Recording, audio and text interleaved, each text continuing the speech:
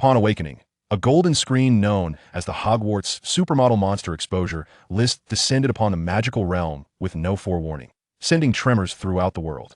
Dumbledore fell into deep contemplation. Voldemort claimed his throne, while Harry Potter was beset by unease due to this unforeseen upheaval. As the revelations commenced, the very fabric of the wizarding community's understanding was utterly transformed. First place, the legendary cost Mad-Eye Moody. The frail old man, perceived as a mere cripple, was indeed the legendary Auror who had filled half of Azkaban's cells. Single-handedly, what astonishing deceptions lay hidden beneath that magical eye. Voldemort exclaimed, "That worthless pawn I toyed with? Impossible." Second place, the master of potions burdened by dual lies, Severus Snape. The seemingly grim and bitter Death Eater concealed within his heart a profound love and guardianship. Capable of shaking the world, his entire existence turned out to be a protracted confession to the deceased. Harry Potter remarked, "He protected me? He would rather see me dead."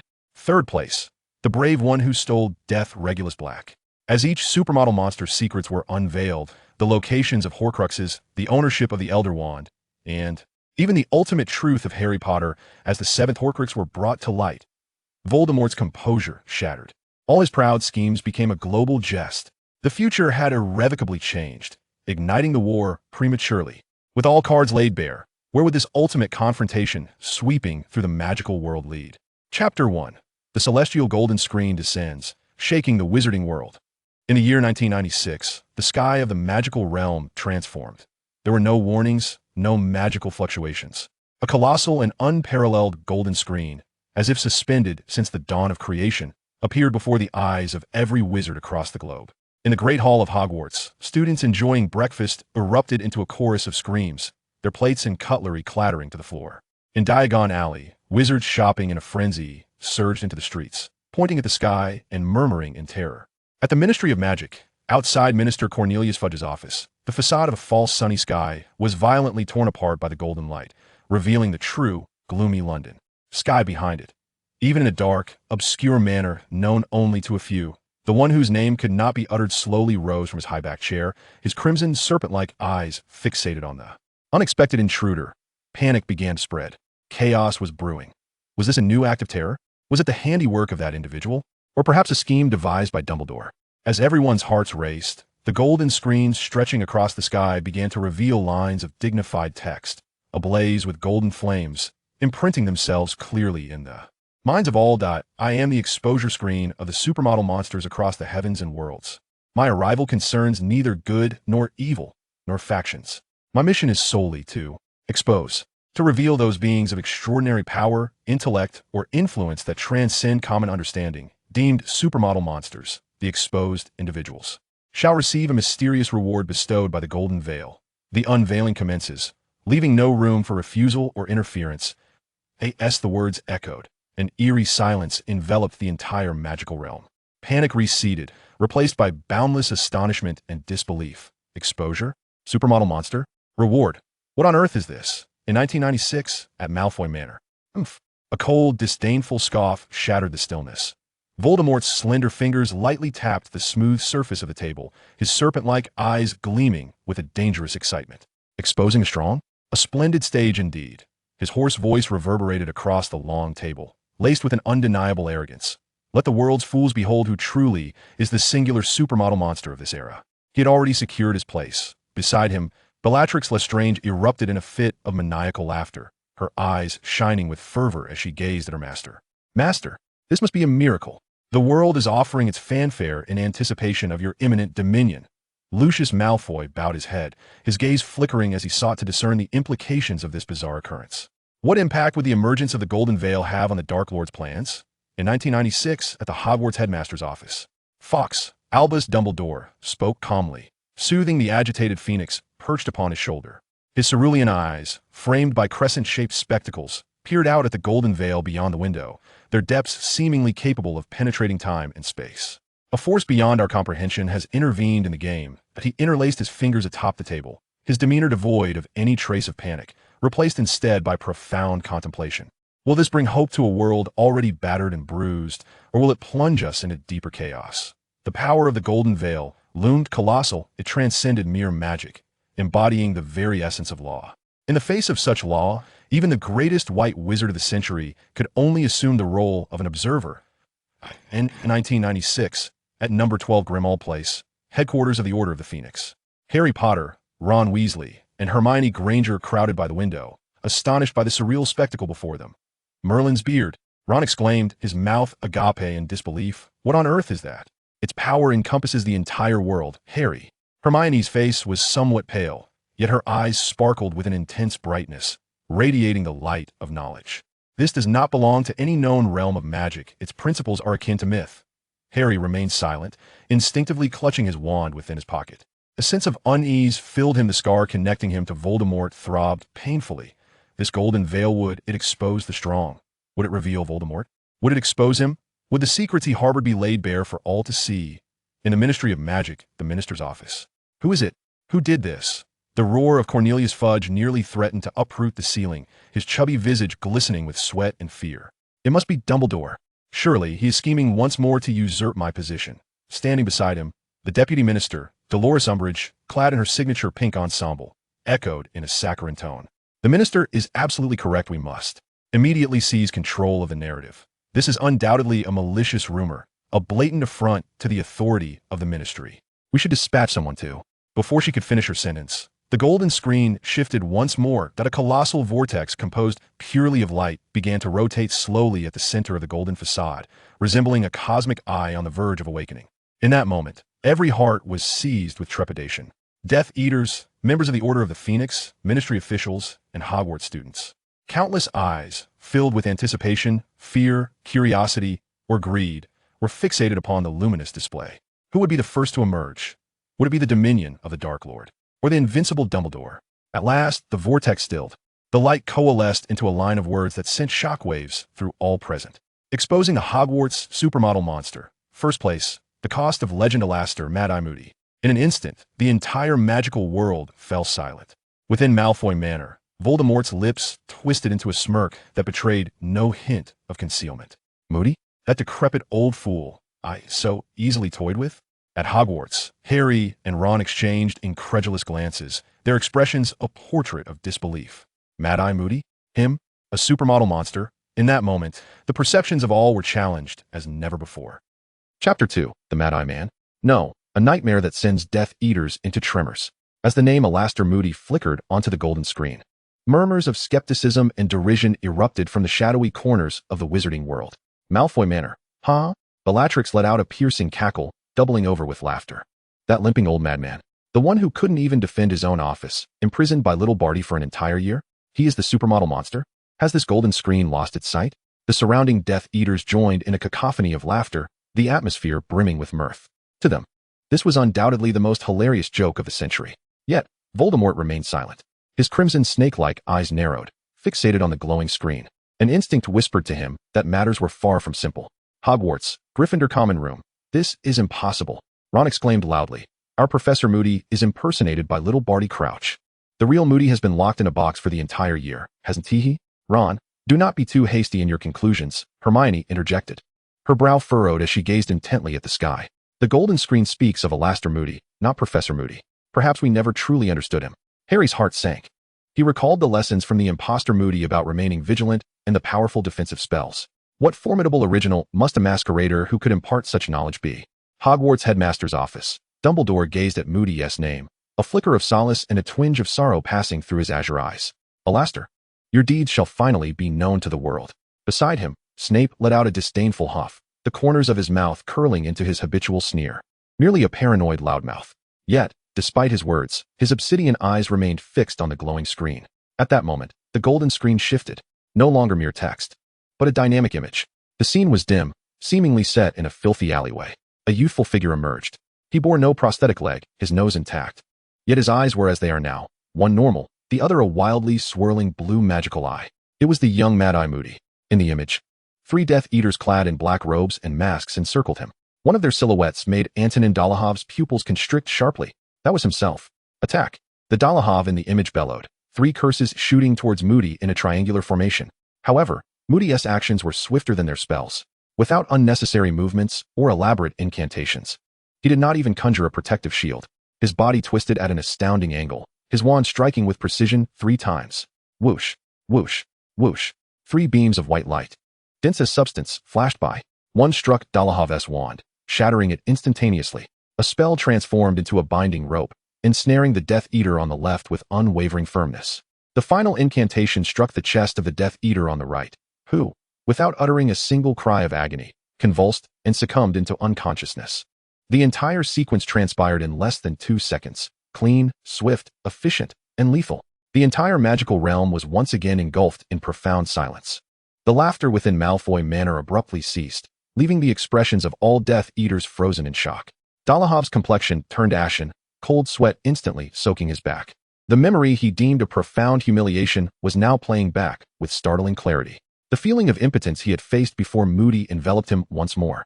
Bellatrix's sickly smile vanished, replaced by a grave and frenzied fighting spirit. This old man truly possessed formidable prowess in his prime. At Hogwarts, the students erupted in astonishment. Good heavens, was that truly Moody? It was all too swift. I could hardly discern the spell he cast. Hermione's breath quickened as she fervently grasped Harry's arm. Nonverbal casting. Moreover, it was multiple spells. Harry, observe his spell accuracy, power, and choices. This is nothing short of a textbook-level Auror in practical combat. No, it transcends even textbook proficiency. The scene shifted once more. This time, it was a vast wilderness where Moody was fiercely battling another infamous Death Eater, Evan Rosier. Rosier was immensely powerful, and the conflict was extraordinarily brutal. Moody lost a significant portion of his nose in an explosion, blood streaming down, yet he appeared impervious to pain, his gaze remaining as sharp as that of an eagle.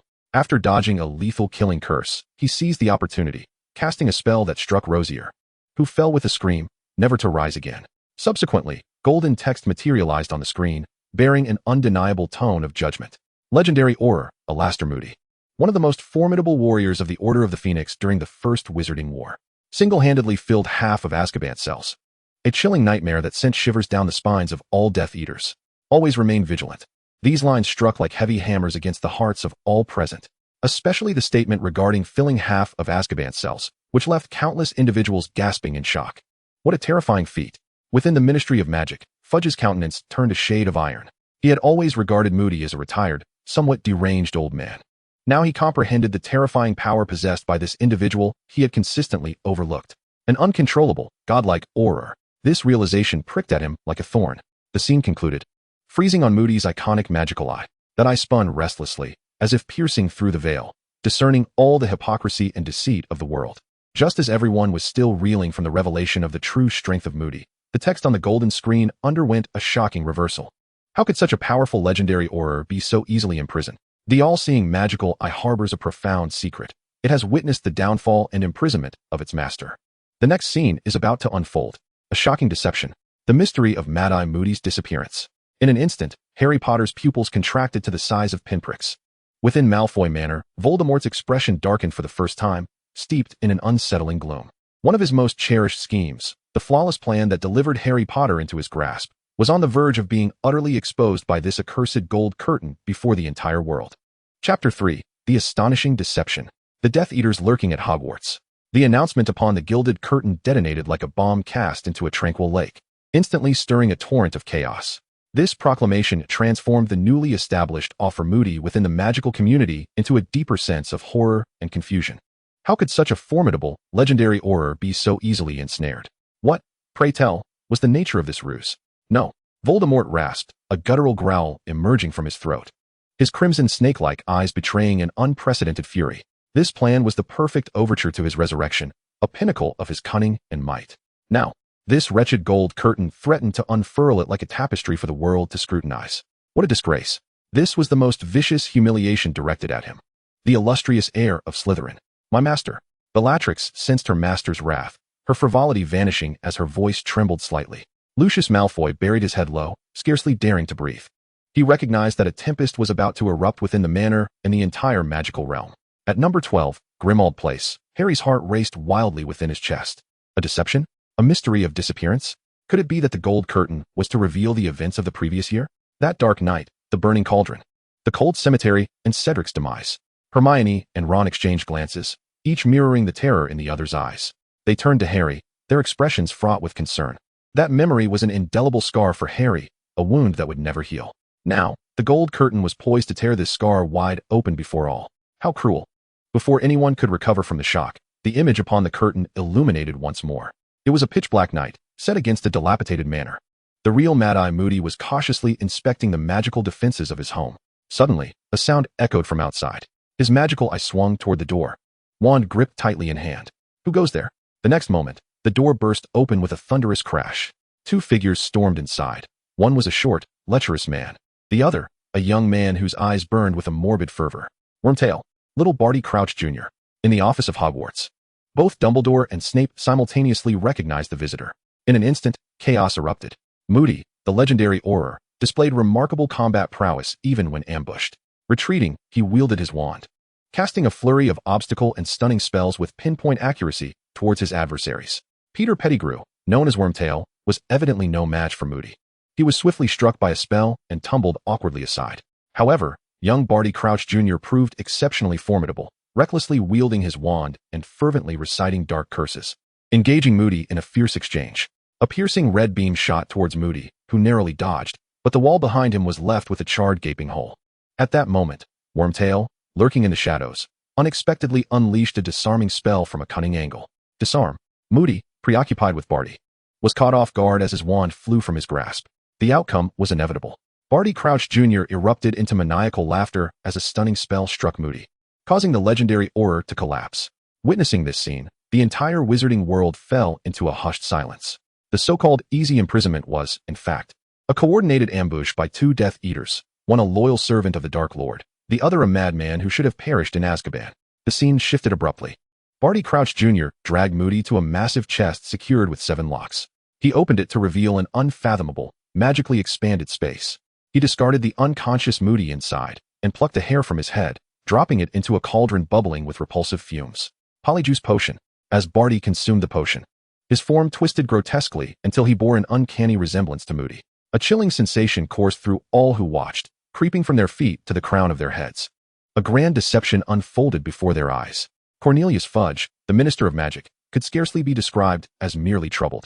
His face was ashen, trembling uncontrollably, his lips quivering, rendering him speechless. Barty Crouch Jr., this Death Eater, who should have been imprisoned by his father, was not only alive but had orchestrated such a horrifying conspiracy. Meanwhile, he, the minister, remained oblivious, even publicly asserting that Voldemort had not returned. It was over. His political career lay in ruins. Umbridge, with her toad-like visage, also lost her color for the first time.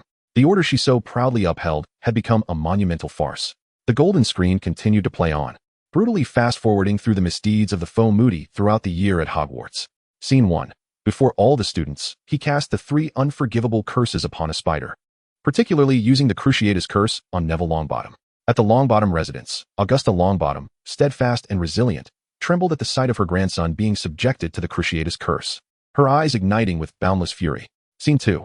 He clandestinely hinted to Harry about the clues for the Dragon Project, subtly reminded Cedric after potions class to decipher the secrets of the Golden Egg, and even entrusted a book on gillyweed to the house elf Dobby, indirectly aiding Harry in overcoming the second task. Hogwarts, Great Hall, the students erupted in a cacophony of shock. Good heavens! It turned out that the Triwizard Tournament had been a ruse from the very beginning. Cedric was led step by step towards his demise. Harry, he had been manipulated all year by a Death Eater. All eyes instinctively turned towards the Gryffindor table. Harry Potter sat there, as pale as a sheet, his body trembling slightly. He felt as though he had been stripped bare and cast before the world. All his struggles, all his efforts, all his fortune, had merely been a carefully orchestrated script by his enemies. That trust, that bond between teacher and student, had been nothing but a poisoned confection from the start. Ultimately, the scene froze at the end of the maze. The false Moody transformed the Triwizard Cup into a portkey. When Harry and Cedric touched the cup together, they were transported to the eerie graveyard, and the entire magical world seemed to be muted. Everyone knew what would happen next. Voldemort had returned. Cedric Diggory was dead. The golden screen did not display the horrors of the graveyard. Instead, it conveyed the most brutal truth in the calmest manner. As the scene gradually darkened, Moody's exposure seemed poised to conclude. However, everyone was mistaken. Above the golden curtain, fresh words, akin to burning gold, emerged, forcibly redirecting everyone's attention from the past tragedy towards an even more enigmatic future.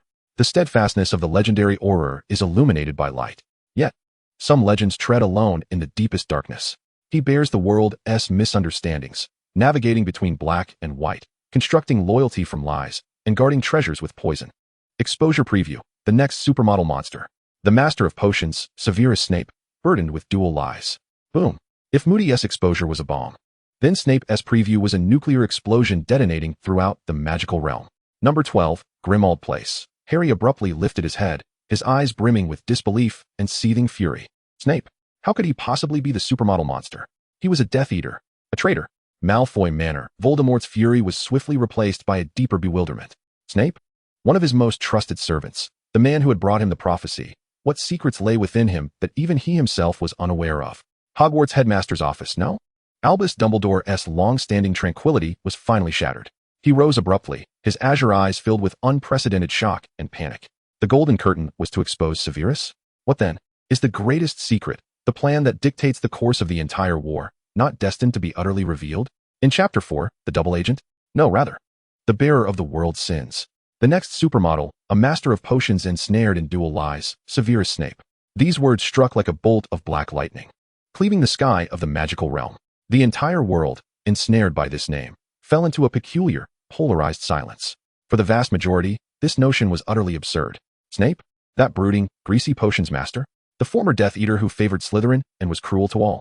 What merit does he possess to be dubbed a supermodel? Is it his lethal words, or his perpetually unkempt hair? However, for the two individuals at the pinnacle of the chessboard, this proclamation heralded a terror capable of overturning everything. Hogwarts headmaster's office, Albus.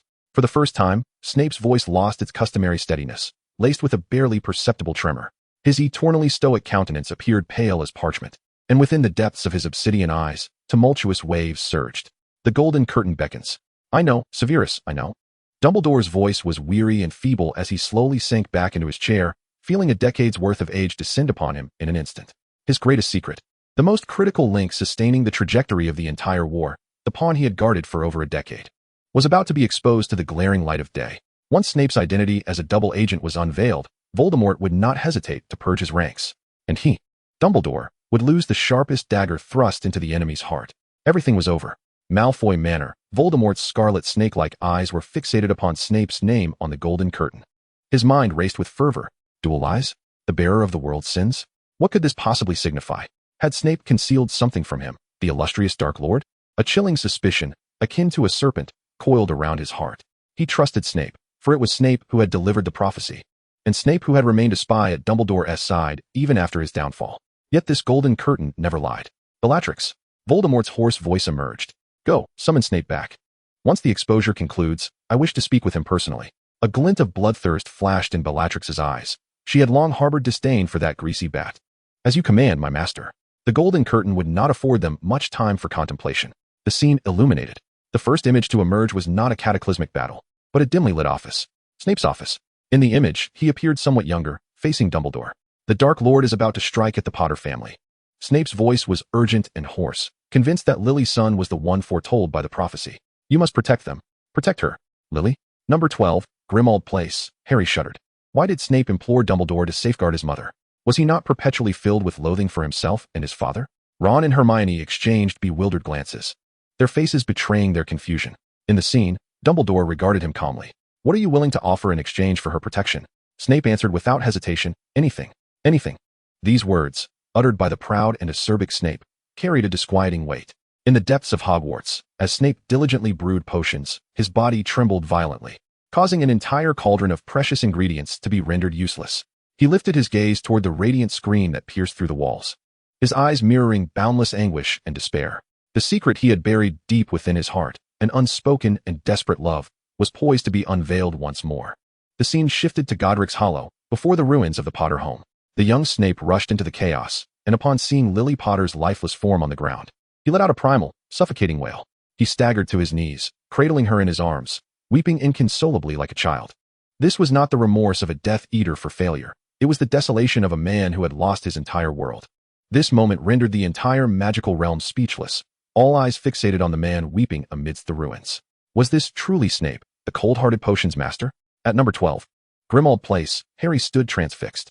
His mind was blank as he fixated on the image of the man mourning over his mother's lifeless body. He had always believed that Snape's animosity stemmed from jealousy of his father.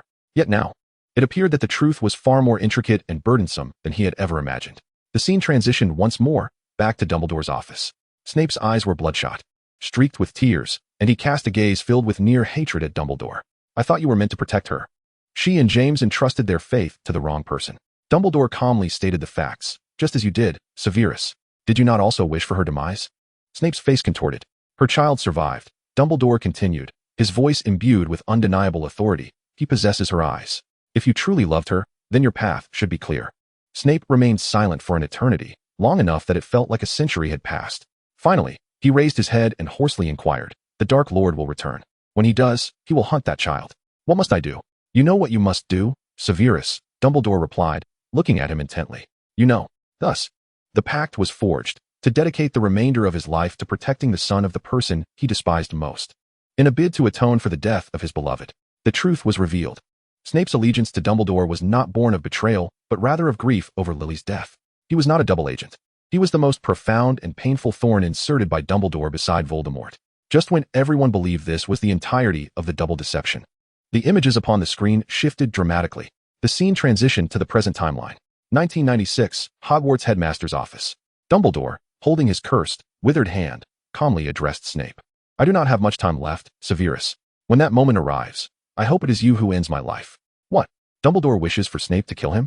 This revelation detonated like a true nuclear bomb in everyone's minds. Ministry of Magic. Fudge nearly bit his own tongue in disbelief. He has lost his mind. Dumbledore has gone mad. Malfoy Manor. Voldemort's serpentine gaze was filled with unprecedented confusion.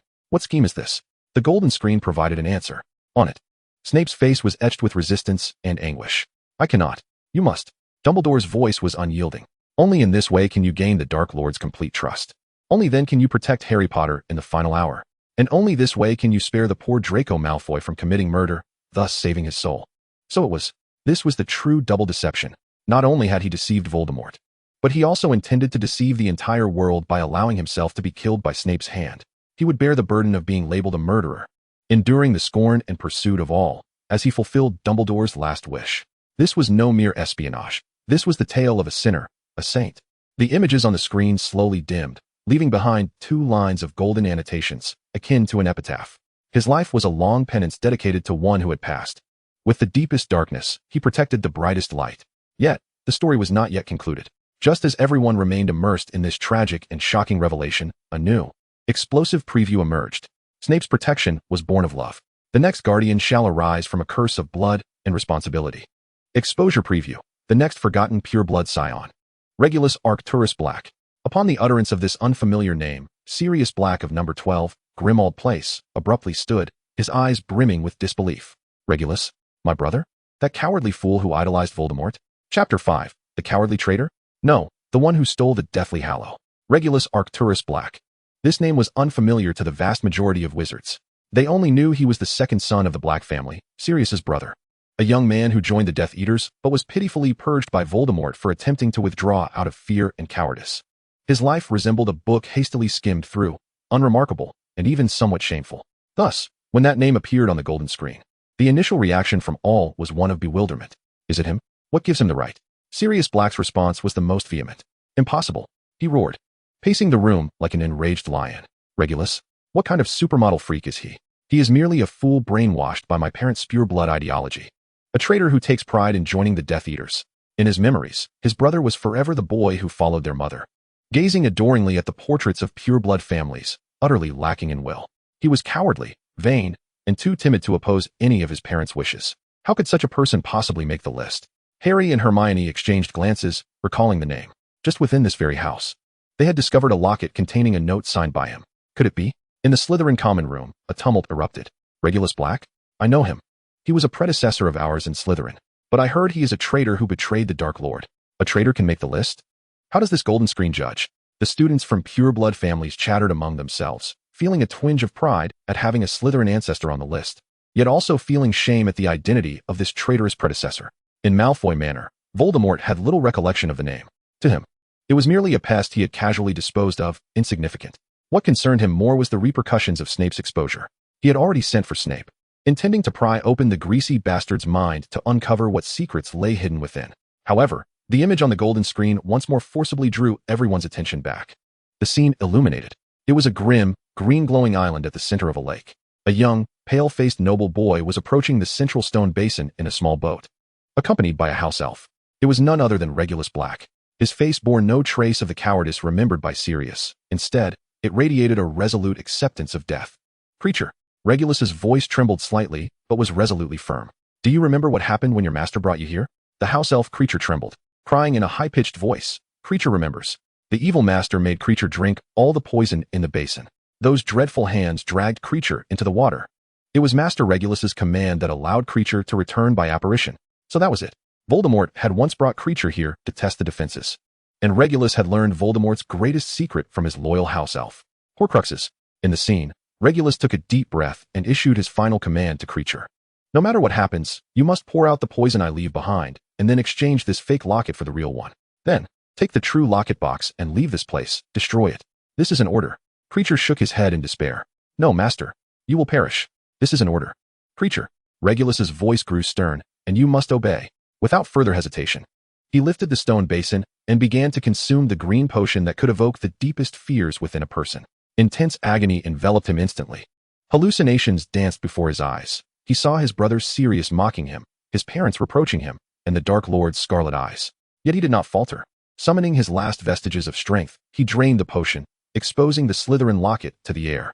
Hurry, Creature, he urged in a whisper barely audible.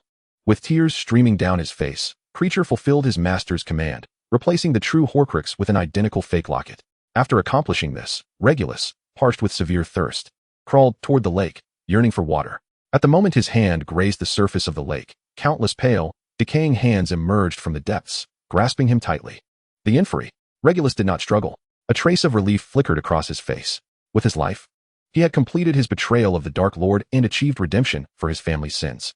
In the final moment, as he was dragged into the depths of the dark lake, his gaze seemed to pierce through time and space, looking toward the distance. There, he beheld the shadow of his brother, whom he had always yearned for but never followed. The scene abruptly halted. The entire magical world was engulfed in an unprecedented silence. No one could have imagined that a forgotten boy, labeled as a coward and traitor, had dared to challenge the Dark Lord in solitude. Years ago, he had stolen a fragment of death with his own life. 12. Grimmauld Place. No. Sirius sat on the ground, his eyes vacant, tears streaming uncontrollably down his cheeks. He had been mistaken all along. His brother was neither a coward nor a traitor. He was a hero who fought against the darkness and solitude. Hidden from all, Harry and Hermione were already in tears. They finally understood the weight of courage and sacrifice behind that note signed with his name. I knew I would have perished long before this, but I hope that when you face a formidable adversary, you will know that a boy has uncovered your secret. This letter, in retrospect, is profoundly tragic. Malfoy Manor. For the first time, Voldemort's body trembled with pure rage. The Horcrux, his Horcrux, the place he believed to be impenetrable had, years ago, been unraveled by a mere child in this manner.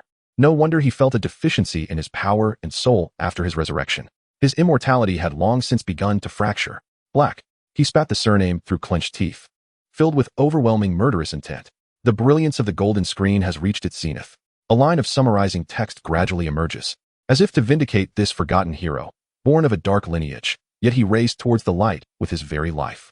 With the frailty of a mortal, he performed the deeds of the divine, seizing a fragment of the immortal. Regulus Black, a valiant soul deserving of honor. The exposure concludes, yet the reverberations of its impact linger on. Just as the audience anticipated a moment of respite from the golden screen, a new trailer emerges, presented in a decidedly different, light-hearted and humorous style. Having witnessed the weighty sacrifices and guardianship, let us now indulge in something different. The next subject of exposure is neither a hero nor a spy, and scarcely qualifies as a complete being. Yet the chaos he orchestrates is enough to send Hogwarts into disarray, leaving even the most formidable professors at a loss. Exposure trailer. The next supermodel of chaos, the ghost of the castle, Peeves. Is the prankster making the list? No, he is the nemesis of order. Exposure trailer. The next supermodel of chaos, the ghost of the castle, Peeves. When this announcement graced the golden screen, the entire magical world fell into an unprecedented, surreal silence. And then, it erupted, not in anger or shock, but in sheer bewilderment and absurdity. Peeves, the imp who throws water balloons at heads, sets tripwires in corridors, and stuffs bogies into pumpkin juice. Him, a supermodel of chaos? What a jest. In the Hogwarts Great Hall, the expressions of all students seemed petrified, as if under the influence of a petrificus curse, frozen in place. Fred and George Weasley exchanged a glance, their faces reflecting a newfound awe. Fred, did I see that correctly? George, I think we may have consistently underestimated our idol.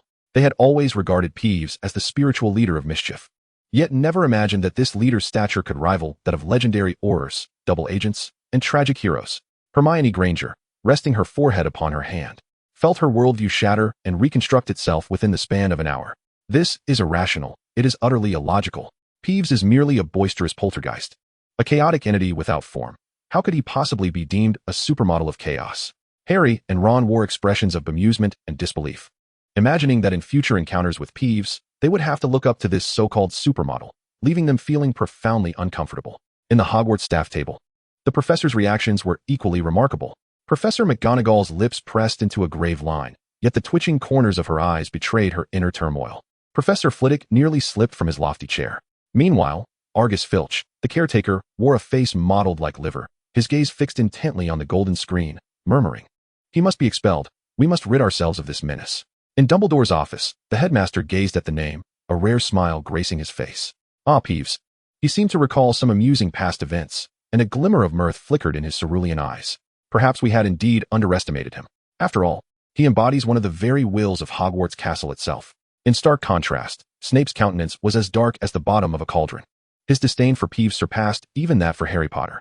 Now, this mischief maker, responsible for countless ruined potion ingredients, was being celebrated as a supermodel by the golden screen? What an utter disgrace. As the image on the golden screen slowly illuminated amid the complex emotions of the onlookers, there was no grandiose music, no palpable tension. Instead, a remarkably cheerful and comical background score played. The scene opened with an aerial view of Hogwarts Castle, swiftly zooming in through the corridors to a storage room. Peeves was seen stuffing a heap of dung balls into a suit of armor's helmet, humming a tuneless song. "Oh, poor Potter, you are doomed." Witnessing this utterly mundane spectacle left all the students speechless. Is this the daily life of a supermodel? However, the golden text on the screen provided a shocking annotation. Name, Peeves. Species, poltergeist, derived from a term meaning a source of annoyance. Essence, an incorporeal entity, formed from the chaos and prankish essence accumulated over millennia within Hogwarts Castle. Characteristic 1, absolutely immortal. Peeves is not a ghost. He has not experienced death, thus cannot be killed or banished. He is part of Hogwarts, and as long as the castle stands, Peeves shall endure forever. Boom. This revelation left everyone astounded. Immortal? As long as the castle exists, so does he? Filch felt a wave of darkness wash over him, nearly fainting on the spot. This implied that his struggle against Peeves would be interminable, lasting until the very end of his life. What a cruel curse. The footage continued, showcasing a rapidly edited montage of Peeves' illustrious antics over the centuries. In the 11th century, he painted the basilisk specimen of one of the founders, Salazar Slytherin, bright pink. In the 14th century, at the Yule Ball of the Triwizard Tournament, he replaced all the pumpkin juice with slug slime. In the 17th century, when the headmaster attempted to capture him with a gigantic glass dome, he smashed every window on 3 floors while escaping from the dome with ease. Each of these incidents was a blend of both hilarity and exasperation. Yet, when these pranks spanning nearly a millennium were edited together, an epic sense of history emerged. The unyielding Peeves, the ever-flowing procession of headmasters and students. He had witnessed all of Hogwarts history, leaving profound psychological shadows on every generation of teachers and students. Then, the golden screen presented his second characteristic. Characteristic 2, rule exemption. Peeves is not bound by Hogwarts rules. He only heeds the commands of 2 individuals, the current headmaster of Hogwarts and the blood-curdling Baron. The scene then transitioned appropriately to the Bloody Baron. The ghost of Slytherin, drenched in blood, bore a chilling visage. He merely cast a cold glance at nearly headless Nick. "Nick, behave yourself." In an instant, the once exuberant Nick deflated like a punctured balloon, obediently drifting away. This scene left all the students in awe. It turned out that the fearless Nick indeed had a nemesis, and that nemesis was the taciturn bloodstained Baron. However, the true astonishment lay ahead. The golden screen transitioned to last year, during the dark period when Umbridge held dominion over Hogwarts. The images depicted Umbridge issuing one harsh decree after another, suffocating the atmosphere within the castle. Then, the Weasley twins unleashed a colossal, portable swamp in the corridor, nonchalantly soaring away on their brooms. Just before their departure, Fred bellowed, "Nick, represent us and give her a taste of her own medicine." The subsequent scene ignited the fervor of all present. It was as if Nick had received a royal summons. For the first time, he performed a formal bow to the students. Then, he unleashed the pinnacle of his career. He scrawled obscenities on the blackboard with chalk, hurled 2 inkpots at Filch's head, and wielded a wand while chasing Umbridge through the castle, singing a song of his own creation. "Oh, toad-faced Umbridge, your doom has arrived." Hogwarts transformed into a playground where Umbridge was utterly out of control, all thanks to Nick's presence. He single-handedly stood against the authority of the Ministry of Magic, safeguarding the last vestiges of Hogwarts' vitality and spirit of rebellion. The golden screen delivered a final annotation, tinged with approval. Chaos is the nemesis of order and the antithesis of rigidity. The existence of nearly headless Nick is, in itself, the greatest mockery of all forms of power and rigid rules. He is not a hero, but he has protected the soul of Hogwarts. Just as everyone believed Nick's revelation would conclude in this lighthearted yet fiery manner, the screen abruptly went dark. A line of unexpectedly surprising text emerged. The strength of nearly headless Nick lies in his conceptual essence. However, at Hogwarts, there exists another force that transcends rules. It is formless and intangible, yet it determines the fate of every new student. Exposure Preview. The next supermodel. The crystallization of a millennium of wisdom. The chooser of destinies. The Sorting Hat. What? The Sorting Hat is also making the list. That filthy, wrinkled old hat that sings off-key every year? Even Dumbledore was taken aback. The 7th chapter, the hat on the list? No, it is the embodiment of the Founder's will. The Sorting Hat? When this name appeared on the golden screen, wizards throughout the magical world wore expressions more peculiar than when they saw Nick's name. If Nick's inclusion was absurd, then the Sorting Hat's was simply outrageous. Wasn't he just a tool? It is merely an old hat meant for the sorting of new students, capable of singing. It cannot even move. The hum of student chatter filled the great hall of Hogwarts. This is madness. The enchanted hat has truly lost its senses.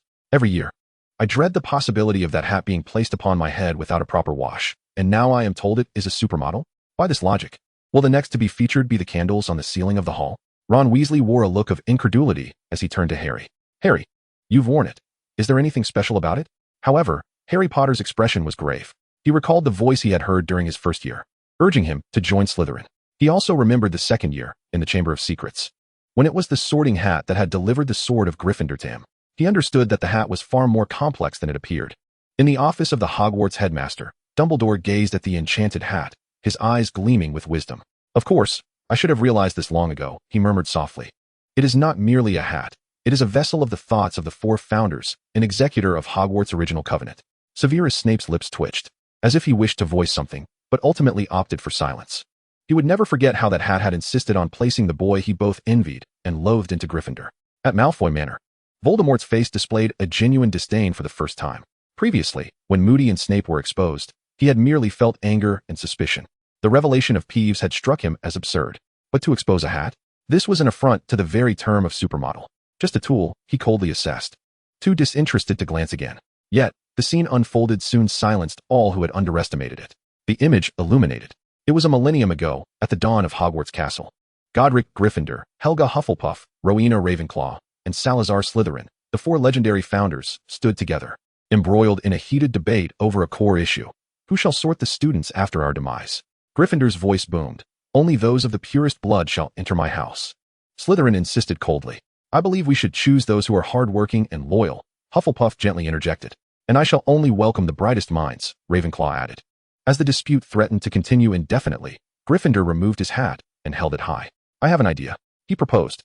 They should collectively cast a spell on this hat, infusing it with their thoughts, wisdom, and criteria for selection. Thus, let the hat become an extension of their will, forever executing the mission of sorting. In the vision, 4 beams of radiant magic, each representing different qualities, surged into Gryffindor's hat. As the radiance faded, the enchanted hat gradually opened its eyes and sang the inaugural Sorting Hat song. The truth was unveiled. The Sorting Hat was, in fact, a magical marvel crafted collaboratively by the 4 founding figures. It embodied the collective will of the quartet. All the wizards gazed in astonishment at this revelation, having long believed the hat to be merely a creation of Gryffindor, only to discover it was a masterpiece born of the joint efforts of the 4 founders. Within it flowed the most primordial magic of Hogwarts. The golden screen provided annotations. Name, Sorting Hat. Essence, a synthesis of the will and magic of the 4 founders, possessing fragments of their thoughts and memories. Ability 1, Legilimency, Ultimate. The Sorting Hat can directly access the deepest thoughts, talents, and qualities of the wearer, far surpassing any known Legilimency master. At this revelation, all those who had donned the Sorting Hat felt a shiver of dread. It turned out that their inner musings from years past had been laid bare before this hat. Hermione turned pale, recalling her own 5-minute debate with the Sorting Hat over whether she belonged in Ravenclaw or Gryffindor. Did this mean her every thought had been scrutinized by the founders? The scene continued. This time, a young Harry Potter nervously wore the Sorting Hat. Everyone heard the iconic dialogue. Difficult, very difficult. I see you possess courage, and your heart is not unkind. You have talent, oh my indeed. There's also a yearning to prove yourself. So, where shall I place you? Not Slytherin, not Slytherin. Harry fervently thought. Not Slytherin, are you certain? You are quite gifted, and Slytherin could guide you to greatness, no doubt about it. This exchange made Voldemort's pupils constrict sharply. Slytherin? Potter's son, possessing the potential to enter Slytherin? What could that hat have perceived within him? The scene provided no answer, but instead shifted directly to Harry's second year. There he stood in the Chamber of Secrets, facing the basilisk, unarmed and in dire straits. At that moment, Fawkes the Phoenix arrived, clutching the tattered sorting hat in its beak. In desperation, Harry placed the hat upon his head. In the next instant, a sword shimmering with silver and adorned with a magnificent ruby fell from within the hat. The Sword of Gryffindor. The golden screen again delivered an annotation. Ability 2, Spatial Summoning. The sorting hat connects to an alternate dimension, capable of storing and summoning specific items. It is currently known that only a true Gryffindor can extract the Sword of Gryffindor when needed. At this revelation, even Voldemort could no longer maintain his disdain. A hat that could read thoughts and summon legendary weapons? This transcended the realm of mere tools. Yet, this was not the end. The true twist was only just beginning. The scene abruptly plunged into darkness, with a single line of golden text emerging slowly, bearing a tone of judgment. The greatest secret of the sorting hat lies not in its capabilities, but in what it perceives. Throughout a millennium of history, it has glimpsed the souls of countless wizards and has unearthed an ultimate secret potent enough to disrupt the entire magical realm. The next revelation is imminent. From the perspective of the sorting hat, the seventh Horcrux deep within Harry Potter's soul. Boom. The entire world seemed to shatter into fragments with this proclamation. Harry Potter is a Horcrux. In Grimmauld Place, Harry felt a chilling sensation engulf him, as though he had fallen into an icy abyss. At Malfoy Manor, Voldemort abruptly rose, his face betraying an unprecedented blend of ecstasy and disbelief. Chapter 8. The Seventh Horcrux? No, it is the ultimate key to godslaying. This line of text, akin to a primordial black oracle, is imprinted upon the soul of every wizard. Time appeared to freeze at that moment. Space seemed to collapse in an instant. The entire magical world was enveloped in an absolute silence that transcended life and death. Harry Potter is a Horcrux? The boy who lived? The beacon of hope for the light, the prophesied savior, is, in fact, one of Voldemort's fragments? How can this be? No, a shattered, inhuman groan escaped from Harry's throat. He felt frigid, as if kissed by 1,000 Dementors, all joy and hope siphoned away in an instant. He sensed his world crumbling, piece by piece. The lightning-shaped scar on his forehead was more than just a mark. His ability to understand Parseltongue was not merely a gift. The cursed connection between him and Voldemort was not just a hex. He himself was a fragment of Voldemort. He was a walking vessel, harboring a piece of that monster's soul. This realization was 1,000 times more agonizing than any Cruciatus curse. Harry, Hermione, and Ron screamed in terror, rushing to support his faltering form. Yet their outstretched hands halted midair. Their faces were etched with an indescribable horror and confusion. Their dear friend, the one they would sacrifice their lives for, Harry, is a Horcrux? Sirius Black was struck as if by lightning, staring blankly at his godson, the child he vowed to protect with his life. He wanted to argue, to roar, to declare that this revelation was nonsense. But when he opened his mouth, no sound emerged, for the truth had never been mistaken. In the Hogwarts headmaster's office, Albus Dumbledore's face drained of color. It was over. Everything was over. The most brutal secret he had dedicated his life to safeguarding, the ultimate trump card that upheld the hope for victory in the ongoing battle, had been utterly unveiled. He could almost envision the sheer ecstasy that Voldemort must be experiencing at this very moment. Snape's body jolted violently, instinctively. He grasped the nearby table to prevent himself from collapsing. For the first time, a raw and helpless despair manifested on his perpetually acerbic visage. The child he had safeguarded for over a decade, Lily's son, was it destined from the very beginning to meet a tragic end? Did Dumbledore task him with protecting Harry solely to ensure that he would meet his demise at the opportune moment? Albus, did you know all along? Snape's voice was hoarse, akin to sandpaper scraping against wood. Dumbledore closed his eyes, offering no reply. Yet, this silence served as the most brutal of answers. In stark contrast to the desolate stillness of the Order of the Phoenix, Malfoy Manor erupted with a tumultuous wave of laughter, echoing like a thundering tsunami. Ha ha ha. Voldemort threw back his head, his laughter brimming with unparalleled joy and arrogance, as though he might lift the very roof off the manor. Horcrux. His Horcrux. The most unexpected, and yet the most exquisite of all his Horcruxes resided within his greatest adversary. No wonder he could not kill the boy. For that cursed spell not only took Lily Potter's life, but also tore a fragment of his own soul, branding it upon that infant.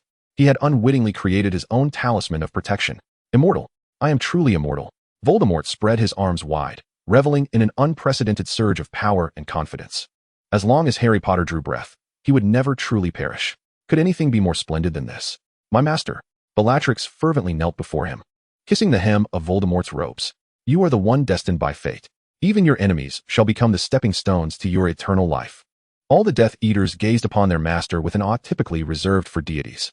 This revelation irrevocably solidified Voldemort's divinity in their hearts.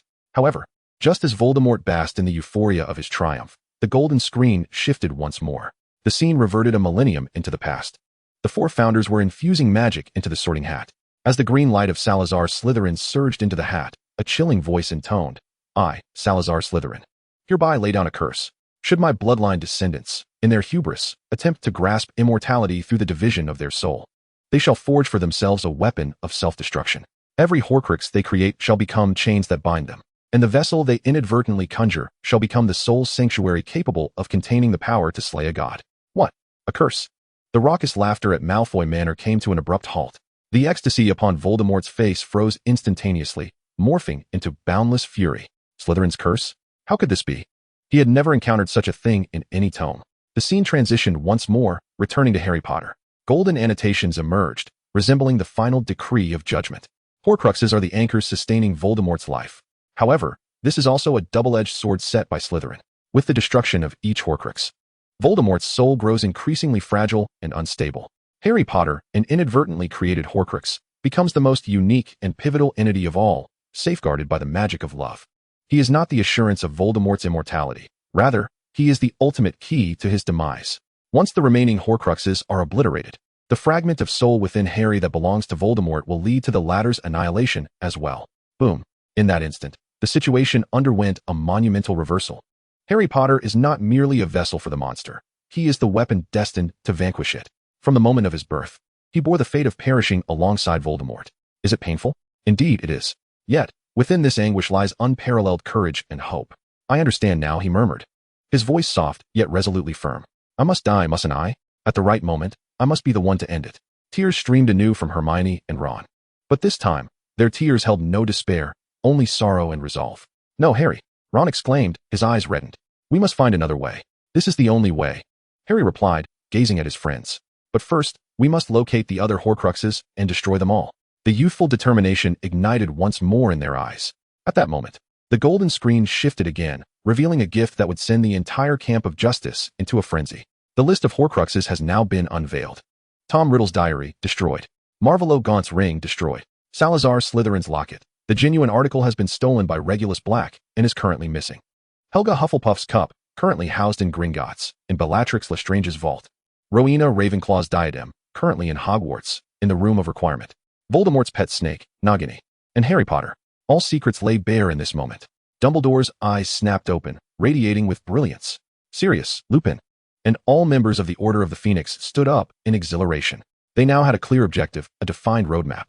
The horn of counterattack had truly sounded at last.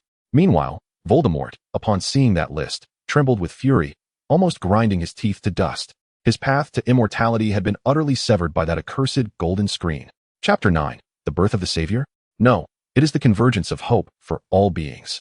The revelation of the Horcrux list served as a potent elixir, invigorating the entire Order of Light. Previous disclosures unveiled an abundance of darkness, sacrifice, and helplessness. Yet now, for the first time, the Golden Veil has presented a clear and tangible path to victory. Confusion has been dispelled, fear has evaporated into thin air.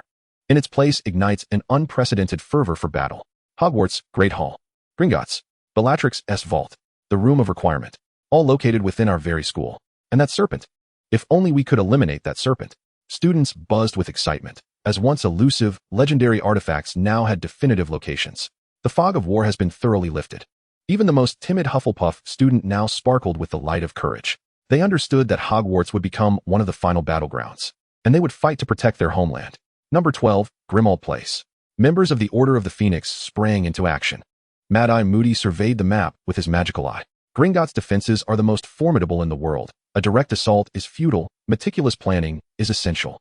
Remus Lupin's face, once etched with fatigue, now radiated determination. The diadem is at Hogwarts. This is our advantage, and we must seize it before Voldemort reacts. Sirius grasped Harry's shoulder firmly, his voice hoarse, yet filled with strength. Harry, listen, you are not alone. We, all of us, will stand by you until the end. Harry nodded vigorously. Feeling an unprecedented force, this strength did not emanate from within, but from each individual surrounding him. He was no longer the solitary savior. He had become the embodiment of hope. Malfoy Manor. Useless. A pack of imbeciles. Voldemort's roar reverberated through the manor, causing it to tremble. He was like a beast ensnared in a cage, frantically unleashing his wrath. A precious Horcrux concealed within Bellatrix's vault, and that accursed diadem, hidden right beneath Dumbledore's nose. My lord, please calm your fury. Lucius Malfoy knelt, his body shaking like a leaf. We must relocate the Horcruxes at once.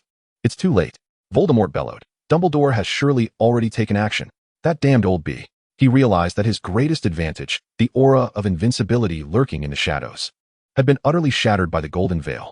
He had now become a target whose vulnerabilities were known to all. Relay my command. A frenzied, murderous glint flickered in Voldemort's eyes. Gather all Death Eaters, along with giants, werewolves, and dementors. I shall assault Hogwarts. I will reclaim my diadem with my own hands. I will slay Harry Potter within Dumbledore's castle.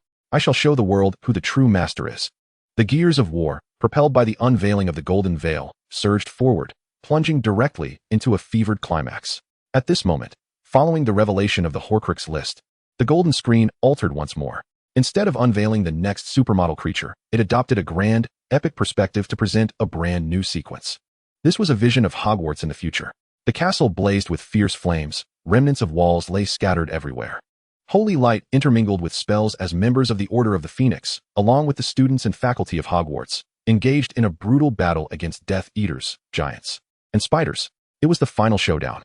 The golden screen boldly showcased the future battle of Hogwarts. Everyone held their breath, fixated on the unfolding imagery. Familiar figures fell one by one. Fred Weasley's smile was forever frozen amidst an explosion. Remus Lupin and his wife Tonks, hand in hand, perished side by side. Scenes of heroic sacrifice brought tears to the eyes of all spectators. Mrs. Weasley let out a piercing wail upon witnessing her son's demise. Ron and George were left in a state of anguish. Yet, amidst the sorrow, there was an abundance of fearless courage. Neville Longbottom, once a timid boy, now wielded the sword of Gryffindor, facing Voldemort's giant serpent, Nagini, his gaze devoid of fear. With a swift motion, he struck, severing the serpent's head. The last Horcrux was destroyed. Molly Weasley, typically gentle and kind, unleashed astounding strength upon witnessing Bellatrix attempt to harm her daughter, vanquishing the deranged Death Eater with a powerful spell. You shall not harm my daughter, you vile creature. This roar resonated with maternal brilliance and strength. Ultimately, the scene froze on the climactic confrontation between Harry Potter and Voldemort, both standing at the center of it all. Avada Kedavra, Expelliarmus. Green light clashed with red in the air. However, this time, the green light rebounded, striking its own master. Voldemort's body disintegrated into ashes, dissipating in the wind. Amidst incredulous gazes, an era had come to an end. The war had triumphed. Witnessing this spectacle, the entire magical world erupted in thunderous cheers. They glimpsed the future. They saw the hope of victory. All sacrifices had been worthwhile. Harry Potter had ultimately vanquished Voldemort. Yet, as the crowd celebrated this ultimate victory, the golden screen once again displayed a chilling line of text that froze every smile. What you have seen is the original future. But due to the emergence of the golden screen, Voldemort has foreseen all secrets. Will he, as in the future, foolishly wield the Elder Wand against its true master? The future has indeed changed. New challenges are about to commence. Preview: the next supermodel creature, a magical miracle transcending time, the master of time, the time turner. Chapter 10, the prisoner of time? No, the weaver of causality. The future has indeed changed. These cold and heartless words fell like a bucket of icy water from the North Sea, extinguishing the nascent flames of victory that had just ignited in the magical realm. Indeed, they had glimpsed the conclusion of triumph. Yet, that conclusion rested upon Voldemort's utter ignorance of all that transpired.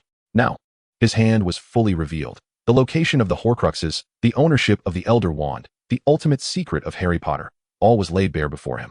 Would he, like in the original timeline, step unwittingly into the traps laid by Dumbledore and Snape? The answer is a resounding no. A villain who knows the script is a terrifying prospect. The jubilant souls, once basking in the glory of victory, now felt a deeper chill rising within them. The next revelation from the golden screen intensified this chill into a fear potent enough to freeze the very soul. Exposure preview: the next supermodel. A marvel of magic transcending time and space, the master of time, the time turner. Upon hearing the term time turner, Hermione Granger's complexion turned ashen. She instinctively reached towards her neck, where a delicate, hourglass-shaped pendant had once hung. She understood better than anyone the dreadful power contained within that small object. A force capable of overturning everything. Ministry of Magic, Department of Mysteries. This is the most enigmatic place in the magical world, housing countless unfathomable magical creations. In a room adorned with clocks, a man nervously polished a massive, crystal-like dome. Within it, a hummingbird was caught in an infinite cycle of birth, death, and rebirth. He was the guardian of time. When the term Time Turner appeared on the golden screen, he abruptly lifted his head, terror filling his eyes.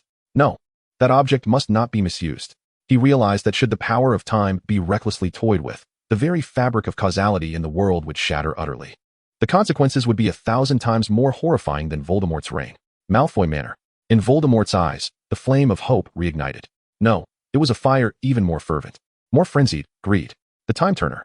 If he could possess this object, could he not return to the past? To that fateful Halloween night? To slay Harry Potter before Lily Potter cast that accursed protective charm? Or even earlier, to prevent that wretched Regulus Black from stealing his locket? Perhaps even a millennium ago. To witness the curse left by Slytherin and devise a way to unravel it?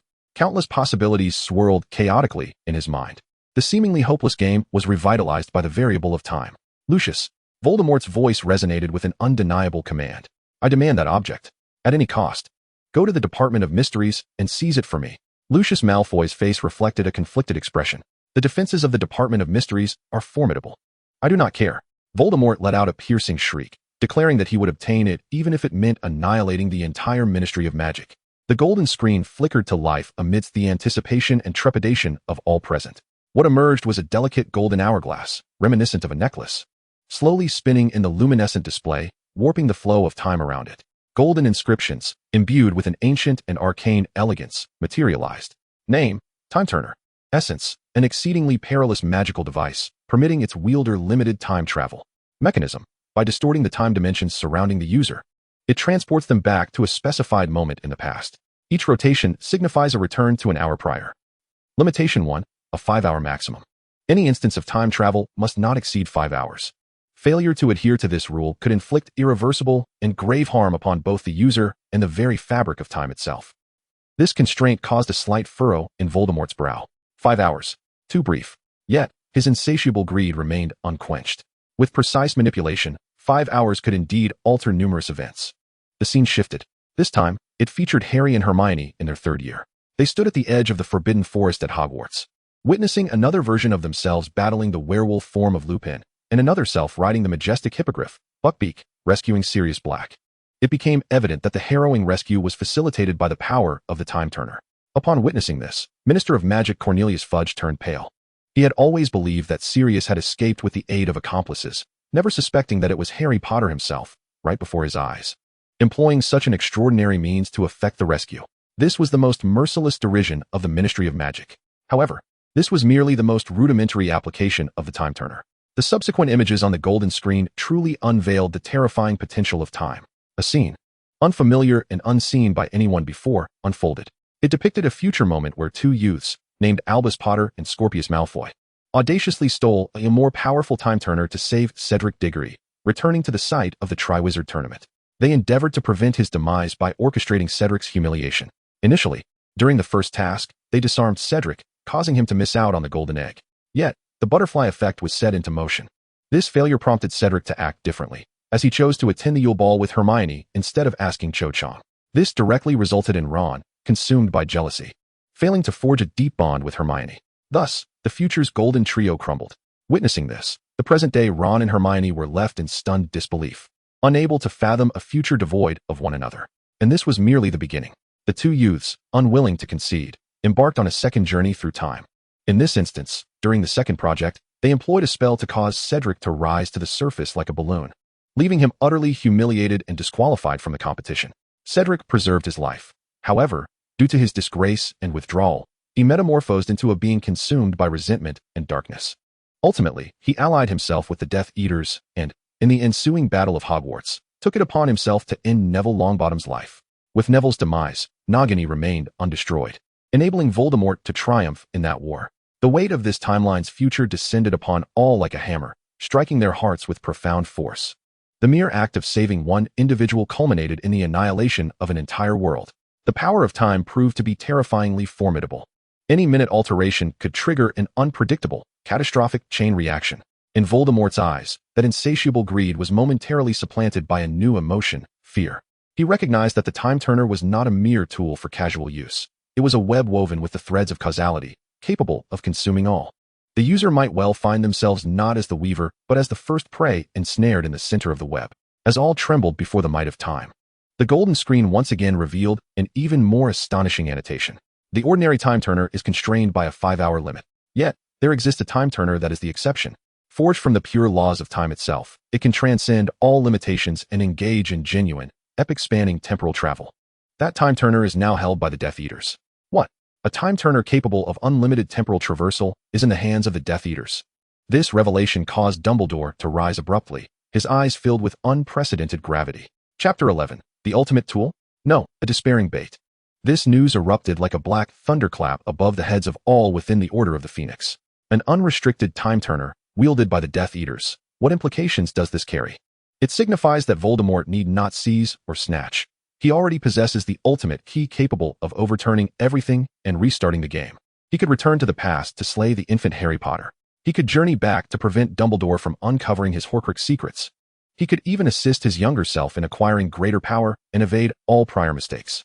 The future has become far more than a mere matter of change. It is on the brink of total erasure. Number 12, Grimmauld Place. The meeting room of the Order of the Phoenix fell into a profound silence. All present appeared ashen. The hope recently ignited by the Horcrux list was, in this moment, utterly crushed. How to combat this? How could they fight? Every effort, every sacrifice rendered futile by a mere flick of the temporal dial from the adversary, turning all their endeavors into mere shadows. This is an absolute and despairing force that crushes all hope. It is over. Sirius sank despondently into his chair, murmuring to himself, "We stand no chance." Even the bravest of warriors now felt a profound sense of powerlessness emerging from the depths of their souls. Harry Potter clenched his fists tightly, his nails digging painfully into his flesh. He felt as if he were a mere jest. Just moments ago, he had resolved to become the key to vanquish the gods, only to be informed in an instant that the deity could prevent his key from ever being forged. In the headmaster's office at Hogwarts, Dumbledore's expression was graver than ever. He was aware that deep within the Ministry of Magic, numerous time turners were hidden, including some unstable prototypes from earlier research. However, he had never anticipated that one of them would possess such extraordinary specifications and, worse still, fall into the hands of the enemy. When had this occurred? He turned to Snape, his voice dry. Snape's countenance was equally grim as he quickly rifled through his thoughts. The Dark Lord had never disclosed this information to me. If he possessed such an object, he would not have waited until now. The only possibility, a glint flickered in Snape's eyes, was that one of his subordinates had covertly acquired it during his fall from grace, daring to present it only now. Who could it be? The golden screen provided the answer. The image illuminated, revealing the study of Malfoy Manor. Lucius Malfoy emerged from a concealed compartment, cradling a time turner of exquisite design, far more intricate than the ordinary versions. Its casing was crafted from pure gold, adorned with black gemstones, and within the central hourglass flowed not sand, but a mysterious substance that shimmered like liquid stars. In the image, Lucius, with a sycophantic expression, presented this time turner to Voldemort, who had recently returned to life. "My lord, this is a remarkable item I procured from the Ministry through special channels many years ago. I believe it will greatly assist your noble endeavors." The truth unfolded. It turned out that this ultimate weapon had been in Lucius Malfoy's possession all along. Voldemort's gaze instantly shifted to the kneeling Lucius. That gaze was cold and sharp, like a blade, causing Lucius to tremble uncontrollably. Voldemort's voice was terrifyingly calm. "Why have you only now presented me with such a fine object?" I. Lucius was paralyzed with fear, never foreseeing that his secret hoarding of treasures would be so blatantly exposed by the golden screen. He certainly had his own motives. During the years when Voldemort was at his lowest, he had regarded this as his family's final refuge and trump card. Yet, how could he dare to voice such thoughts? Very well. Voldemort did not press further. He merely uttered 2 words softly. But everyone understood that Lucius Malfoy was finished. However, punishing a servant was a trivial matter. Voldemort's entire focus was now directed at that magnificent time turner. He extended his hand, seemingly yearning to touch the treasure that promised him boundless possibilities through the shimmering veil. Yet, just as his fingertips were about to make contact with the image, new, ironically charged golden letters materialized upon the shimmering screen. Name, the True Time Converter, Belliluna Paradox Model. Manufacturer, Eloise Mintab, a witch driven to madness by time travel. Essence, a cursed magical creation imbued with a logical paradox. Characteristics, the user can indeed return to any point in the past and intervene. However, the curse lies in the fact that any new future born from such interventions will inevitably lead to a far worse and more despairing conclusion than the original future. You save one person, and the entire world will pay the price. You slay one enemy, and a more powerful foe will be born in the future. You rectify one mistake, and the entire timeline will spiral into an endless cycle of chaos and ruin. What it offers is not the power to alter fate. What it provides is the sweetest bait of despair, known as hope. Once used, you shall become a prisoner of time, forever unable to escape. Boom. This annotation struck Voldemort like a resounding slap, rendering his expression of greed and ecstasy into a grotesque, bewildered mask. What? A curse? Things only worsen? All his efforts to return to the past would merely worsen his predicament? This was no ultimate artifact. It was undeniably a most wicked trap, a visible, tangible, yet eternally inedible poisoned apple. Number 12, Grimmauld Place. The members of the Order of the Phoenix paused for 3 seconds before erupting into laughter and cheers, as if they had narrowly escaped disaster. Ha! I knew it. I knew it couldn't be that simple. Sirius slammed his fist on the table, laughing until tears streamed down his face. The term bait of despair was indeed most fitting. Remus couldn't help but chuckle as well. Harry felt as though he had experienced a thrilling roller coaster ride, emotions soaring from the depths of despair to the heights of elation. It turned out that the so-called ultimate weapon was merely an ostentatious fade. They had returned to the starting line. However, just as everyone breathed a sigh of relief, the scene on the shimmering screen did not conclude. In a flash of light, the magnificent time converter inexplicably vanished from the study of Malfoy Manor. In the next moment, it appeared in the office of Hogwarts, settling firmly upon Dumbledore's desk. Immediately, a new line of text emerged, causing everyone's hearts to race once more. Golden screen ruling. This object is too dangerous to remain in the world. It is to be transferred to Albus Dumbledore, who will be responsible for its custody or destruction. Simultaneously, as a reward for the light's unwavering hope, the Golden Veil shall bestow upon this artifact a singular opportunity for use, devoid of any adverse effects. User, Harry Potter. You may select to return to the past and rectify one of your greatest regrets. How shall you choose? Chapter 12. The Choice of Regret? No. It is a wager for the future. The inquiry posed by the Golden Veil resonated like a tolling bell throughout the entire magical realm. A divine chance, capable of defying destiny, has lightly settled upon the shoulders of Harry Potter. The gaze of the world, whether filled with anticipation, envy, scrutiny, or concern, was fixed upon this mere 16-year-old lad. In the meeting room of number 12 Grimmauld Place, the atmosphere was charged with fervor. By Merlin's beard, this is nothing short of a miracle. Sirius Black paced excitedly, his gray eyes shimmering with unprecedented brilliance. Harry, you can save them. James and Lily. Remus Lupin, unable to contain his excitement, placed a hand on Sirius's shoulder, his voice trembling with emotion. Indeed, Harry, you could possess a complete family. You shall no longer reside with the Dursleys. This is the most sincere and heartfelt desire of all who love him. They yearn for this child, burdened with too much, to attain the happiness that is rightfully his. Ron and Hermione gazed intently at Harry, their eyes brimming with expectation and encouragement. However, at the vortex of this tempest, Harry Potter displayed not an iota of joy. His countenance was pale, his lips pressed tightly together, and in his emerald eyes surged an ocean of profound anguish. Regret? What was his greatest regret? Was it the absence of his parents' embrace? Was it witnessing Cedric fall before his very eyes? Or was it the recent sight of his godfather, Sirius, smiling as he plunged into the veil during that fateful battle? Perhaps it was the imminent loss of Dumbledore, the figure he had always relied upon and revered. Each name seared into his heart like a molten brand. The Golden Veil offered but a singular opportunity. To save his parents meant forsaking Sirius. To save Sirius would mean losing Dumbledore. How cruel this dilemma is. At Malfoy Manor, Voldemort regarded Harry's anguished expression within the shimmering veil with a derisive, hoarse chuckle. Look at him, a pitiful mouse scurrying in a maze. He reclined in his high-backed chair, exuding an air of languid elegance, as if all were under his dominion. The foolish, laughable sentiments of Gryffindor. Undoubtedly, he would choose to save that mudblood mother of his, or the hound named Black. A boy shackled by personal emotions can never achieve greatness. He had already discerned Harry's inevitable fate. Draco Malfoy stood nearby, head bowed, his complex gaze fixated upon the shimmering veil. If he were afforded such an opportunity, what would he choose? To save the father imprisoned in Azkaban, or to alter the fate of his family? He found himself at a loss. In the Hogwarts Great Hall, students engaged in fervent debate. Surely, it must be to rescue his parents. What more is there to consider? I believe he is going to save Professor Dumbledore. With the headmaster, we can triumph. What if he intends to save Sirius? He is his only remaining kin. The entire world seemed to be making choices on behalf of Harry Potter. Yet, amidst the clamor, Harry slowly closed his eyes. Visions of enticing memories flooded his mind. In a cozy cottage nestled in Godric's Hollow, by the warm glow of the fireplace, his father James laughed as he lifted him high above his head, while his mother Lily looked on with gentle affection. At number 12 Grimmauld Place, No longer shrouded in gloom, Sirius gifted him a brand new firebolt, and they eagerly plotted their next summer adventure.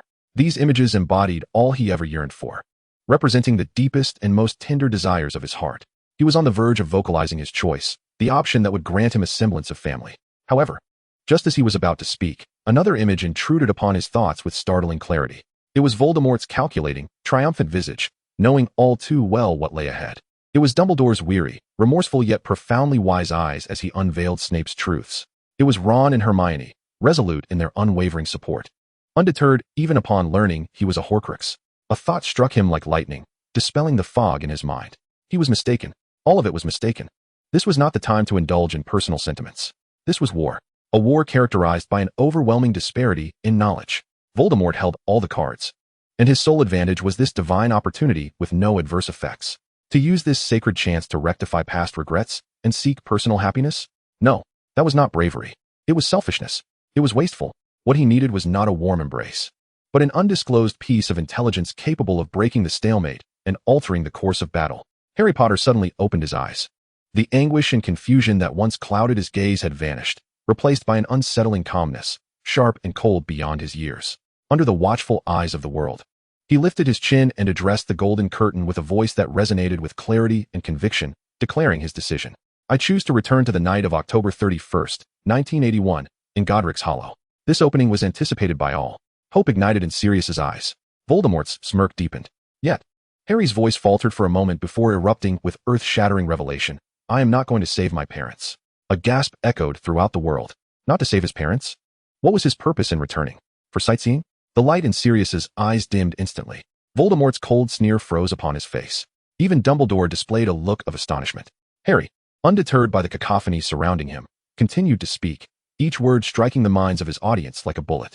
I wish to observe, as an invisible and utterly impartial spectator, devoid of any emotion or bias, the entire sequence of events from Voldemort's intrusion into that house to Professor Snape's arrival and eventual departure, scrutinizing it as one would a top-secret dossier, precisely and without delay. This choice left everyone in stunned silence. Why squander this divine opportunity to witness a narrative whose outcome is already known and which is destined to remain unchanged? Has he lost his mind? Facing the bewildered gazes of all present, Harry slowly articulated his reasoning.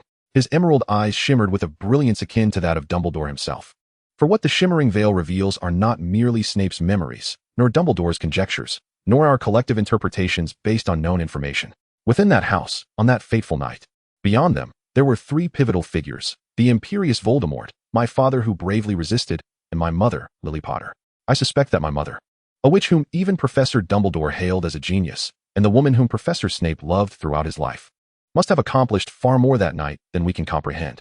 The ancient protective charm, rooted in love, may hold truths that even Professor Dumbledore has yet to fully grasp. Chapter 13. The Guardian of a Mother? No, it is the alchemy of blood. Harry Potter's words resonated like a colossal stone cast into a tranquil lake, creating waves of tumult. The confusion, skepticism, and derision that surrounded him transformed into a profound silence laced with shock and reverence. The fifth perspective. The perspective of Lily Potter. This was an absolute blind spot, overlooked by all. People only knew she had died, that she had protected Harry through love.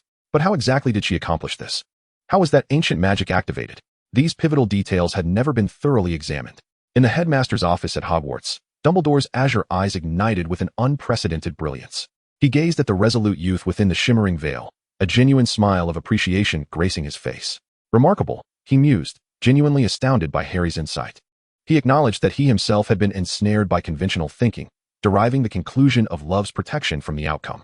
Yet, he had never contemplated delving into the mechanics and principles behind the manifestation of that magic. However, Harry, a child deeply troubled by personal emotions, was the first to extricate himself from the emotional whirlpool, seizing the essence of the matter with an almost cold rationality. This child has truly matured. At Malfoy Manor, Voldemort's expression grew serious for the first time. He retracted all contempt and mockery. Harry Potter's choice had awakened within him a whiff of a perilous threat. Were there any details from that night that he overlooked? No, it was impossible. As he recalled the scene, James Potter had no wand and was easily dispatched. The Muggle woman did nothing but scream and plead. Ultimately, a killing curse ended everything.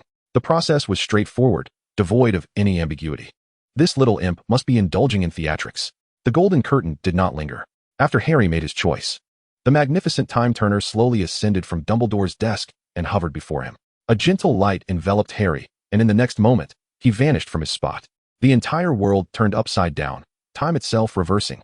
Countless images, like shards of glass, raced backward around Harry. Eventually, all light and shadow coalesced into the night of October 31st, 1981, in Godric's Hollow. Harry found himself transformed into a transparent, imperceptible specter. Floating in the living room of his former home, he beheld his youthful parents. His father, James, conjured colorful smoke with his wand, playfully amusing the infant version of Harry in the cradle. His mother, Lily, smiled as she leaned against the sofa, her eyes brimming with joy.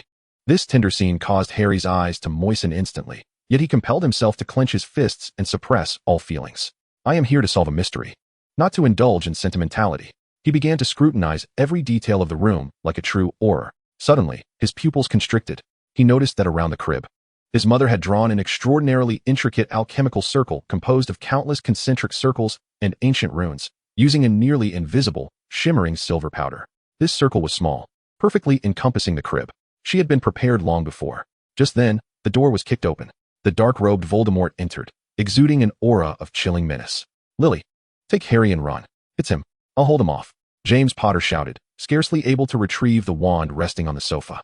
Harry shut his eyes in anguish, unwilling to witness the forthcoming scene.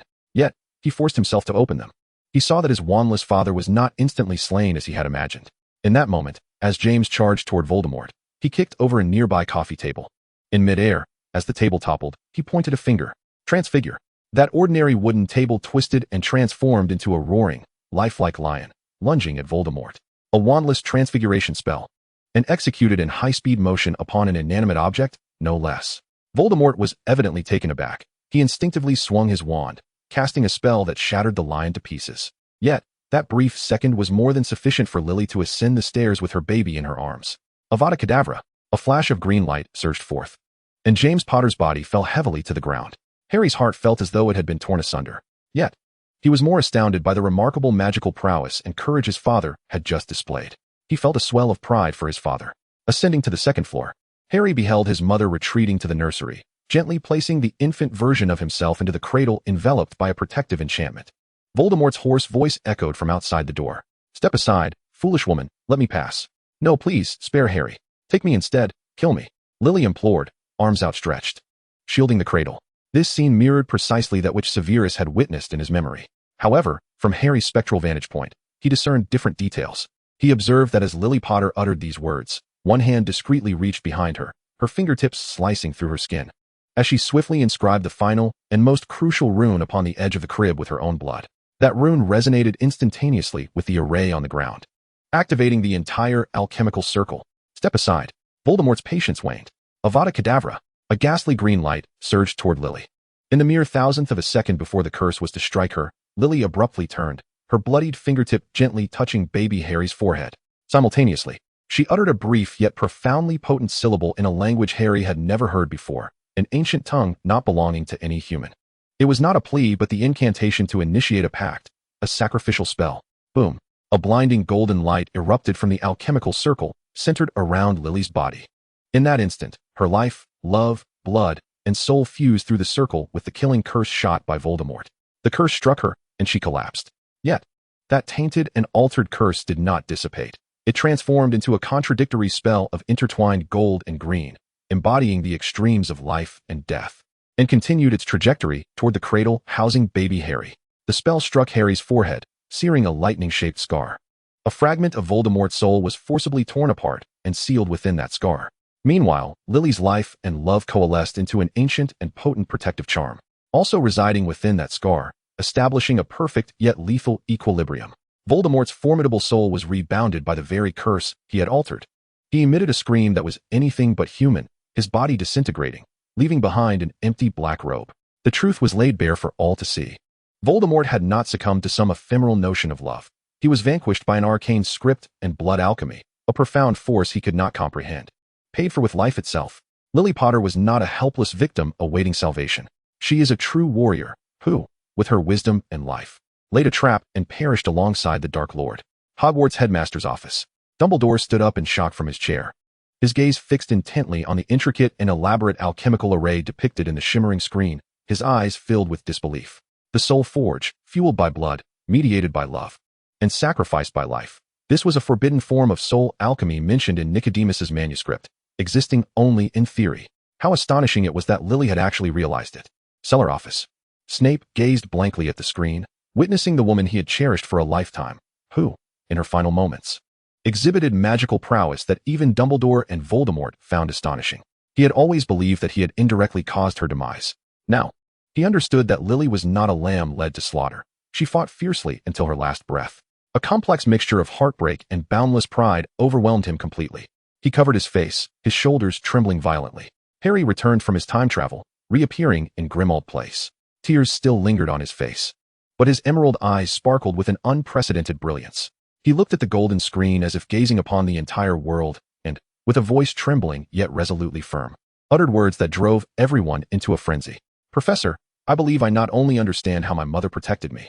At the moment the array was activated, my bloodline resonated with it. I seem to remember the syllable that set everything in motion, recalling every detail of that array. It feels as if I have learned it. Could the next exposed supermodel monster be my mother, Lily Evans?" Chapter 14. The Genius Witch? No, the Forbidden Seeker. It feels as if I have learned it. Could the next exposed supermodel monster be my mother, Lily Evans? Harry Potter's voice resonated clearly throughout the magical world through the golden screen. The former statement left Voldemort feeling as though he had plunged into an icy abyss. The latter caused Severus Snape's heart to skip a beat. Learned it? A mere 16-year-old, who had only observed once, had mastered such a taboo, ancient magic, grounded in soul and bloodline. Malfoy manner. Voldemort could no longer maintain his lofty demeanor. He sprang to his feet, and for the first time, a look of near terror flickered in his crimson snake-like eyes. It was a fear of the unknown power, and even more so, a dread of being subdued by his nemesis. A Harry Potter was already troublesome enough. A Harry Potter who had mastered the peculiar magic of Lily Potter was, indeed, a harbinger of doom for him. Kill him. Voldemort screeched in a fit of hysteria, his voice laced with an unprecedented urgency. Now, immediately, at all costs. Kill him for me. He understood that allowing this boy to grow any further would mean endless turmoil for him. In the office of the Hogwarts headmaster, in stark contrast to the panic surrounding Voldemort, Dumbledore's azure gaze shimmered with tears of comfort and hope. "Lily, oh Lily," he whispered softly, as if conversing with an old friend. "You not only safeguarded Harry with your life, but also bequeathed him the most formidable weapon as a legacy." He gazed at the resolute young boy on the golden screen, his heart swelling with pride. This child has finally embraced his destiny. The golden screen responded to Harry's plea, lights swirling as the images reconfigured. A brand new title, radiating a gentle luster, gradually emerged. In response to the chosen one's invitation, a special exposure unit is initiated. Exposure subject, Lily Evans. Severus Snape's breath stilled in that moment. He fixated on that name, a name he had cherished in the depths of his heart for a lifetime. He yearned to behold her visage, yet feared that the humility of his unrequited love would be mercilessly laid bare by the golden screen. The image illuminated. It was set in an ordinary town under the bright sun. A red-haired girl was crouched on the grass, cradling a bud in her palm. She gazed intently, and under the watchful gaze of her clear, emerald eyes, the flower gradually unfolded, petal by petal. This scene astonished countless Muggle-born wizards, most of whom had only inadvertently shattered a cup or hastened their hair growth before receiving their acceptance letters. To wield life energy with such precision, unconsciously, this was an unprecedented talent. The scene transitioned. It was in Professor Slughorn's potions class, amidst the Slytherin Club. The young Snape received the professor's praise for perfectly brewing a notoriously difficult potion, a slight, barely perceptible smirk gracing his face. He had always believed himself the undisputed master of potion-making among his peers. However, the golden screen shifted to reveal Lily beside him. Her cauldron also contained the same potion, yet its hue was more luminous, and the rising steam was steadier and gentler. Professor Slughorn approached, scooping a drop with a silver spoon to taste, and immediately donned an expression of rapture and astonishment. Merlin's beard. "Lily, my child, however did you achieve this? The efficacy exceeds the standard by at least 20%. Lily smiled shyly, revealing her adorable little canines. "Professor, I merely thought that gently stirring in moonstone powder before adding the daffodil root could better soothe its essence. I also added a drop of morning dew, for it carries the breath of new life." This almost esoteric theory left all the students in the classroom bewildered. Only Slughorn and Snape's expressions shifted dramatically. The smugness vanished from Snape's face, replaced by an incredulous sense of defeat. He has always been deeply engrossed in the optimization of techniques and processes, relentlessly pursuing precision and standards. Yet, Lily has begun to comprehend potions from a philosophical and conceptual perspective. This marks a chasm between two dimensions. He has suffered a complete defeat. The subsequent scene further subverted everyone's understanding. It took place in the restricted section of the Hogwarts library. Lily Evans, a girl perceived by outsiders as both academically accomplished and radiantly warm, frequented this place. Unlike other students who clandestinely sought out curses or dark magic, she quietly sat in a corner, voraciously reading those ancient tomes deemed extremely dangerous by the Ministry of Magic. Titles such as Secrets and Shadows, The Hypothesis of Soul Magic, Whispers of Blood, Exploring the Power of Ancestry, and Ancient Alchemy, The Transformation from Matter to Concept. Each title sent shivers down the spines of the observing wizards. This was no trivial matter. These works delved directly into the essence of magic, containing the most perilous knowledge. Severus Snape, witnessing this scene, could no longer be described as merely pale. He had long secretly studied dark magic, taking pride in what he believed to be his grasp of the true nature of power. Now he realized that what he had been enamored with was merely the art of power, while Lily sought the path of power, the very source. The Golden Curtain ultimately unveiled the true origin of the protective charm. After graduation, in her quest for the strength to confront Voldemort and safeguard her impending child, Lily traversed the ancient magical ruins of Europe. At last, while perusing a fragmented papyrus scroll from ancient Egypt, she stumbled upon a nascent theory regarding temple priests binding the souls of their enemies at the cost of their own lives. This theory was obscure, mad, and deemed an unattainable fantasy. Yet, Lily, a witch of Muggle descent, with her formidable magical talent and knowledge, managed to complete and refine this flawed theory, ultimately integrating it with bloodline alchemy to create the unparalleled, ultimate protective charm destined solely for Harry Potter. She is the true seeker standing atop the pyramid of magical knowledge. Just as everyone was astonished by Lily's unfathomable magical prowess, the scene on the Golden Curtain abruptly shifted. It transitioned to the wedding of Lily and James. On that day, she appeared as beautiful as a true princess. However, at the conclusion of the ceremony, Albus Dumbledore, with a grave expression, called Lily aside. He uttered a single phrase to her.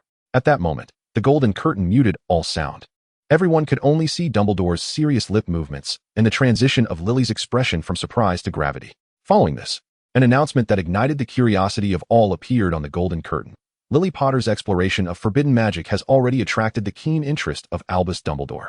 Before the climactic confrontation with Voldemort, Dumbledore secretly entrusted Lily with an object and bestowed upon her a critically important mission, one that even the members of the Order of the Phoenix were unaware of.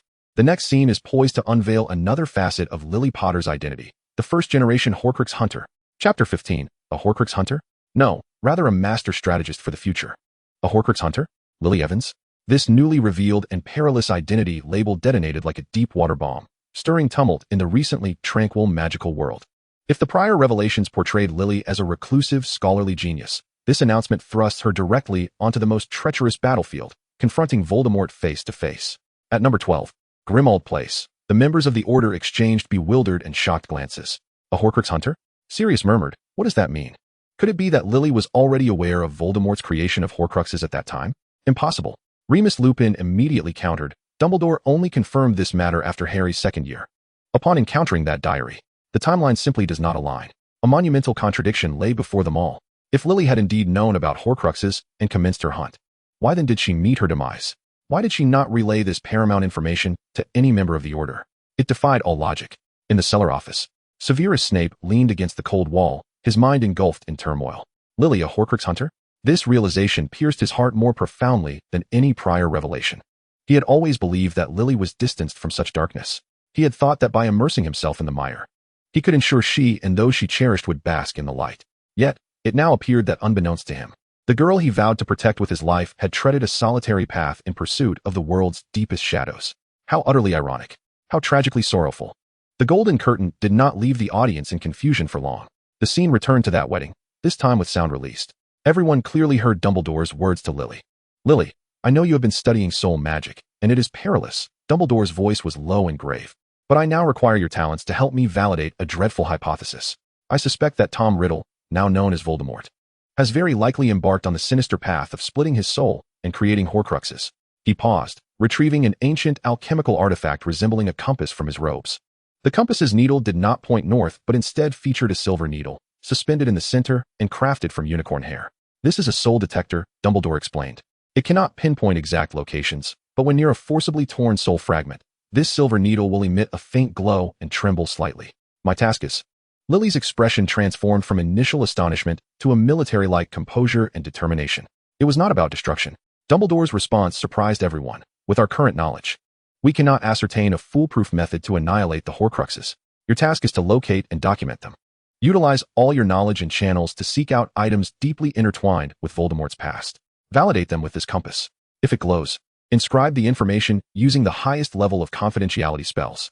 Lily, this is a secret between the two of us. Until we have absolute certainty, it must remain undisclosed to anyone to avoid alerting the enemy. The truth shall be revealed. Lily's mission was not to engage in battle, but to undertake the most advanced and perilous intelligence work. The subsequent scenes unfolded in a rapid montage. Everyone witnessed that during her pregnancy with Harry, Lily did not merely rest. Disguised in various ways, she appeared in every corner of Britain, posing as a scholar of family history.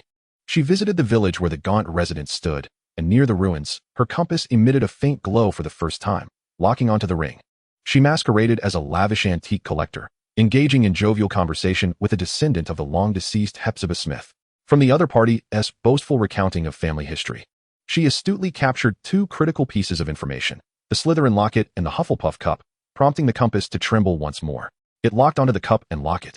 She even leveraged her former status as a favored student in the Potions Club to return to Hogwarts under the pretense of researching ancient potion recipes.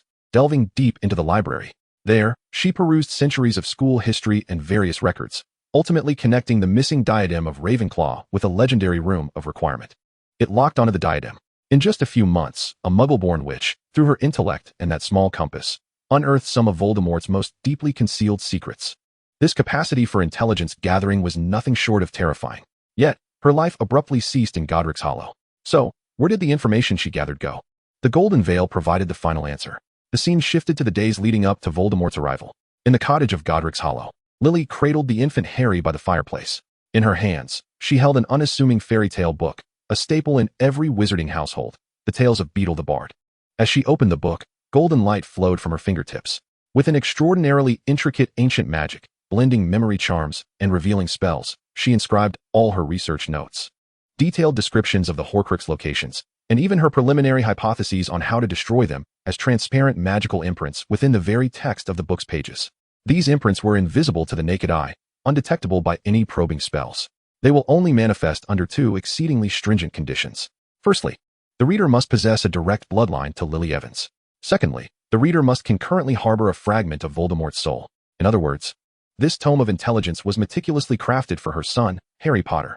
Having completed this, she dispatched the book, accompanied by a letter, via owl to the man in the dungeon of Hogwarts. The letter bore a single sentence: Severus, this is for Harry. I know you despise James, but for my sake, safeguard it. Deliver it to him when he is most in need. In the dungeon office, Severus Snape's body suddenly froze. He felt as though struck by a bolt of lightning, rendered immobile. The memory surged back. He had indeed received this package.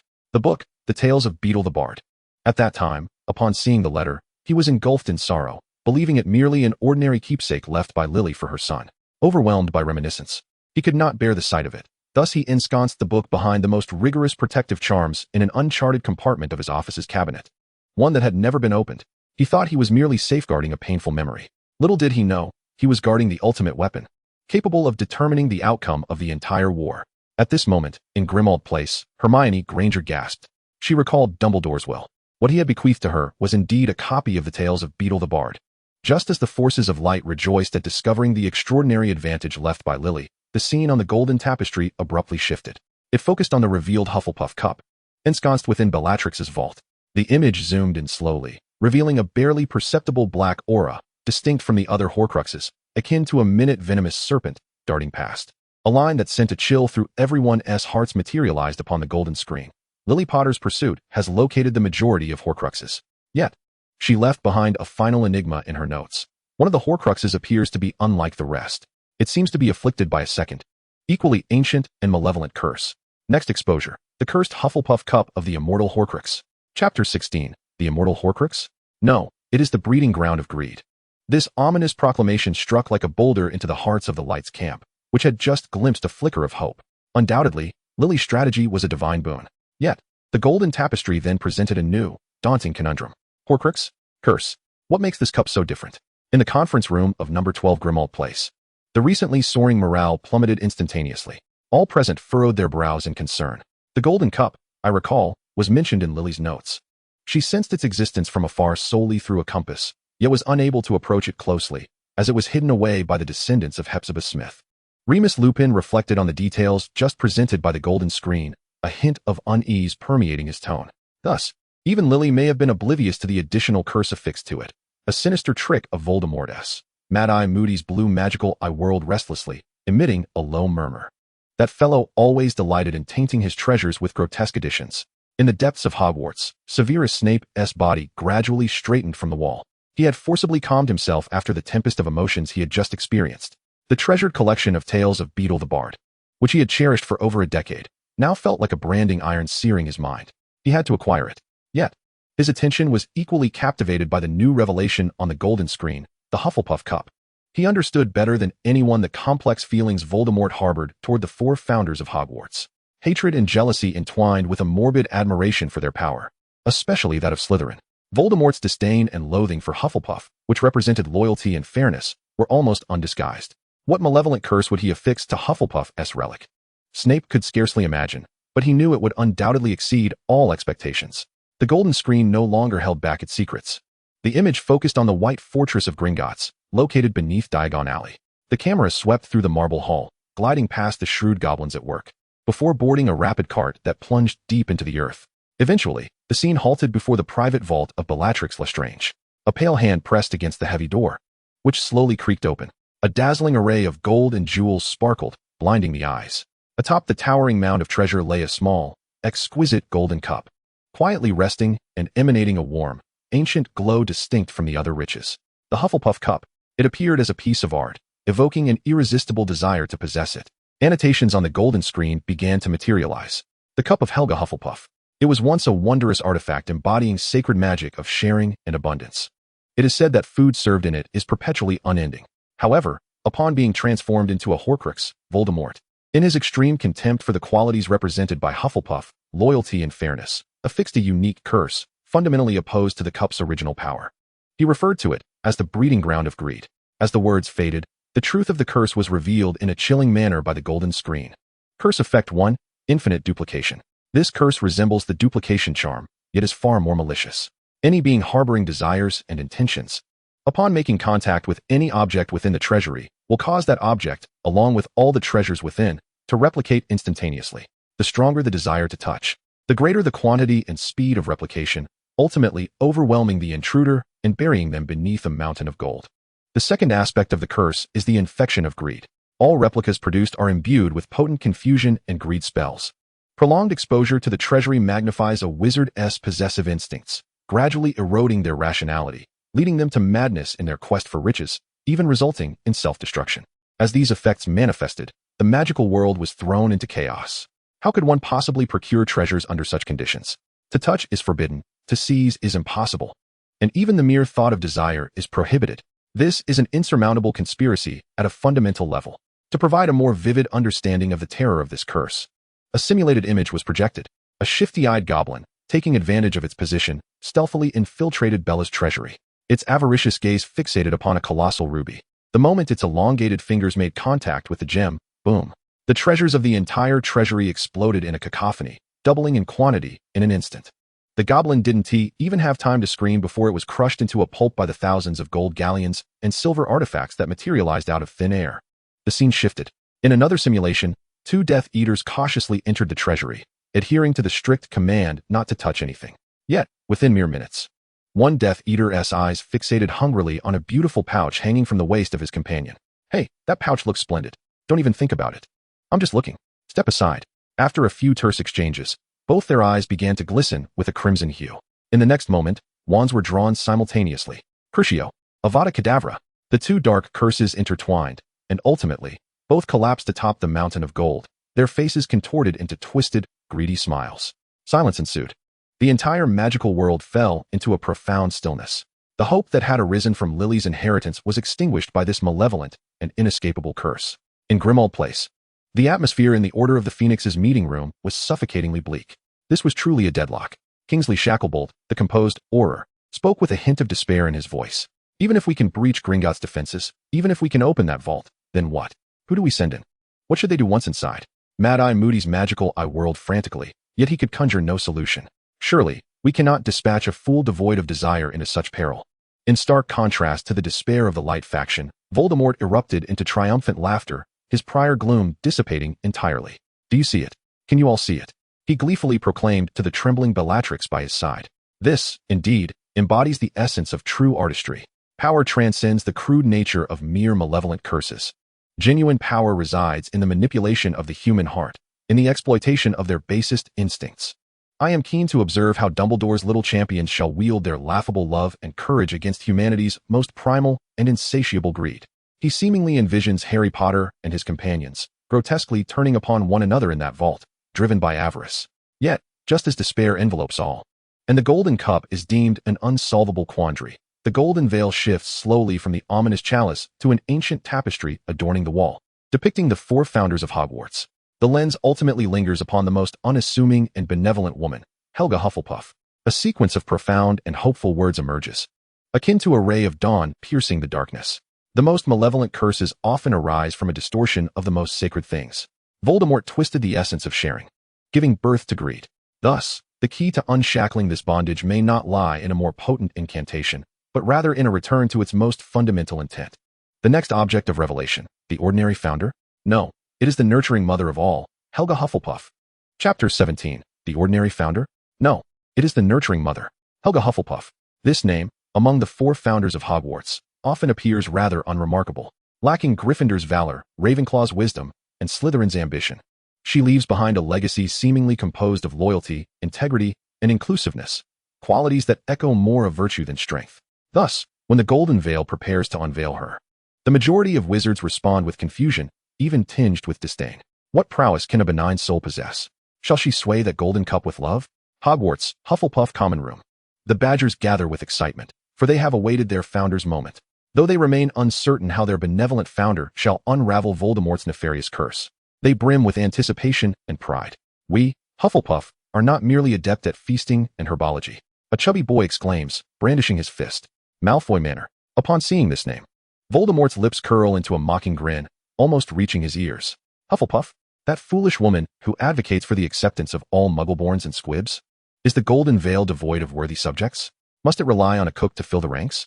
To him, Hufflepuff's very existence is a stain upon the purity of Hogwarts. He utterly dismisses any notion that this woman possesses any strength deserving of his attention. The Golden Veil, with undeniable truth, delivers a resounding blow to his arrogance. The image illuminates.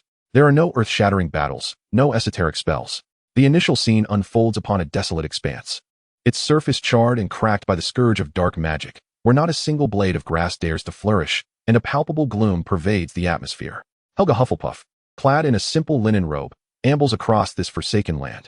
She utters no incantations. Instead, she removes her shoes, allowing her warm, bare feet to gently tread upon the scorched earth. As she walks, she hums an ancient, unknown lullaby. Miraculously, a transformation occurs.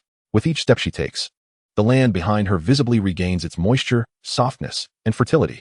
Withered roots sprout tender green shoots anew, and the charred stumps burst forth with vibrant branches. In merely one circuit, this accursed realm of death metamorphoses into a thriving oasis. Onlookers are rendered speechless. What sorcery is this? Is it the transmutation of stone to gold? No, it is the resurrection of death into life. This transcends mere magic. It is a divine miracle, an act of creation. The scene shifts to the kitchens of Hogwarts, where Hufflepuff is instructing a group of house elves. Before her simmers a pot of the most ordinary soup, crafted from freshly harvested pumpkins. At that moment, a student, haunted by nightmares from a frightful encounter in the Forbidden Forest, is escorted in by friends, pale and weary.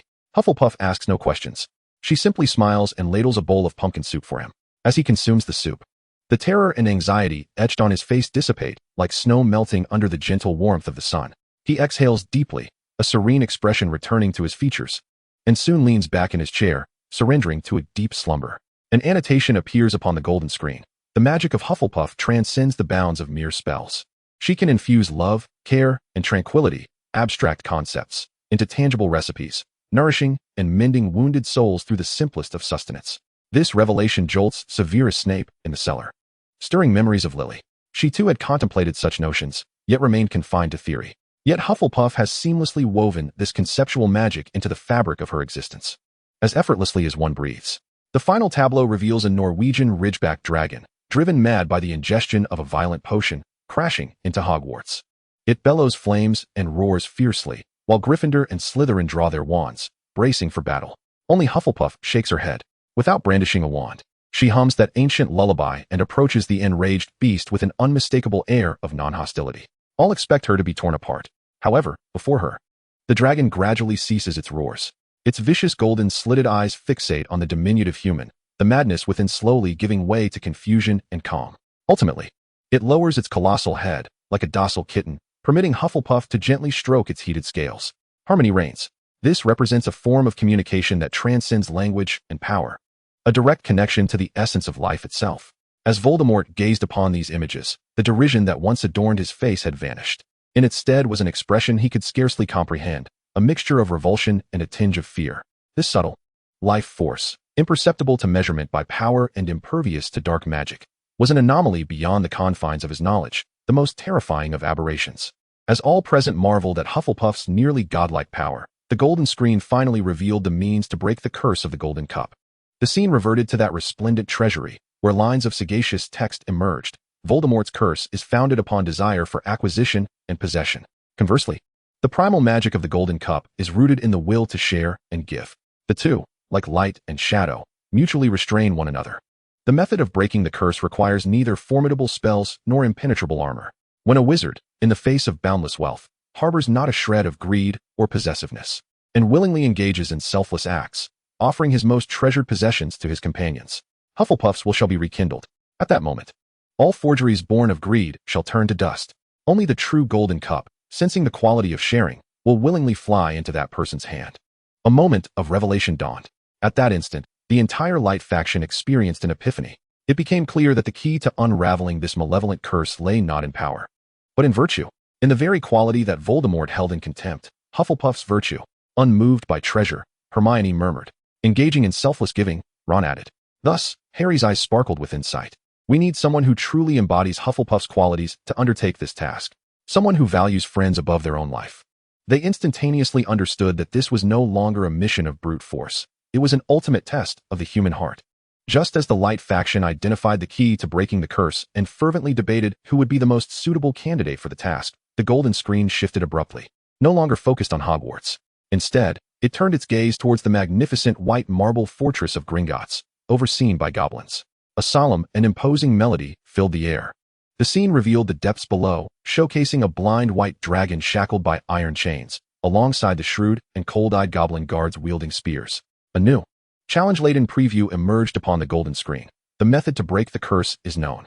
However, it lies within an abyss unreachable by mortals.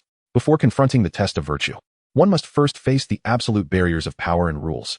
The next subject for exposure, the impregnable ultimate defense system of the White Fortress, Gringotts Wizarding Bank. Chapter 18. An impenetrable fortress? No, a labyrinth of rules. The next subject of exposure, the impregnable White Fortress of Gringotts Wizarding Bank and its ultimate defensive system. As this metallic, chilling announcement materialized upon the golden screen, the entire magical realm fell into silence.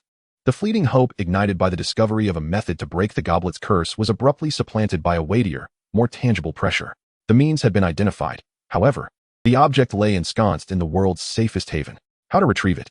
It was akin to a mortal uncovering the secret of a divine treasure, only to find it stored at the abyss's edge. Within the Phoenix Society's conference room, the atmosphere once again turned grave. Bill Weasley, a former curse breaker at Gringotts and the wizard most familiar with that place, turned pale. That establishment was more formidable than the Ministry of Magic. Indeed, the Ministry appeared as an unguarded garden in its presence. Mad-Eye Moody's blue magical eye spun wildly, seemingly constructing an invasion blueprint in his mind. Yet he soon desisted, grumbling in frustration. That accursed place was rife with goblin magic and ancient curses. Our spells would be stifled there. A direct assault would be akin to courting death. In the Hogwarts common room, students engaged in fervent discussions. My father says keeping gold in Gringotts is safer than in the headmaster's office at Hogwarts, boasted a Slytherin student. All I know is that the cart ride there is terrifyingly fast. I nearly lost my lunch last time, a Hufflepuff student said with lingering dread. For the vast majority of wizards, Gringotts merely represented a venue for depositing and withdrawing funds. They had never contemplated challenging its authority. At Malfoy Manor, a hint of amusement flickered across Voldemort's face. His earlier fury had subsided. Witnessing the Light faction ensnared in a predicament brought him a perverse delight. The goblins of Gringotts, greedy and diminutive, possessed a certain expertise in safeguarding treasures. He was acutely aware that even with his might, breaching Gringotts would exact a monumental toll. He was eager to observe how Dumbledore and that Potter boy would navigate this insurmountable chasm. The golden screen did not keep the audience waiting. A grand, oppressive score resounded as the focus shifted to the towering, snow-white marble edifice standing in Diagon Alley.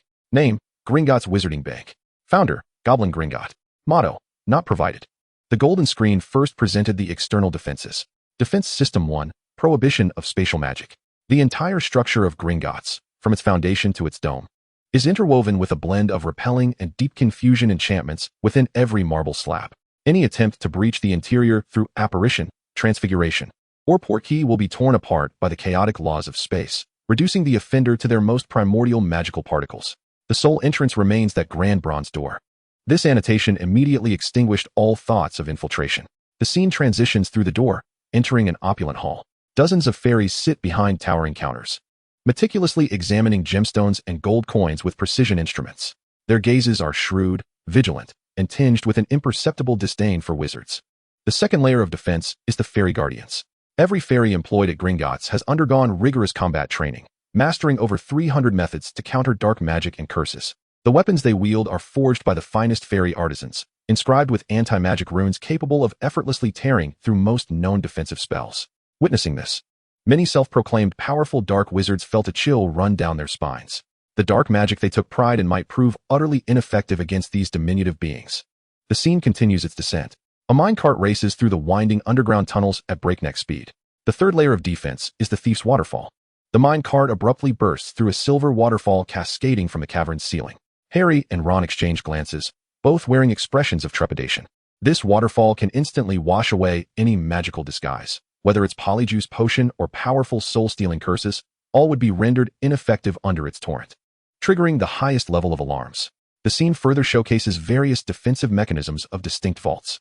Some doors require scorching hot branding irons to unlock, searing flesh and blood. Others are low-level vaults filled with replication charms, which would inundate anyone who touched them with treasures. Yet, these are merely appetizers. The true terror lies deep underground. The scene finally arrives at the immense cavern housing the White Dragon. It is a Ukrainian iron belly, the largest of its kind. Its body appears somewhat sickly pale from years of confinement, its scales marred with scars. Its eyes have long been blinded. Yet its massive head swivels cautiously in response to sounds and scents. The fourth layer of defense is the blinded dragon. This dragon's hearing and sense of smell have been magically enhanced hundreds of times. It can detect the scent of a single drop of blood from miles away. Years of torment have instilled a deep-seated reflex in it to respond to the sound of the fairies' bells, momentarily retreating under the impression of food or impending torture. However, to any other sound or unfamiliar scent, it reacts by unleashing its fiery breath indiscriminately, incinerating all in its path. Yet, the golden curtain reveals to all that this fearsome dragon is not even the most lethal threat. The ultimate defense is the blood pact and eternal lockdown. The golden curtain unveils that each deep vault is bound by an unbreakable contract with ancient fairy magic and the bloodline of the vault's owner. Once Gringotts' defense system detects any illegal intrusion, the vault will instantly enter a state of eternal lockdown. At that time, the vault's grand door will be permanently sealed, impervious to any force that seeks to reopen it. Simultaneously, the air within the vault will be entirely extracted through an ancient alchemical device within the span of a minute. Even more terrifying, the drop of bloodline sample left behind by the vault's owner will automatically activate a vicious blood curse, ignoring physical distance to directly assault the invader's soul, subjecting them to excruciating agony until they are reduced to a puddle of ichor. A deadlock. A complete and utter deadlock. Physical defenses, magical protections, biological safeguards, and ultimately, incomprehensible defenses rooted in the rules of another civilization. This is no mere bank. It is a colossal tomb, using treasures as bait and rules as walls. In the Phoenix Society's conference room, a prolonged, suffocating silence enveloped the space. Eventually, it was Bill Weasley who shattered the stillness with a dry voice. Everything that the golden screen had stated is indeed true. The fairies' contract magic is a force based on causality, entirely distinct from our spellcasting system. Once triggered, it is nearly unsolvable.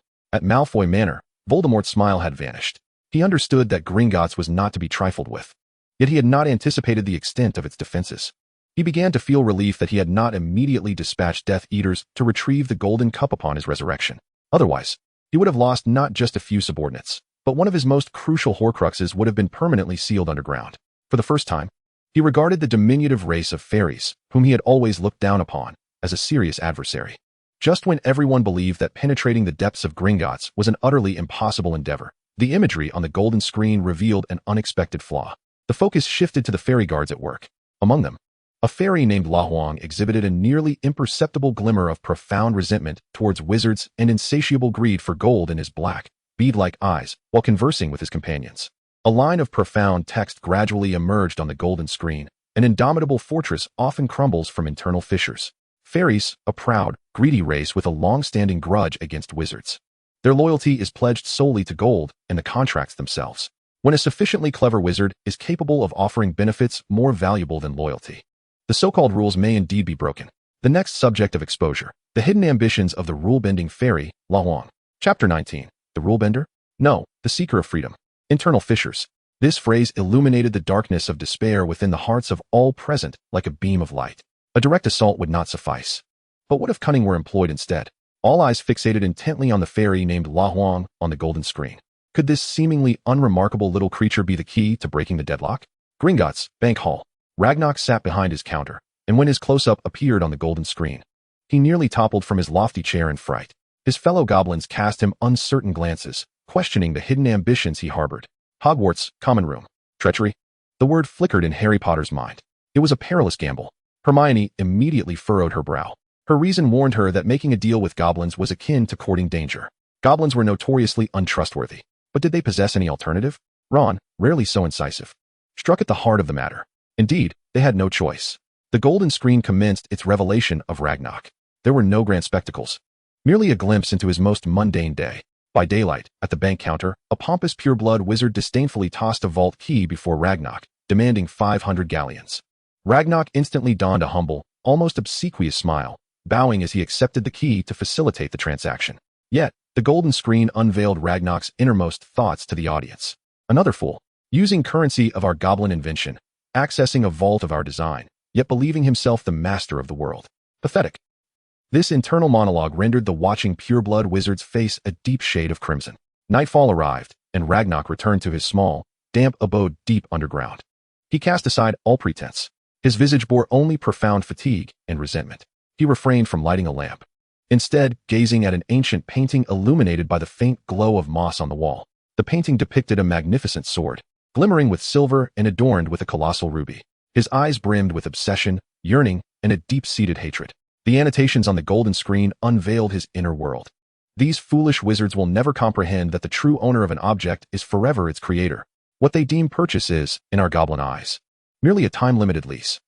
Upon the buyer's demise, the object ought to be returned to the descendants of its maker. And that sword, the sword of Gryffindor, was forged by the great, next to be exposed. When the sharpest spear meets the sturdiest shield, the sword of Gryffindor, a Horcrux, can it still be used for trade? The golden screen's inquiry struck each heart like an invisible hammer. The hope that had just begun to blossom with the idea of treachery was swiftly shattered by a harsher, more brutal paradox. Indeed, the crux of the plan hinged on exchanging the sword of Gryffindor for the goblin Ragnarok's assistance. Yet, this sword was, in their possession, the only known weapon capable of effectively destroying a Horcrux. To barter a weapon for a chance to enter the battlefield? Upon entering, are we to confront our adversaries with bare hands? This is nothing short of an inescapable deadlock. Chapter 20. The sharp fangs of poison? No. It is the indelible mark of growth. In the conference room of the Phoenix Society, a suffocating silence once again enveloped the atmosphere. What is this all about? Ron Weasley, agitated, tugged at his fiery red hair, his face etched with frustration. Is the gold veil toying with us? A sweet morsel followed by a sharp slap. Hermione Granger furrowed her brow, her mind racing to unearth a second method to obliterate the Horcruxes from the vast ocean of knowledge at her disposal. Fiendfire? Too perilous. Utterly uncontrollable. The killing curse? That requires an immense malevolence from the caster, which they are incapable of. Is there any other option? She could think of none. Sirius Black slammed his fist upon the table, producing a dull thud. So, we must choose between seizing the opportunity to enter the vault or wielding the weapon to destroy the Horcrux. This choice is exceedingly arduous. In the office of the Hogwarts headmaster, Dumbledore gazed intently at the gold veil, his cerulean eyes betraying an unusual gravity and confusion for the first time. He was aware that the sword had absorbed the basilisk's venom, yet he had always believed that this merely rendered the sword sharper. He had never contemplated that this attribute would, at this moment, become a fatal shackle capable of sealing their fate. The situation appeared to have descended once more into dire straits. The gold veil paid no heed to the despair of the gathering. It simply commenced the formal unveiling of the Gryffindor sword. The imagery receded a millennium into the past. in the heart of a volcano ablaze with fervent flames. A diminutive but sinewy goblin craftsman wielded a colossal hammer, forging a bar of silver that shimmered with a sacred luminescence. He was none other than Ragnarok I, the greatest craftsman in the history of the goblin race. Name, Gryffindor sword. Core material, the purest life silver mined by the goblin royalty. A metal that possesses a natural aversion to evil. Auxiliary material. During the forging process, a drop of phoenix tear was infused, bestowing it with healing and summoning properties. Simultaneously, it was tempered with the breath of an adult dragon, rendering it indestructible. Essence of goblin craftsmanship. Ragnarok I inscribed the most ancient goblin runes during the forging, endowing the sword with the ability to absorb and contain any substance that could enhance its power. Upon the revelation of this annotation, all present comprehended the formidable origins of the sword. It was not merely a weapon. It was a continuously evolving artifact capable of absorbing power and growing stronger. The scene shifted to Harry's second year, to that eerie chamber replete with skeletons. With every ounce of strength, Harry plunged the sword, which had fallen from the sorting hat, into the basilisk's upper jaw. Simultaneously, the basilisk's long, dagger-like fangs pierced deeply into Harry's arm. In the next moment, a shocking spectacle unfolded.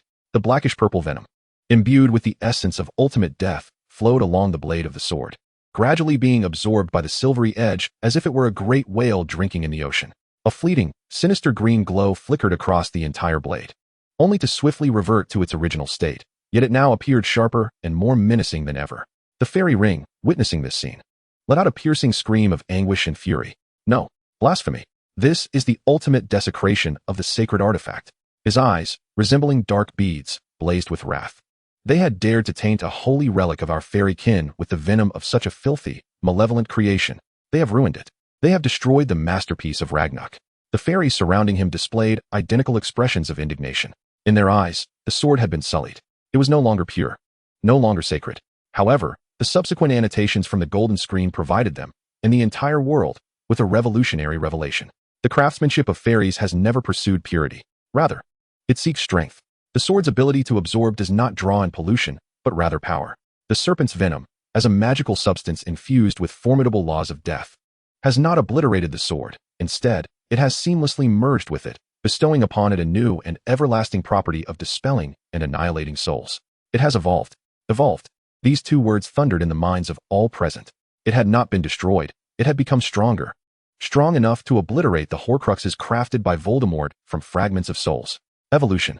Harry Potter murmured to himself. He glanced at the scar on his arm, long since healed, then at the lightning-shaped scar on his forehead. A remarkably clear thought flashed through his mind. It shares my fate. We have both been invaded by venom. We have both survived. Thus, we have acquired a power that was never rightfully ours. The sword and he shared an astonishingly similar destiny. In the headmaster's office at Hogwarts, a spark of unprecedented brilliance flickered in Dumbledore's eyes. He gazed approvingly at Harry within the luminous screen. He understood. Harry had touched upon a deeper philosophical dimension of magic, fusion, symbiosis, and the extraction of strength from death. Just as the forces of light were astonished by the sword's might, a colder, more pragmatic question was coldly posed by Snape, piercing through the illusions of all present like a needle. A sword capable of slaying the immortal transcends the value of all gold and gems in this world. The ring is a clever, greedy fairy. Would he be satisfied to use this sword merely to gain a chance to enter the treasury? When the value of the bargaining chip far surpasses the transaction itself, greed will give rise to new, more complex, insatiable desires. The next subject of exposure. The true scheme when greed meets the divine artifact. Chapter 21. A pact with the devil? No, it is an equal covenant. The question posed by Snape, or rather, the inquiry presented through Snape's perspective, caused the spirits of those who had just glimpsed a glimmer of hope to plummet once more.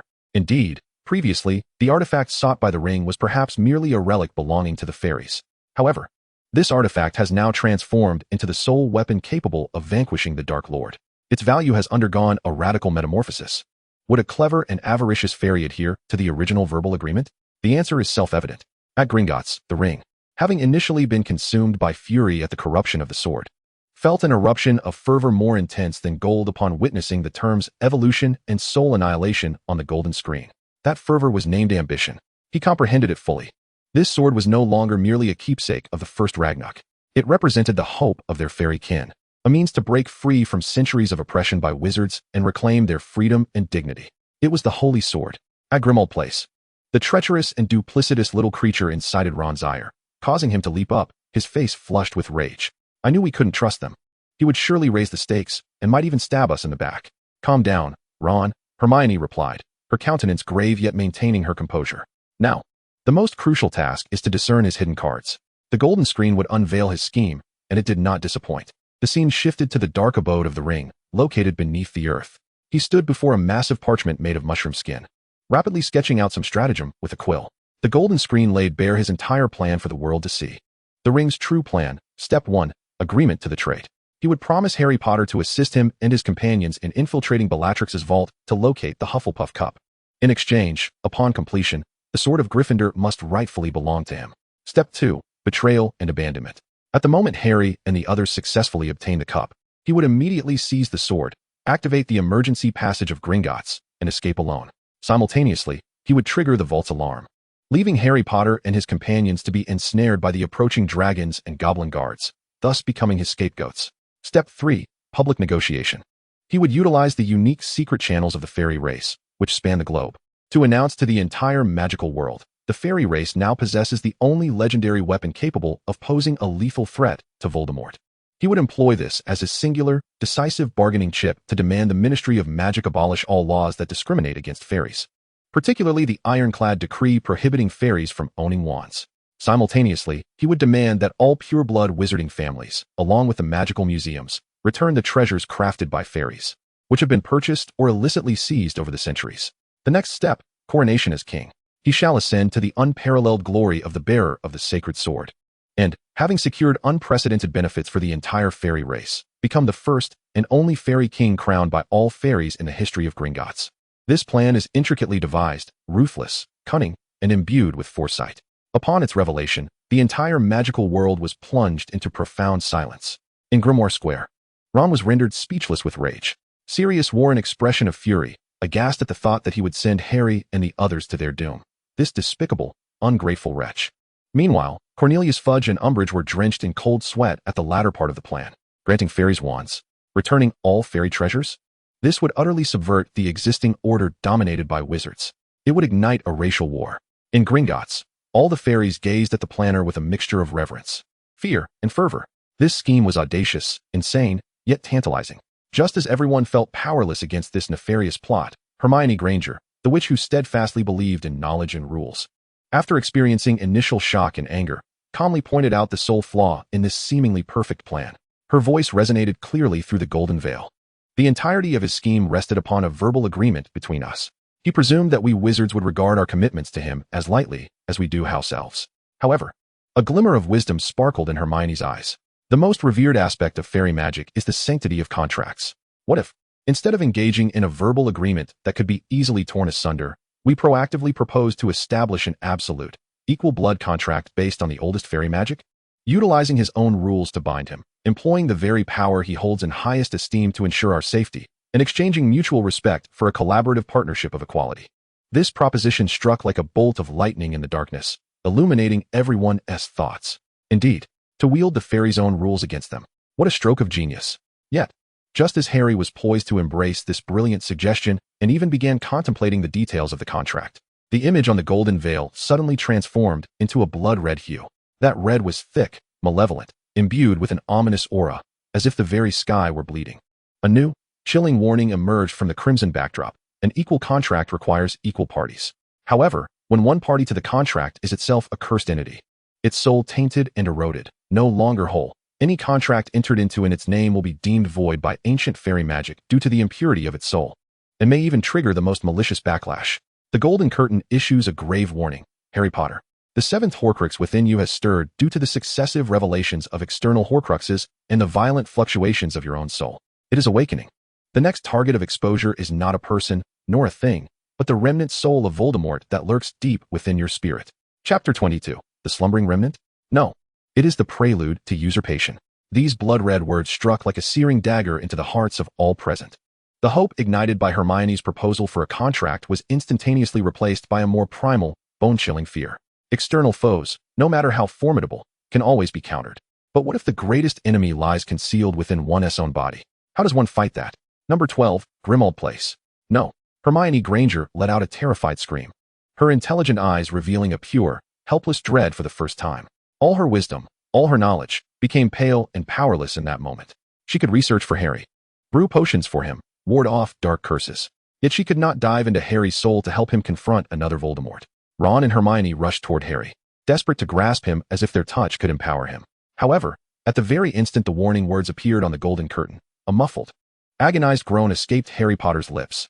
He clutched his lightning-shaped scar, which felt as though it had been seared by a branding iron, emanating an ominous red glow. He fell to one knee, his body trembling violently, cold sweat soaking his clothes. An invisible, bone-chilling black aura erupted from within him, forming an unseen wall that forcefully repelled Ron and Hermione, who sought to draw near. Harry, they cried out, but they could not close the distance. They could only watch helplessly as their dear friend was ensnared in a shroud of black mist, enduring an unfathomable torment alone. In the headmaster's office at Hogwarts, Dumbledore's face was ashen, his uninjured hand gripping the edge of the desk tightly, his knuckles turning white from the strain. This was the very scenario he had most feared and had worked tirelessly to avert. The protective charm left by Lily, like a sturdy eggshell, had passively shielded Harry's soul, keeping that fragment of a soul suppressed in a state of slumber. But now, with each external Horcrux revealed, it was as if alarm bells were ringing incessantly. The dormant, most perilous bomb has finally been awakened. It is now solely up to him, Albus. Severus Snape's voice emerged, hoarse and parched. He understood better than anyone the terrifying nature of soul magic. This insidious erosion from within could lead to the direst of outcomes with any external interference, the annihilation of two souls. In stark contrast to the panic and despair of the Light faction, Voldemort's face radiated extreme excitement and curiosity. He gazed at the golden screen with keen interest, as though admiring a masterful and remarkable piece of art. I can feel it. My lost soul has finally awakened, he murmured to the Death Eaters beside him, his tone dreamlike and filled with anticipation. Behold, this is the true essence of me, the most unadulterated magic. I shall require no Horcruxes. For my greatest adversary will become my most perfect vessel, another body through which I shall traverse the world. Go, he whispered softly to Harry on the golden screen. Consume him, replace him. Let me witness the greatness my youthful soul can achieve. At that moment, the imagery on the golden screen underwent a bizarre transformation. It ceased to portray the external world and morphed into an abstract and distorted perspective reminiscent of soul introspection, plunging directly into the depths of Harry Potter's consciousness. For the first time, wizards across the globe witnessed a war of souls in an unprecedented manner. They beheld Harry's consciousness as an expansive ocean, radiating warmth and light, symbolizing his inner love, courage, and hope. Yet, at the heart of this luminous sea lay a small, dark blot, writhing restlessly, akin to oil. As Harry's anguish intensified, the blot began to expand at a visible rate, spreading and contaminating the surrounding golden waters. Ultimately, the blot slowly ascended, manifesting a hazy silhouette in midair, still discernibly handsome in its outline. It was the 16-year-old Tom Marvolo Riddle, the one from the diary. The apparition began to converse with Harry's consciousness. Its voice, imbued with magnetism and allure, resonated clearly in the ears of all present through the golden screen. Why resist, Harry? We are, after all, one and the same. Do you think your so-called gifts stem from nowhere? Your Parseltongue, your extraordinary intuition in dark magic, the power you unleash in duels that belies your age, all of it is me. I bestowed it upon you. We are brothers. No, we are more intimately connected than mere siblings. Consider this, Harry. If you relinquish your resistance and embrace me, you will instantly possess all my knowledge, all my power. You will no longer need Dumbledore's protection or your friend's assistance. You shall become a god.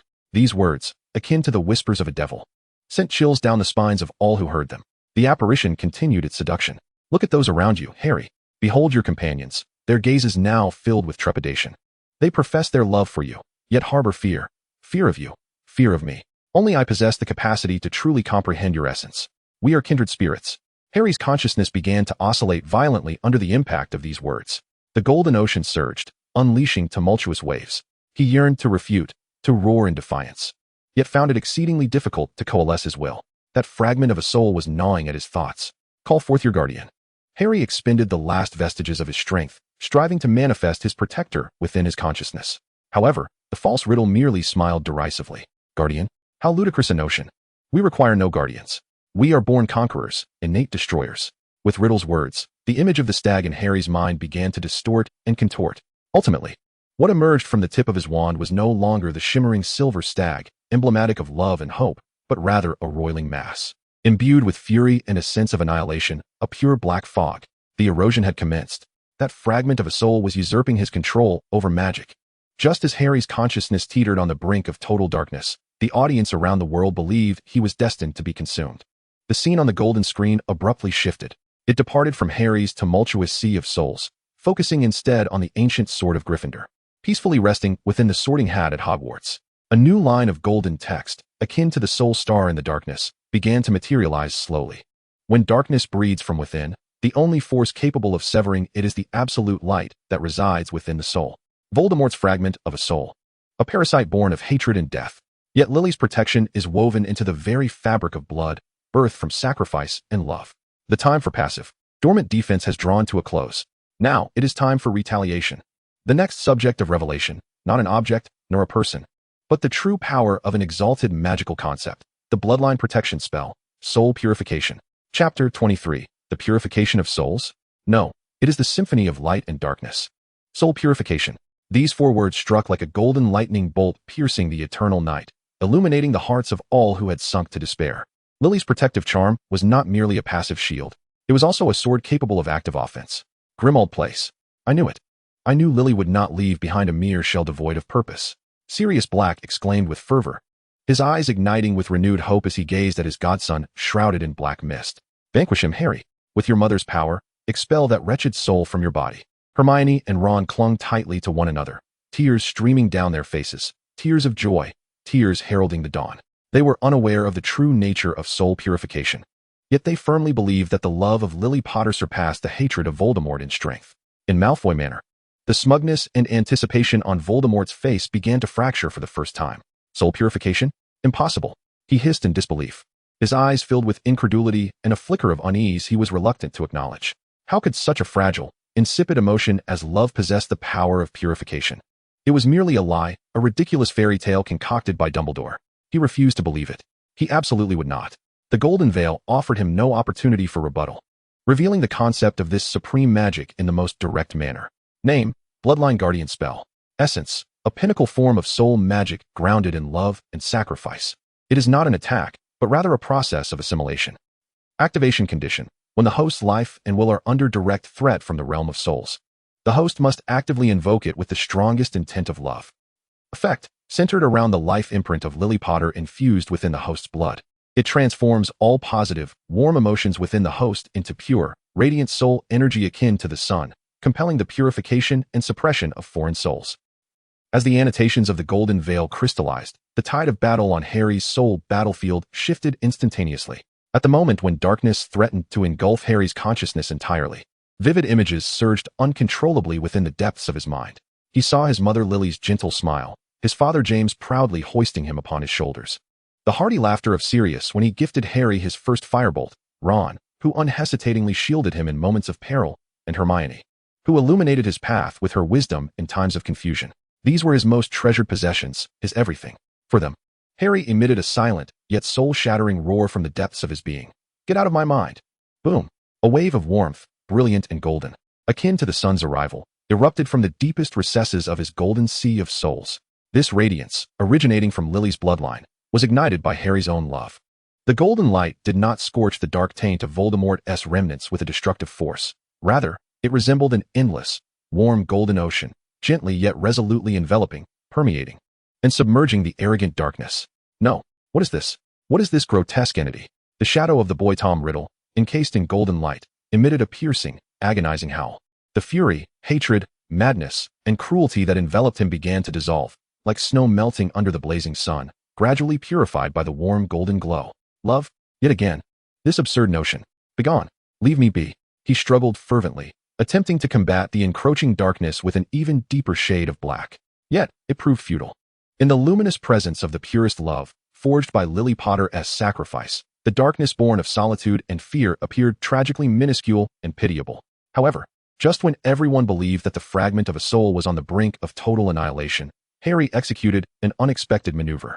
During the process of purification, he, for the first time, perceived the essence of this lingering soul from an absolutely serene, third-person perspective. He beheld Tom Riddle's lonely, unloved childhood in the orphanage, a pitiful existence yearning for attention. He witnessed the obsessive thirst for power, underpinned by a profound fear of death. He understood that this remnant was not merely pure evil. It was a distorted and sorrowful entity, twisted by a lifetime devoid of love. Simultaneously, he acutely sensed the innate gifts bestowed upon him by this fragment, the ability to speak Parseltongue, an extraordinary intuition for dark magic, and a feral reflex in combat. All these traits formed a part of him. A bold, even reckless thought surged uncontrollably within him. What if I do not seek to obliterate it entirely, but rather to harness it?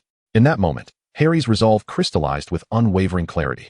He consciously wielded the golden light, no longer aiming for purification, but rather for suppression and control. The golden radiance ceased its attempt to dissolve the darkness. Instead, it became an invisible cage, continuously compressing, refining, and solidifying the shadow.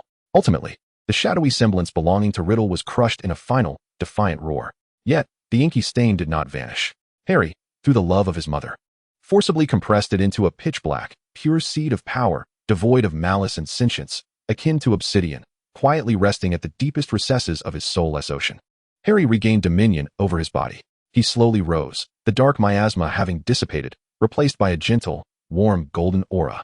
The scar upon his forehead no longer throbbed with pain. Instead, it radiated a soothing warmth. He felt as though he remained himself, yet something was undeniably different. His perception of magic, his understanding of power, seemed to have transcended into an unprecedented realm during that symphony of souls. Just when everyone believed that this harrowing internal crisis had reached its conclusion, the golden curtain of events abruptly shifted once more.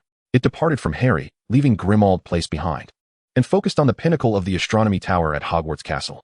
There stood a man with round spectacles and disheveled black hair, facing away from all. Perched at the edge of the tower, in his hand, he held not a wand, but rather, akin to a child toying with a coin. He played with a golden snitch, adorned with a pair of silver wings, fluttering incessantly. His figure bore a resemblance to Harry, yet his demeanor was imbued with a tranquil, ancient aura, as if he could perceive both the past and the future. A brand new proclamation, unfamiliar to all, emerged upon the golden screen. The Symphony of Souls.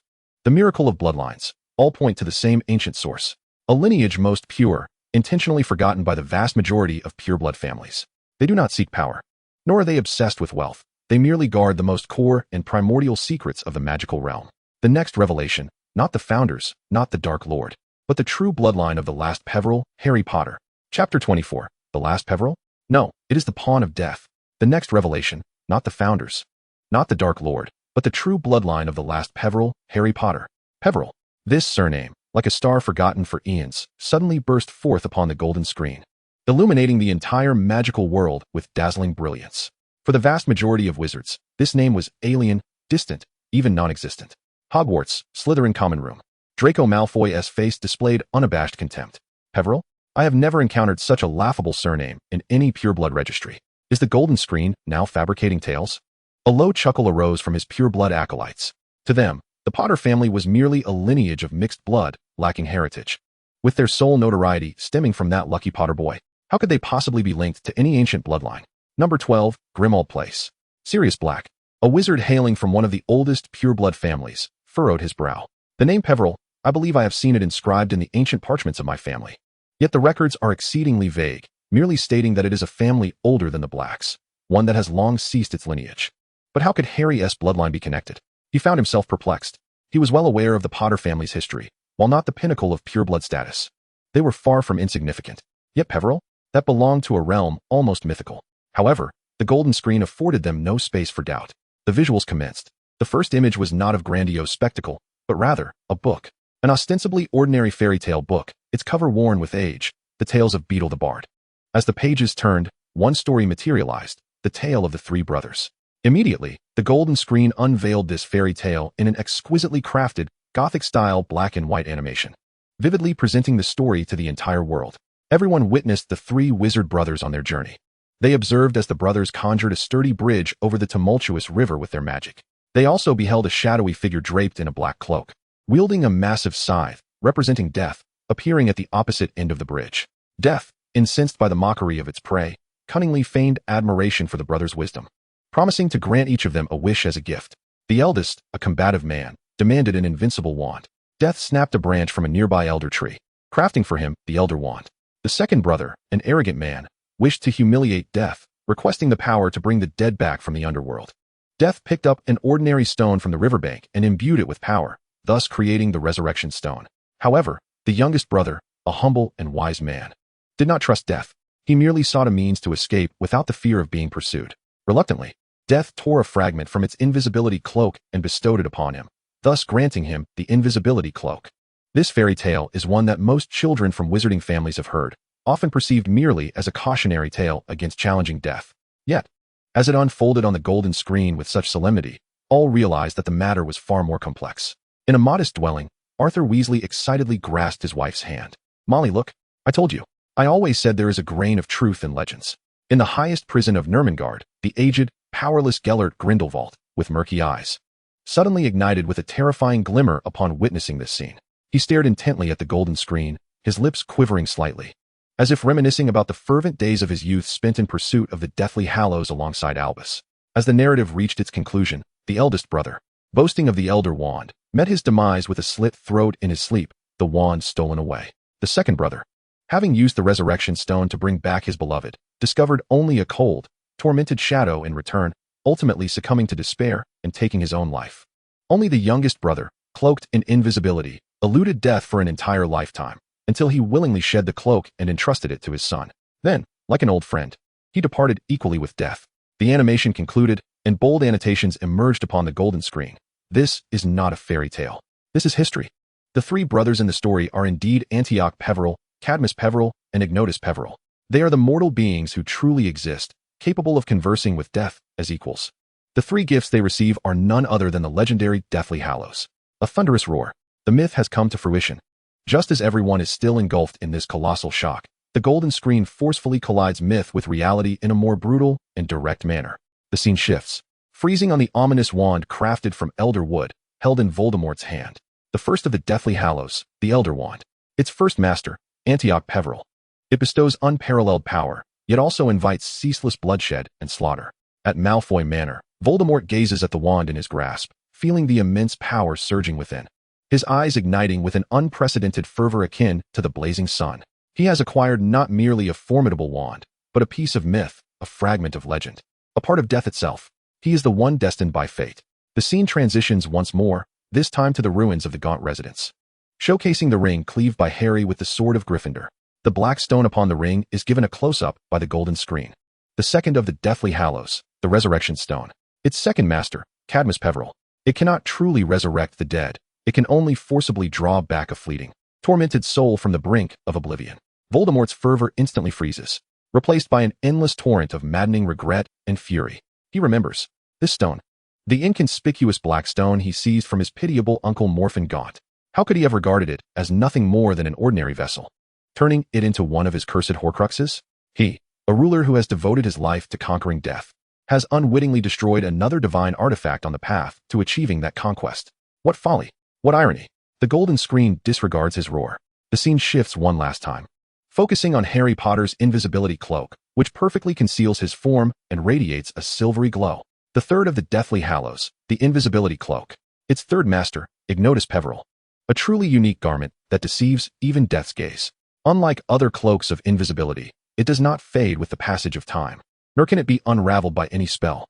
It has been passed down through the Peverell family, ultimately arriving in the hands of its sole legitimate heir, Harry James Potter. In this moment, the truth is utterly unveiled.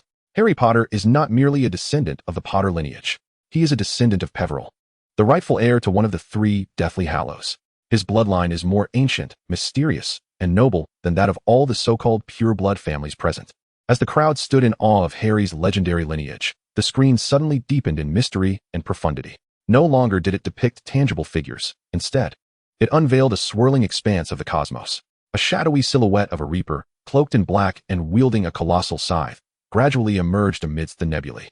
A line rich in philosophical contemplation materialized, sending a chill down the spine of all who beheld it. The Peverell brothers are the only mortals able to converse with death as equals. Yet, what they received was never a gift, but rather three fragments forcibly torn from the ultimate, irrevocable cosmic law of mortality. Nonetheless, this law cannot be truly vanquished. It returns to equilibrium in a manner that is both more just and more merciless. The next subject of exposure is not the relics, but the embodiment of the ultimate law of the magical realm, death itself. Chapter 25, The Manifestation of Law? No, the end of all things. Death. As these two words appeared on the screen, the entire magical world succumbed to an instinctual fear rooted in the deepest essence of life. Previously unveiled, whether powerful wizards, mysterious magical creatures, or intractable curses, all fell within the realm of comprehension. But now, the screen was poised to reveal death. Is it a concept? A deity? Or an incomprehensible existence? The unknown is the most terrifying of all. In the Great Hall of Hogwarts, students trembled in terror, some timid, ones even huddling beneath their tables. Merlin, it is to reveal death. What shall we behold? A gigantic skeleton? Will we be taken by the Reaper for glimpsing what should remain unseen? Panic spread through the crowd like a contagion. At Malfoy Manor, Voldemort's face exhibited none of its former emotions. No fervor, no regret, no fury remained. Only a profound focus, intermingled with fear and desire, persisted. His entire life had been a struggle against death. More than anyone else, he yearned to understand the nature of that which he opposed. What, precisely, is death? The screen did not display the skeletal figure one might expect. Instead, it revealed an endless, profound, swirling darkness of the cosmos.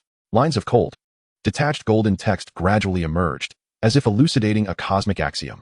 Death is not a deity endowed with self-awareness. It is the ultimate law of the universe, the inevitable shift from order to chaos. It represents the final dissipation of energy, the complete obliteration of memory, and the singular end of time. You may refer to it as the terminus. This explanation left all the wizards in a state of bewilderment and confusion. What is order and disorder? What does energy dissipation mean? Such terminology transcended their realm of understanding. Yet, Dumbledore, the wisest mind of this century, seemed to grasp something profound. He let out a long sigh, his eyes filled with a sense of relief. So it was like this. The Golden Veil continued to elucidate this ultimate concept in a more intuitive manner. The Peverell brothers did not encounter a tangible entity that night. By mere chance, they stumbled upon a rift in the laws of time and space, allowing their mortal forms to briefly glimpse the existence of the end. The so-called Deathly Hallows were not gifts from death. The Elder Wand was not a wand once wielded by death. It was a fragment of the power of finality forcibly extracted by Antioch Peverell from the laws of the end. Thus, it was invincible, for it inherently represented the conclusion of all battles. The Resurrection Stone did not resurrect souls. It was a powerful spell cast by Cadmus Peverell, pulling back a fading soul imprint from the brink of oblivion. However, an imprint does not equate to a soul. Therefore, what returned was merely a hollow shadow, filled with pain and sorrow. The Invisibility Cloak, on the other hand, was the most unique and remarkable of the three Hallows. It was not a force extracted from the end. Instead, it was a small fragment of disorderly spacetime created by the youngest brother, Ignotus Peverell, who, upon grasping part of the essence of the laws of the end, temporarily detached himself from the orderly rules of this world when donning the cloak, thereby briefly eluding the gaze of the end. He deceived the laws. The truth. At that moment, the ultimate truth regarding the Deathly Hallows was completely unveiled. They were not creations of deities, but rather the crystallization of mortal wisdom.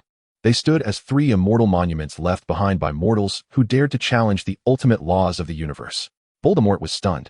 His proud pursuit of death, his deluded path to immortality through the fracturing of souls, appeared as trivial as a child building sandcastles by the sea when faced with the wisdom and courage of the Peverell brothers, who dared to confront and even deceive the laws. Naive, laughable, and utterly misguided. The very foundation of his theories, the pursuits of his lifetime, were, in that moment, ruthlessly shattered by the Golden Veil. Ultimately, it revealed Harry Potter's destiny. Due to the lineage of blood, Harry Potter, as a direct descendant of Ignotus Peverell, inherently possessed the power to create disorderly spacetime and deceive the laws. His ability to become one of Voldemort's Horcruxes stemmed from this unique bloodline, which could barely accommodate the fragment of Voldemort's soul, fiercely resisting the end. His survival against insurmountable odds can be attributed to the profound, sacrificial love that Lily Potter bestowed upon him, which resonated with the inherent power of deception coursing through his veins. Together, these forces conspired to defy the fatal finality embodied by the killing curse. Harry is, indeed, the quintessential miracle, a wondrous phenomenon born of love and wisdom, transcending the boundaries of life and death. As all present were overwhelmed by the grandeur of this magnificent cosmic law, their minds teetering on the brink of combustion, the golden screen abruptly shifted. The breathtaking expanse of celestial nebulae was replaced by the shadowy edge of the forbidden forest at Hogwarts. The imagery became eerie and distorted, revealing numerous skeletal, horse-like creatures with bat-like wings, their pupil-less eyes devoid of any warmth.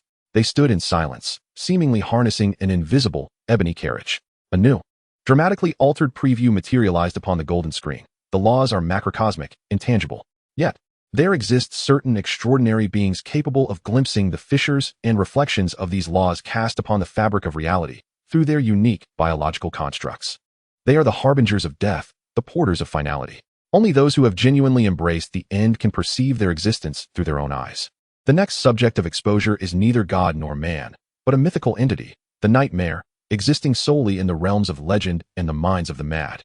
Traversing the threshold between life and death. Chapter 26. The Harbinger of Death? Nay, the Witness of Sorrow. This name swept through the entirety of the magical world like a chilling breeze from a graveyard. The golden screen once again snapped back from the vastness of the nebulae to the shadowy edge of the forbidden forest. The sky was overcast, the light dimmed.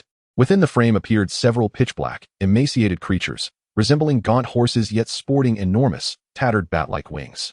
Their heads bore a draconic shape, and their eyes were hollow, unsettling voids of white.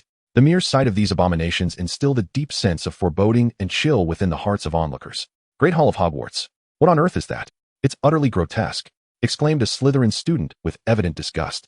I've heard of them. Another Ravenclaw student remarked, his complexion paling. My grandfather said that seeing such a creature heralds doom and death. They are omens of misfortune. Panic began to spread among the students. However, a perplexing scene unfolded. More than half of the students, including Ron Weasley, gazed at the golden screen with bewilderment. What are you all talking about? There's nothing on the screen. Isn't it just an empty space? Ron queried, confusion etched upon his face as he turned to Harry and Hermione. Number 12, Grimmauld Place. Sirius and Lupin, too, were unable to perceive anything. Yet Harry could distinctly see the presence of those ethereal beings. He recalled the astonishment and confusion he felt when he first encountered them. Pulling carriages at the beginning of his 5th year. At that time, everyone thought he had lost his mind. Now, the golden veil seemed poised to unveil the truth for him and these enigmatic creatures. Above the golden veil, annotations gradually materialized. Name, Thestral. Ministry of Magic Classification, X, Dangerous. Characteristics, non-corporeal existence. In other words, their presence resonates at a frequency distinct from the ordinary material world. Thus, for the vast majority of wizards, they are entirely invisible. Witnessing conditions. Only those who have witnessed death firsthand and have truly comprehended and accepted the concept of death at a profound level will experience a permanent alteration in their soul frequency, enabling them to penetrate the visual barrier and perceive their existence. Upon the revelation of this annotation, the entire magical world erupted in astonishment. So it was not an illusion, nor a curse, but a resonance of frequencies. Those students who could not see the Thestrals instinctively breathed a sigh of relief, yet were soon overtaken by a complex gaze towards their classmates who could. Each individual capable of seeing them signified that a part of their life had been irrevocably claimed by death. The imagery on the golden veil began to elucidate the principle of this resonance, devoid of intricate magical theories. It simply shifted the focus to a girl, one with long, pale golden hair, an ethereal gaze, and an extraordinary aura. Luna Lovegood from Ravenclaw. In the scene, Luna stood alone at the edge of the forbidden forest, extending her hand. Cradling a bright red apple, a young Thestral cautiously emerged from the woods and approached her. Its hollow white eyes gazed quietly at Luna, who exhibited no trace of fear. She merely smiled and spoke in a soft, dreamlike murmur. You're hungry, aren't you? Gently, she caressed the Thestral's cold, leather-like skin. They all think you look frightening and regard you as ominous. Her eyes, clear and sorrowful, seemed to penetrate the essence of the world. But I find you not frightening at all, do I? Just a bit lonely. I believe you can sense that we are alike. We are the same. This whispered sentiment flowed warmly through the hearts of all present. Those who had once mocked Luna, as the mad girl, fell silent in that moment. For the first time, they seemed to grasp the tender, delicate, and transparent soul that lay behind her seemingly erratic behavior. She was not mad. She merely perceived a reality that was more authentic and sorrowful than theirs. At that moment, the golden veil provided the final definition of the Thestral. They are not messengers of death. They silently accompany those who have witnessed death firsthand. They are not omens of misfortune. They are merely the gentlest and loneliest witnesses to sorrow in this world. The truth is revealed. The stigma surrounding the Night Steed is thoroughly cleansed in this moment. All who can behold them, including Harry and Neville, feel a gentle stirring in a tender place within their hearts. They are not alone after all. Just as everyone is moved by the truth of this magical creature, the image on the golden screen suddenly shifts once more. It focuses on the castle of Hogwarts. On an ancient classroom long abandoned and sealed for centuries. The blackboard still bears the remnants of faded chalk inscriptions. Among them, a peculiar symbol remains distinctly preserved, a circle enclosing an equilateral triangle, with a straight vertical line piercing through its center. The mark of the Deathly Hallows. Hermione Granger gasps upon seeing this symbol. This symbol, I have seen it in the book left to me by Dumbledore. A line of perplexing, fresh foretelling emerges upon the golden screen. When the laws are scrutinized, when death is witnessed, there are always some souls in pursuit of truth, striving to comprehend, deduce, or even exploit it. Throughout the millennia of Hogwarts history, countless secret societies have emerged, each seeking different ultimate truths.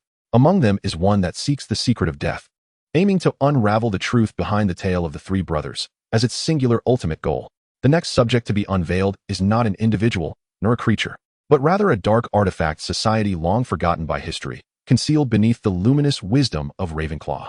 Chapter 27. The Society of Wisdom? No, it is the Prisoners of Truth. The Artifact Society. This name resonates with wisdom, mystery, and a hint of danger. It is like a stone cast into the surface of a lake, instantly arousing the curiosity of the entire magical world, especially the students and faculty of Hogwarts. Could there truly be such a secret society hidden within Hogwarts? In the Ravenclaw common room, students erupt in uncontrollable gasps of astonishment and pride. The Artifact Society. Goodness, right in our house. I knew it. Only we Ravenclaws possess the intellect and courage to seek ultimate truths. How splendid. This is far more impressive than Slytherin's Chamber of Secrets. They take great pride in the existence of such an esteemed secret within their house. In the Hogwarts headmaster's office, however, Dumbledore's expression reveals a complex mix of admiration and regret. Alas, those poor yet admirable children. Professor Flitwick, the head of Ravenclaw, inquires with confusion, Albus, are you familiar with this society? I have heard whispers, he replies. Dumbledore sighed, reflecting on a group of the most brilliant minds in the history of Hogwarts. Regrettably, they ultimately became lost in the very truths they sought. The golden veil corroborated Dumbledore's assertion as the scene focused on a forsaken classroom. Bathed in the luminous glow of the golden veil, long-buried memories were revived. The classroom regained its appearance from centuries past, its walls adorned with intricate research diagrams concerning death, the soul, and ancient runes, alongside a meticulous textual analysis of the tale of the three brothers. A gathering of students clad in Ravenclaw's azure robes, their eyes shimmering with the light of wisdom, engaged in fervent discussion. Name, the Relics Research Society. Founder, Isolde Ravenclaw, the niece of Rowena Ravenclaw, a witch with remarkable talent in logical deduction and ancient magical literature. Membership criteria, exclusively for the most astute and daring students from across the ages of Ravenclaw House, who have passed the triple wisdom trials. The subsequent scene left everyone in awe of their intellectual prowess. The golden veil unveiled the research notes of these prodigies. With no external information and devoid of any exposure from the golden veil, they deduced astonishing conclusions merely by analyzing the logical fallacies within the text of the tales of Beedle the Bard, juxtaposing them with historical accounts of renowned wizard duels spanning centuries in Europe, and examining the fragmented genealogies of ancient pureblood families. One note stated, through data comparison, in every recorded duel throughout history that concluded with a single fatal blow, the locations and timings corresponded with the trajectory of a legendary wand associated with death, with a remarkable overlap of 97.3%. Thus, it can be inferred that the Elder Wand is indeed real. Another note depicted the genealogy of the Gaunt family. Annotated with, the Gaunt family, descendants of Slytherin, commonly exhibit symptoms of mental instability and an obsessive fixation on the deceased. This bears a striking resemblance to the fate of the second brother, Cadmus, in the tale of the three brothers. There are grounds to suspect that the Resurrection Stone once belonged to the Gaunt family. Yet another note brimming with philosophical musings read, regarding the invisibility cloak. All known magical theories fail to explain its permanent efficacy and immunity to all spells. This inexplicability itself serves as the strongest evidence of its transcendence beyond the existing magical framework. These students from centuries ago, relying solely on the resources of the library and their intellect, nearly unraveled the entirety of the truth surrounding the Deathly Hallows. Grimmauld Place. Hermione Granger gazed at the rigorous deductions, akin to modern academic papers, her face alight with an almost obsessive adoration. Oh my goodness, they achieved all of this purely through logic and literature. This is truly extraordinary. This is the epitome of pure wisdom. She felt that had she been born in that era, she would have spared no effort to join this remarkable society. Hogwarts. The students of Ravenclaw erupted into thunderous cheers, filled with immense pride for their esteemed house. Meanwhile, students from other houses, including Slytherin, regarded these brilliant scholars with a profound and genuine awe. However, just as everyone marveled at the wisdom of these prodigies, the tone of the golden curtain shifted dramatically, turning cold and sorrowful. It began to reveal the fates of the later members of the Research Society. One member, in pursuit of the Elder Wand's clues in Eastern Europe, ventured alone into the Black Forest of Bulgaria. Ultimately, his lifeless body was discovered a week later, his research notes reduced to ashes. Another member, consumed by an obsession with the Resurrection Stone's power, endeavored to blend the energy of a Dementor with his most painful memories to create an artificial soul. The result was a disastrous backlash of overwhelming negativity and sorrow, driving him to madness, transforming him into a lifeless husk that could only mutter the name of his long-deceased beloved by the shores of the Black Lake. The final member, the most gifted president of the society, attempted to replicate the chaotic properties of the invisibility cloak using advanced spatial magic. A minuscule error in his calculations precipitated the instantaneous collapse of the spatial model. He was ensnared within an unstable rift in space, vanishing without a trace. The golden curtain pinned the epitaph for these geniuses. They possessed the wisdom to glimpse the truth, yet lacked the strength to bear its cost. They believed they were in pursuit of truth. Unbeknownst to them, they had long since become prisoners of their own desires. This tragic conclusion enveloped all in silence. It became evident that the culmination of wisdom does not necessarily lead to enlightenment. It may also herald destruction. The images on the golden curtain ultimately lingered in an abandoned classroom, revealing that the deranged member, before losing his sanity entirely, had inscribed their society's most significant discovery, an incomplete ritual on how to temporarily suppress the activity of Horcruxes using moonlight and unicorn tears into the diadem of Ravenclaw. He naively believed that the wisdom of the diadem could aid a future genius in completing this ritual. As everyone lamented the tragic fate of this scholarly society and felt a flicker of hope at the new lead regarding the ritual to suppress Horcrux activity, the golden curtain suddenly plunged into darkness. An all-consuming chill, akin to death itself, enveloped the world. A chilling voice, neither male nor female, as if echoing from the depths of the underworld, resonated clearly in the minds of all. To study death? Laughable, base mortals. You know nothing of true immortality. Some existences have long transcended the fragile boundaries of life and death. They are neither alive nor dead. They merely exist. The next subject of exposure, not a wizard, not a creature, but the highest echelon of undead constructs within the magical realm, the immortal King Lich, surpassing even the soul vessels. This foreboding announcement, accompanied by a haunting, androgynous narration, gripped the very heart of the magical world with an invisible force. A lich? What manner of being is this? A novel and previously unheard term. Yet, from the descriptions of the highest level, the undead sovereign, and the transcendence over soul vessels, a suffocating aura, more terrifying than that of Voldemort, wafted through the air. At Hogwarts, in the library, Hermione Granger instinctively rushed towards the shelves, eager to glean even a fragment of information regarding liches from the vast sea of tomes. However, her hopes were dashed. Neither potent potions, revelations of advanced dark magic, nor classification of the undead contained any mention of this term. This absence confirmed that the entity's level was so elevated that it did not even warrant documentation. At Malfoy Manor, Voldemort's visage contorted with profound bewilderment and a hint of offended ire. Surpassing soul vessels? What nonsense is this? The soul vessel was he, the illustrious heir of Slytherin, an unparalleled invention that eclipsed all ancient dark wizards. It was the sole truth leading to immortality. How could there exist something more exalted than his magnum opus? Nonsense. He coldly uttered those 4 words, attempting to conceal the flicker of uncontrollable curiosity and unease within. The golden screen left no room for delusion. The unfolding imagery did not present any specific character or creature, but rather a series of ancient, intricately designed alchemical arrays inscribed in long frozen, dark red blood upon the hide of some unknown creature. The precision and peculiarity of these formations sent shivers down the spine of even Severus Snape, a master of potions. Name: Lich. Definition: a type of undead sovereign that undergoes an ultimate ritual, intricately complex and merging soul magic, life alchemy, and the principles of celestial motion, to wholly transmute its own soul and life form into a state of pure energy. Note: this ritual has been attempted by only a handful of exceptionally gifted, wise, and resource-rich wizards throughout documented magical history. The successful few are exceedingly rare. Merely a definition left all in a state of breathlessness. This was no ordinary dark magic. It was an endeavor to manipulate the foundational rules of the world. Subsequently, the golden screen began to elucidate the characteristics of the Lich. Each point served as a merciless rebuke to Voldemort's so-called immortality. Characteristic 1. A complete soul, the singular vessel of life. The initial step of the Lich transformation ritual is not, as some crude imitations would suggest, a brutal tearing of one's soul, leading to a distortion of the mind and a diminishment of power. On the contrary, it requires the practitioner to employ an ancient technique known as soul meditation, through which one's complete soul is peacefully and resolutely extracted from the corporeal form, flawlessly and without injury. This potent and intact soul is then stored within a unique magical vessel crafted from exceedingly rare materials, referred to as the soul box.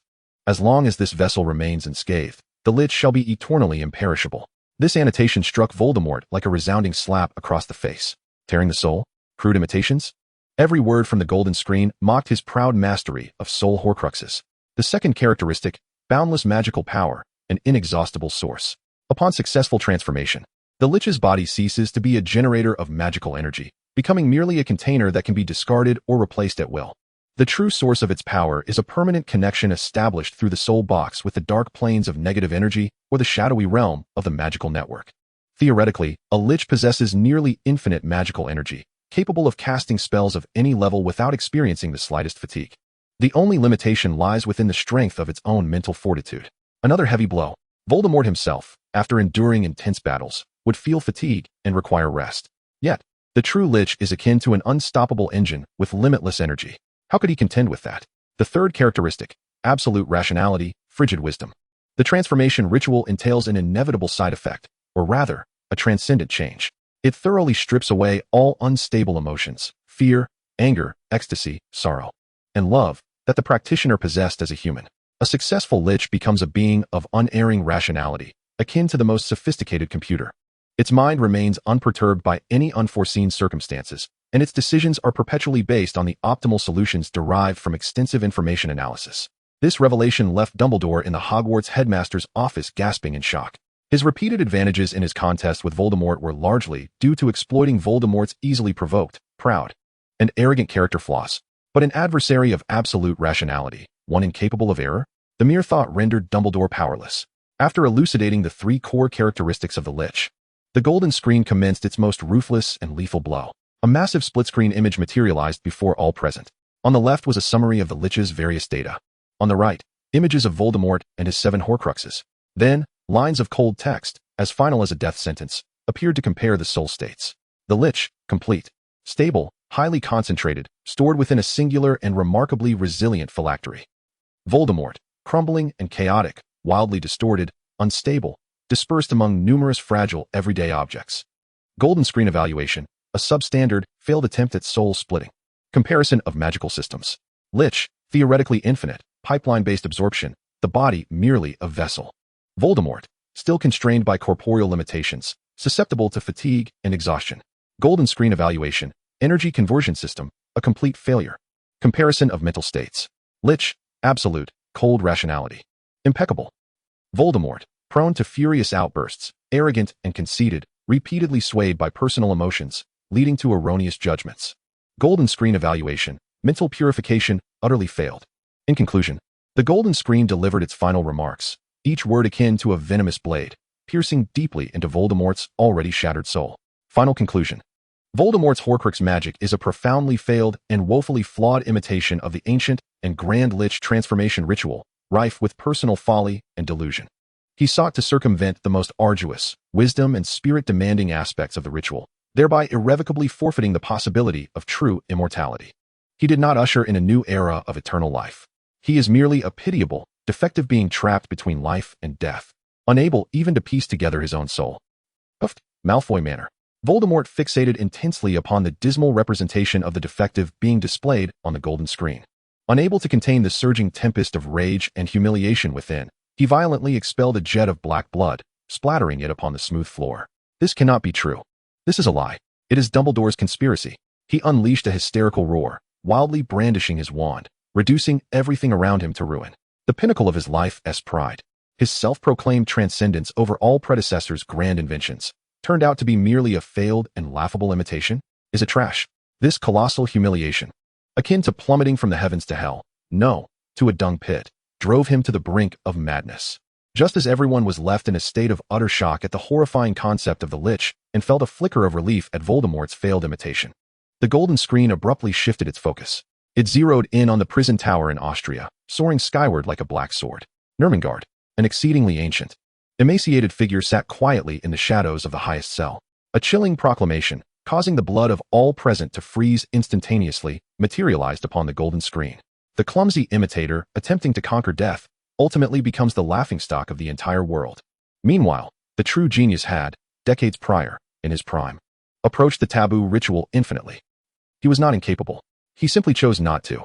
The next subject of exposure, if he desired, he would have long ascended the path of lichdom as Gellert Grindelwald. Chapter 29. Is this not our esteemed headmaster?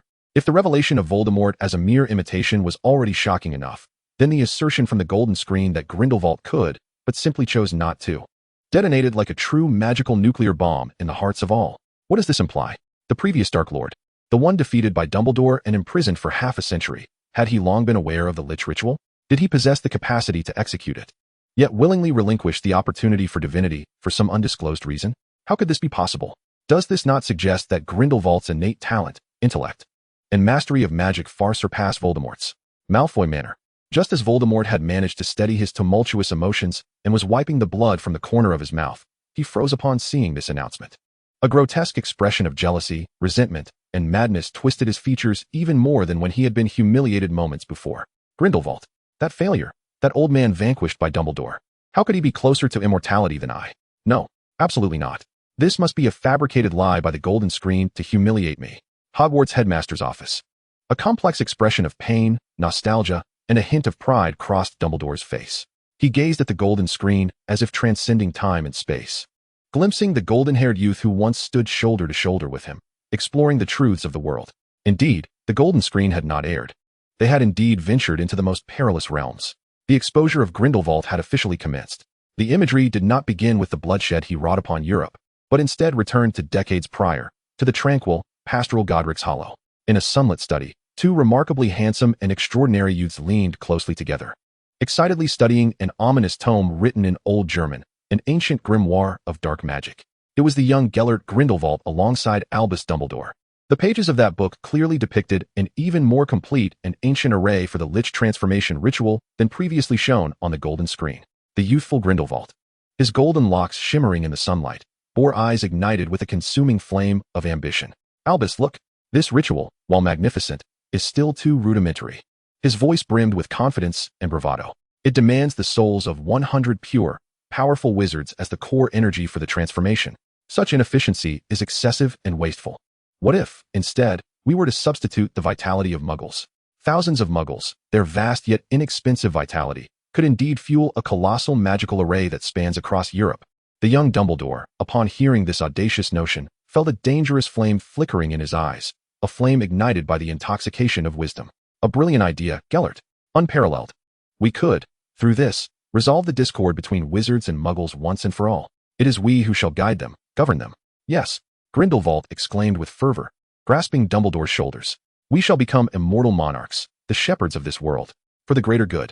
The two youths exchanged a knowing smile, as if the entirety of existence was firmly within their grasp. This scene plunged the entire magical realm into a profound silence. Everyone gazed in astonishment at the image of the young Dumbledore, who had once been equally enchanted by madness, fervently declaring his desire to dominate the Muggles. Hogwarts, Great Hall. All the faculty and students could hardly believe their eyes. The embodiment of wisdom, kindness, and justice, the great white wizard Dumbledore, had once harbored such a dark and frenzied side. Was this truly their esteemed headmaster? Grimmauld Place. Members of the Order of the Phoenix felt their faith shatter in that moment. They had always believed Dumbledore to be a natural beacon of light. Little did they know, he had once danced at the precipice of darkness alongside the Dark Lord. The golden screen advanced swiftly, revealing the well-known tragedy that changed everything. Ariana Dumbledore's untimely death amidst the chaos of their struggle. It also depicted the irrevocable rift between Dumbledore and Grindelwald. The image showed Grindelwald alone, wielding the invincible Elder Wand, leaving Britain in a daze. He began to impose his terrifying dominion across the European continent, becoming the first Dark Lord. The golden screen illustrated that during Grindelwald's conquest of Europe, he effortlessly gathered all the necessary elements to complete the Lich ritual he had once envisioned with Dumbledore. A city of Muggles, enslaved by his magic, with a population in the tens of thousands, and countless precious magical materials, plundered from his enemies, amassed in towering piles. On a stormy night, Grindelwald stood atop the Black Tower of Nurmengard, which he had constructed with his own hands. All was in readiness. He merely needed to utter the final transmutation incantation to become the world's first, perhaps the only, truly immortal monarch. He raised the Elder Wand, and the dark sky roared with thunder and lightning, as if heralding the birth of a new deity. Yet, as he gazed at the wand, he hesitated to speak. What emerged in his mind was not the glorious vision of reigning supreme as the god of immortality, but a singular face. A visage adorned with tears, handsome yet steeped in disappointment, anguish, and resolution. That was the countenance of Albus Dumbledore. Ultimately, Grindelwald emitted a prolonged sigh, laden with endless resentment and self-mockery. He waved his wand, and in an instant, the monumental ritual array, capable of rewriting the annals of history, along with all the precious magical materials, turned to mere ashes. He relinquished his ambitions. The annotations upon the golden screen gradually materialized, unveiling the reasons behind his abdication. It was not that he could not, but rather that he would not. For deep within his soul, he understood better than anyone else. Once he became that soulless, emotionless, and amnesiac lich. The unique bond that once existed between him and Albus Dumbledore, which was indelibly etched in the depths of their souls, would vanish completely, forever. To preserve that fragment, perhaps now reduced to nothing but an endless lament, he chose to forego divinity.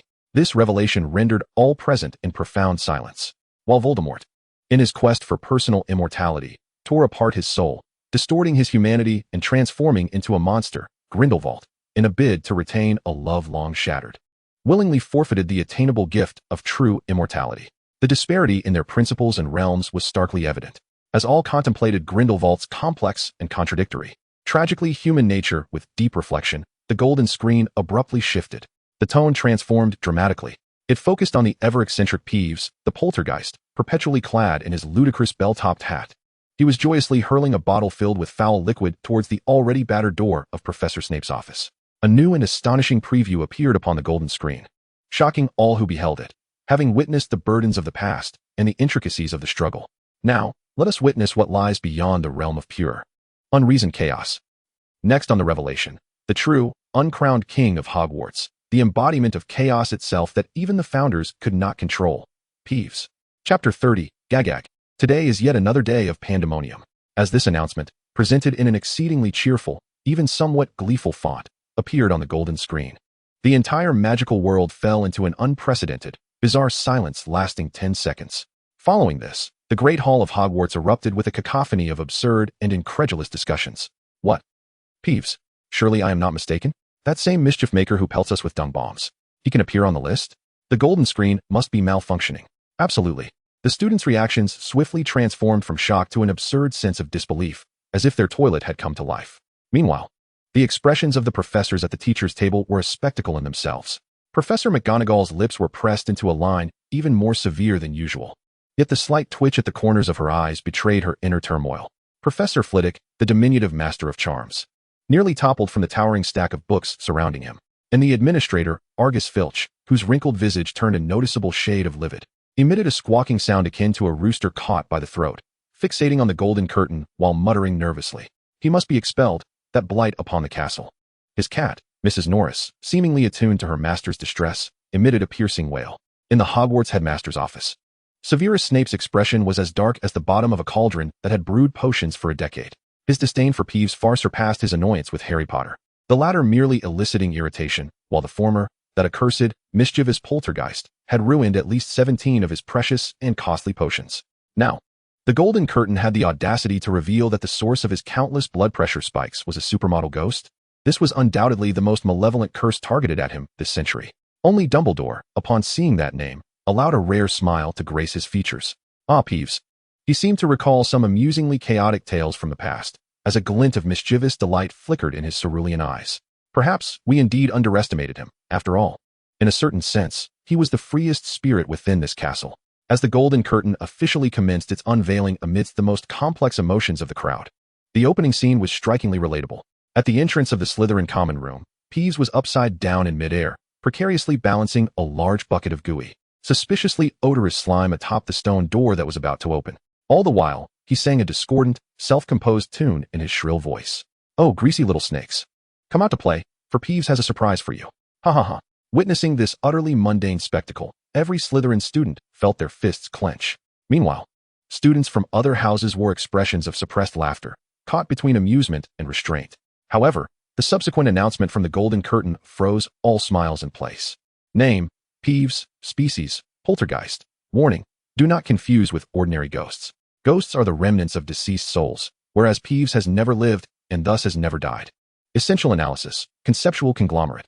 Peeves' existence did not arise from any known life form. He embodies the tumultuous energy of countless students' adolescence, the rebellion against rigid regulations, and the innocent yet mischievous spirit that has accumulated since the establishment of Hogwarts Castle a millennium ago. These chaotic notions intertwine with the castle's ancient magic, giving rise to a singular, living concept of magic itself. Upon the revelation of this annotation, a profound silence enveloped the entire magical world. What is this? A conglomeration of magical concepts? What on earth is this? Hermione Granger's mouth fell agape. Her mind, a repository of knowledge rivaling that of the entire Hogwarts library, seemed to momentarily malfunction. This transcended all known realms of magical biology. It was an utterly irrational existence. Then came the most despairing trait that the Golden Veil could unveil. Trait, absolutely indestructible. Exempt from rules. As it is not a life form, it cannot be slain by any known physical or magical means. Being a part of the Castle-esque concept, it cannot be banished from Hogwarts by any spell. As long as Hogwarts Castle stands. And as long as generations of students harbor an unquenchable desire for mischief and chaos within their hearts, Peeves shall remain eternally indomitable. Boom! This annotation struck the caretaker, Filch, like a thunderbolt, sending him reeling backward, his eyes rolling, froth spilling from his mouth, as he blissfully fainted. Eternally indomitable? This signified that the protracted and monumental conflict between him and Peeves would continue without end, until the very end of his life. It was nothing short of the most vicious and cruel life sentence imaginable. To further substantiate Peeves' insurmountability, the Golden Veil tenderly played a rapid montage of the tribulations faced by Hogwarts' various headmasters throughout the ages. In one scene, a bearded headmaster from the medieval era attempted to seal Peeves within a crystal ball using the most potent eternal binding curse of the time. The result? Peeves rampaged through the castle with the enormous, shimmering crystal ball, smashing the doors of all 3 house common rooms to smithereens. Ultimately, finding the crystal ball too cumbersome, he oozed out of what appeared to be an impenetrable barrier of spellbinding light, leaving the befuddled headmaster in disarray amidst the wreckage. In another scene, a headmistress clad in opulent Victorian attire summoned a master exorcist from the mysterious East, reputed to tame all manner of supernatural beings. The master set up an elaborate array of spells in the Great Hall. Yet, Peeves pilfered 3 razor-sharp carving knives from the kitchen, enchanted them with a flight spell, and pursued the hapless master from the 1st floor to the lofty heights of the astronomy tower on the 8th floor. In the end, the exorcist, bruised and battered, fled England by boat, vowing to the heavens that he would never again wish to hear the name Hogwarts. Even the youthful Albus Dumbledore was not spared from such mischief. In the scene, the venerable Dumbledore, with his flowing white hair, endeavored to reason with Peeves using his wise and gentle words. However, while feigning attentiveness, Peeves stealthily transformed a vast bowl of vividly colored cockroach candies, intended for guests in the headmaster's office, into a writhing mass of enormous, slimy toads. By the time Dumbledore realized what had transpired, he found himself utterly inundated by a cacophony of croaking amphibians. This spectacle, reminiscent of a public execution, erupted into an uproar of laughter among the Hogwarts students, while the professors, unable to bear the sight, discreetly covered their faces in embarrassment. It was not that Filch lacked competence. The adversary they faced was simply beyond their dimension, just as everyone presumed Peeves to be merely a bothersome prankster. The tone of the narrative shifted dramatically, becoming both stirring and poignant. The scene transitioned to the previous year, during the dark reign of Dolores Umbridge, characterized by her pink terror, as the Weasley twins left behind a vast, portable swamp within the castle, soaring on their broomsticks towards freedom. Fred Weasley issued a final rallying cry towards the castle. Peeves, show her what we're made of. What followed ignited fervor in the hearts of all. Peeves, the raucous poltergeist who dared to mock even Dumbledore, astonishingly rendered a graceful military salute towards the retreating figures of the Weasley twins. He then turned, his face alight with a maniacal and exultant grin as he embraced this legacy.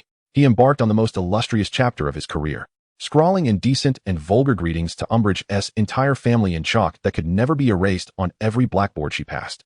He hurled 2 colossal ink bottles, filled with eternal ink, with precision akin to guided missiles, directly onto Filch's bald head. He dismantled a long, jewel-encrusted ceremonial staff from the armor and relentlessly pursued Umbridge through the castle's corridors, delivering blows while belting out his impromptu epic battle hymn, titled The Tragic End of the Pink Toad, in his off-key voice. In that moment, Hogwarts transformed into a chaotic hell, driven to the brink of madness by Peeves alone, leaving Umbridge utterly unhinged. The Golden Curtain then provided a profound thematic commentary. When order itself becomes a form of evil, chaos emerges as the noblest and purest virtue in this world.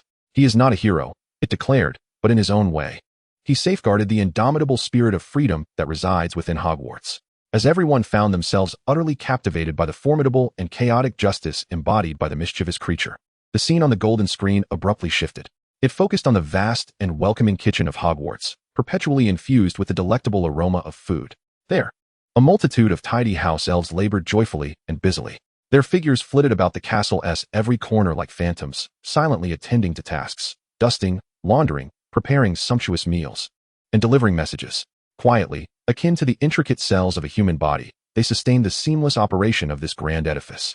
A new and thought-provoking announcement materialized upon the golden screen. Chaos is the clamor of this castle's incessant fade. Yet, order lies within its warm, unrecognized core. There exist beings, omnipresent yet easily overlooked by all. They uphold the stability of the entire magical society, yet reside in the most humble, shadowy recesses of the social hierarchy. Their magic diverges entirely from the wands of wizards. In certain respects, it is even more potent, more liberated, and more astonishing. The next subject of exposure is not an individual, but a divinely enslaved race, the House Elves. Chapter 31. The Subservient Servants? No, the Loopholes of Rules. The Enslaved Deity. This title, rife with contradiction and impact, struck like a depth charge into the tranquil waters of a lake, instantly stirring endless waves within every wizard's heart. House Elves? Deities? How could these incongruous terms possibly intertwine? In the Slytherin common room at Hogwarts, Pansy Parkinson erupted into exaggerated laughter, her sharp voice ringing out. Has the golden screen truly run out of worthy subjects to expose? Now it turns to a gaggle of despicable, hideous servants? What is next? A revelation about Filch's foul-smelling cat? Many pure-blood students around her mirrored her disdainful expressions. In their worldview, house elves were akin to the furniture in their homes, property, tools, unexpected presents. They could not fathom any relationship between such beings and divinity. At Malfoy Manor, Lucius Malfoy's expression soured upon seeing the title. Instinctively, he recalled the creature once belonging to his household, a certain Dobby. He remembered the impenetrable basement of Malfoy Manor, adorned with various curses and defensive enchantments, where that little creature had merely snapped his fingers and vanished into thin air with Harry Potter and his companions. That method, the way it disregarded all defenses, still eluded Lucius's comprehension. In the Hogwarts kitchen, hundreds of house elves paused in their tasks. They lifted their heads, gazing with their enormous, tennis ball-like, glistening eyes, filled with a mixture of bewilderment and fear, at the golden screen on the kitchen ceiling, visible only to them. Are we to be exposed? Among them, Dobby, the free-spirited house elf adorned with numerous hats, trembled with excitement. He clutched his knees tightly, his eyes brimming with tears and anticipation. Would the great friends of Harry Potter finally reveal the truth about house elves to the world? The golden screen did not disappoint his expectations. The scene commenced. The very first shot left all wizards astounded. In the frame, Dobby hurried to warn Harry Potter before Lucius Malfoy arrived. With a mere blink, he vanished from the drawing room of Malfoy Manor. In the next moment, he silently appeared in Harry's boys' dormitory within Gryffindor Tower at Hogwarts. This transition occurred so swiftly that it elicited not the slightest ripple of magical disturbance. This spectacle plunged the entire magical world into a profound silence. Hogwarts. The very name evokes the consensus as the safest place in all of Britain for centuries. A castle fortified with the most potent anti-apparition charms. Impervious even to the likes of Voldemort and Dumbledore attempting to apparate from the outside. Yet now, a house elf could so effortlessly come and go. As if traversing his own backyard? How could this be possible? The golden screen provided a stark, irrefutable explanation.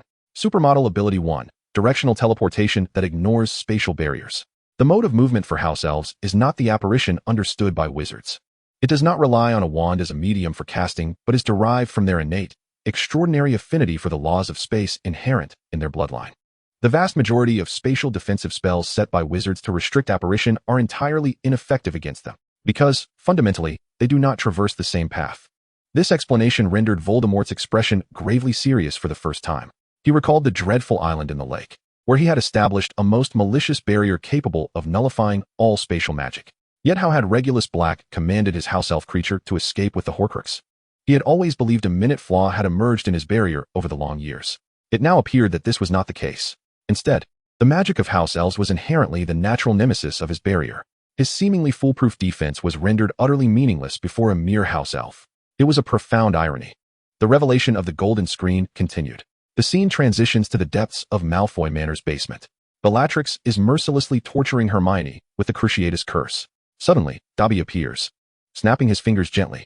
With a resounding crack, Lucius Malfoy's ornate wand, adorned with a serpent's head, is wrenched from his grasp as if seized by an invisible hand. He snaps his fingers again, and with another sharp crack, the grand crystal chandelier above crashes down, its fixed iron chains severed, plummeting towards Bellatrix's head and creating utter chaos. In the end, as Bellatrix, infuriated and humiliated, hurls a silver dagger towards their vanishing form, Dobby has already transformed into a mere wisp, clutching Harry and his friends. The poisoned dagger can only impotently pierce the empty air, embedding itself in the vacant wall. Ability of the house elf. Wandless magic and extraordinary reflexes. House elves can effortlessly perform most spells that wizards require a wand to execute, such as disarming, binding, and manipulating objects. Their casting speed relies solely on a thought, and their reaction time far surpasses that of most wizards' dynamic vision. This series of revelations leaves the pureblood wizards, who once looked down upon house elves, feeling a stinging humiliation. They had always considered themselves the exalted masters, yet now it appears that these so-called servants each possess terrifying powers capable of easily ending their lives. This raises a profound question. Why would a race endowed with such formidable abilities willingly endure centuries of subjugation by the Wizarding Society? The narrative unveils the most tragic and cruel truth behind this reality. House elves are not enslaved due to their weakness. On the contrary, it is precisely because their powers were excessively potent in ancient times, even threatening to the dominance of wizards, that ancient wizards conspired to impose a malicious blood pact curse upon them, forcibly branding the concepts of loyalty and obedience like shackles into the very souls and bloodlines of every house elf. The scene shifts to Dobby, who, having defied the Malfoy family's orders, violently strikes his head against the wall and sears his hands with a hot iron in a display of torment. This brutal pact renders them incapable of disobeying any direct command from their masters. Even a mere thought of disloyalty triggers an excruciating self-punishment mechanism rooted in their souls. The sole means of breaking the shackles that have accompanied their race through centuries of blood and tears is for their master to personally gift them a piece of clothing. This revelation leaves everyone in stunned silence, especially Hermione Granger, trembling with excitement, tears streaming uncontrollably down her face.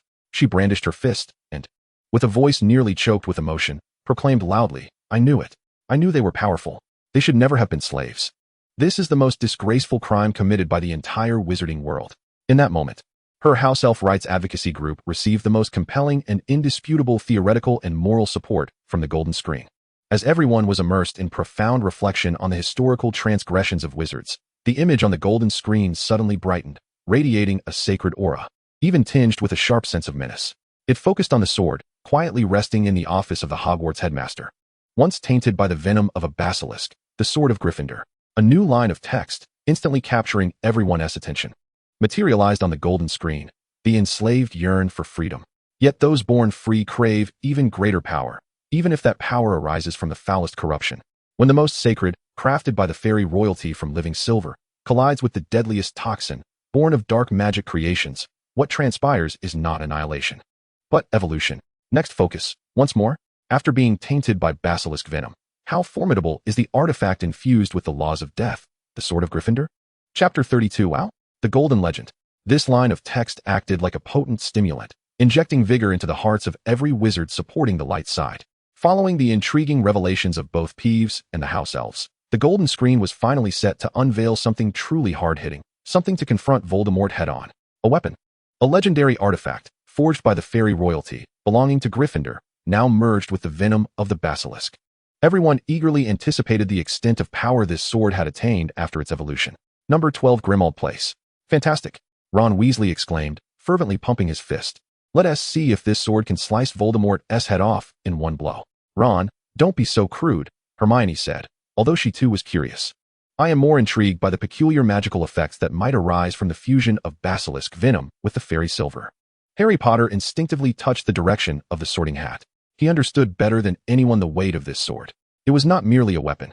It embodied the courage of Gryffindor and held the memories of his victory over the basilisk. Now, it seemed to have been endowed with a new mission, one potent enough to end this war. Malfoy Manor. A shadow of gloom appeared on Voldemort's visage. He harbored an innate loathing for the sword that had once pierced his first Horcrux. He was eager to witness how much sanctity remained in this blade, now tainted by the venom of a beast he himself had nurtured. The golden curtain did not betray anyone's expectations. The scene commenced. Against the pitch-black backdrop, the gleaming sword of Gryffindor hovered serenely in the air. Upon closer inspection, one could discern that beneath the resplendent, ruby-encrusted hilt, an almost imperceptible, gossamer-like green mist, reminiscent of fine hair, occasionally flickered along the silver blade. The annotations of the golden curtain emerged, imbued with an epic grandeur. Sword of Gryffindor. Essence analysis. Its core remains the life silver forged by the fairy royal family, sacred and pure. Yet its edge is now infused with the most ancient deathly magic from the basilisk. At this moment, it is no longer a mere sacred artifact, but a perfect paradox embodying the duality of life and death, a harmonious contradiction walking the earth. This annotation, with its highbrow sophistication, left everyone in a state of awed bewilderment. Subsequently, the golden curtain commenced its potency test in the most straightforward and brutal manner. The scene conjured several legendary items from the magical realm, renowned for their indestructibility. Test Object 1. An adult Hungarian horntail dragon, with the hardest scales on its back. A dragon scale, the size of a tabletop and shimmering with a bronze hue, materialized in the frame. All were aware that this scale could withstand most offensive spells. However, the sword of Gryffindor merely glided through the air, gently, as if it were a feather. There was no sound, no sparks, not even the slightest resistance. The resilient dragon scale was cleaved as effortlessly as the finest butter would be by a heated knife, silently splitting into two halves. The cut was as smooth as a mirror, reflecting the astonished faces of the onlookers. Test Object 2. The Guardian Shield, forged by the finest fairy craftsmen. A blend of mithril and dragon's blood. A massive shield, glimmering with a magical aura and capable of instilling despair in an entire army, appeared seemingly from thin air. The sword merely thrust forward with casual intent. Swoosh! That shield, reputed to withstand all spells except for the 3 unforgivable curses, was pierced effortlessly by the sword. Akin to a fragile piece of parchment being punctured, the tip of the sword emerged unimpeded from the other side of the shield. Test Object 3. A cornerstone of a castle, crafted by an ancient giant king from obsidian of the northern abyss, infused with the blood of a mountain troll. A black boulder, reminiscent of a small mountain and exuding an aura of antiquity, crashed to the ground. This time, the sword did not merely graze. With a twist of the hilt, the blade descended like a meteor, striking down with thunderous force. No earth-shattering explosion ensued. A slender, almost imperceptible green sword aura flashed fleetingly. In the next moment, the massive obsidian cornerstone cracked open with a straight, unfathomable fissure down its center. Then, amidst the astonished gazes of all, it shattered with a deafening roar, disintegrating into a cloud of fine powder. This sequence of physical destruction plunged the entire magical realm into a profound silence. At Hogwarts, every student stood with their mouths agape, rendered speechless. Was this truly a sword? It resembled nothing less than the legendary artifact wielded by the creator god to forge the heavens and the earth. What could it not sever? The golden screen revealed to them that there were indeed things it could not cut. However, what it could cleave surpassed their wildest imagination. The scene shifted. Power Test 4. Conceptual Level Destruction. Test Subject 1. The Unbreakable Vow. On the golden screen, the ethereal forms of 2 wizards appeared. They grasped each other's arms while a witness, with a wand, established an unbreakable vow between them. A chain, ablaze with golden flames and symbolizing the supreme magical contract, surged forth from the witness's wand, tightly entwining the arms of the 2 wizards. Everyone understood that once this vow was forged, the violator would face immediate death, without exception. Yet, the sword of Gryffindor merely swept horizontally through the air. It did not touch the bodies of the 2 wizards, nor did it graze the witness's wand. Instead, it struck the golden chain, composed purely of magical energy, representing the contract itself. In the next moment, that sacred, inviolable chain emitted a piercing wail, akin to a snake severed at its midsection, as it began to shatter, transforming into countless golden specks that dissipated into nothingness. The annotations on the golden screen coldly materialized.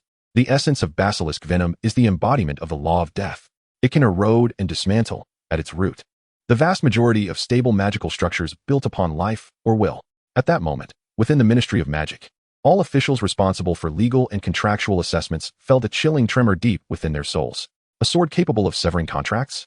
This was nothing short of the nemesis of all rules and order. Test Subject 2. Undying Life. A pale, elegantly poised vampire materialized on the screen. The sword again glided gently, leaving a shallow, nearly negligible wound on his arm. Initially, as anticipated by all, the wound began to heal at a visibly rapid pace, thanks to the vampire's formidable regenerative abilities.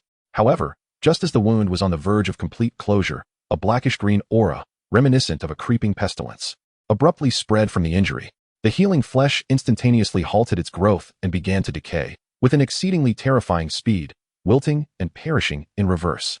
The vampire emitted a dolorous wail, helplessly observing as his arm transformed, beginning at the wound, into a desiccated husk, devoid of all vitality, resembling charred remains. The annotations on the golden screen resurfaced, akin to a death sentence. The venom of the basilisk embodies the law of finality, capable of irrevocably obliterating the concepts of regeneration and cyclical existence for any form of life. To be wounded by it signifies the end. At Malfoy Manor, Voldemort's countenance could scarcely be described as anything but dreadful. His body trembled uncontrollably, and he finally comprehended the reason behind the effortless destruction of his diary and ring. This sword did not engage in any contest of energy or magic. It directly obliterated your existence from the very fabric of reality. All his prideful Horcruxes were rendered mere lambs, powerless and awaiting slaughter in the presence of this sword. as the forces of light erupted in thunderous cheers. Intoxicated by the sword's unparalleled destructive power and believing victory to be within their grasp, the golden screen's imagery abruptly shifted. The image of the sword slowly faded, replaced by the Ravenclaw diadem, quietly resting in the room of requirement, shrouded in a foreboding aura. A chilling, clarion-like inscription materialized upon the golden screen. The blade is prepared. Yet, how does one wield the blade? Horcruxes have never been lifeless objects, mere playthings for slaughter. They are malevolent creations, harboring fragments of the Dark Lord's soul and will. They possess their own thoughts and powers. They can entrap, corrupt, and retaliate. Before you raise the sword and have the chance to strike, can you withstand the whispers that emanate from the darkest recesses of your soul? The next subject of exposure, not merely an object, but the living evil of the Ravenclaw diadem and its terrifying power of intellectual corruption. Chapter 33. A clever mind? No, a nest of madness. The term intellectual corruption, newly coined and eerily resonant, extinguished the recently ignited fervor for Gryffindors soared like a bucket of icy water. Indeed, no matter how formidable a weapon may be, its efficacy is contingent upon the wielder. Moreover, Horcruxes are capable of retaliation. The diary had nearly ensnared Ginny Weasley. Thus, what form might the counterattack of the diadem, belonging to the wisest founder, Ravenclaw, take? In the Hogwarts Ravenclaw common room, the students felt a chill run down their spines. They harbored an almost reverential yearning for the diadem of Ravenclaw. Every student of Ravenclaw dreams of donning the coveted diadem, yearning for boundless wisdom. Yet now, the golden curtain reveals a chilling truth. This crown is not merely a Horcrux, but harbors a dreadful power of knowledge corruption. This revelation casts a shadow over their cherished fantasies. In Grimmauld Place, Hermione Granger's expression grew somber. Her thirst for knowledge and wisdom surpassed that of anyone else. She found herself questioning whether, given the opportunity to become profoundly intelligent and solve every conundrum, she could resist the seductive allure of such power. Her uncertainty gnawed at her, instilling a profound sense of dread. In stark contrast to the somber atmosphere surrounding the light, a cruel and satisfied smile finally graced Voldemort's face. He reveled in the thrill of using the very desires of his adversaries to destroy them, tainting the prideful intellect of Ravenclaws and corrupting their fragile minds. This was far more gratifying than mere death. It fed his twisted, sadistic need for control. Come, let me witness how those self-proclaimed geniuses drown in the ocean of knowledge. He rasped, his eyes glimmering with anticipation. The golden curtain did not disappoint him. The scene focused on the diadem, now resting quietly on a dust-laden bust in the room of requirement, stripped of its former glory. Name, the diadem of Rowena Ravenclaw.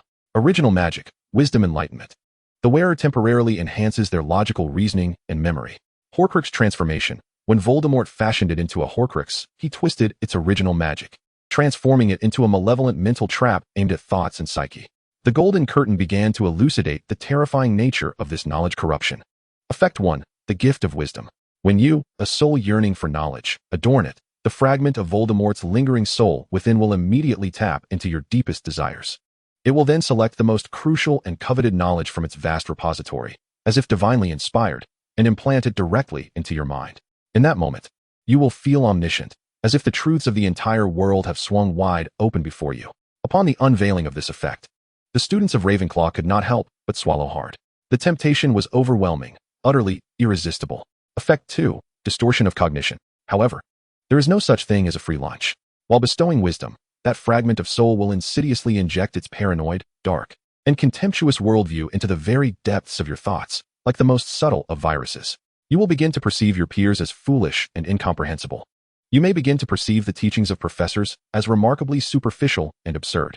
You may come to believe that only you are the singularly chosen one, possessing the profound truths of the universe, while others are merely expendable stepping stones on your path to greatness. The third effect, a maddening overload. Once you develop a profound dependency on the wisdom it imparts, regarding it as an integral part of your being, it will reveal its most ghastly fangs. That fragment of Voldemort will unleash a torrent of chaotic, unordered information, far exceeding the limits of any human mind, directly into your consciousness. Ultimately, your intellect will be utterly incinerated and severed, unable to process the overwhelming information that could shatter the cosmos. You will descend into a state of utter madness, irretrievable and complete. To illustrate this terrifying consequence, the golden screen reverberated with images from centuries past, showcasing the tragic tale of Helena Ravenclaw, the daughter of the founder herself. Consumed by jealousy of her mother's wisdom, she stole the diadem and fled into the forests of Albania. In the footage, she adorned herself with the diadem. Initially, her visage radiated joy from the newfound wisdom, But soon her expression morphed into one of increasing paranoia, suspicion, and dread. She screamed into the desolate woods, as if embroiled in a fierce debate with unseen adversaries. Ultimately, when her beloved, the Bloody Baron, found her, she had transformed into a deranged woman, her eyes vacant and her speech incoherent. After failing to persuade her, he tragically took her life, consumed by boundless regret and anguish, ultimately leading to his own demise. The golden screen implied that Helena's transformation was largely influenced by the negative effects of the diadem's original magic, particularly its wisdom overload. Voldemort merely amplified this detrimental effect 100-fold, rendering it even more insidious and irreversible. After witnessing this harrowing narrative, a chill of dread enveloped the audience, especially Ravenclaw's students, who had previously held the diadem in boundless admiration. It became evident that it was not a shortcut to wisdom, but rather a one-way ticket to the confines of Azkaban's madness. Hermione Granger's complexion paled to that of parchment as she pondered deeply.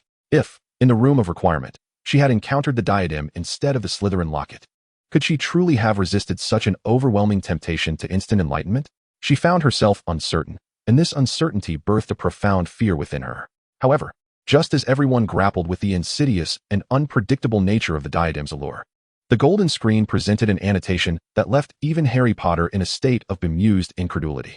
Yet, this exceedingly sophisticated form of mental contamination poses a unique challenge for an individual whose soul harbors both a fragment of Voldemort and the protective charm of Lily. The effect will be significantly diminished. For Harry Potter, he had long since grown accustomed to the sensation of another person residing within his mind. To attempt to contaminate him, one would have to stand in line, relegated to second place. This annotation abruptly transformed the tense atmosphere, replacing it with an absurd sense of humor. Harry himself was at a loss, unsure whether to laugh or cry. Just as everyone was grappling with the insidious nature of the crown and exhaling in relief at Harry's unique immunity, the golden screen suddenly shifted to the feet of Voldemort. There lay the colossal python, Nagini, hissing and licking the hem of Voldemort's robe with its forked tongue. The golden screen presented a chilling close-up of Nagini's cold, emotionless, yellow glass-like slit pupils, lasting a full 5 seconds. A brand new, spine-chilling announcement materialized on the golden screen. Inanimate vessels harbor malevolence that can still be traced. Yet, when a Horcrux itself is a living entity, when it possesses its own thoughts, its own instinct for slaughter, and its own capacity for independent action, then it becomes the most terrifying, ever-present nightmare that all Horcrux hunters must confront. The next subject of exposure, not merely a pet, but the last bastion and weapon of the king, the living Horcrux, the giant serpent, Nagini. Chapter 34. Wow, the beautiful serpent is beside me. This announcement, akin to a cold, venomous snake, instantly coiled around the hearts of all present. The phrase living Horcrux bore a weight far more daunting and horrific than any inanimate object that had come before. A moving Horcrux, a Horcrux with autonomous consciousness, a Horcrux that perpetually lurked beside the ultimate foe. How could one destroy such a thing? It was, in essence, a walking, mobile nightmare equipped with the highest level of defense. Number 12, Grimmauld Place. The atmosphere in the Order of the Phoenix's meeting room had become unbearably oppressive. Nagini. Harry Potter murmured the name, feeling the familiar ache of his scar on his forehead. He recalled witnessing the attack on Mr. Weasley through the serpent's eyes. The chilling and brutal sensation of sharing a perspective with a giant snake still sent shivers down his spine. We must find a way to kill it. Sirius's voice was hoarse yet resolute. It was Voldemort's final Horcrux and his most trusted, yet it always remained by Voldemort's side, leaving them no opportunity to strike. Mad-Eye Moody's blue magical eye whirled frantically, yet could conceive no viable plan. This was an almost insurmountable conspiracy. Malfoy Manor. On the visage of Voldemort, a genuine smile of delight finally emerged. He extended his pale, elongated fingers, gently caressing the immense serpent that affectionately coiled around his arm. Do you hear me, my dearest Nagini? He hissed in Parseltongue, his voice laced with indulgence and pride. Soon, the entire world shall witness your greatness. You are not merely my pet. You are a part of me, my eternal and indomitable bastion. Nagini seemed to comprehend her master's words, nuzzling against the hem of Voldemort's robe with her massive head in a display of joy. The golden curtain, under the gaze of countless spectators, commenced the unveiling of Nagini. However, the first image that materialized left everyone in stunned silence. Gone were the terrifying serpents and the ominous forests. Instead, the scene regressed to several decades prior, to a vibrant and shadowy circus in Paris. Upon the stage, a stunningly beautiful Asian woman, with a graceful figure, was confined within a colossal cage. Her eyes brimmed with profound sorrow, fear, and a flicker of resentment towards the injustices of fate. She was the star attraction of the circus, a living beauty snake. As the malevolent introduction of the circus master echoed, the curious and excited gazes of the audience bore down upon her. The woman emitted a heart-wrenching wail. Her body began to contort uncontrollably, transforming before their eyes. Delicate skin morphed, revealing intricate patches of black scales.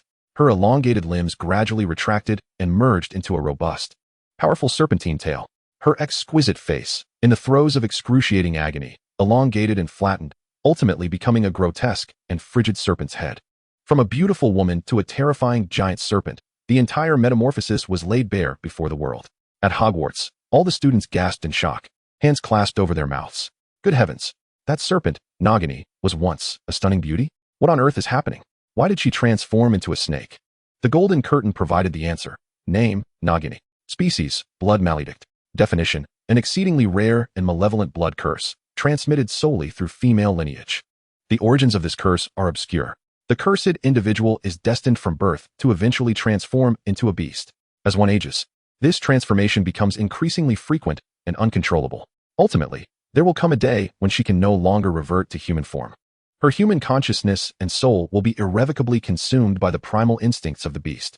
She shall forever exist as a creature driven solely by the instincts of slaughter and sustenance. This revelation sent a chill through everyone, a bone-deep coldness. It was a cruelty far beyond any dark magic, a thousandfold more merciless, for it was irreversible, inescapable. It is a relentless and inescapable despair, destined from the very moment of your birth, drawing ever closer. In the eyes of Hermione Granger, tears brimmed. She trembled as she uttered, "This is terrifying. It is so unjust. She has done nothing wrong, yet she must endure such a fate." Gellert Grindelwald gazed at the familiar figure struggling in agony upon the stage. His once clear eyes now clouded, flickering with an intricate blend of nostalgia and compassion. He recalled that era, the time of the powerful, silent one, equally cursed by fate, Credence Barebone. The golden screen aptly displayed the final moments of Nagini's humanity, portraying two wretched souls, abandoned by the world, nestled together for warmth. With her last vestige of tenderness, she implored Credence not to be consumed by hatred, nor to be exploited by Grindelwald. In her eyes shone a glimmer of humanity, kindness, and reason. She had fought. She had struggled. She had resisted. Yet, it was futile. In the face of the curse of blood, all her efforts appeared feeble and ineffectual. Ultimately, on a chaotic night ablaze with flames, witnessing Credence's final choice to follow Grindelwald, her last bastion of hope crumbled entirely. The curse erupted at that moment. The imagery on the golden screen was brutally stark. Nagini, amidst unending pain and despair, emitted a horrific, inhuman wail. Her form was irrevocably contorted into that of a giant serpent. The last flicker of human essence in her once sorrowful and gentle eyes faded completely, replaced by cold, beastly slits resembling yellow glass beads. The annotations of the golden screen echoed like an epitaph. When humanity is utterly extinguished, when hope is utterly shattered, what remains is merely the primal thirst for power as a beast, and an endless hatred for the entire world. The subsequent tale unfolded inevitably. Transformed entirely into a beast, Nagini wandered into the forests of Albania, where she encountered the weakened spirit of Voldemort, who had likewise been reduced to mere remnants of a soul. Kindred spirits are drawn to one another. Voldemort communicated with her in his innate parcel tongue, offering more potent power and eternal companionship, luring her with promises of revenge against a world that had wronged them, words that easily ensnared her loyalty. Ultimately, on a pitch-black night, Voldemort infused his most powerful fragment of soul into the already lost giant serpent, irrevocably transforming her into his most devoted pet, his deadliest weapon, and his most indestructible Horcrux. As the world collectively mourned the tragic and fateful origins of Nagini, a sudden shift occurred on the silver screen, transforming the atmosphere into one of bloodshed, terror, and an ominous aura of mortal peril. It began to unveil the horrifying capabilities of Nagini, now a Horcrux, abilities that far surpassed those of an ordinary giant serpent. A brand new and spine-chilling preview emerged, sending shivers down the spines of all who beheld it. When a tragic past gives rise to a deadly present, what she lost was her humanity, and what she gained was near-divine power. After merging with the most potent fragment of the Dark Lord's soul, what has this once pitiful creature become? A despair-inducing, immortal beast of slaughter. Next to be unveiled, refocusing, the true terror of the living Horcrux. Nagini's supermodel combat prowess and undead attributes. Chapter 35. A moving fortress? No, a walking Grim Reaper.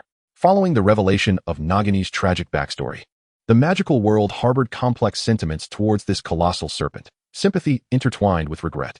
However, once the preview graced the silver screen, all empathy and lamentation were swiftly overshadowed by an overpowering instinctual fear, driven by the primal urge for survival. For regardless of her past identity or experiences, she now stood as a monster, a lethal, immortal abomination fused with the Dark Lord's essence. The silver screen commenced its formal exposition of her supermodel combat prowess. The opening scene was strikingly impactful. Set in a sinister, abandoned manor, a bespectacled, pitiable muggle elder was seen, lantern in hand, searching for something within the dimly lit room.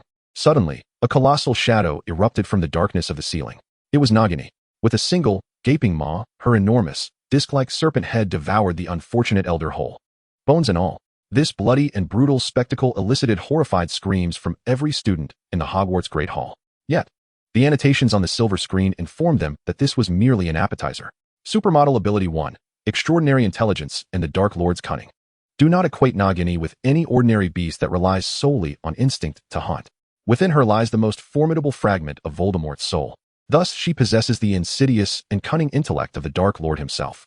To substantiate this claim, the scene shifted to Godric's Hollow, the dilapidated abode of Bathilda Bagshot. Everyone bore witness to how Nagini donned the decayed, lifeless skin of the long-deceased Bathilda like a macabre cloak. Then, using Parseltongue, she mimicked Bathilda's aged voice, luring Harry and Hermione step by step into a meticulously laid, deadly trap. This level of cunning, this treachery, was utterly chilling. It is no longer merely a serpent. It has transformed into a dark specter adorned in serpentine skin.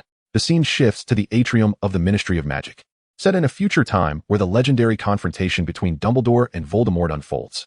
Dumbledore, the most formidable white wizard of this century, wields his wand, casting a robust, stunning spell, powerful enough to incapacitate a giant, which strikes fiercely at Nagini, who attempts to launch a surprise attack. However, when that formidable spell collides with Nagini's obsidian scales, it merely creates a trivial ripple, failing to halt its movement even for a fraction of a second. The scene transitions again, revealing Nagini, with a tail as thick as a barrel, sweeping it with casual ferocity.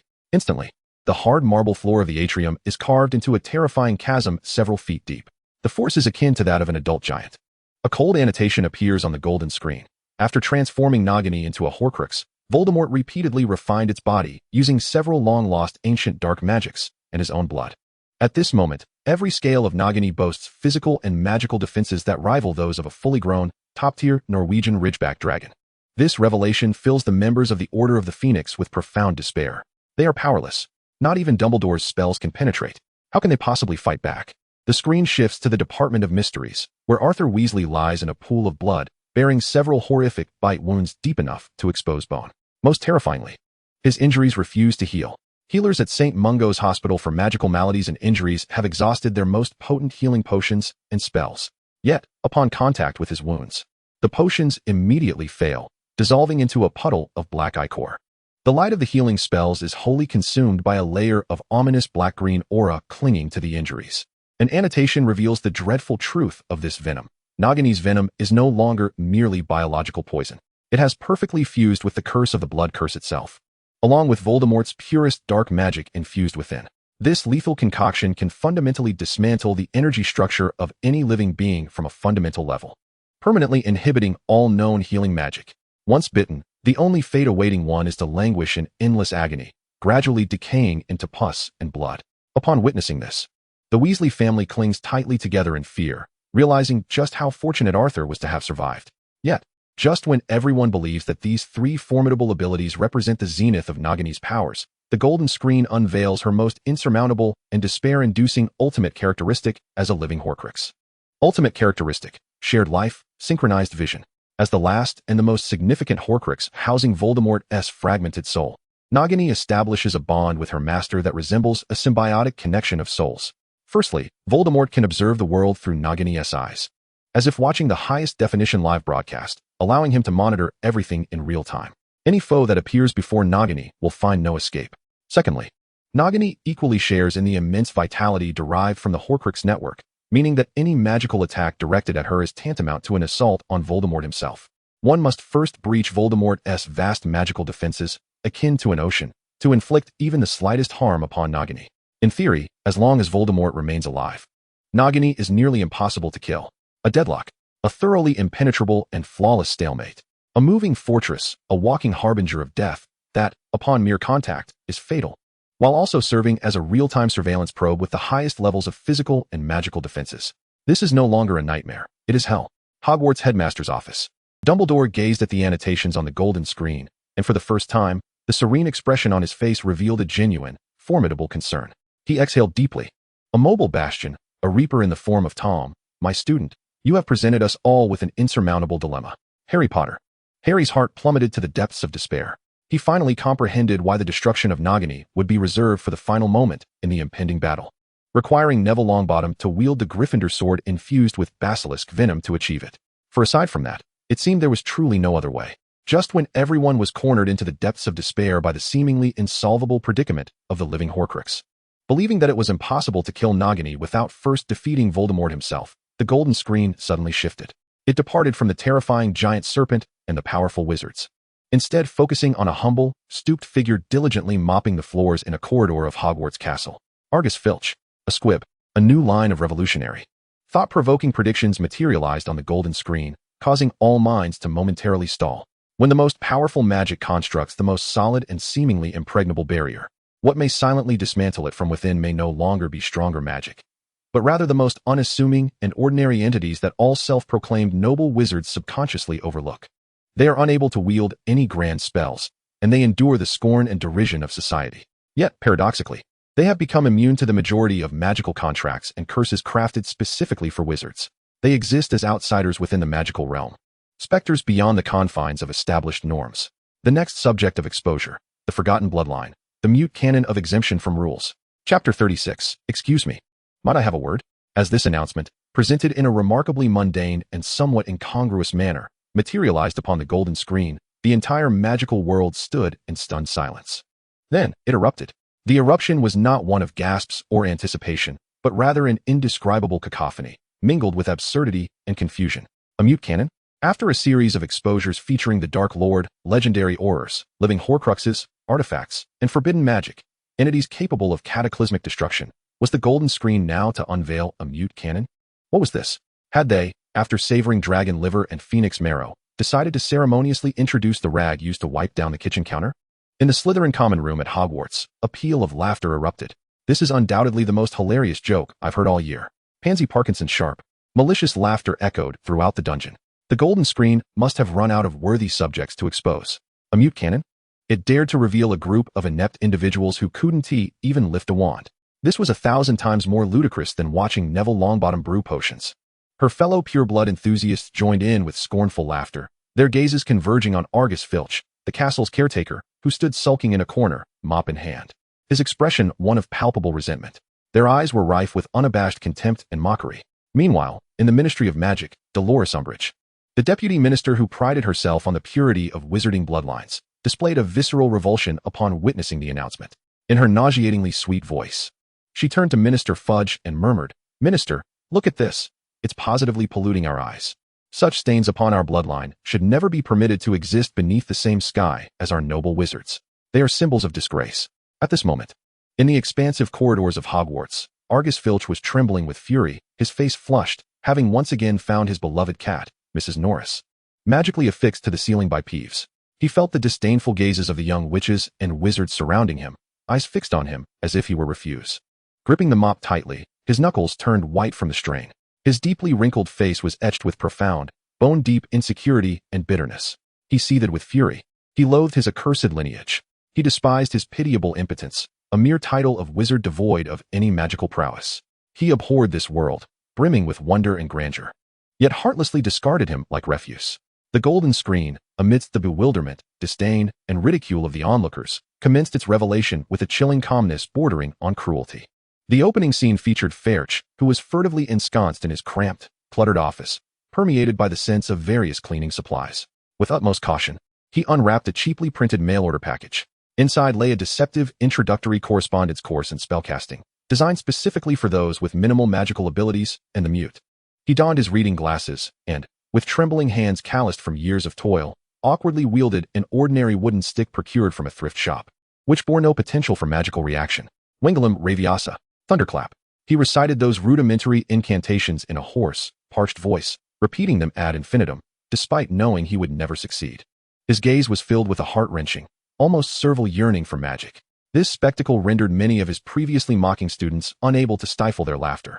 For the first time, they perceived a semblance of sorrow in this otherwise harsh, irritable, and unapproachable old administrator. Yet, The tone of the golden screen soon shifted dramatically. It ceased to evoke emotion and began to unveil, with an utterly objective demeanor akin to dissecting a precise scientific instrument. The true essence of the misunderstood group known as the Mute, a revelation potent enough to upend the very foundations of the magical world. Designation: Mute. Biological definition: individuals born into wizarding families who, due to an exceedingly rare recessive negative mutation of the magical genes in their bloodline, possess a unique physiological condition wherein the magical conduction neural pathways are either obstructed or entirely absent. This definition, steeped in the language of modern science, left all wizards in stunned silence. Genetic mutation? Neural pathways? What manner of sorcery is this? Subsequently, the golden screen unveiled the first characteristic capable of shattering the worldview of all purists. Characteristic 1. Absolute insulators of the magical realm. Due to the obstruction of the Mute's magical conduction pathways, they are incapable of actively channeling magical energy to cast spells. Thus, they are exceedingly difficult to detect or influence by external, non-directive magical energies. They resemble an insulating piece of wood in the material world, unable to conduct powerful currents, or a non-magnetic stone, impervious to strong magnetic fields.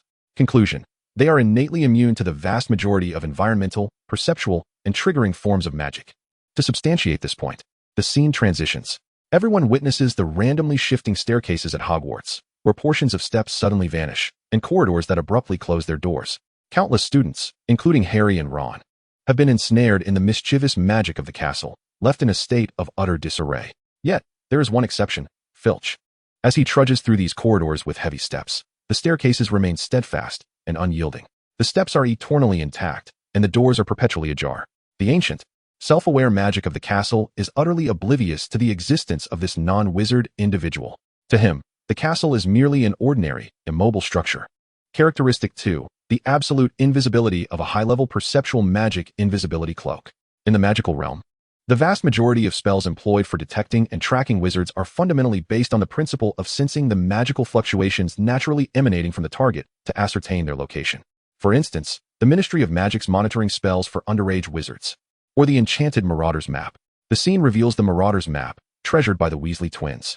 Everyone clearly observes that the luminous points representing powerful wizards like Dumbledore, Professor McGonagall, and Snape shine brightly and distinctly like beacons in the night. The points representing the students vary in size, bustling across the map. However, the name representing Argus Filch bears a point that is astonishingly dim, eclipsed by hundreds of times compared to all others. It nearly melds with the map's yellowed background. Unless one squints closely at the screen with utmost effort to discern, one would scarcely notice the existence of such a name on the map. At this revelation, Fred and George are taken aback. They gaze at the treasure map they have studied for years, believing themselves to be well acquainted with its intricacies, and for the first time, they are engulfed by a profound sense of dread. It turns out that their greatest adversary has long existed on the map in an almost invisible manner. Most significantly, the third characteristic is enough to send shivers down the spines of all pureblood families. Characteristic 3. The absolute exemption from high-level contract magic and blood curses. Many ancient spells that directly affect a wizard's soul and bloodline, such as the unbreakable vow and certain blood curses employed by pureblood families to punish traitors, have a fundamental, unalterable premise for their efficacy. That is, the target of the spell must be a qualified wizarding entity, recognized by the foundational laws of the magical world, possessing a complete magical circuit. For a being deemed a non-wizard by these laws, these formidable contracts and curses, capable of binding or even slaying top-tier wizards, possess over a 99.9% probability of failing due to the inability to identify a qualified target. Thus, the spell is deemed ineffective, resulting in failure. Boom. If the first two characteristics merely evoked astonishment and novelty among the wizards, then the third characteristic struck like an invisible, colossal hammer from a higher dimension, shattering the proud, yet fragile egos of all pureblood families. The core punitive measures they took pride in to maintain their family dominance and bloodline purity proved utterly ineffective in the face of a muggle. This was nothing short of a ruthless, thorough, and fundamental subversion of their entire pureblood supremacy theory. Within Malfoy Manor, Voldemort's expression darkened for the first time. Provoked by the sight of a filthy muggle he couldn't even bear to glance at. He recalled the intricate and malevolent defensive spells he had set up at numerous Horcrux hiding spots. These defenses were invariably designed with the sole purpose of targeting intruding wizards. Should a wizard approach, alarms would sound, or they would be met with curses directly attacking their souls. But what if he sent a muggle? A being imperceptible to his warning magic, one who might even be immune to some of his soul curses. He dared not contemplate further. he discovered that what he believed to be an impeccable defensive system harbored a colossal and absurdly fatal flaw. As everyone stood in shock at the Muggle's extraordinary and almost divine immunity, the golden screen suddenly shifted. It presented an imaginative and brilliant solution that instantly invigorated all members of the Light faction. When the living Horcrux was fiercely guarded by its master's boundless, omnipresent magic. When the sharpest Gryffindor sword was deemed completely inaccessible due to Voldemort's foresight through synchronized vision. Perhaps what we needed was not a powerful wizard warrior capable of triggering violent magical fluctuations. Instead, it was someone who could be entirely disregarded by Nagini's potent, instinctual magic perception. Someone who would not be distinctly detected by Voldemort's panoramic surveillance based on magical fluctuations. Someone who could silently infiltrate beside the giant serpent like a ghost in the darkness, delivering a fatal blow. A deadly assassin wielding potent poison. Upon the revelation of this plan, a brilliant light akin to stars burst forth in Dumbledore's eyes. Of course, why hadn't he thought of that? If brute force was not the answer, then assassination was the way. And the singular, unparalleled candidate for executing this ultimate assassination task was the Muggle. Yet, a new dilemma arose. Lacking magical power, how could they possibly kill the serpent that even Dumbledore's spells could not harm? The golden screen provided the final answer, perfectly closing the loop of the entire plan. The next target of exposure, not a person, nor a race, but a substance of ultimate venom in the magical realm. The only lethal artifact capable of rivaling the evolved Gryffindor sword in terms of soul-shattering properties. The venomous fangs of the basilisk. Chapter 37. It appears my family is quite affluent. The basilisk's fangs. With this definitive revelation, the entire Order of Light erupted in fervor. A flawless, genius-like scheme, brimming with imagination, took shape vividly in everyone's minds. Step 1. Utilize the Gryffindor sword, which has evolved into a soul-destroying artifact, as an irresistible bargaining chip in a trade with the avaricious goblins. Step 2. Exchange for the goblins' assistance to successfully infiltrate Bellatrix's vault in Gringotts and procure the Hufflepuff Cup. This soul artifact. Step 3. Return to Hogwarts, enter the Slytherin chamber, and extract several fangs from the long-decayed basilisk remains, which also harbor the principles of death and possess the power to obliterate soul artifacts. Step 4. The most crucial step. Seek out a reliable, agile Muggle to carry these lethal basilisk fangs. Step 5. Employ the Muggle's magical insulator and perception immunity to stealthily approach Voldemort like a specter in the dark. Step 6. While everyone remains oblivious, deliver a fatal blow to Nagini, the last and most formidable living soul artifact, with the fangs. Perfect. This is an impeccable, textbook-like battle plan. It resolves all previous dilemmas without sacrificing the unique bargaining chip of the sword in the trade with the goblins, while also identifying the soul method to counteract Nagini's mobile fortress-like attributes. However, just as everyone was buoyed by the feasibility of this plan, believing that the dawn of victory was imminent, a stark and brutal reality was brought to light by Severus Black. With a furrowed brow, he gazed at the members of the order and solemnly stated, "The plan sounds indeed commendable. However, it hinges on one fundamental necessity, money. A vast, incalculable sum of galleons." His words fell like a bucket of cold water, instantly dousing the excitement of the gathered crowd. Indeed, money. War is waged not only on courage, wisdom, and sacrifice but also on logistics, resources, and finances. The earnest sum required to persuade a greedy goblin such as Griphook is undoubtedly astronomical. Sirius analyzed. Finding and hiring a top-tier Muggle assassin and equipping him with the best non-magical gear also demands considerable funds. Planning the safest infiltration route, clearing all obstacles along the way, and bribing anyone who might provide information. All of this necessitates a monumental amount of galleons to pave the way. Though the Order of the Phoenix is noble, it has always relied on the personal convictions and sacrifices of its members to sustain its cause. Funds have always been exceedingly scarce. Ron Weasley's expression fell dramatically. His family is notoriously impoverished within the wizarding world. As for Harry, his dearest friend, although he inherited a modest fortune from his parents, he, as an orphan, could scarcely bear the immense, almost special operations-level expenses of such an ambitious plan. Was this impeccable scheme destined to perish due to the most laughable and lamentable of reasons, lack of funds?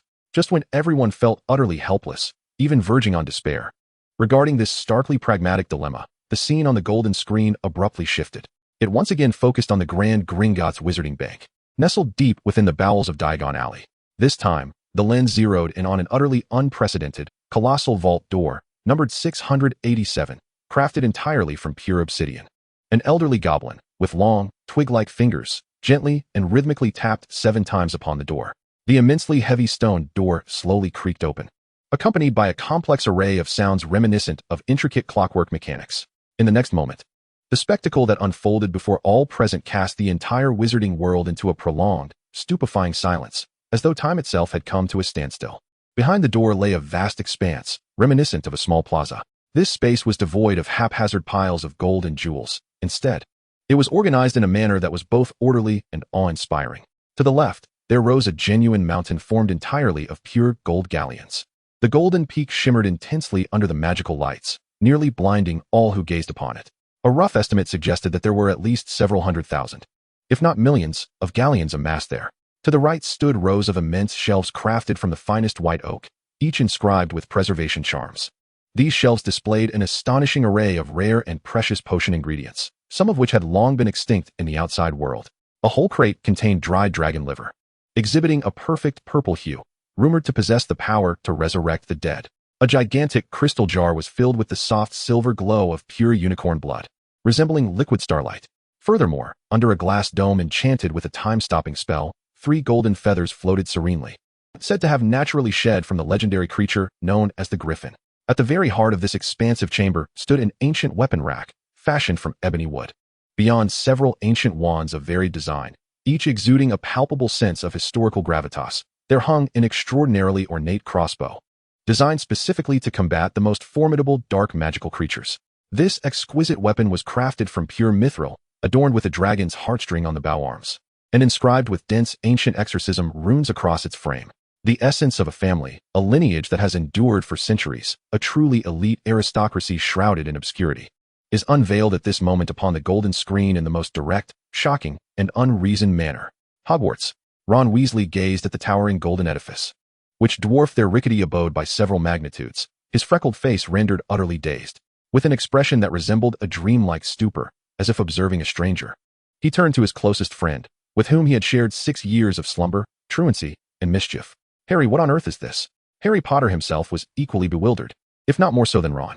He was aware that his parents had left him some funds at Gringotts, but he had always assumed it to be a modest sum sufficient only for tuition and textbooks. He had never, ever realized that his family was, in fact, this affluent. Malfoy Manor.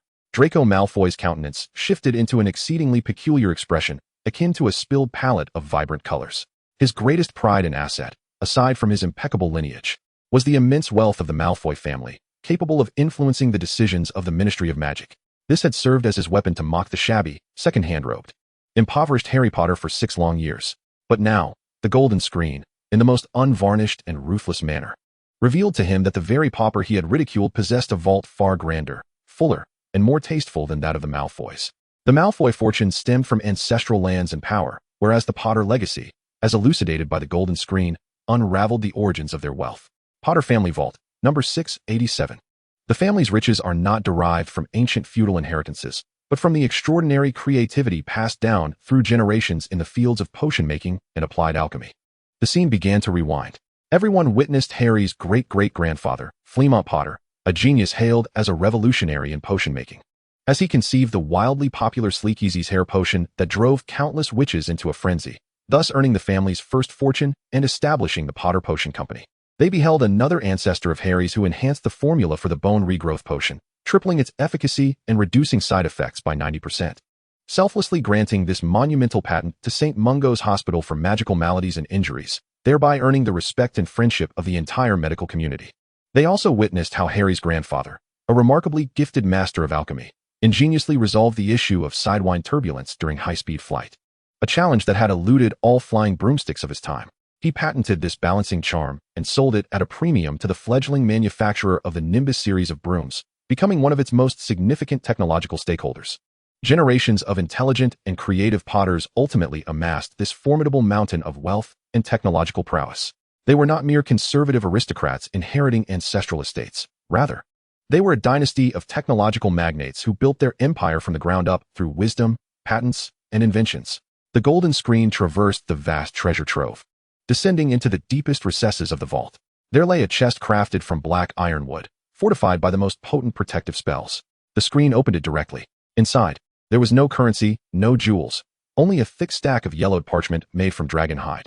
These scrolls, inscribed with a special ink that would never fade, meticulously documented centuries of clandestine communications between the Potter family and the Guild of Mutes, which spanned across the entirety of England and even the European continent. alongside substantial anonymous funding proofs, each capable of purchasing an entire town. The truth was revealed. The Potter family was, in fact, the most significant and enigmatic benefactor and protector of the entire magical world's mute community. They possessed the largest, most loyal, and least known network of mute intelligence within the magical realm, as everyone was utterly astounded by the Potter family's formidable and unfathomable financial, technological, and foundational strength. And as they came to realize that the mute assassin plan had been endowed with unparalleled logistical and intelligence support, the image on the golden screen suddenly shifted. It focused on the already split Marvolo Gaunt's ring. The scene zoomed in on the cracked black resurrection stone, as well as the ring bearing the blurred, yet recognizable, triangular emblem of the Peveril family. A new proclamation, sharply addressing the core of the matter, emerged on the golden screen, redirecting everyone's attention from the execution of the plan back to its objectives. The choice of the assassin is no longer a concern. The means of assassination are readily available. The funding and logistics for the assassination far exceed expectations. However, we seem to have overlooked one fundamental and crucial question. Voldemort's Horcruxes total 7. The diary has been destroyed. The ring has been destroyed. The cup, the diadem, Nagini, and Harry's secrets and whereabouts are all known. Then, what of the locket, belonging to the great Salazar Slytherin, which was stolen from that eerie island in the lake by our brave Regulus Black over a decade ago? Where are we now? Next in focus, the tumultuous journey of the Slytherin locket, a quest spanning decades. Chapter 38. Hello? Is this the spirit of the ethereal? Someone has lost something here. Next in focus, the tumultuous journey of the Slytherin locket, a quest spanning decades. Upon the release of this teaser, hearts were once again gripped with tension. Indeed, they had deliberated for hours, strategizing incessantly. There were whispers of the silent assassin, the venomous fangs of the basilisk, and the staggering wealth of the Potter family. Yet, all of this was predicated on one crucial foundation. They must locate all the Horcruxes.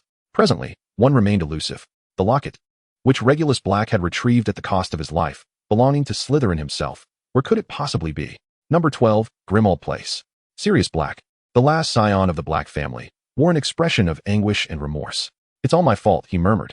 Regulus brought it home, yet I never cared. I even treated everything belonging to the Blacks as mere refuse.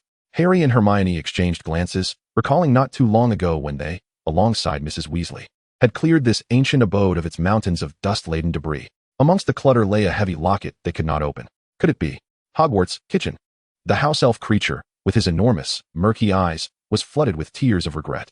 In his sharp voice, he lamented painfully. Creature is useless. Creature is a bad elf. Creature failed to fulfill the last wishes of young Master Regulus. Creature lost the young master's locket. As he cried out, he repeatedly struck his head against the hard stone walls, producing dull thuds. The golden curtain no longer left room for speculation. It commenced the tracking of the Slytherin locket from a novel perspective on the history of its circulation. The scene shifted back to over a decade ago. In the dimly lit sitting room of number 12, Grimmauld Place, adorned with various dark magical artifacts, the house-elf creature knelt on the ground, exhausting every known method to destroy the locket brought back from the island in the lake. He pried at it with a small knife, hacked at it with an axe, and even unleashed his unique, formidable house-elf magic upon it. However, the Horcrux remained unscathed by these attacks. The cold annotations of the golden curtain materialized.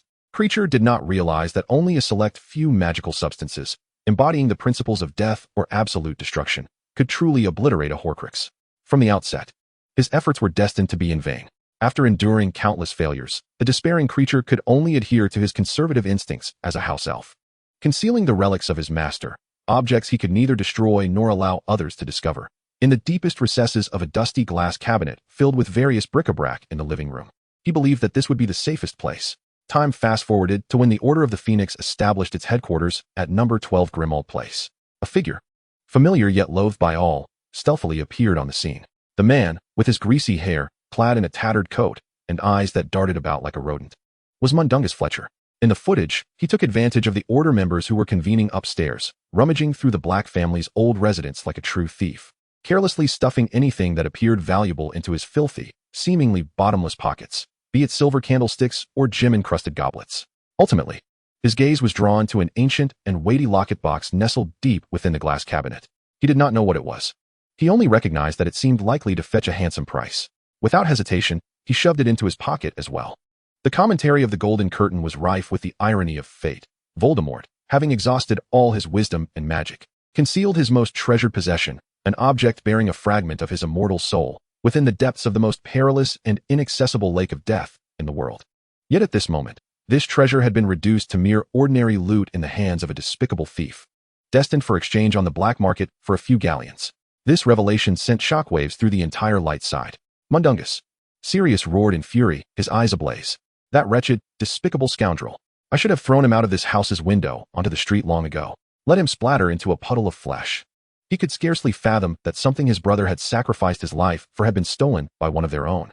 This realization incited a fury and humiliation far greater than if it had been taken by an enemy. The golden curtain's imagery continued to track Mundungus, switching to the dark, damp alley adjacent to Diagon Alley, rife with various illicit dealings. Mundungus was surreptitiously setting up a stall, peddling the spoils he had pilfered from the black household to passing dark wizards. At that moment, an unexpected figure emerged in the footage, a woman donned in a pink woolen ensemble, her face adorned with a syrupy, hypocritical smile, clutching a pink wand. It was none other than Dolores Umbridge, then Deputy Minister of Magic. Following her were two serious-looking Aurors, presumably her bodyguards. Oh, look what I have discovered. In broad daylight, a scoundrel engaged in the illicit trade of unregistered magical artifacts. Umbridge, with her nauseating voice, condescended to Mundungus. Clearly, she had come to eradicate wrongdoing and assert her authority. Mundungus was paralyzed with fear, acutely aware that if apprehended by the Ministry of Magic, he would face dire consequences. In a moment of desperation, his gaze fell upon the most valuable and seemingly exquisite pendant box in his pocket. A sordid thought flickered through his mind, instantly donning a sycophantic smile. He extracted the pendant box from his pocket and presented it to Umbridge with both hands in a gesture of reverence. Esteemed and illustrious Deputy Minister, you are mistaken. I am no thief. I merely handle some ancestral relics for an anonymous, noble pureblood family, he fabricated, gesturing toward the box adorned with serpentine engravings. You see, this is the emblem of the illustrious, pureblood Selwyn family. I was just about to surrender it to the ministry. What a fortunate coincidence it is to encounter you here. This must be Merlin's guidance. Such a noble treasure can only shine in the hands of someone as esteemed and pure-blooded as yourself. This shameless flattery evidently pleased Umbridge, who had long proclaimed a distant kinship with the noble Selwyn lineage. Now, evidence had fortuitously presented itself. Her eyes glimmered with greed as she gazed at the ornate pendant box. With a feigned huff, she ostentatiously accepted the box from Mundungus. Well, you are somewhat perceptive. In light of your feigned loyalty, I shall spare you this time. Now be gone. Do not let me see you again. With that, she contentedly donned the pendant box around her short, stout neck like an ordinary necklace, strutting away amidst a throng of Aurors. Witnessing this scene, the entire magical world succumbed to an extraordinarily bizarre, collective state of petrification, as if they had been swept by the gaze of Medusa. Within the Ministry of Magic, Umbridge instinctively reached for her neck. Her face, in an instant, turned a ghastly white, more pallid than that of the deceased. She had unwittingly adorned herself with a fragment of the Dark Lord Voldemort's very soul, flaunting it as a token of her fabricated lineage. Hanging it around her neck each day, at Malfoy Manor, Voldemort's expression transcended any vocabulary known to humanity. He felt his soul suffer an unprecedented, devastating blow from both physical and psychological realms. His most treasured Horcrux, belonging to the illustrious Slytherin, had fallen into the hands of that repulsive, foolish toad, who could only poison the world with shades of pink. This humiliation eclipsed even that of having been robbed by Dumbledore 1,000-fold. At Grimmauld Place, Harry, Ron, and Hermione, after a prolonged moment of stunned silence lasting half a minute, displayed expressions that were a peculiar amalgamation of laughter and nausea, anger and absurdity, profoundly twisted reflections of their bewilderment. Just as everyone was thoroughly shaken by the ludicrously outrageous truth, the golden screen did not linger on Umbridge's pallid visage. Instead, it gradually ascended, traversing the layers of the Ministry of Magic, ultimately emerging above ground onto the bustling streets of London. The focus shifted to an exceedingly ordinary red telephone booth, a sight so familiar to every Londoner. A new line of text, heralding a renewed tension in the narrative, materialized on the golden screen. Target locked, location confirmed. Yet, that is within the most heavily guarded power center of the wizarding world, constructed by thousands of witches and wizards. The Ministry of Magic, United Kingdom, under the rule of the pureblood supremacist Umbridge. It has long since transformed into a secret lair for Death Eaters, a paradise for pureblood families. An aggressive assault would be tantamount to walking into a trap, a futile endeavor. Next exposure, the ultimate application of the art of disguise and infiltration through Polyjuice Potion. Chapter 39. Hey, brother, you look just like me. As the golden screen set its sights on the Polyjuice Potion as the next objective, a singular word immediately sprang to mind for everyone. Infiltration. Indeed. If a direct attack was unfeasible, cunning was the only recourse. The Polyjuice Potion, a miraculous elixir that allows the drinker to assume another person's appearance for a brief period, was undoubtedly the most perfect tool for executing an infiltration mission. Grimmauld Place. Polyjuice Potion. Hermione Granger's eyes sparkled with realization. She instantly comprehended the intent of the golden screen. Her mind began to race, rapidly sketching the preliminary framework of the entire infiltration plan. Whose hair do we need?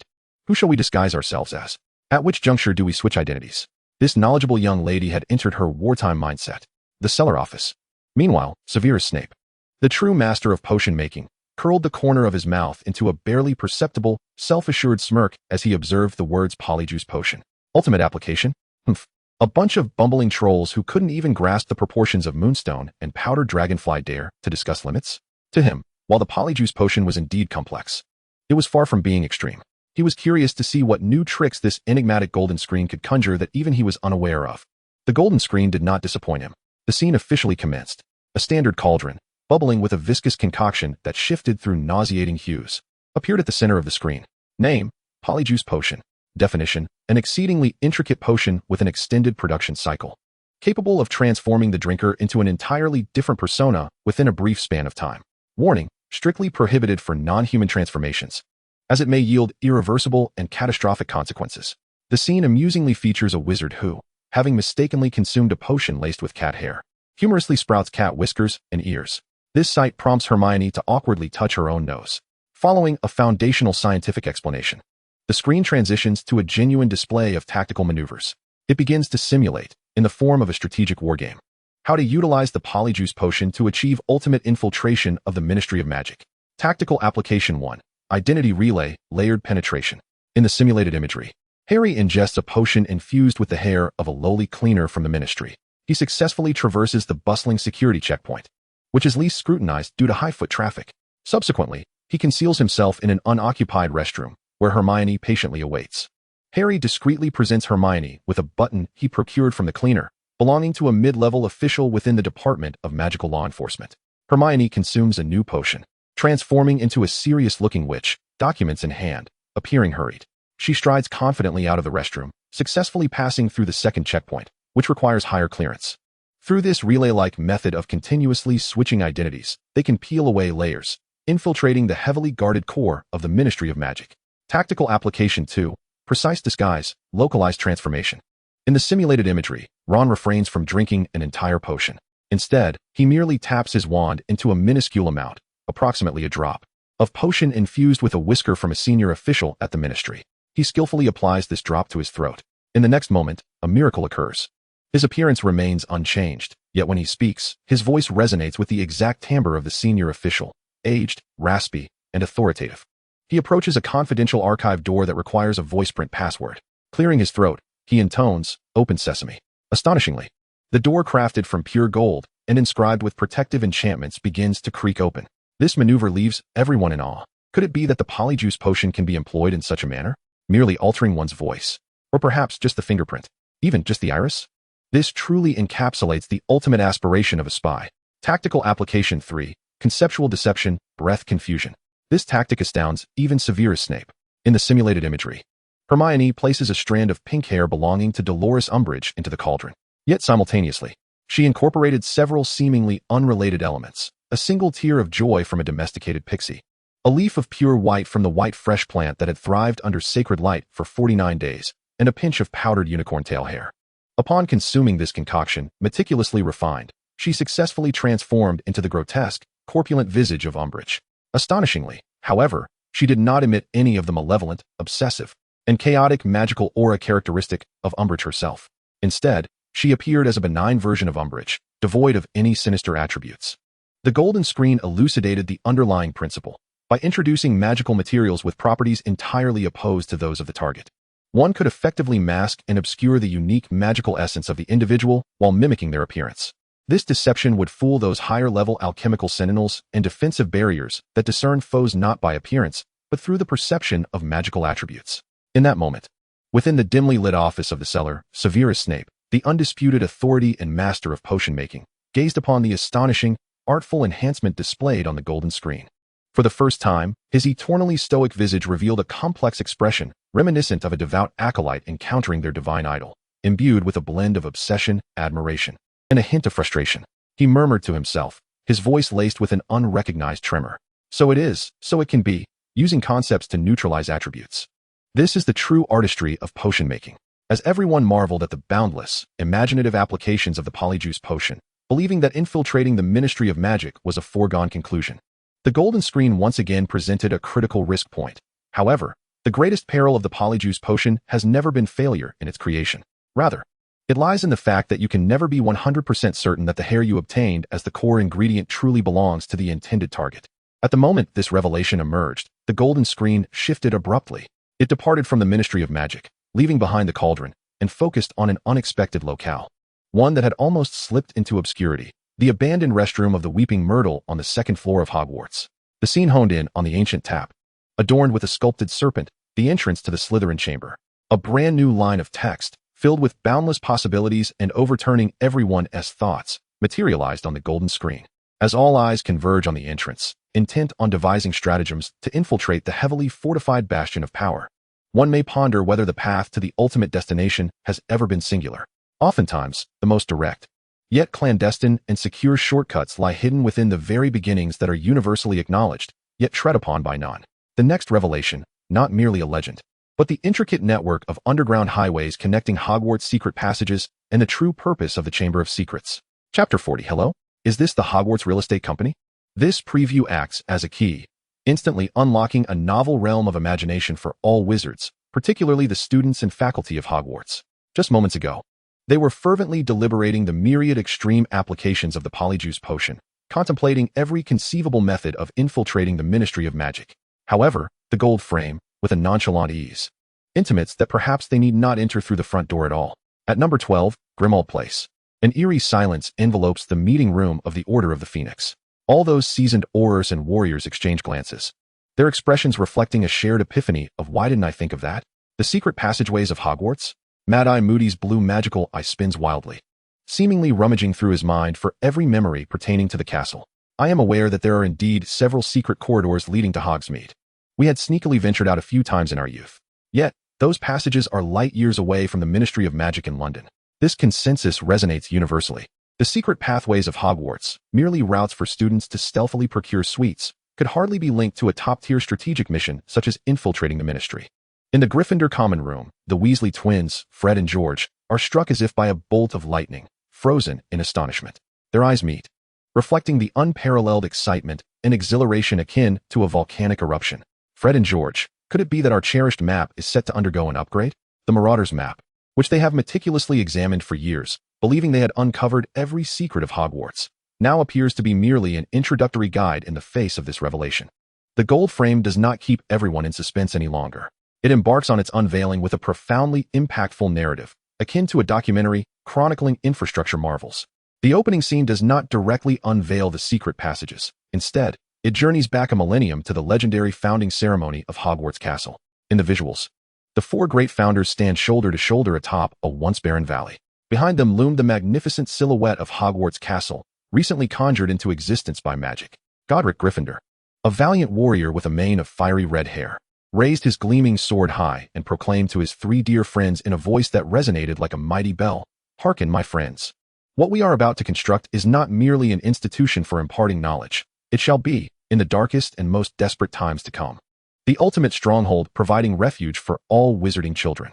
Salazar Slytherin, with a cold gaze, nodded in rare agreement. At that moment, annotations appeared upon the golden screen. The original intention behind the design of Hogwarts Castle. First sequence, military fortress. Second sequence, magical school. This revelation left everyone astounded. The very place they had inhabited for so many years was, in essence, a bastion of war. Suddenly, the imagery on the golden screen underwent a remarkable transformation. It presented Hogwarts Castle and the mountain structure beneath it in a transparent, three-dimensional perspective akin to architectural blueprints, clearly and completely revealing itself to all present.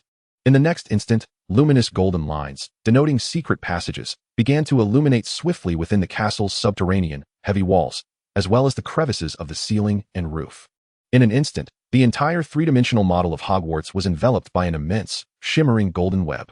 The onlookers stood in stunned silence, realizing with horror that the so-called secret passages were far from the scattered paths they had envisioned leading to the outside world. Instead, They constituted an extensive and intricate underground transportation network, akin to a modern urban subway system, connecting every crucial area of the castle. This network linked the entrances to the common rooms of the four houses, the kitchens and food storage of Hogwarts, the restricted section of the library, the eerie potions classroom cellar, the room of requirement, and even the secret staircase behind the silverware in the headmaster's office. Among these, several of the broadest thoroughfares, personally established and fortified by the four founders, extended their exits far beyond anyone's imagination. One passage, disguised as a one-eyed, hunchbacked veteran, had its exit in the cellar of Honeyduke's sweet shop in Hogsmeade, a fact known to all. Another, masquerading behind a colossal magical statue, led to a mysterious cave deep within the Forbidden Forest, guarded for generations by a centaur tribe. A final passage, hidden behind the eagle-shaped door ring of Ravenclaw, required solving an exceedingly complex alchemical riddle to unlock, ultimately leading to the basement of Borgin and Burke's, the most infamous shop in Knockturn Alley, known for selling dark magical artifacts. What is most astonishing is the main thoroughfare belonging to Gryffindor. It commences behind a tapestry in the Gryffindor Tower, descending through the mountains for dozens of kilometers. Its ultimate exit is none other than a long-abandoned underground subway platform in the heart of London, a place that Muggles remain blissfully unaware of.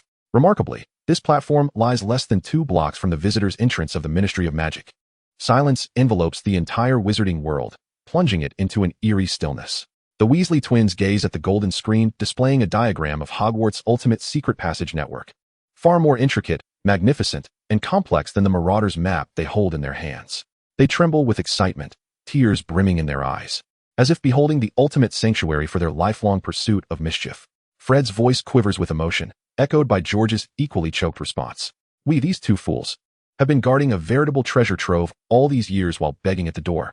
The tacticians of the Order of the Phoenix, Moody, Kingsley, and Lupin, stand in stunned silence, unable to utter a single word. Moody's enchanted blue eye whirls in disbelief, nearly leaping from its socket. He mutters to himself, his voice laced with incredulity. "What is this?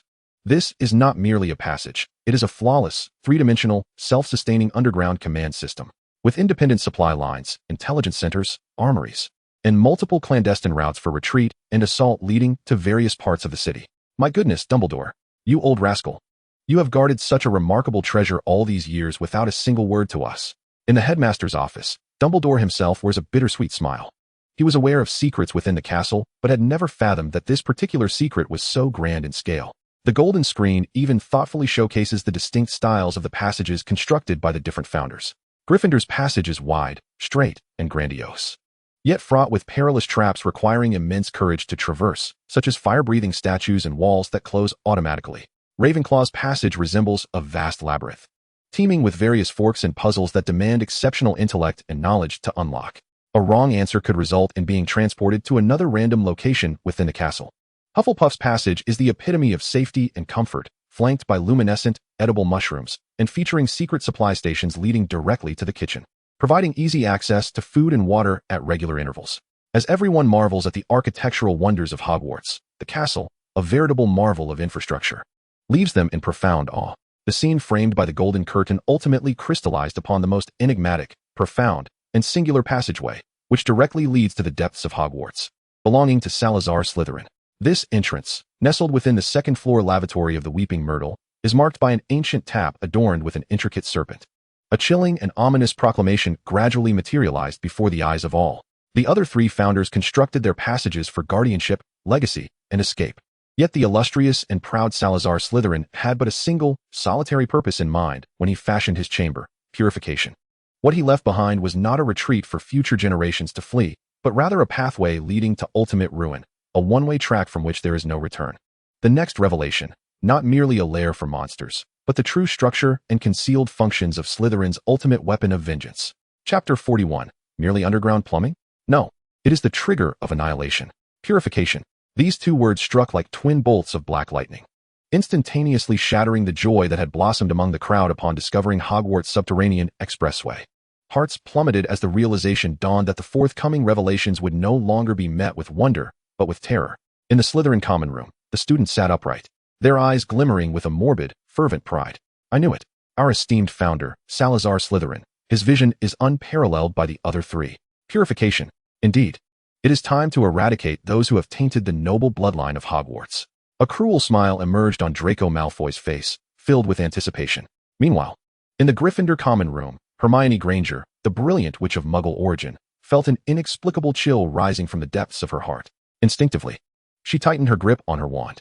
Harry and Ron, equally somber, settled beside her. They understood better than anyone the dreadful creature that lurked within that chamber. Yet, according to the Golden Curtain, it seemed that the basilisk was not the most terrifying entity residing within the chamber. The Golden Curtain ceased to tease. The spectacle commenced. A hissing voice, rich with ancient resonance and speaking in parcel tongue, echoed from the Golden Curtain. Open. The tap, etched with the small serpent in the second-floor lavatory, began to turn slowly, revealing a pitch-black, fathomless abyss. The camera of the Golden Curtain glided like a specter, following a long, bone-laden pipe as it descended. Ultimately, it arrived before a circular door, composed of 7 entwined, lifelike stone serpents. Another hiss in parcel tongue followed. The stone serpents gradually parted, unveiling behind them a chamber of immense familiarity to Harry, vast and temple-like, the ultimate sanctuary. 2 towering stone pillars, intricately carved with serpents, stretch into the distant darkness. At their end stands a monument, a colossal statue of Salazar Slytherin himself, several times taller than an average human, exuding an aura of solemnity and authority. Everything is precisely as Harry remembers it. However, this time, the perspective of the Golden Curtain has shifted. It does not enter the lair of the basilisk. Instead, it presents a grander, three-dimensional perspective, revealing the true structure hidden beneath the walls and floor behind that circular door to all onlookers. As the intricate layout becomes clear, the entire magical world is plunged into a profound silence.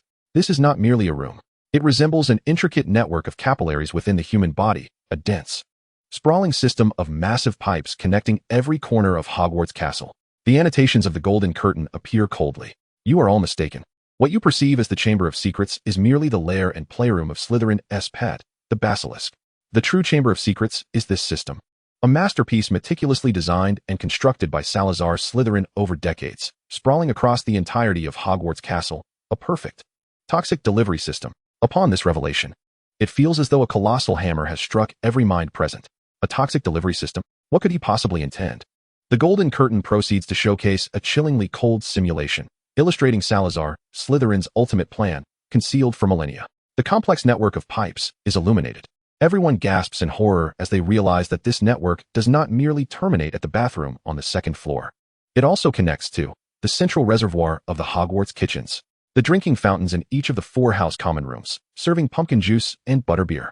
Even the ancient silver coffee pot in the faculty lounge, meant to invigorate the professors. The simulation then begins. When the heir of Slytherin deems Hogwarts to have been tainted by those of insufficient, impure bloodlines, necessitating a thorough cleansing, he can command the enormous basilisk to inject its lethal venom, embodying the ultimate principles of death, into a stone basin at the very heart of the chamber, known by Slytherin as the mixing pool. Subsequently, he need only open a small bronze main valve, disguised as a snake's tongue, behind the towering statue of Slytherin. The basilisk's venom, diluted hundreds of times by magical spring water and imperceptible to any potion, would then silently pervade the entire water supply system of Hogwarts Castle within 24 hours through this elaborate network of pipes. All those who are not of pure blood, lacking the faintest trace of the Slytherin's venomous resistance gene, both students and professors alike, will unknowingly succumb to chronic poisoning. Their bodies will gradually weaken. Their magical prowess will begin to dissipate uncontrollably. Ultimately, within a week, they will pass away peacefully and silently in their slumber, devoid of struggle or scream. Even the finest healers at St. Mungo's would merely diagnose this as a rare case of collective magical depletion. This commentary from the Golden Tapestry serves as a death sentence. A true purification bequeathed by Salazar Slytherin to posterity, a silent, efficient, flawless act of genocide, even untraceable to its true perpetrator. In that moment, within the Hogwarts Great Hall, all students of non-pure blood, including Hermione, felt a chilling sensation that penetrated to their very bones. The water they consumed daily, the lavatories they frequented, were inexorably linked to a vast gas chamber that could be activated at any moment. This realization instilled a terror in them 1,000-fold greater than encountering the basilisk itself. This was no mere horror, it was despair. In the Hogwarts headmaster's office, Dumbledore gazed at the intricately alarming schematic of the underground tunnels, letting out a long, drawn-out sigh. His eyes brimmed with boundless weariness and sorrow. My dear, stubborn old friend Salazar, your paranoia and pride have indeed reached a terrifying zenith. For the first time, he comprehended the superficiality of his understanding of the land beneath this castle, of which he was the headmaster. However, just as everyone was thoroughly shaken by Slytherin's cold, malevolent, apocalyptic scheme, the Golden Tapestry shifted once more. It played a recording from a millennium ago, capturing Salazar Slytherin's solitary monologue, magically preserved after he completed this system. In the image, the man clad in luxurious green robes, with a gaze as dark as his intentions, was not a mad, bloodthirsty butcher. Rather, he bore a profound melancholy, filled with apocalyptic foreboding. Standing atop the astronomy tower, he gazed into the distance at the Muggle villages, their lights twinkling like stars, whispering in Parseltongue. I see the future. I see the countless, frail Muggles, swarming like locusts. I foresee their ability to create terrifying metallic weapons capable of incinerating cities and rending the earth, without the need for wands. I envision our noble and dwindling wizarding kin, inevitably engaged in a battle for survival against them, a war of extermination. All that I do is not for the sake of senseless slaughter. Rather, it is to preemptively eliminate all unstable, fragile impurities that may betray our noble and pure wizarding lineage out of absurd compassion, before the darkest and most brutal moment truly arrives. This is not mere slaughter. He turned his head. His eyes, reminiscent of venomous serpents, seemed to pierce through millennia, gazing intently at every wizard in the present. It is a painful yet utterly necessary surgical procedure for the survival of the entire wizarding race. This discourse, imbued with controversy and coldness, yet seemingly underpinned by its own twisted rationale for salvation, left all in profound silence and contemplation. At that moment, the golden screen abruptly shifted. It departed from the grim and oppressive chamber, focusing instead on the outdoor grounds of Hogwarts, where the sun shone brightly upon the jubilant and sweat-drenched Quidditch pitch. Three towering, golden circular goalposts shimmered in the sunlight. Players clad in vibrant team colors soared on their enchanted brooms, racing and competing with fervor in the air. A new narrative emerged, instantly transitioning the story's rhythm from the heavy, oppressive struggles of power and survival to one filled with passion, excitement, and glory, illuminated upon the golden screen. When the great founders engaged in fervent debate within the castle's hidden chambers over lineage, knowledge, survival, and the future, even devising deadly schemes, there always existed equally great minds contemplating matters far purer and more intriguing. For instance, how to soar higher, how to become swifter, how to transform a simple aerial game into the foremost competition that would captivate the entire magical world, igniting fervor and enthusiasm. The next subject of revelation, not a person nor an object, but a sport, a spirit that fundamentally altered the aerial competitive realm of the magical world, Quidditch. Chapter 42. Wake up. Get excited. The next subject of revelation, not a person nor an object, but a sport, a spirit that fundamentally altered the aerial competitive realm of the magical world, Quidditch. As this announcement, rendered in vibrant, fiery golden letters, emerged upon the golden screen, the entire magical realm, especially Hogwarts Castle, was instantly ablaze with excitement. The heavy, oppressive atmosphere that had just lingered under the shadow of the Slytherin annihilation plan was swiftly dispelled. In its place arose boundless, heartfelt exhilaration and fervor. Quidditch. Ah, Quidditch. The sport that every young wizard yearns for, coursing through their very veins. Hogwarts, Gryffindor Common Room. Wow. Ron Weasley, an ardent supporter of the Chudley Cannons, leaped from the sofa, waving his arms in excitement. Finally, something interesting has arrived. Let me see if the Cannons have any glorious history. Harry Potter. The prodigious seeker of Gryffindor radiated a genuine smile. He instinctively shifted his shoulders, as if he could already hear the howling winds of the pitch and the buzzing of the golden snitch nearby. Their former captain, Oliver Wood, was overwhelmed with emotion, tears glistening in his eyes as he fervently proclaimed to his teammates, "Listen, pay attention. Learn well. This is the Golden Era, the supreme acknowledgement of our magnificent sport. It is a miracle." Even Draco Malfoy, who typically scoffed at such brutish athletic endeavors, straightened his back, for he too was the seeker for Slytherin. He huffed disdainfully, addressing Crabbe and Goyle with a tinge of envy. "Isn't it just a game? What is all the fuss about? However, I am curious to see whether our Slytherin team has historically dominated those foolish Gryffindor Lions." The Golden Era did not keep the eager fans waiting for long. The spectacle commenced. Yet, the opening scene left everyone in stunned silence. There was no modern, verdant Quidditch pitch, no towering golden goals, nor those sleek, swift flying brooms. Instead, the image revealed a muddy expanse above the Scottish marshes during the Middle Ages. A dozen scruffy wizards clad in coarse robes were mounted on what could barely be called brooms, rather resembling bundles of hastily tied reeds. They were engaged in a primitive and savage game. The commentary of the Golden Era emerged, imbued with a sense of historical gravitas, gradually revealing Quidditch did not materialize overnight. Its inception represents a grand evolution of aerial sport, spanning several centuries, rife with bloodshed, violence, accidents, and the ingenious ideas of countless brilliant minds. The Golden Era then showcased the astonishingly brutal predecessors of Quidditch. Origin 1, the Stokebridge Stoneball game. The scene depicted two teams of wizards hurling heavy stone balls, the size of human heads, imbued with hardening and tracking charms at one another. Their objective was not to score, but rather to mercilessly knock the opposing team's captain, who wore an onion on his head, off his broom. The spectacle was gruesome. A hapless wizard was struck by a stone ball, blood gushing from his head as he fell, screaming, from dozens of meters above. Origin 2, the needle threading contest. The scene shifted to the skies above Germany's Black Forest, where a group of formidable German wizards engaged in what could only be described as an extreme sport. They must ride their brooms at breakneck speed through a colossal fire ring, conjured by an alchemist, suspended in midair and perpetually spinning at high velocity. One contestant, due to a technical mishap, grazed the edge of the fiery hoop with half his body. In an instant, he transformed into a blazing figure, shrieking as he plummeted from the sky. Origin 3, the hunt for the golden snidget. This represents the most primitive form of modern Quidditch. In the scene, a referee releases a minuscule, lightning-fast magical bird, the golden snidget, from a golden box, its feathers shimmering like gold. More than 30 wizards from both teams swarm like locusts, employing every conceivable method to capture the unfortunate little bird. The rules are singular. Whoever captures it first triumphs. Whether one may cast malevolent curses upon rivals or knock opponents from their brooms during the chase is entirely voluntary, with no restrictions whatsoever. This is not merely a competition. It is a chaotic, rule-less melee taking place in the heavens. The revelation of this brutal origin left all modern Quidditch enthusiasts utterly astonished. Oliver Wood, a man who regards Quidditch rules and tactics as his very lifeblood, turned pale, murmuring in disbelief.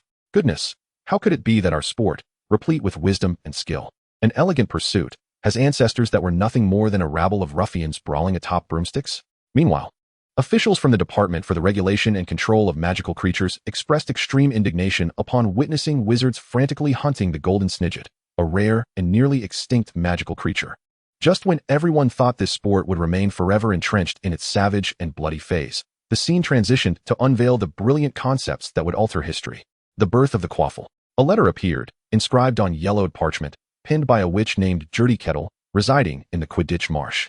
In her missive, she passionately ranted to her friend about the tedium and folly of the Stochop Stoneball game. Honestly, Gwen, I can no longer endure it. They resemble a horde of uncivilized trolls, merely hurling stones at one another. Can this sport not incorporate more skill, more artistry? I have an idea. Why not use a lightweight leather ball that won't crush anyone? We could place a large hoop at each end of the pitch and score by throwing the ball through the opponent's hoop. Wouldn't that be far more entertaining than simply knocking each other down? This seemingly fanciful proposal was, in fact, the nascent concept of the core elements of modern Quidditch, the quaffle and scoring. The birth of the bludger. The scene shifted to an alchemist's workshop, brimming with an array of peculiar materials. A rather tempestuous alchemist named Goodwin was casting the final incantations upon two iron spheres, dark as night, that roamed with a life of their own. He deemed the popular aerial games of the time to be excessively serene, devoid of sufficient conflict and unpredictability. Thus, through the art of alchemy, he conjured two sentient iron orbs imbued with violent tracking spells and confounding enchantments to distinguish friend from foe, naming them roaming spheres.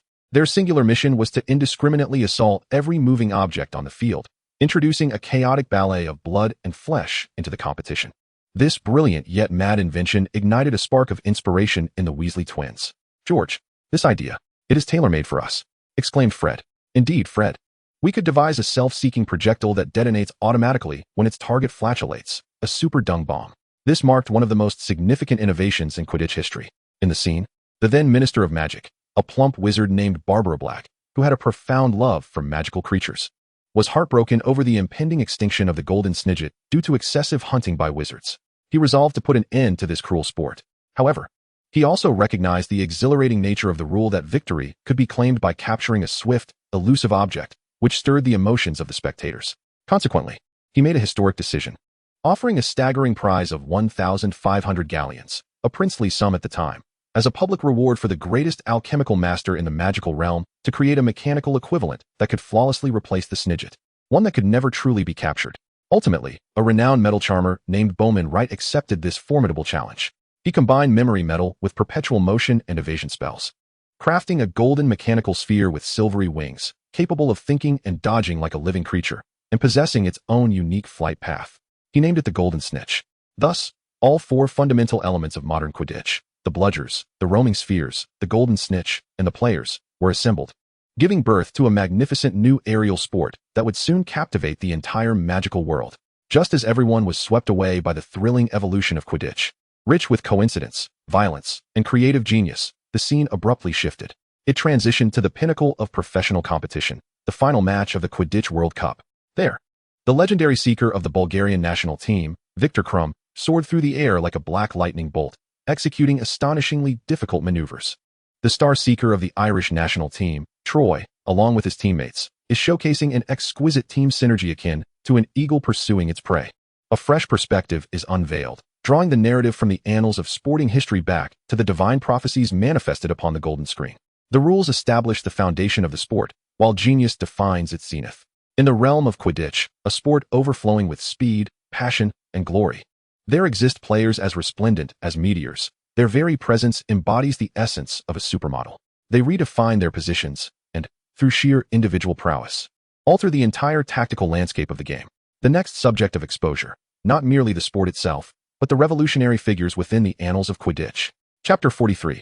Oh, behold what treasures I have discovered. This announcement sent the fans of the magical world into a frenzy. If the previous chapter was a vivid history lesson, the forthcoming one promises a visual feast for all aficionados. It is time to unveil those legendary, godlike players. Hogwarts, Great Hall. It is coming. It is coming. Oliver Wood, brimming with excitement, nearly leaped onto the table. With a voice filled with passion and dreams, he proclaimed to his fellow Gryffindor teammates, "Pay close attention. Every movement, every detail. This is the pinnacle of tactical instruction bestowed upon us by the golden screen. It is the divine revelation that will lead us to conquer the House Cup." Harry, Ginny, and Angelina, all ardent lovers of the sport, held their breath, their eyes shimmering with unparalleled anticipation. They understood that each forthcoming image could elevate their comprehension of the game to an entirely new realm. The golden screen did not disappoint. The visuals commenced. First to be revealed was the most notable position in Quidditch, capable of creating miracles, the Seeker. Revolutionary figure, the innovator of feints, the legendary Polish Seeker, Joseph Lącki. The scene shifted to the 1994 Quidditch World Cup final. Everyone witnessed the Polish Seeker, Lącki, clad in a crimson uniform, resembling a falcon. He soared high in the sky, catching sight of the elusive golden snitch. Yet, he did not pursue it immediately. Instead, he executed a maneuver that left the crowd gasping, a move so audacious it bordered on suicidal. He angled his broomstick nearly 90 degrees towards the ground and, with a terrifying velocity that could shatter the very fabric of his being, plummeted towards the earth. Following closely behind him, the Seeker from the Egyptian team was utterly beguiled by his maneuver, mistaking the elusive golden snitch to be hovering close to the ground, and without a moment's hesitation, he plunged downwards in pursuit. However, just as Lącki's body was about to make intimate contact with the unforgiving earth, he summoned an extraordinary force, defying the laws of physics with remarkable abdominal strength and magical finesse, yanking the head of his broom upwards with a sudden jerk. His body, nearly grazing the grass, traced a breathtaking and graceful arc as he soared back into the sky. The unfortunate Egyptian Seeker, misled by Lącki's ruse, was unable to react in time and crashed violently to the ground, falling in a heap, rendered unconscious on the spot. Amidst the thunderous applause of the crowd, Lącki leisurely turned back, effortlessly capturing the golden snitch that had been circling near his original position. The broadcast even showcased an exceptionally professional slow-motion replay, accompanied by tactical arrows, meticulously dissecting every minuscule detail of Lącki's execution of the move. It illustrated how he deceived his opponent with a mere glance, how he instantly adjusted his body's center of gravity during his rapid descent, and how his hand, gripping the tail of the broom, emitted an exceedingly subtle burst of magic to alter the balance charm of the broom's tail, enabling that astonishing ascent. This seamless and artful combination of deception and finesse left everyone utterly spellbound. At Hogwarts, Harry Potter, renowned for his own diving prowess, watched in wide-eyed astonishment at the detailed breakdown on the screen, his breath quickening with excitement. He felt as if his very blood was igniting uncontrollably with fervor. "So, this is how it is," he murmured to himself. "It requires not only courage and reflexes, but also precise control of magic and a comprehension of aerodynamics. It seems I have gleaned something profound." Instinctively, he reached out, mimicking the technique for elevating the broom in the air. In that moment, he sensed a transformative leap in his mastery of the flying broom. Next, the screen unveiled the second legendary Seeker, the revolutionary of position, the inventor of wrist catching, the legendary captain of the England team, Roderick Plumpton. The scene shifted to a much older match between England and Wales. Everyone witnessed the Seeker named Plumpton, darting towards the newly released golden snitch as if shot from a bow, before anyone had even comprehended the game had begun. With an exaggerated and somewhat comical posture, he spread his arms wide, as if to embrace the tiny ball. Then, in a flash of golden light, he astonishingly caught the lightning-speed snitch with his mouth. No, more precisely, he swallowed it whole. As he descended to the ground, brimming with triumph, he expelled the still fluttering snitch from his throat. A profound silence enveloped the arena. In the next moment, the golden screen revealed an astonishing core reversal that took everyone by surprise. It replayed the scene with a luminous perspective, allowing all to discern that Plampton did not catch the snitch with his mouth. Rather, at the very instant the snitch was about to make contact with his lips, he deftly seized it with his lightning-fast hand, concealed within his sleeve, employing an exceptionally covert, magician-like technique to instantaneously stow the snitch away in his cuff. His subsequent act of swallowing and regurgitating was merely a dazzling performance to mislead the spectators. The golden screen elucidated, slowly revealing. This catch established the fastest record in Quidditch history, achieved in a mere 3.5 seconds. Yet, due to its immense controversy, the International Quidditch Federation ultimately deemed it an illegal maneuver through a voting process. Roderick Plampton, a magnificent performer teetering on the edge of genius and deception. His victory, while eternally inscribed in the annals of history, remains inextricably linked to the notion of controversy. This twist incited a fervent discussion among the audience regarding the relationship between rules, skill, and victory. Is it more vital to win with flair, or does the mere act of winning hold paramount importance? Following the display of two individualistic seekers, the golden screen unveiled a third, a true tactical core seeker. Position Revolutionary 3, the commander of the skies, the witch Ursula Grimm from the Ugandan national team. In the footage, this dark-skinned, athletic female seeker completely shattered all preconceived notions of the seeker role. She never recklessly pursued the golden snitch. Throughout the match, she soared the highest and gazed the farthest. She resembled a cold, regal eagle, circling high above. Her voice never faltered, resonating with piercing clarity as she issued precise tactical commands to her teammates below. Left flank, the one in the green robes. Use a zigzag lightning maneuver to breach their defense. Bludger, forget that damned beater. Target the opposing seeker with glasses. Disrupt his rhythm. Everyone, collapse the defense. Execute our third Iron Curtain strategy. To everyone's astonishment, the rhythm of the entire match was firmly controlled by a single seeker. She was akin to a chess player maneuvering pieces in midair, with all players on the field, including the opposition, becoming mere pawns on her chessboard. She never sought personal glory. Instead, she remained composed, orchestrating tactical adjustments time and again, incessantly encroaching upon, pressuring, and disarranging the opponent's formation until their defense ultimately crumbled. Until the opponent's players were completely distracted, overwhelmed by fatigue. It was only at the moment when that poor seeker, tormented for a whole hour by her batter, was on the verge of mental collapse that she finally moved. Like a bolt of black lightning, charged with all its might, she silently dove from a bizarre angle that no one anticipated. Then, effortlessly, as if plucking an apple from a tree, she seized the long-abandoned golden snitch. The match was concluded. The annotations on the golden screen brimmed with reverence. She redefined the role of the seeker in an entirely new manner. The seeker is not merely the terminator of the game. They can also be the master of the entire match. Just as everyone was swept away by the exhilarating performances of these legendary seekers, each distinct yet equally magnificent, the golden screen abruptly shifted. Sunshine, grass, cheers, and glory all vanished in an instant. In their place emerged an immense cavern, shrouded in darkness, foreboding, reeking of death and decay, reminiscent of a charnel house. A cloaked figure, obscured in shadow, stood at the center of the cave. Surrounding him lay countless decayed corpses, remnants of human sorcerers long dead. He raised his wand and began to chant an ancient, malevolent incantation, a blasphemous spell of the undead. As he recited, those corpses, long departed, began to rise. One by one, slowly standing from the ground. Within their eye sockets burned a pale, unnatural fire, an essence not belonging to any living being. A new narrative unfolded on the golden screen, plunging the story's tempo from the fervent arena of passion into a chilling, horrific abyss.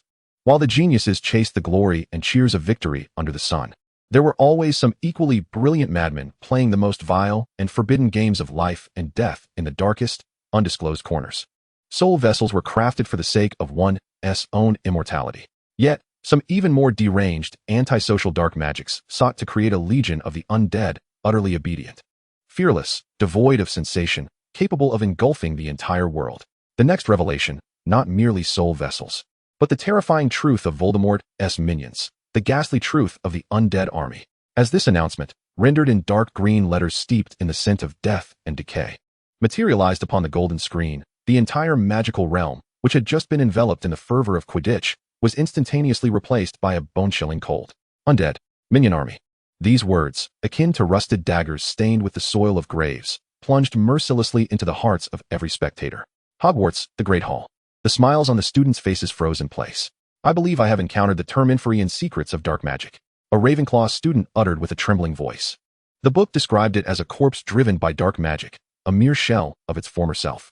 His words elicited waves of nausea and terror among the surrounding students. Grimmauld Place. The expressions of the members of the Order of the Phoenix turned gravely serious. Many of them had encountered these loathsome beings during the First Wizarding War. Voldemort was once again toying with his profane tricks involving the dead, Mad-Eye Moody remarked in his distinct, gravelly tone. Though these creatures moved sluggishly, their numbers were overwhelming. The Golden Curtain offered little room for speculation. It commenced its revelation in the most visceral and unsettling manner. The opening scene depicted the eerie, green glowing island at an undisclosed location that everyone had already seen once. The future Harry supported the exceedingly weakened Dumbledore, who had ingested poison.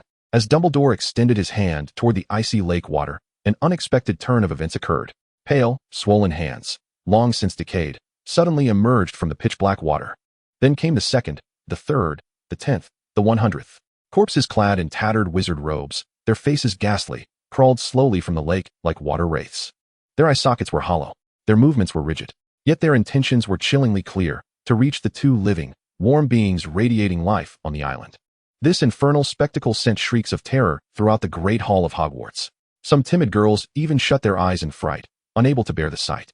The annotations of the Golden Curtain coldly floated above this horrific scene. Name, Inferi. Definition, a corpse animated by an exceedingly malevolent, ancient dark magic. Essentially, it is a soulless being, remotely controlled by the spellcaster through magical threads. They are the most cost-effective, efficient, and cruel cannon fodder in the hands of dark wizards. Subsequently, the Golden Curtain began to expound upon the characteristics of this undead entity. Characteristic 1, fearless and tireless. As they are already deceased, their bodies harbor no soul, no thought. Thus, they feel no pain nor experience any emotion known as fear. As long as the dark wizard controlling them does not completely exhaust their own magical power. Thus, they can eternally and tirelessly execute the most brutal commands of their master. Characteristic 2, an innate hatred for the living. The necromantic black magic that propels their actions is governed by the core principle of desecrating life and distorting death. Hence, they possess an uncontrollable and intense desire to attack all living beings that radiate warmth and vitality, a primal instinct born from the very essence of magic itself. They will rend and devour all that is alive. Characteristic 3, their sole, yet fatal, weakness. They are creations enveloped in the dark and frigid breath of death. Consequently, they instinctively fear anything that opposes them, light and flame. A powerful and persistent fire spell is their only true nemesis. Upon analyzing these characteristics, many formidable and audacious wizards breathed a sigh of relief. Mere fire-fearing corpses, scoffed a senior pure-blood student seated at the Slytherin table. With a sufficiently strong flame, they would be reduced to nothing but worthless cinders. His sentiment echoed the thoughts of most wizards. A single ghoul is not terrifying, nor are 10. Even 100 ghouls pose only a minor inconvenience to an adult wizard proficient in fire spells. However, the Golden Veil seemed to have heard their unspoken thoughts. In a manner bordering on mockery, filled with malice, it revealed to all, "You are woefully naive." Abruptly, the lens of the Golden Veil plunged down from the surface of the lake island, piercing through the inky, frigid waters, and descended into the unfathomable depths of the true lake bed. The scene that unfolded before everyone's eyes plunged the entire magical realm into a profound, breathless silence. At the lake's bottom, there was no silt or aquatic vegetation. Instead, it was a graveyard of bodies, countless, innumerable, perhaps hundreds of thousands of corpses. They donned robes from various eras and styles, with many even wearing Muggle clothing. They formed a grotesque coral reef, a monstrous amalgamation of human and non-human remains, layered upon each other at the lake's floor. They lay in quiet slumber, awaiting the summons of any living soul daring enough to intrude upon this place. The annotation of the Golden Veil emerged like the whisper of the Grim Reaper. Did you think there were merely a few hundred ghouls in the lake? No, Voldemort, during his decades of terror, slaughtered countless wizards who opposed him, innocent muggles, and even magical creatures that refused to submit to his will. He was a man who utilized every resource to its utmost. He believed that allowing these corpses to decay quietly was an immense waste. Thus, he secretly transported their remains here using dark magic, transforming this isolated lake of death into a private, boundless repository of an undead army solely belonging to him. At that moment, no student in the Hogwarts Great Hall could utter a word. They merely stood pale and trembling, gazing at the hellish sight composed of endless corpses. a vision capable of driving any person with a fear of the dense to madness. They could not fathom the terror and despair that would ensue if this virtually infinite legion of fearless undead were to appear on the battlefield of Hogwarts. In the Ministry of Magic, within the Auror office, all the elite Aurors felt a profound sense of helplessness as they beheld the endless tide of the undead. A single fire spell could incinerate 10, perhaps 100. But what of 1,000? 10,000? Their magical power was finite, while the enemy's fodder was limitless. How could this battle possibly be fought? Just as despair over the enemy's infinite numbers enveloped everyone, the scene returned to the island at the heart of the lake. Faced with the frenzied onslaught of the undead army, like a black tide surging from all directions, Dumbledore, weakened to the point of barely being able to stand, once again raised his wand with Harry's support. In his deep blue eyes, dulled by pain, a fervent fire akin to the sun ignited once more. Summoning the last remnants of his strength, he unleashed a roar filled with unparalleled majesty that reverberated throughout the underground cavern. Flames roared. Boom. In the next instant, an immense, indescribable storm of golden red flames erupted from the tip of his unremarkable elder wand, akin to a volcanic eruption or the breath of a dragon. In an instant, the flames coalesced into a living, roaring dragon of fire, spiraling and howling, encircling the entire island with an insurmountable, sacred wall of flame. All the daring undead that approached were met with a silent scream as they ignited upon contact with the fire, reduced to nothing but a handful of black ashes. At this moment, the annotations of the golden scene brimmed with profound reverence. The power of the individual may appear trivial in the face of absolute numbers. Yet, when that individual is Albus Percival Wulfric Brian Dumbledore, he alone constitutes a sacred legion capable of burning through hell.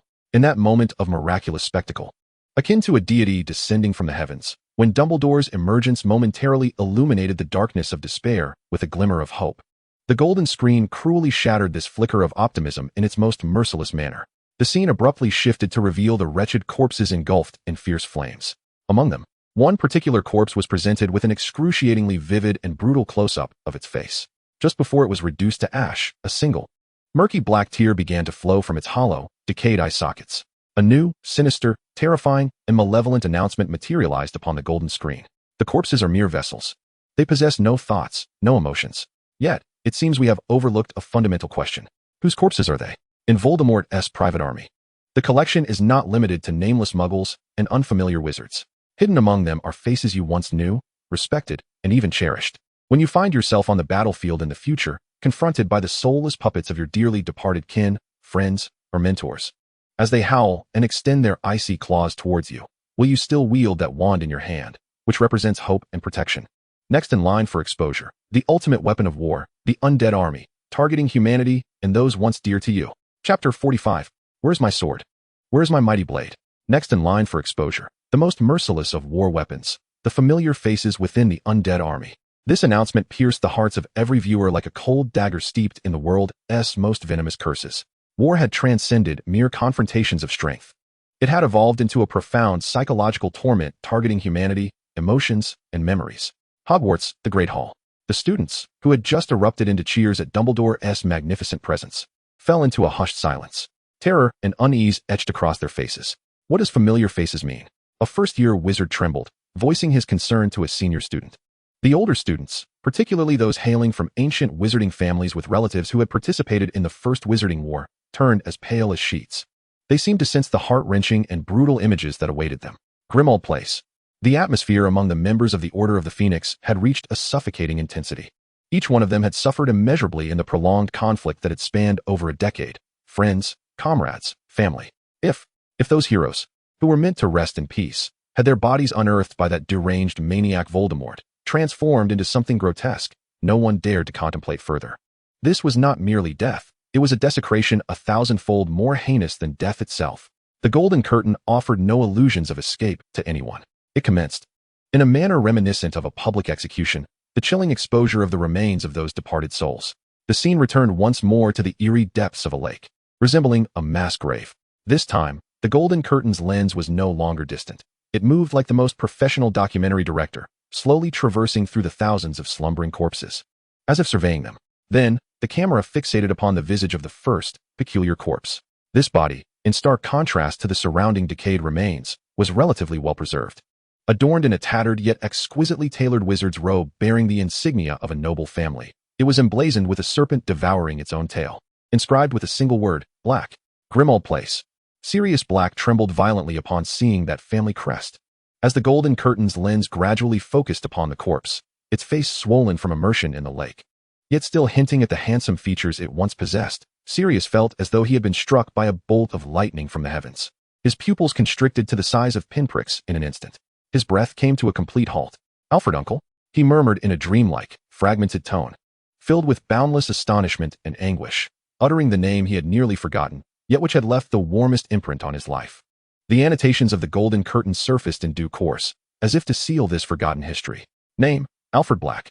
Identity: Sirius Black's uncle. One of the few upright and kind-hearted wizards in the Black family who do not take pride in pure blood. Life: he was once fiercely disowned by his own mother, who magically burned his name from the Black family tapestry for secretly aiding Sirius, who had been disowned and ran away from home. Fate: during the First Wizarding War, he bravely sacrificed himself, fighting alone against 3 Death Eaters to cover the retreat of the Order of the Phoenix members. His body was secretly recovered by Voldemort and transformed into one of the elite corpses with the strongest defenses in this army of the undead. No. Sirius let out a howl, akin to that of a wounded lone wolf, filled with profound sorrow and overwhelming rage. His dearest friends, James and Lily, were dead. His most beloved Uncle Alf, the sole source of warmth for his family, had not only perished but was now to be transformed into a soulless puppet by the very enemy he despised most, condemned to eternal unrest. For the first time, tears, scalding and mingled with regret, sorrow, and an unquenchable hatred, streamed from his crimson eyes. Yet, the cruelty of the golden screen was far from over. Its lens slowly shifted from Alf to 2 other corpses that remained tightly entwined at the bottom of the lake, a man and a woman. Their faces, swollen from immersion in the water, still bore the contours of their former bravery, resilience, and indomitable spirit. In the Great Hall of Hogwarts, Neville Longbottom's mind went blank when he recognized those 2 faces, familiar yet strange. It felt as though his entire world had lost its sound and color, leaving only the 2 serene faces, resting silently in the frigid lake. Father? Mother? He uttered their names in a whisper so faint that even he could scarcely hear it. Names he had never truly called out in his life. The merciless annotations of the golden screen reappeared. Name: Frank Longbottom, Alice Longbottom. Identity: core members of the Order of the Phoenix, the most distinguished Auror couple in the Ministry of Magic. Life: distinguished in the First Wizarding War, having successfully escaped the clutches of Lord Voldemort on 3 occasions. And, after Voldemort's downfall, they were tortured into irreversible insanity by Bellatrix Lestrange and 3 other Death Eaters using a cruel Cruciatus curse. Aftermath: Voldemort deemed it a waste of their legendary reputation to allow them to exist as mere shells in the closed wards of St. Mungo's Hospital. Thus, upon his resurrection, he dispatched Death Eaters to secretly remove their soulless, vegetative forms from the hospital and transform them into inferi. In that moment, Neville Longbottom, a boy who had always been somewhat timid, weak, and even self-deprecating, found an unprecedented calm. He neither cried nor screamed. Instead, he silently retrieved the wand his father had once entrusted to him, now faded with time, from the pocket of his worn-out robes. With an unprecedented gentleness, he wiped the wand clean, then lifted his gaze back to the golden screen. In his eyes, which had always been filled with confusion and fear, there was no trace of weakness left, only a cold, unwavering resolve as unyielding as ancient ice from the far north, a chilling intent to kill, devoid of any emotion. At this moment, the entire faction of light found itself engulfed in an unprecedented and intense martial fervor, ignited by an overwhelming sorrow and a tempest of fury. Meanwhile, the scene on the golden screen shifted to Malfoy Manor. Voldemort gazed upon the figures of the members of the Order of the Phoenix, their faces contorted in pain, despair, and rage, with an expression akin to that of an art connoisseur admiring a masterpiece. He let out a hissing, cruel laugh reminiscent of a serpent's flickering tongue. "How amusing, is it not?" he remarked to the Death Eaters surrounding him, his tone dripping with arrogance. To extinguish their physical forms is merely the initial step of war, the most rudimentary and crude of pleasures. The true artistry lies in annihilating their spirits and shattering their will. His voice exuded a vile, nauseating delight. You can imagine, can't you? On the ultimate battlefield ahead, when that indomitable boy, Harry Potter, witnesses his beloved, noble parents transformed into my puppets, reaching out to him with cold claws. What will be his reaction when the Weasley family's foolish redhead sees his brother, Fred, who perished in the forthcoming battle at Hogwarts, rise again, expressionless, to fight for me? Will he still have the heart to utter that incantation of destruction? This is the true joy of war, to wield their own laughable, fragile love as the sharpest of weapons to dismantle them from within. Ha! As all present trembled at Voldemort's extreme cruelty, which had transcended mere evil and ascended to the realms of psychological torment and inhumanity, the golden screen suddenly shifted once more. It departed from the eerie, despair-laden depths of the lake and arrived at a place brimming with sunshine, the fragrance of earth, and the vitality of life. Hogwarts, that ever-warm third herbology greenhouse. There a plump, kindly witch, Professor Pomona Sprout, adorned with a small flower on her chest and a perpetual smile, was fitting a peculiar plant, grotesque with a face resembling that of an infant, with fluffy pink earmuffs. A new, dramatically contrasting scene appeared on the golden screen, causing all minds to momentarily stall. When darkness and death attempt to distort life in the most malicious and blasphemous ways, there will always be some resilient forces born from Mother Earth, imbued with primal vitality, destined to become their innate, unyielding nemesis.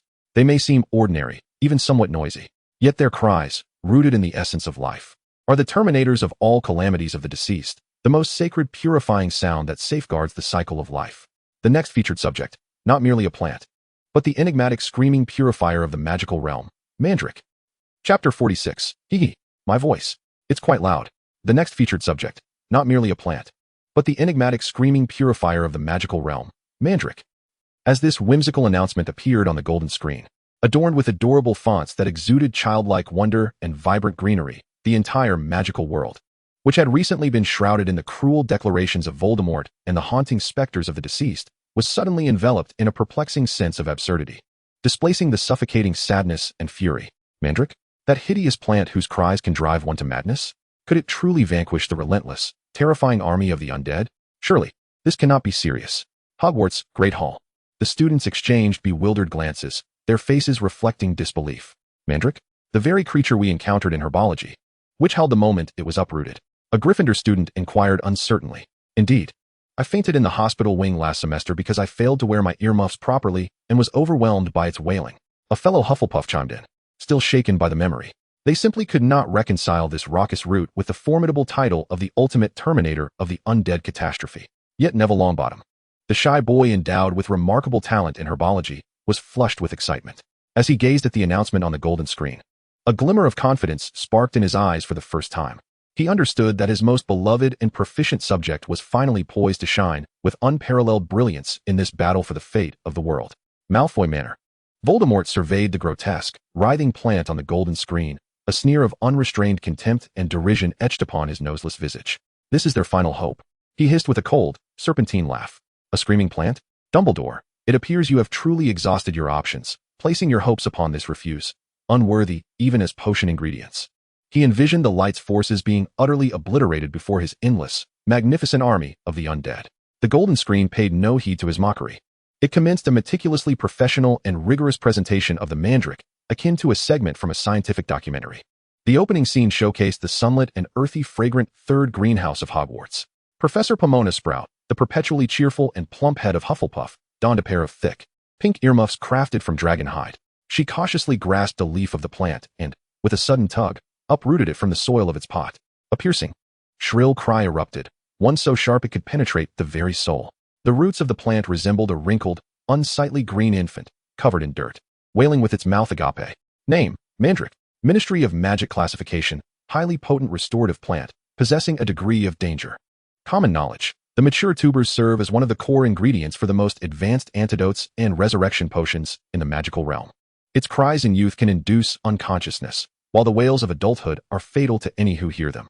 Indeed, the students of Hogwarts nodded knowingly, their hearts resonating with understanding.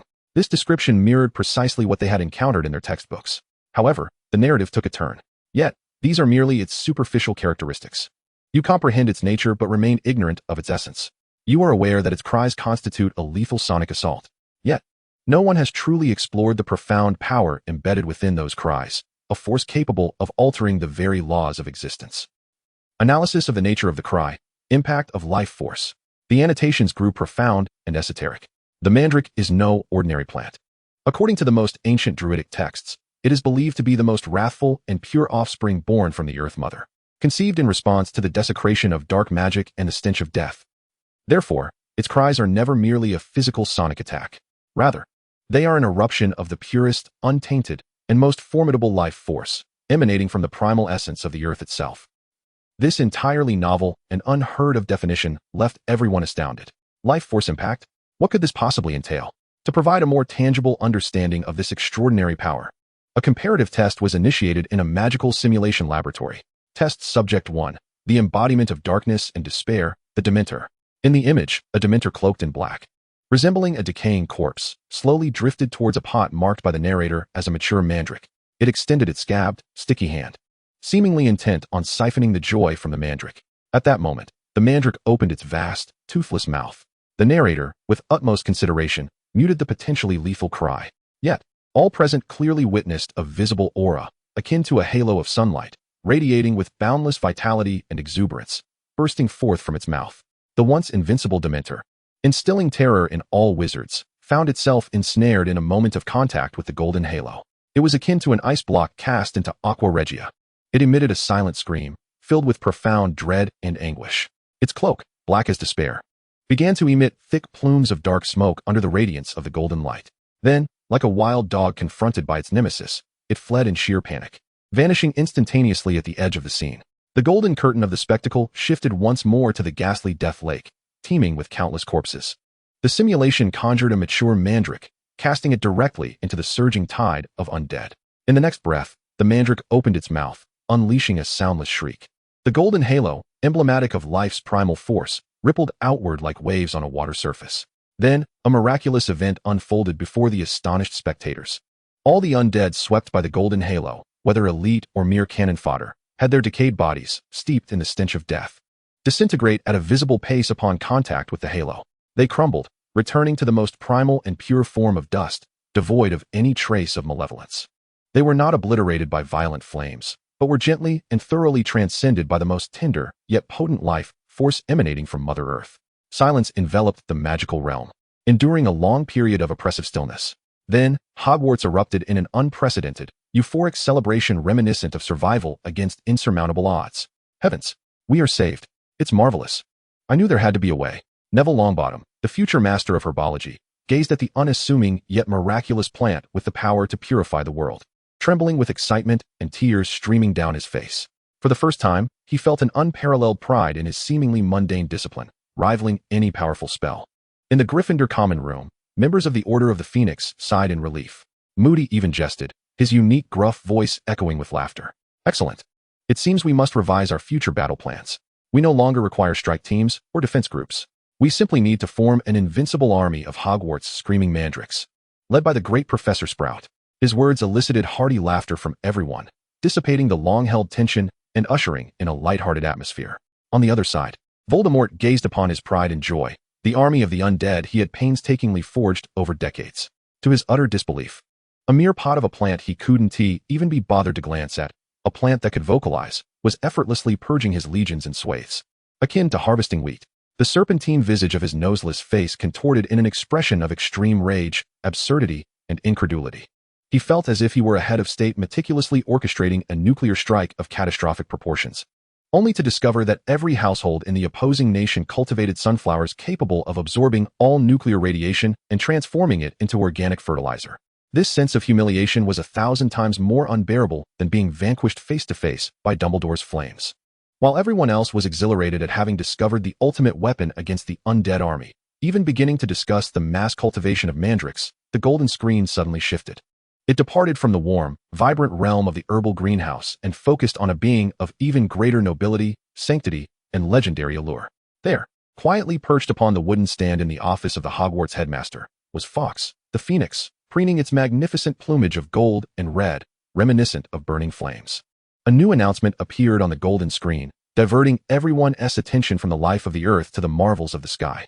The life of the earth can purify the desecrated dead, and the sacred fire of the heavens can rekindle the inevitability of death. In the magical world, there exist extremely rare and holy beings whose mere existence is the most elegant and thorough defiance of the ultimate law of death. They are the embodiment of flames, the healers of tears, the ultimate symbol of the cycle of life. They arise from death. Next revelation, the secret of the Phoenix's resurrection. Chapter 47, Roast Chicken? No, a mobile resurrection point. When these two words, which themselves signify the sacred and legendary, appeared on the golden screen, the entire magical world was ignited once more. If the unveiling of the mandrake had brought an unexpected surprise to those in despair, then the revelation of the Phoenix infused every heart with a potent elixir of hope, warmth, and endless yearning.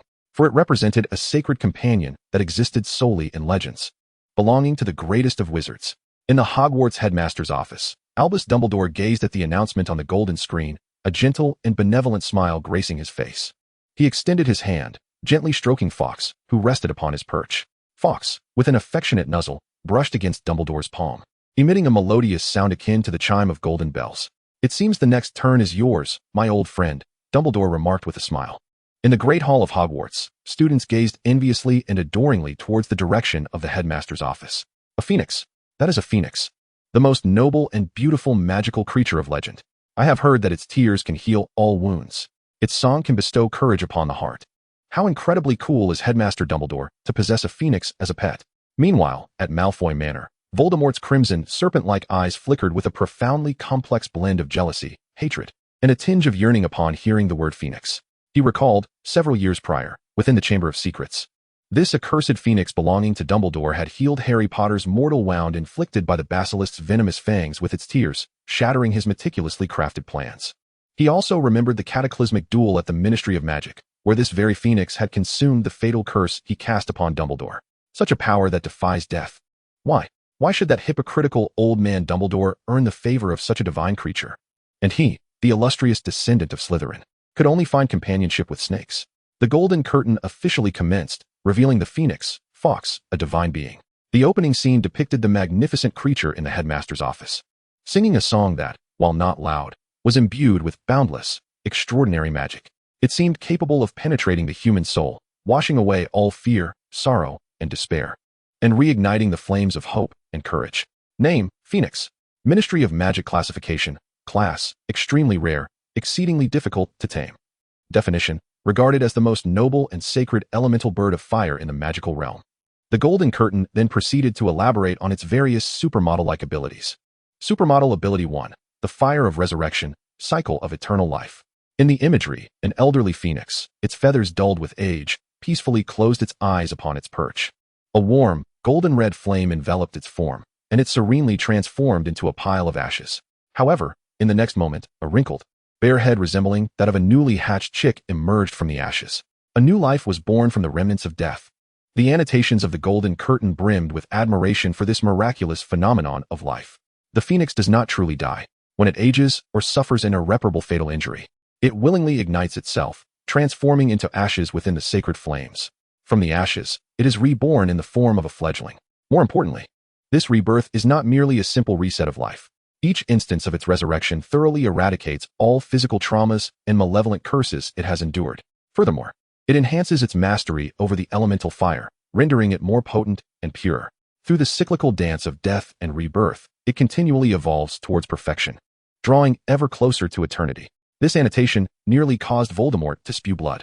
In his relentless pursuit of so-called immortality, he had torn his soul into 7 fragments, transforming into a grotesque entity that was neither fully human nor fully spectral, living a life of torment, distortion, and inherent flaws. Yet, this creature possesses an innate, genuine immortality that surpasses his theory of Horcruxes by a magnitude of 1,000 in sophistication, perfection, and elegance. How profoundly unjust. Supermodel Ability 2, Tears of Life. An absolute cure. The golden screen replayed a classic scene from Harry Potter's second year. In the Chamber of Secrets, Harry was viciously bitten on the arm by the basilisk, its venom imbued with the essence of death. The ominous, dark purple aura of mortality was visibly eroding his life force. Just as he was on the brink of death, Fawkes soared to his side. A single, radiant tear, glimmering with a warm golden hue and resembling a pearl, fell from its eye, landing upon Harry's already darkened wound. In the next moment, a miracle transpired. The basilisk's lethal venom, potent enough to kill an adult within minutes, was instantaneously neutralized, purified, and dispelled before the healing power of the phoenix's tears, akin to snow meeting the fiercest sun. Harry's horrifying wound healed at a speed that defied all biological understanding. Closing perfectly, the annotations on the golden screen radiated supreme authority. The tears of the phoenix contain the purest and highest level of life essence energy in this world. Theoretically, it can heal all known physical injuries and magical toxins. Its healing effects surpass any potion or healing spell, for it represents a true law-level healing. This scene evoked expressions of fervent reverence and awe among the top healers at St. Mungo's Hospital for Magical Maladies and Injuries, akin to witnessing a divine being. This was the ultimate dream in the field of healing, a goal they could never hope to achieve in a lifetime. However, Just as everyone believed the Phoenix to be merely a perfect ultimate support, with infinite resurrection abilities and extraordinary healing powers, the golden screen unveiled its most astonishing, utterly unreasonable, and strategically game-changing capability. Supermodel Ability 3, Sacred Fire Teleportation, disregarding all rules. The scene shifted to the minister's office at the Ministry of Magic. In the future, Dumbledore, in a bid to safeguard Harry, confronts Minister Fudge alongside a cadre of elite Aurors. Just as Fudge issues the command to apprehend Dumbledore, the latter calmly extends his hand, gently touching Fawkes, the Phoenix perched upon his shoulder.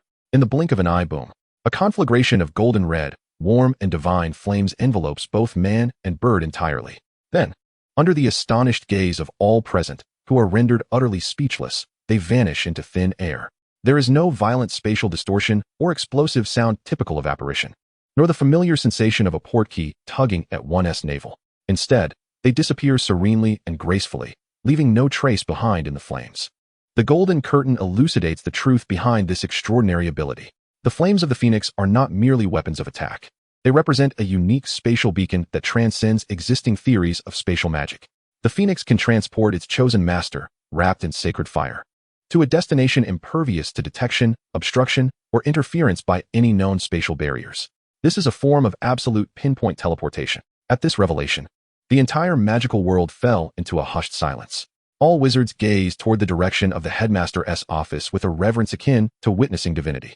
They finally comprehended that Dumbledore's seemingly ornamental pet bird, housed in his office, was in fact a formidable being, capable of traversing vast distances with unparalleled resilience, an inexhaustible source of healing, and the ultimate embodiment of a human-like magical enhancement. While all present marveled at the Phoenix's perfection and sanctity, the golden curtain thoughtfully appended a final annotation. However, take heed. The loyalty of this sacred and proud creature is priceless. It will devote its entire existence only to a wizard whose soul it truly recognizes, one possessing a purity and nobility akin to the sun. Desire its aid? First, ask yourself, do you deserve it? These words pierced through Voldemort's heart, already twisted and consumed by jealousy, like an invisible, razor-sharp sword. At that moment, the imagery on the golden curtain abruptly shifted. The warm, sacred golden red flames vanished, replaced by an endless, oppressive darkness that evoked despair. The scene transitioned to Azkaban prison, the dread fortress standing ominously upon the isolated island in the North Sea. Countless figures clad in tattered black cloaks, resembling decaying phantoms, drifted through the cold, damp air like weightless rags. They traversed their path, devouring all light. Every ounce of joy is siphoned away, leaving only an infinite void of cold and despair. A brand new foreboding emerges upon the golden screen, plunging the emotions of all into a chilling abyss from the warm, sacred heights of elation.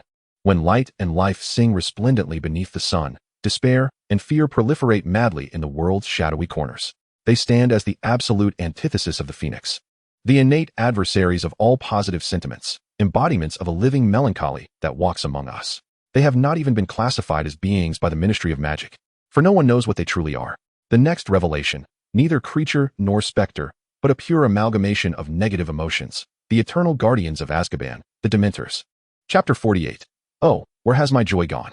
As this line of foreboding, rendered in a chilling, gravestone-like gray font, appears on the golden screen, the atmosphere of the magical world, recently warmed by the Phoenix's sanctity and beauty, is abruptly frozen by an invisible, bone-chilling cold. Dementors. The very name evokes terror, signifying the black fortress of despair that looms on the isolated isle of the North Sea, striking fear into the hearts of all wizards. Azkaban. In the Hogwarts Great Hall, the smiles on the students' faces freeze. The Dementors are to be revealed. I do not wish to witness this. The mere sound of their name sends a shiver down my spine. Many students instinctively hug their arms, as if the chill from Azkaban has penetrated the golden screen, sweeping into the warm hall. Upon seeing the word Dementor, Harry Potter's face turns ashen. Memories of the third year flood back. The sensation of the Dementor's proximity on the Hogwarts Express, as if all the joy in the world had fled, leaving behind an endless, suffocating despair that loops infinitely within his mind. He can still hear his mother's haunting scream before her demise. In Grimmauld Place, Sirius Black, the man who was unjustly imprisoned in Azkaban for 12 long years, trembles uncontrollably at the sight of the golden screen's foreboding. A profound fear, deeply imprinted in his soul, surfaces in his once vibrant gray eyes.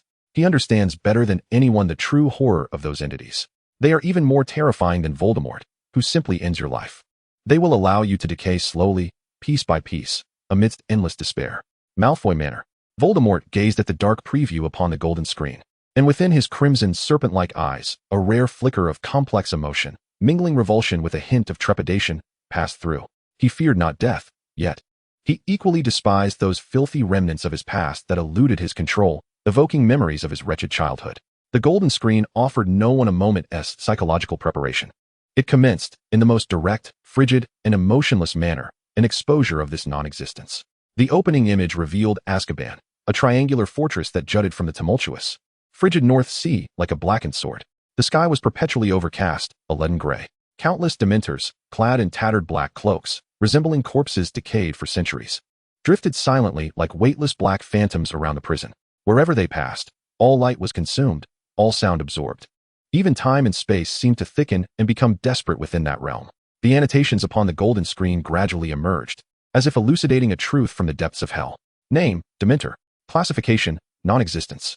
Warning, the Ministry of Magic has not classified them as magical creatures, for, in the strictest sense, they are neither living beings nor the undead. No one knows their origin, what they are made of, or where they ultimately go. Essence analysis, a pure, living amalgamation of negative emotions. They are akin to an invisible fungus in nature, parasitically existing upon the soul. They feed upon all positive human emotions. Joy, hope, courage, dreams, and love, all are, in their eyes, the most delectable sustenance for survival. Wherever they go, they drain the warmth and happiness from the air, leaving only the purest, most primal coldness and despair deep in the marrow. This annotation unsettled all wizards, subverting their worldview.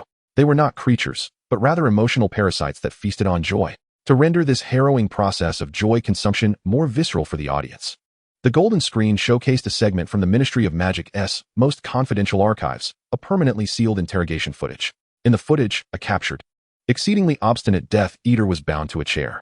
No matter how the Aurors interrogated him, he remained disdainful, refusing to divulge any information regarding Voldemort.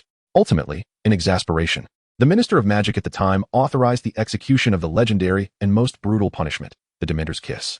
Everyone witnessed as a Dementor glided forth from the shadows. Moving slowly and deliberately, it approached the Death Eater before it, and then, with a languid motion, lifted the dark hood that concealed its visage. Beneath that hood, there were no eyes, no nose, no mouth, only a writhing void, akin to a black hole, that seemed capable of devouring all light, a nauseating emptiness. It directed itself towards the Death Eater's mouth and gently kissed him. In the next moment, an unforgettable and horrifying scene unfolded before all eyes. They clearly beheld a silvery orb, shimmering with a faint light, representing the essence of the Death Eater's soul, being inexorably drawn from his mouth, inch by inch. By the Dementor, the Death Eater could not even muster a struggle. His body ceased all resistance in an instant. His eyes became hollow and lifeless, resembling two decayed fish. He was not dead. His heart still beat, his chest still rose and fell, but he was undeniably, irrevocably dead. He had transformed into a shell, breathing and alive, yet devoid of thought, memory, emotion, or past, a mere walking corpse. This scene plunged the entire magical world into a suffocating silence, so profound that it seemed to drain away sound itself. At Hogwarts, all the students stood frozen, pale-faced and cold, finally grasping the true meaning of why Azkaban was deemed a hell on earth, and why Dementors were spoken of by countless wizards as even more terrifying than Voldemort. For while Voldemort may kill your body, Dementors would make you wish for death itself. In Grimmauld Place, Sirius Black watched the familiar, hollow shell on the screen, his body trembling uncontrollably. During his 12 years in Azkaban, he had fought against the despair of having his soul gradually siphoned away, each day, each minute, each second. His survival was not due to extraordinary strength, but rather his unwavering knowledge of his innocence. This intense feeling, filled with bitterness and hatred, was not a form of joy. Thus he had not been completely drained by the Dementors. Yet, the sensation of all beautiful memories slipping away, leaving only the most painful and despairing moments of his life to replay in his mind like an endless film, was a torment he understood better than anyone. As everyone stood speechless, shaken by the ultimate horror of the Dementor's kiss, believing that such a direct assault on the soul was utterly indefensible, the scene on the screen suddenly shifted, transforming into a realm of warmth and brilliance. The scene unveils the future visage of a third-grade Harry Potter, standing solitary at the edge of the pitch-black, frigid Black Lake. Before him looms an army of Dementors, surging forth like an overwhelming tide from all directions. He raises his wand aloft. A brand new proclamation, akin to the solitary torch of hope ignited in the boundless, icy darkness, emerges upon the golden screen. When despair seeks to engulf you like an inky tide, there exists a force capable of becoming the most steadfast and warmest barrier, completely thwarting it. This power does not stem from your noble lineage. It does not arise from your vast knowledge. It emanates solely from the deepest, most powerful, purest, and irreplaceable, joyful memories within your heart. The next focus of revelation, not an object, nor a creature, but the ultimate embodiment of will and emotion. The sole protector against darkness and despair, the Patronus charm. Chapter 49. Cheer up, friends. It's not such a big deal. This revelation, akin to the most resplendent dawn breaking through unending darkness, instantaneously dispels the chilling gloom cast by the Dementors that enveloped the hearts of all. The Patronus charm. That legendary spell, only successfully wielded by a select few with profound inner strength and rich emotions, stands as the highest and most exquisite form of defense. It is the singular answer to counter this incomprehensible soul attack. In the Hogwarts Great Hall, the Patronus charm resonates. The students erupt in fervent cheers, akin to a sense of survival after calamity. I heard it can summon a silvery, luminous creature. Indeed, my father is an Auror, and his Patronus is a magnificent wild boar. So cool. I can't wait to learn it. I wonder when we will get to study this spell. Their hearts brim with endless curiosity and longing for this profound and legendary incantation. In the Gryffindor Common Room, members of the Order of the Phoenix exhale in relief. Most of them successfully conjured their patron uses a fundamental and vital skill in their fight against the darkness. Harry Potter, gazing at the golden screen, is swept by a peculiar blend of tension and anticipation. He recalls Professor Lupin teaching him this spell for the first time in that empty classroom. He also remembers how he had repeatedly fainted under the influence of the Dementors, only to rise again time after time. Ultimately, at the edge of the despairing Black Lake, surrounded by hundreds of Dementors, he succeeded. The golden curtain has officially risen, revealing the exposure of what is hailed as the most beautiful enchantment in the magical realm. The opening scene unfolds with a future Harry by the edge of the Black Lake, capturing that iconic moment. Confronted by the Dementor army, surging towards him like a despairing black tsunami from all directions, he raises his wand high. Instead of monumental memories, his mind conjures a remarkably simple yet profoundly warm image, the realization of having a true godfather who loves him, Sirius Black. He is no longer alone. This purest joy, emanating from the depths of his heart, becomes the wellspring of his strength. He cries out the incantation capable of dispelling all darkness in the world, Expecto Patronum. In the next heartbeat, a majestic, colossal stag, gleaming with a blinding silver light akin to the sun, bursts forth from the tip of his wand. This stag is not merely luminous, it is alive. It raises its magnificent, grand antlers, letting out a silent roar filled with courage and hope. Then, like an unstoppable silver shockwave, it sweeps across the surface of the Black Lake. The hundreds of imperious Dementors, in its presence, appear as the most wretched dark creatures confronted by their nemesis. Under the silver light, they emit a silent scream of terror. In an instant, they are swept away. Like autumn leaves in the wind, the entire night sky transforms, illuminated as brightly as day by the presence of this great guardian spirit. This spectacle leaves everyone in awe. They are profoundly moved by this miraculous scene, suffused with power and beauty. The annotations of the golden curtain gradually emerge, revealing the true essence of this magnificent spell. Name, Patronus charm. Definition, an extremely profound, powerful, and challenging top-tier defensive spell. Its principle does not involve the creation of energy from thin air. Rather, it requires the caster to concentrate their utmost willpower, searching through the vast sea of their memories to uncover the purest, most powerful, and joyous recollection. Then, this positive emotional energy, embodied by joy and hope, is materialized through the incantation. Ultimately, it summons a silver-white soul guardian composed of pure, concentrated happiness. As Dementors feed on joy, a powerful, corporeal Patronus is, for them, akin to a gourmet feast so delectable that it could cause their demise. With the principles unveiled, the golden curtain embarks on a journey that delights the eyes of all present. The guardian of renowned figures, a grand award. Albus Dumbledore. In the scene, Dumbledore stands within the confines of his office. With a gentle flick of his wand, a magnificent phoenix, identical to Fawkes, bursts forth from the tip of his wand, soaring gracefully and illuminating the entire room with its silver flames. The golden screen annotation reads, "The Phoenix, a symbol of indomitable hope, perpetual rebirth, and an unwavering struggle against darkness." This perfectly embodies the extraordinary and legendary life of Albus Dumbledore. Hermione Granger. In the scene, Hermione successfully conjures her Patronus while confronting a boggart. It takes the form of a small, lively, intelligent, and charming silver otter. It joyfully swims through the air, radiating an aura of wisdom. The golden screen annotation states, "Otters, renowned for their remarkable intelligence and extraordinary agility." Hermione Granger epitomizes this. Following this, The spotlight shifts to the most emotionally charged moment of the evening. Severus Snape. The scene transitions to the eerie, cold potions classroom located in the dungeon. Snape sits alone in the darkness, his face revealing profound pain and exhaustion, feelings never before shown in public. It appears he is attempting to dispel the relentless torment that gnaws at him like a dementor. Instinctively, he raises his wand. Expecto Patronum. He murmurs the incantation softly. A swirl of silver light emanates from the tip of his wand, transforming into an elegant, beautiful, and gentle silver doe with sorrowful eyes. This doe is identical to the Patronus of Lily Evans, previously revealed on the golden screen.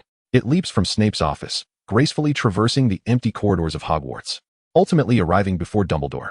Dumbledore gazes at this familiar doe, a deep sigh escaping him. Lilies? After all this time, still the same? Snape emerges from the shadows. His face still masked in coldness, yet his voice betrays a subtle, profound tremor. At this moment, the golden screen annotation slowly materializes. It does not contain lengthy rhetoric. Only a single, simple word, yet it carries more weight than any ornate phrase. In this instant, the entire magical world is enveloped in a profound, silent stillness, shaken by a love so deep it transcends life and death. Harry Potter stares in awe at the doe, identical to his mother. He finally comprehends. He truly, utterly understands. Dumbledore's words, "He has your mother's eyes," conceal a profound and weighty significance. He gazed at the man on the silver screen, the one he had harbored animosity towards for a full 6 years. In his eyes, for the first time, there was no trace of disgust or hatred, only an endless, intricate silence that eluded expression, as everyone was captivated and healed by the splendor of the Patronus charm and moved by Snape's deep affection. The imagery on the screen abruptly shifted. It morphed into something exceedingly bizarre, steeped in an aura of psychological corruption. In the frame appeared a seemingly unremarkable book, ensconced in coarse, deep green leather.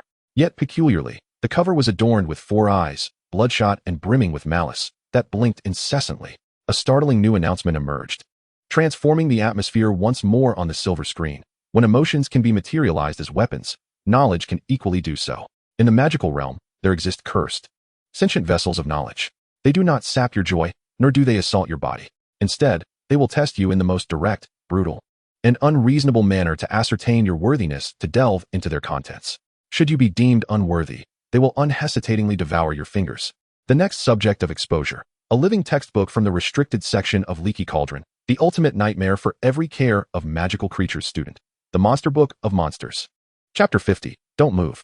Move again, and I shall bite you. The next subject of exposure, a living textbook from the restricted section that bites. The Monster Book of Monsters. As this announcement appeared in a twisted, furry font, complete with sharp fangs, the entire magical world, which had just been enveloped in the warmth and emotion of the Patronus charm, was suddenly shrouded in a bewildering absurdity and farce. The Monster Book of Monsters? A textbook? What on earth is happening on the silver screen?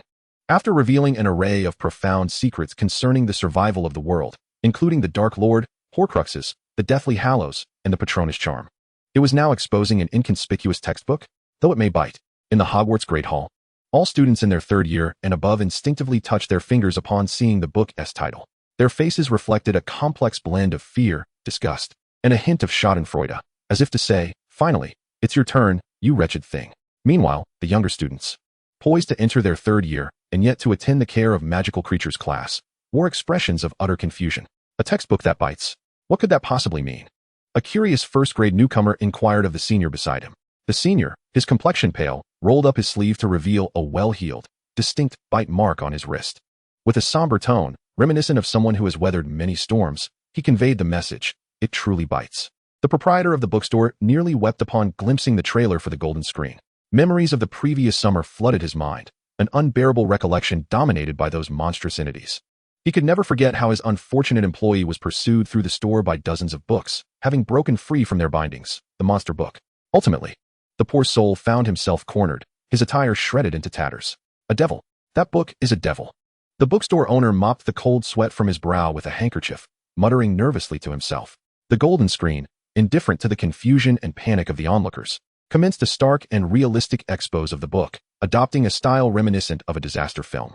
The opening scene depicted the underground storage of the bookstore, where a colossal cage of sturdy black iron contained hundreds of volumes, bound tightly with thick hemp ropes, still emitting rustling struggles and low growls from their furry green covers.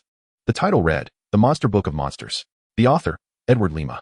Officially designated as the third-year textbook for the care of magical creatures class at Hogwarts School of Witchcraft and Wizardry.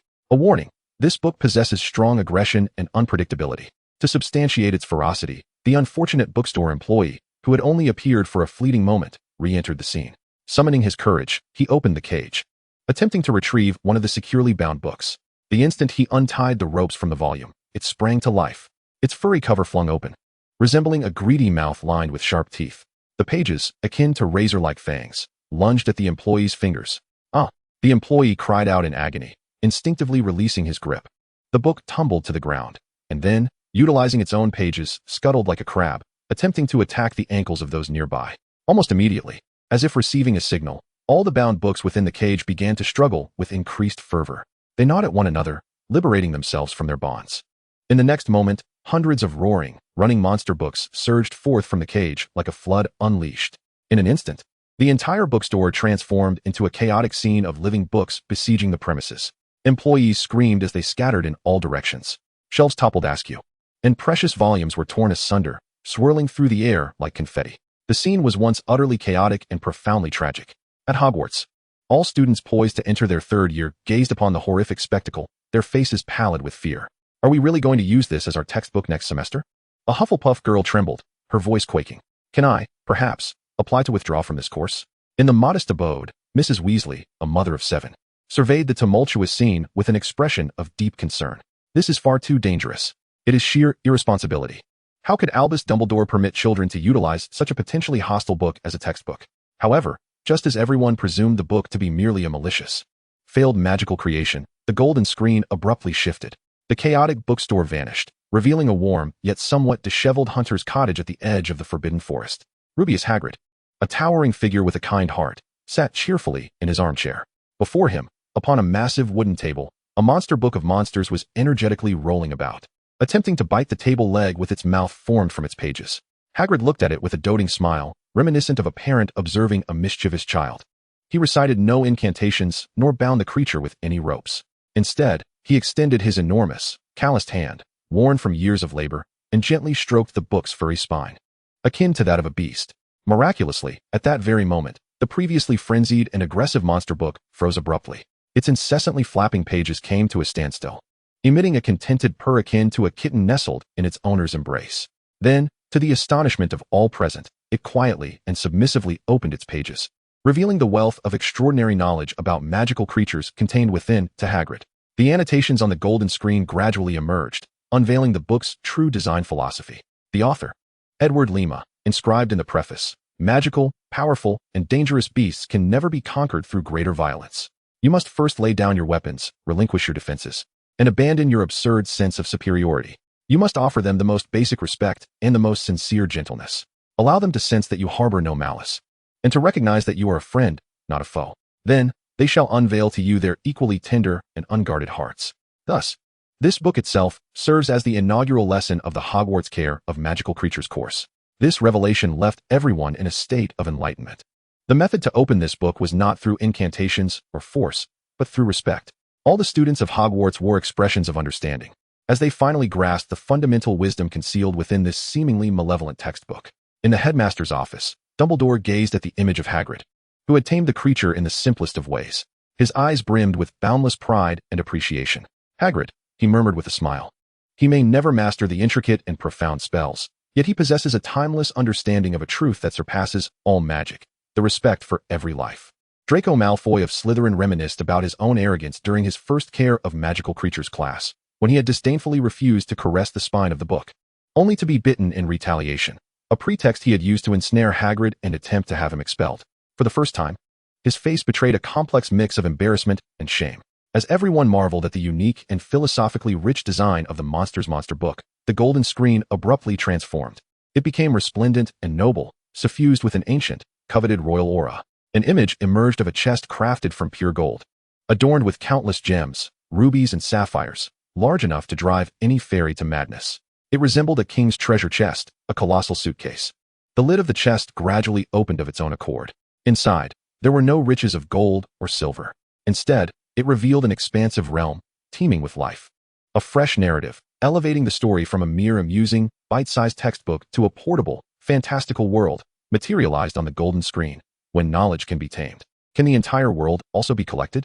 In the magical realm, there exist spatial magics that have transcended the simplistic non-marking extension charm, reaching higher dimensions. They do not merely expand space, they create it. Within a limited, minuscule vessel, they conjure a world with an independent ecosystem, distinct laws of nature, and even its own sun, moon, and stars, a brand new pocket universe. The forthcoming revelation, not merely a suitcase, but a portable, mobile, living fantastical menagerie, the magical briefcase of Newt Scamander. Chapter 51, Release That Beast. Allow me. The forthcoming revelation, not merely a suitcase, but a portable, mobile, living fantastical menagerie, the magical briefcase of Newt Scamander. A pocket universe. A moving zoo. This preview, akin to a profound underwater explosion in a tranquil lake, instantaneously stirred tumultuous waves in the minds of all wizards. The extension charm, each adult wizard, to some extent, wields it, transforming a tent to resemble a 3-bedroom apartment, enlarging a handbag to accommodate a dozen hefty textbooks. These are commonplace feats. Yet now, the silver screen unveils to them a form of magic that can conjure an entirely new world, complete with an independent ecosystem. Within a mere suitcase, this transcends mere magic. This is creation itself, a power reserved for deities. Hogwarts, Great Hall. My heavens, is this true? A world contained within a suitcase? How utterly marvelous. I desire such a case. This way, I could stow away my bed, my snacks, and my gaming console. Ready to host a party anywhere, anytime. Newt Scamander? That name rings a bell. I remember. The author of Fantastic Beasts and Where to Find Them. Another textbook for our Care of Magical Creatures class. The students erupted in a chorus of awe, filled with envy, jealousy, and boundless longing. Ministry of Magic. Department of Magical Theory. A cadre of elite wizards, dedicated to the study of spatial theory, displayed expressions of disbelief akin to witnessing a ghost. Impossible. This is utterly inconceivable. An elderly, white-haired wizard fervently waved a report in his hand. This completely contravenes the fundamental laws of transfiguration. How could a finite vessel generate an almost limitless world with an independent ecological cycle? From whence does its energy derive? How is its matter sustained in equilibrium? He felt as if the entirety of his life's research into spatial theory had, in this moment, devolved into a mere absurdity, a trivial jest. The silver screen paid no heed to their astonishment. The scene commenced. The opening shot revealed a somewhat awkward and bashful young man, clad in a somewhat worn peacock blue wool coat, clutching a visibly more tattered brown leather suitcase. His hair was disheveled, and his gaze habitually averted from meeting others. He was traversing the bustling yet unfamiliar streets of New York in 1926. He was none other than Newt Scamander, who would later be celebrated as the greatest magizoologist in the magical realm.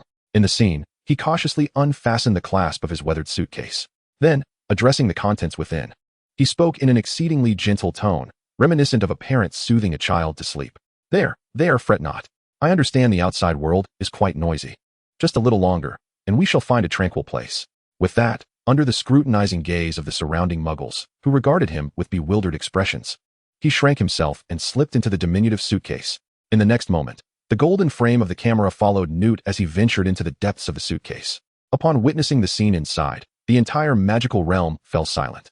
All wizards gaped in astonishment, their minds rendered blank.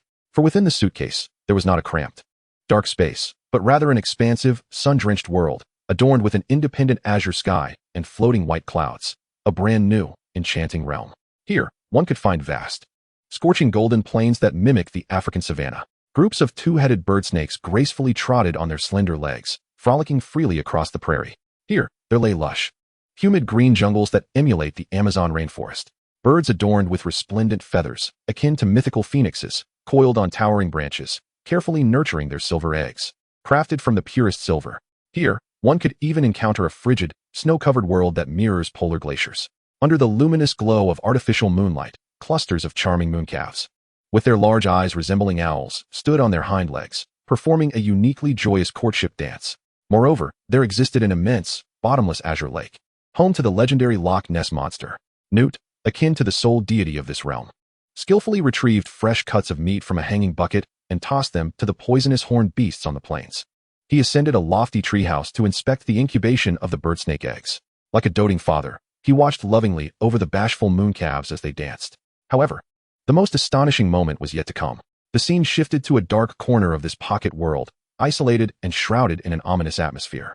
There, imprisoned, was a creature deemed by the entire Ministry of Magic to be of the highest danger level, one of the most terrifying magical beasts. capable of poisoning an entire village with a single breath, the venomous manticore. This formidable beast resembled an oversized jaguar, with a sack on its neck that inflated like a balloon when it breathed. Yet, upon seeing Newt approach, it exhibited no signs of aggression whatsoever. Instead, like a large feline creature, neglected by its master for an extended period, it emitted a low, plaintive sound, imbued with a sense of yearning. Newt, with a gentle smile, opened the gate and stepped inside.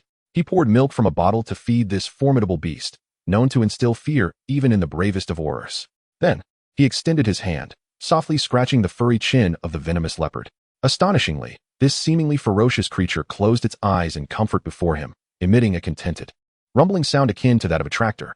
It even affectionately nudged Newt's hand with its massive head, as if to say, "Please, continue your caresses a while longer." Newt tenderly patted its head, whispering, "It's all right. I understand that you never intended to harm.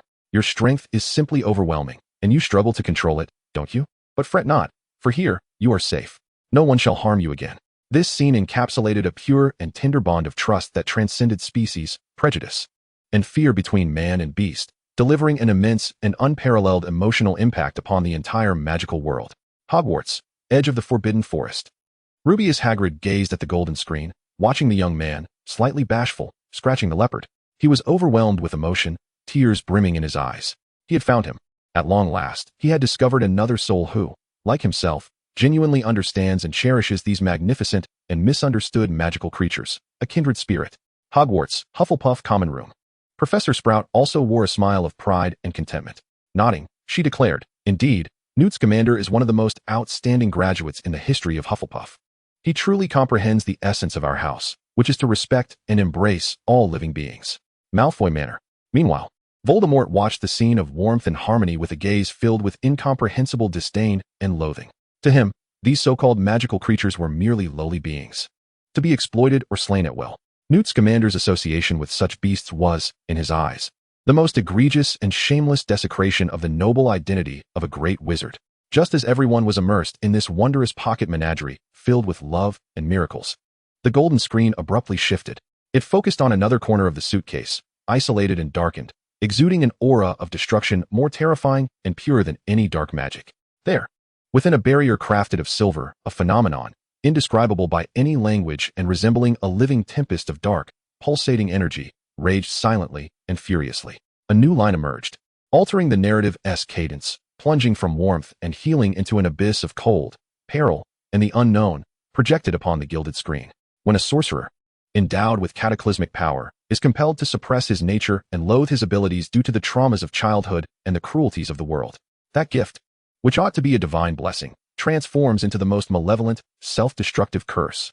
It will consume the host's vitality, ultimately morphing into a being of pure, uncontrollable darkness, driven solely by destruction and annihilation.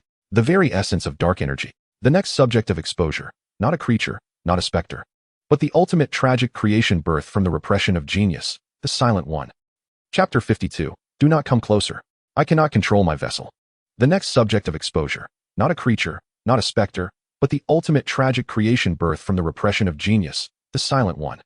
As this foreboding proclamation appeared in a twisted, struggling script of black upon the golden screen, the entire magical realm, previously enveloped in the warmth, healing, and harmony brought by Newt's menagerie, was suddenly shrouded in an intangible, frigid gloom, rife with ominous portents of destruction. The Silent One, a term so unfamiliar that most wizards had never even heard it. Yet, from the descriptions of a repressed genius and an ultimate tragic creation, an unsettling scent of devastation wafted through the air. Hogwarts, headmaster's office. Albus Dumbledore, upon glimpsing the word Silent One, felt his once starry blue gaze narrow abruptly. The smile that had graced his face vanished, replaced by an expression of profound complexity, a pallor mingling endless sorrow, anguish, guilt, and a flicker of dread. Instinctively, he clasped his chest, as if the agonizing memory of his sister Ariana, buried deep within his consciousness, one he could never forgive himself for, seared once more into his soul like a branding iron. Ariana. He murmured her name in a voice only he could hear, saturated with boundless remorse. My sister. Grimmauld Place. Harry Potter gazed at the tumultuous black storm of energy raging within the silver barrier on the golden screen. For reasons unknown, he felt an inexplicable sense of familiarity.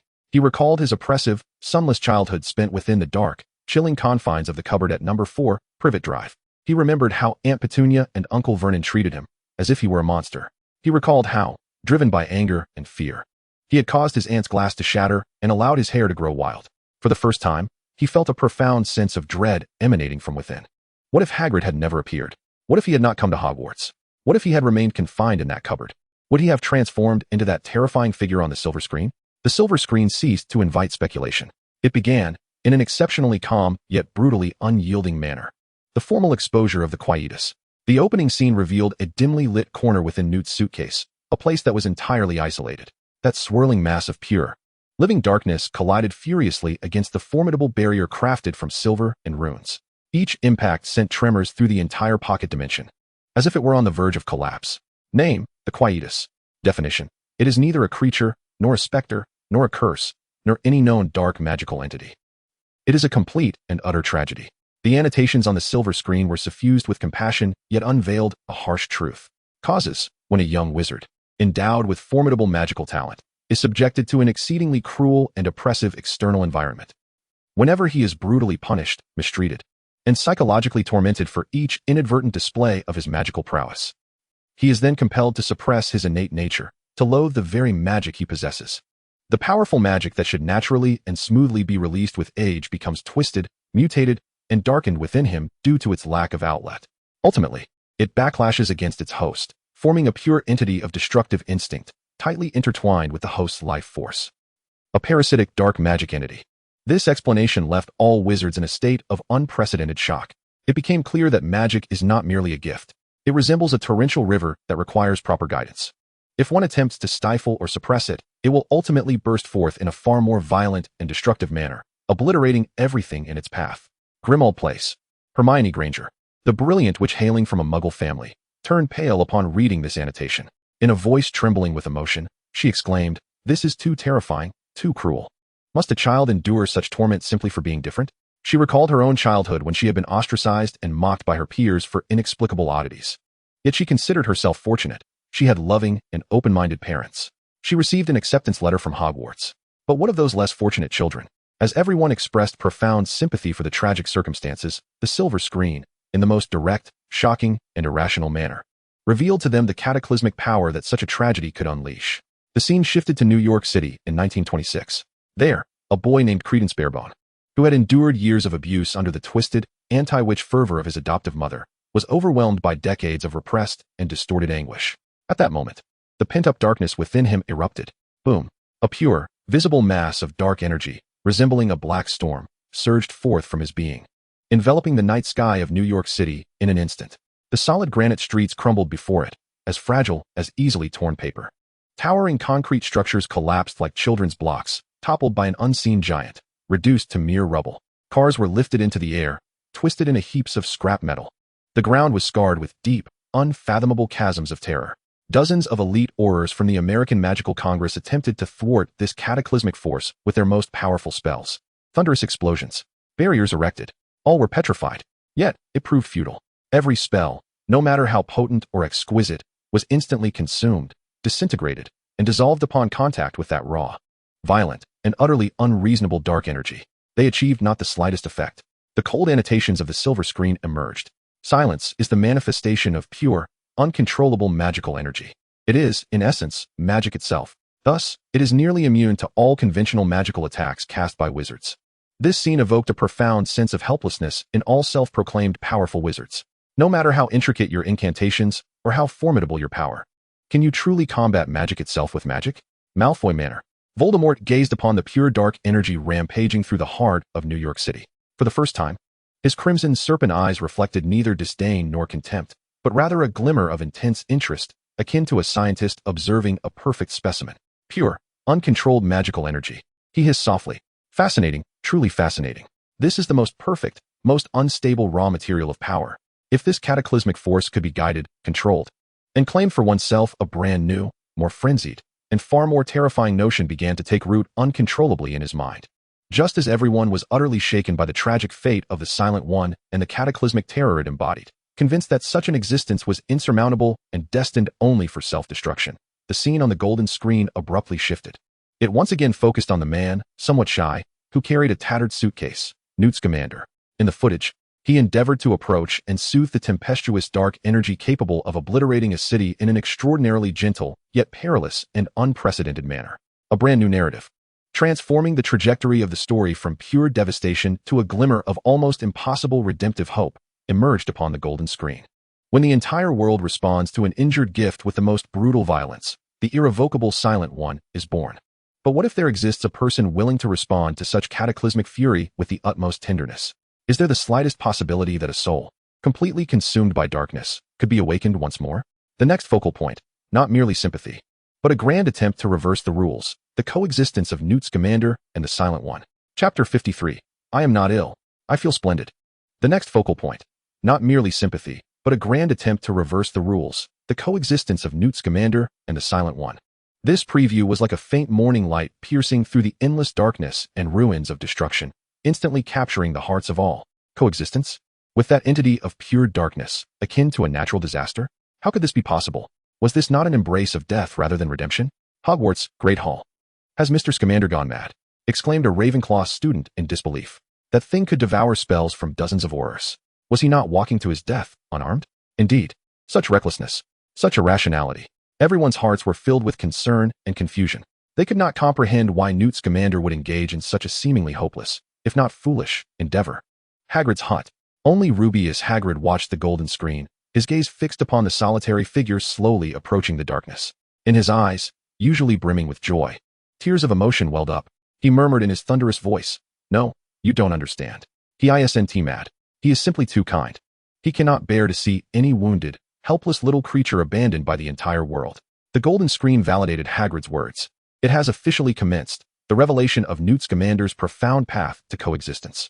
The opening scene does not unfold in New York, but rather in the arid expanse of the Sudanese desert, several years prior.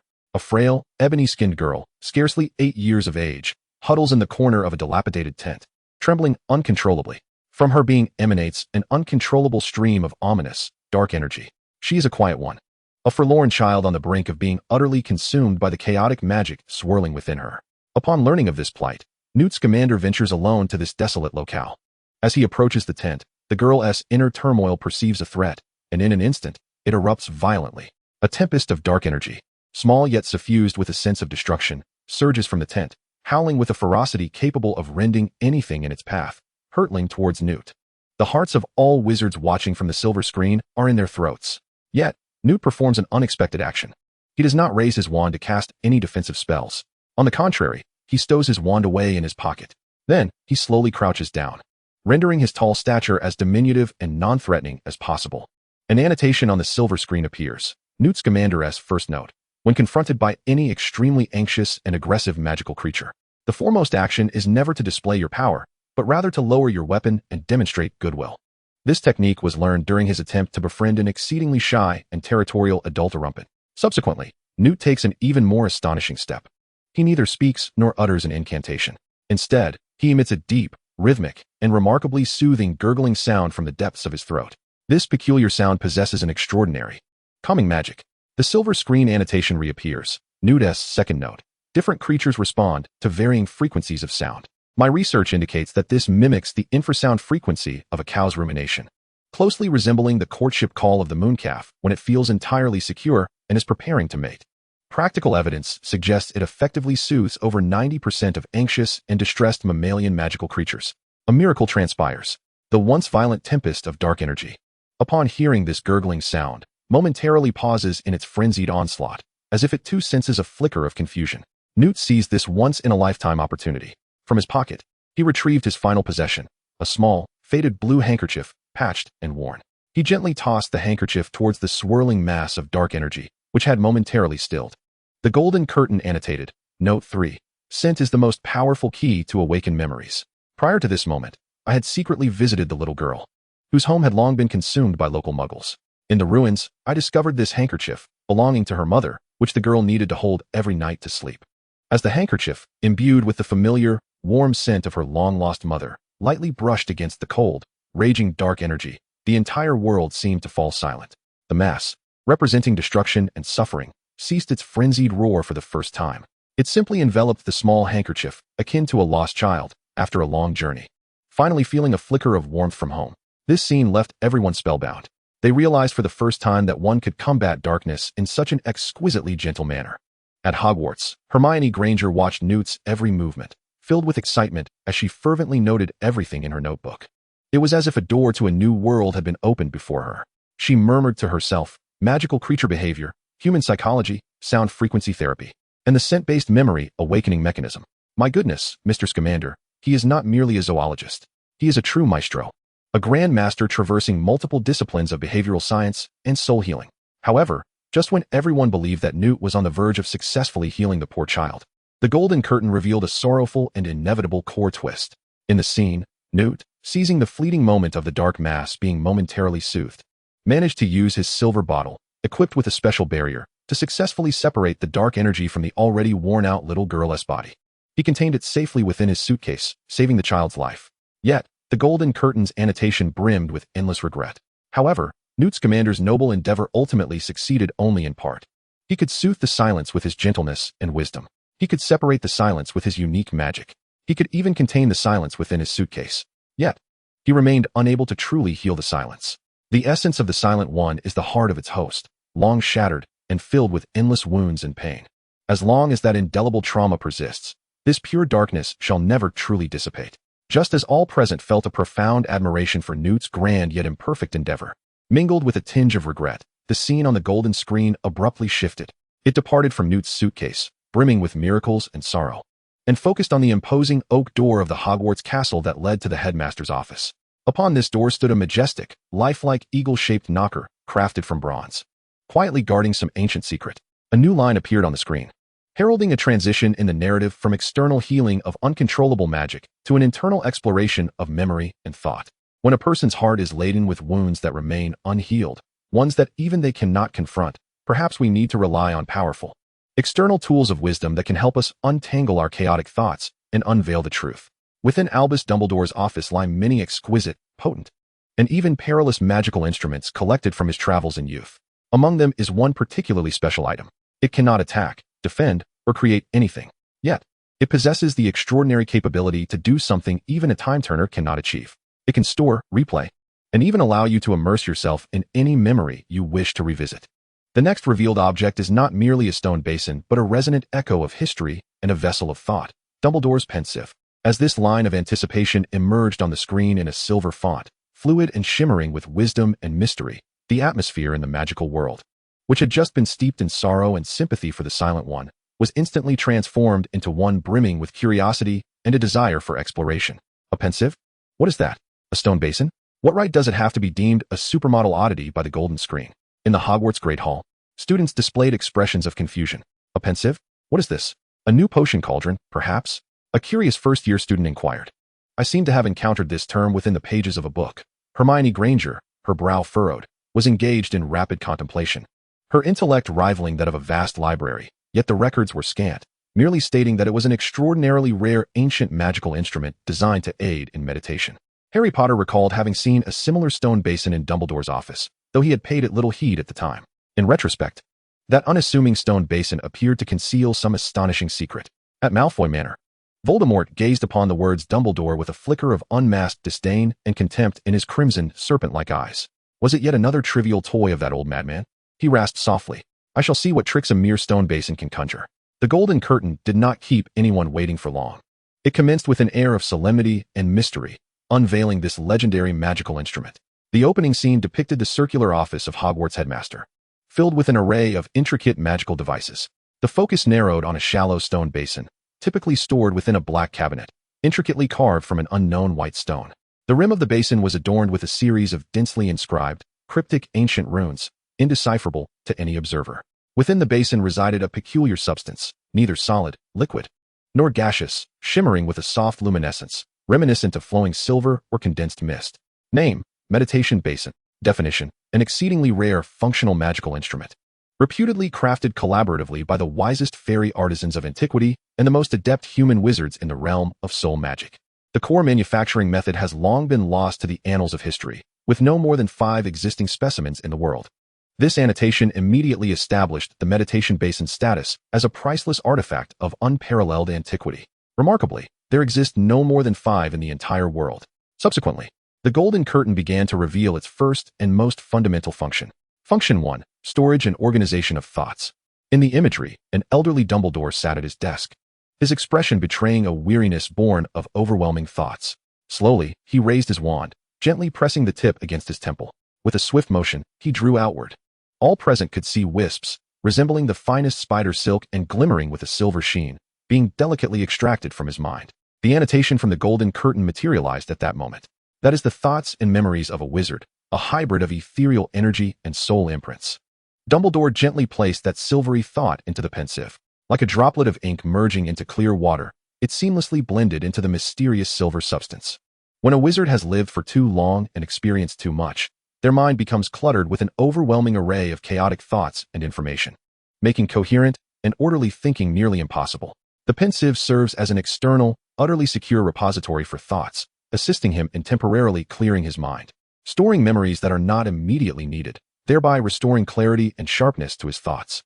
Upon the revelation of this function, the entire Ravenclaw house erupted with excitement. "Goodness, this is nothing short of a bespoke artifact for us Ravenclaws," exclaimed an exuberant Ravenclaw girl, nearly leaping with joy. "Every time I prepare for an exam, my mind feels as chaotic as a pot of boiling slug slime. If I had this, I guarantee I could achieve 12 outstanding grades." Hermione Granger's eyes sparkled with fervor, her breath quickening with anticipation. She longed to rush into the headmaster's office immediately to borrow what she deemed the ultimate learning tool, more enticing to her than all the Deathly Hallows combined. In the Department of Mysteries, a mysterious, unspeakable responsible for memory modification and interrogation gazed at the golden screen, his face hidden beneath a hood, revealing profound astonishment. "If we possessed this," he murmured to himself, "then we would no longer require Veritaserum or legilimency. We could directly extract any criminal's memories, exposing all their lies." However, just as everyone believed the pensieve was merely a powerful repository of thoughts, the golden screen unveiled its ultimate function, one so revolutionary it could upend the worldview of all. The ultimate function, immersive memory exploration. In the scene, Dumbledore, after placing a memory of the young Tom Riddle into the pensieve, did not merely observe as before. He slowly bent down, burying his face, lined with wisdom, deeply into the liquid, nebula-like silver substance. In the next moment, an astonishing spectacle unfolded before all. Dumbledore's entire form seemed to be violently drawn into an invisible, colossal vortex. He vanished from the headmaster's office. The perspective of the golden screen appeared to follow Dumbledore as he entered the world constructed from memories, a past that was entirely authentic. A perfect one-to-one replica of history. Dumbledore stood within the Hogwarts Great Hall, decades ago. Around him swirled a throng of students clad in antiquated uniforms, accompanied by professors in their youth. Yet, all remained oblivious to his presence, as though he were but a phantom, devoid of existence. At this moment, annotations upon the golden screen materialized, unveiling the astonishing truth of this extraordinary ability. The meditation basin, the most formidable and astonishing of its kind, bestowed upon its user the capacity to observe the past as an imperceptible specter, untouched by time. One could immerse oneself, in a profoundly personal manner, within any memory preserved in the basin, observing every detail from a vantage point devoid of limitations. The user could hear distinctly the words spoken by each individual, even the rhythm of their heartbeats. Moreover, one could uncover the minutest details, often overlooked by the memory's owner due to emotions or perspective, those subtle yet potentially lethal intricacies hidden in the shadows.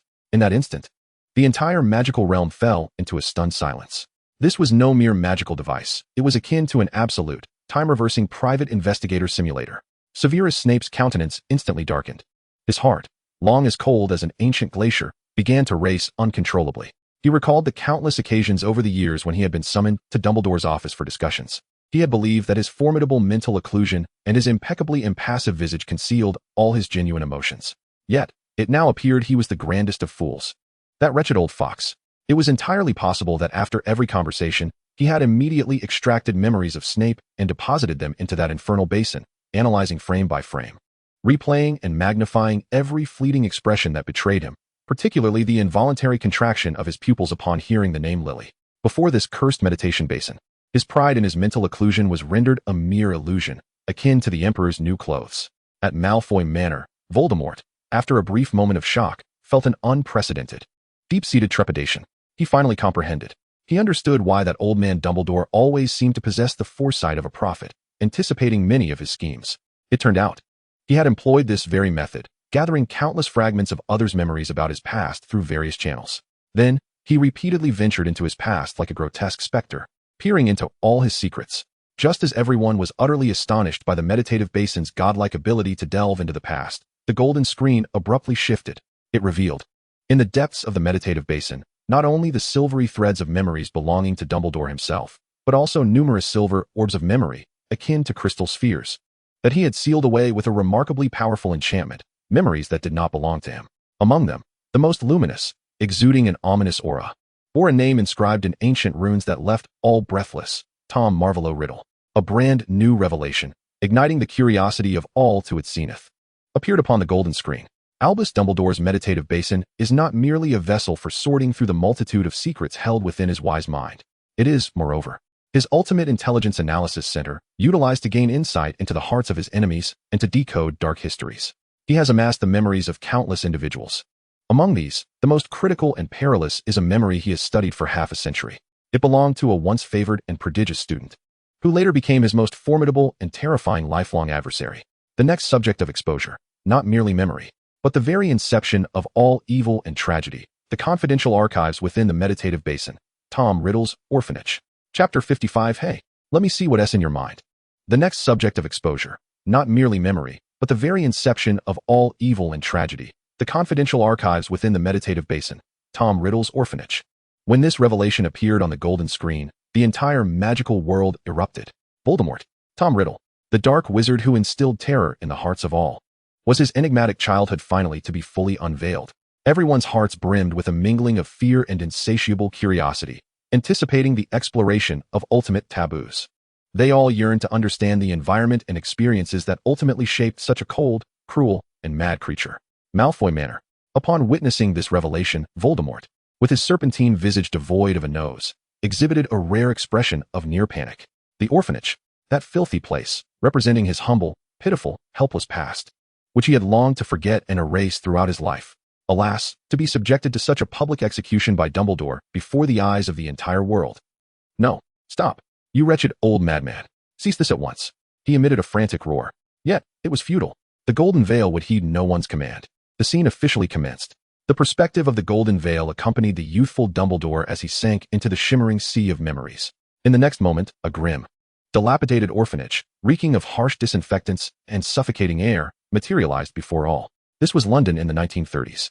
The young Dumbledore, then merely a gifted transfiguration professor, stood before the orphanage known as Wolves. He was there to inform an 11-year-old boy named Tom Riddle that he had been accepted into Hogwarts School of Witchcraft and Wizardry. The headmistress of the orphanage, a rather stern woman named Mrs. Cole, ushered Dumbledore into her office. Through Mrs. Cole's eyes, the Golden Veil narrated the uniqueness of Tom Riddle. That child is quite peculiar. Mrs. Cole's memories brimmed with fear of the boy. From the moment of his birth, he has rarely cried. He always sits alone in the corner, observing us with a gaze devoid of the innocence expected of a child. The children who share a room with him often suffer inexplicable nightmares. Those who have quarreled with him invariably encounter unfortunate accidents the following day, such as falling down the stairs or suddenly falling ill. Once, during an outing to the seaside, he and 2 other children went missing. When we found them, the other 2 had become deranged, unable to utter a coherent word, while he remained entirely unscathed. Moreover, he steals, and he can converse with snakes. I witnessed it myself. He is a demon risen from the depths of hell. This description, laden with prejudice and fear, furrowed the brows of many from the side of light. Grim Square. Harry Potter gazed at the image of the solitary, frail boy, deemed a demon by all for his ability to speak with snakes. He seemed to see himself, once similarly confined in a cupboard under the stairs by Uncle Vernon for making the zoo's glass vanish. A profoundly intricate, inexplicable emotion, akin to an undeserved sense of shared suffering, quietly burgeoned within his heart. Perhaps he, too, was merely an unfortunate child misunderstood? Yet, the Golden Veil swiftly shattered this naive fantasy with a harsher reality. In the scene, Dumbledore stepped into Tom Riddle's chamber. It was an exceedingly austere room, furnished with merely a wardrobe and a single bed. Young Tom, aged 11, sat at the edge of the bed.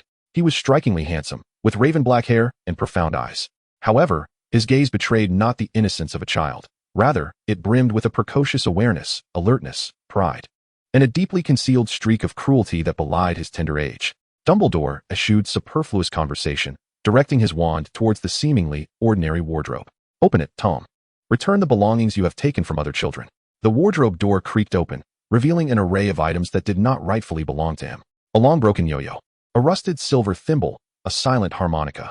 These were trophies acquired through magic or intimidation from his peers. Just as the audience presumed this to be a mere instance of childhood bullying, the golden screen illuminated the true, grisly memories Dumbledore had glimpsed from Tom's mind using legilimency, laid bare for all to witness. Everyone beheld the chilling scene of a moonless night when a boy, taunting him for lacking parents, was met with Tom's wrath. With a flick of magic, Tom stealthily liberated the boy's beloved pet rabbit from its cage, subjecting it to a grotesquely cruel fate, hanging it lifeless from the beams of the boy's room. The onlookers witnessed how, in a dark seaside cave, Tom manifested the deepest fears of two children who had once tormented him, employing his innate and formidable dark magical prowess to drive them to madness through relentless hallucinations. The golden screen's annotations emerged, establishing the irrevocable tone for this future Dark Lord. Do not excuse him with a tragic childhood, it declared. For some, from the very moment of their birth, the essence of their soul is steeped in pure darkness. He seeks not merely revenge. He revels in the supreme pleasure of wielding his innate power to manipulate the fates of others at will. He delights in witnessing those foolish mortals, once taller and stronger than he, quaking and writhing in agony before him. At that moment, the entire magical world was enveloped in a chilling silence. At Hogwarts, every student felt an all-encompassing chill that penetrated to their very bones. They finally comprehended the truth. Voldemort's malevolence was not a product of environmental oppression, but rather an inherent trait, akin to venom coursing through a serpent, indelibly etched in the very depths of his soul, unchangeable and primitive. The flicker of absurd sympathy that had just ignited within Harry was instantly supplanted by a profound apprehension and vigilance towards this embodiment of pure evil. He and Voldemort were irrevocably distinct. They would always remain so. In the headmaster's office, Dumbledore gazed at the golden screen, observing the visage of his younger self alongside the strikingly handsome Tom, whose eyes brimmed with vigilance, pride, and a barely concealed cruelty. He let out a long, weary sigh. I have long known, he murmured to himself in a voice laden with fatigue and remorse, from the very first moment I laid eyes upon him, that this child would become the most perilous and exceptional student Hogwarts has ever witnessed. Yet I erred. I underestimated the depths of his heart, already wholly consumed by darkness and insatiable greed for power. As all were deeply shaken by Voldemort's innate wickedness, the scene on the golden screen abruptly shifted. It departed from the stifling and sinister orphanage and focused instead on the warm herbology greenhouse at Hogwarts, filled with an array of peculiar and dangerous plants. This time, the camera did not linger on the raucous mandrake, but rather on a plant that appeared even more perilous and bizarre. Its branches resembled countless twisted, slippery, deep green tendrils, while its blossoms resembled a massive, spiked trap, poised to snap shut at any moment. A new series of foreboding announcements emerged on the golden screen, once again infusing the narrative with suspense and peril. When the soul of genius embraces darkness due to a lack of love. In nature, there exist seemingly beautiful and harmless yet profoundly seductive dark traps. They lure wayward prey with the sweetest nectar, only to ensnare them with the sharpest teeth and most formidable force, dragging them into darkness, entwining, strangling, devouring, leaving not a single bone behind. The next subject of exposure was not merely a plant, but a gentle trap disguised as a safe haven within the magical world, the Devil's Snare. As this announcement unfurled in a deep green font, reminiscent of twisted vines and imbued with an aura of temptation and danger, it appeared upon the golden screen. The entire magical realm, which had just been immersed in a profound contemplation of Voldemort's inherent malevolence, was abruptly enveloped by a palpable tension, one that was entirely new, fraught with uncertainty and imminent peril. The name Devil's Snare alone evoked an ominous foreboding. In the herbology greenhouse at Hogwarts, Professor Pomona Sprout gazed at the golden screen's preview, her perpetually cheerful visage overshadowed for the first time by an expression of grave seriousness. Adjusting her spectacles, she addressed the Hufflepuff students nearby with an unprecedented sternness. Pay close attention, children. This creature is far removed from the benign specimens you practice with in class. The wild, mature Devil's Snare poses dangers that rival those of an adult Norwegian Ridgeback. Neville Longbottom swallowed nervously, fully aware of the Devil's Snare. The herbology textbook contained 3 extensive chapters detailing the perils of this plant. However, knowing was one thing. Witnessing its formidable presence through the golden screen was quite another. In Gryffindor Common Room, Harry, Ron, and Hermione, the formidable trio, exchanged instinctive glances upon seeing the words Devil's Snare. Their expressions were a complex tapestry of fear, embarrassment, and a tinge of regret. They would never forget that harrowing escapade in their first year on the perilous path to the Philosopher's Stone, when they leaped through the trapdoor and landed in that soft, cold, suffocating embrace of the treacherous vines. The golden screen ceased to tease its audience, instead launching into a suspenseful and terrifying expose of this silent killer. The opening scene revealed the secret chamber beneath Hogwarts, meticulously arranged by Professor Sprout to safeguard the Philosopher's Stone. It was shrouded in darkness, the floor blanketed with a thick layer resembling some soft, withered vine. Name: Devil's Snare. Ministry of Magic classification: highly dangerous plant, strictly regulated. Habitat: extremely averse to sunlight and flames, preferring to thrive in dark, damp, and poorly ventilated environments. Definition: an exceedingly dangerous, cunning, carnivorous magical plant, favored by dark wizards as a living trap to protect their treasures. To illustrate just how terrifying this living trap could be, the golden screen kindly replayed a classic scene from Harry, Ron, and Hermione's first year. A moment that could only be deemed a dark chapter in their history. The footage captured the three small figures screaming as they fell from the high trapdoor, not landing upon the unforgiving stone floor, but rather plunging into the soft, cold, seemingly sentient vines. At first, they believed themselves to be fortunate. However, in the blink of an eye, they realized their grave error, a monumental misjudgment. Those seemingly soft and innocuous vines were akin to countless serpents, slithering silently from the depths of hell, cold and slick. In an instant, they ensnared the wrists, ankles, waists, and necks of the three children. "Ah, what is this?" Ron let out a terrified scream, desperately struggling. Yet, the more he fought, the tighter and faster those slick vines constricted. It was as if they possessed their own consciousness, their own will. They could sense the fear and resistance of their prey, relishing the futile and desperate thrashing before the inevitable strangulation. This scene compelled all the wizards watching the golden screen to instinctively touch their own throats, feeling their breaths becoming increasingly labored. For the first time, they viscerally experienced the paralyzing terror of being slowly suffocated by countless invisible tendrils constricting from all directions, ultimately leading to death by strangulation. In the grim old place, Mad-Eye Moody watched the tightening vines on the screen, displaying a rare expression of utter disgust on his weathered face. He muttered under his breath in his unique, gruff manner, "Damn it, I loathe these soft, sticky abominations. They are 1,000 times more troublesome than a Death Eater standing before you, ready for a fair duel." Just when everyone thought the horror of the Devil's Snare lay solely in its physical restraints, the golden screen unveiled its true, despair-inducing ecological destruction capabilities. The scene shifted to a previously unseen, entirely new location, a vast underground lake in the Scottish Highlands, designated as an absolute no-go zone by the Ministry of Magic. The camera of the golden screen penetrated the earth, diving into the dark, frigid depths of the lake. Upon revealing the bottom of the lake, a collective gasp echoed through the audience. There was no semblance of normal sediment or aquatic vegetation. Instead, it was a colossal, boundless expanse woven from numerous deep green, giant vines, as thick as water barrels, a green net of death. This net enveloped the entire lakebed, covering an area conservatively estimated to exceed 3 standard Quidditch pitches. At this moment, the commentary of the golden screen emerged. Before you lies a specimen that has undergone a wild mutation under extremely rare circumstances, having resided in this underground lake for at least 5 centuries. A giant, mature devil's snare. It has long ceased to be a mere plant. It has completely transformed the entire underground lake into a magnificent, self-sustaining, and highly efficient entity that belongs solely to itself. A colossal self-service death canteen.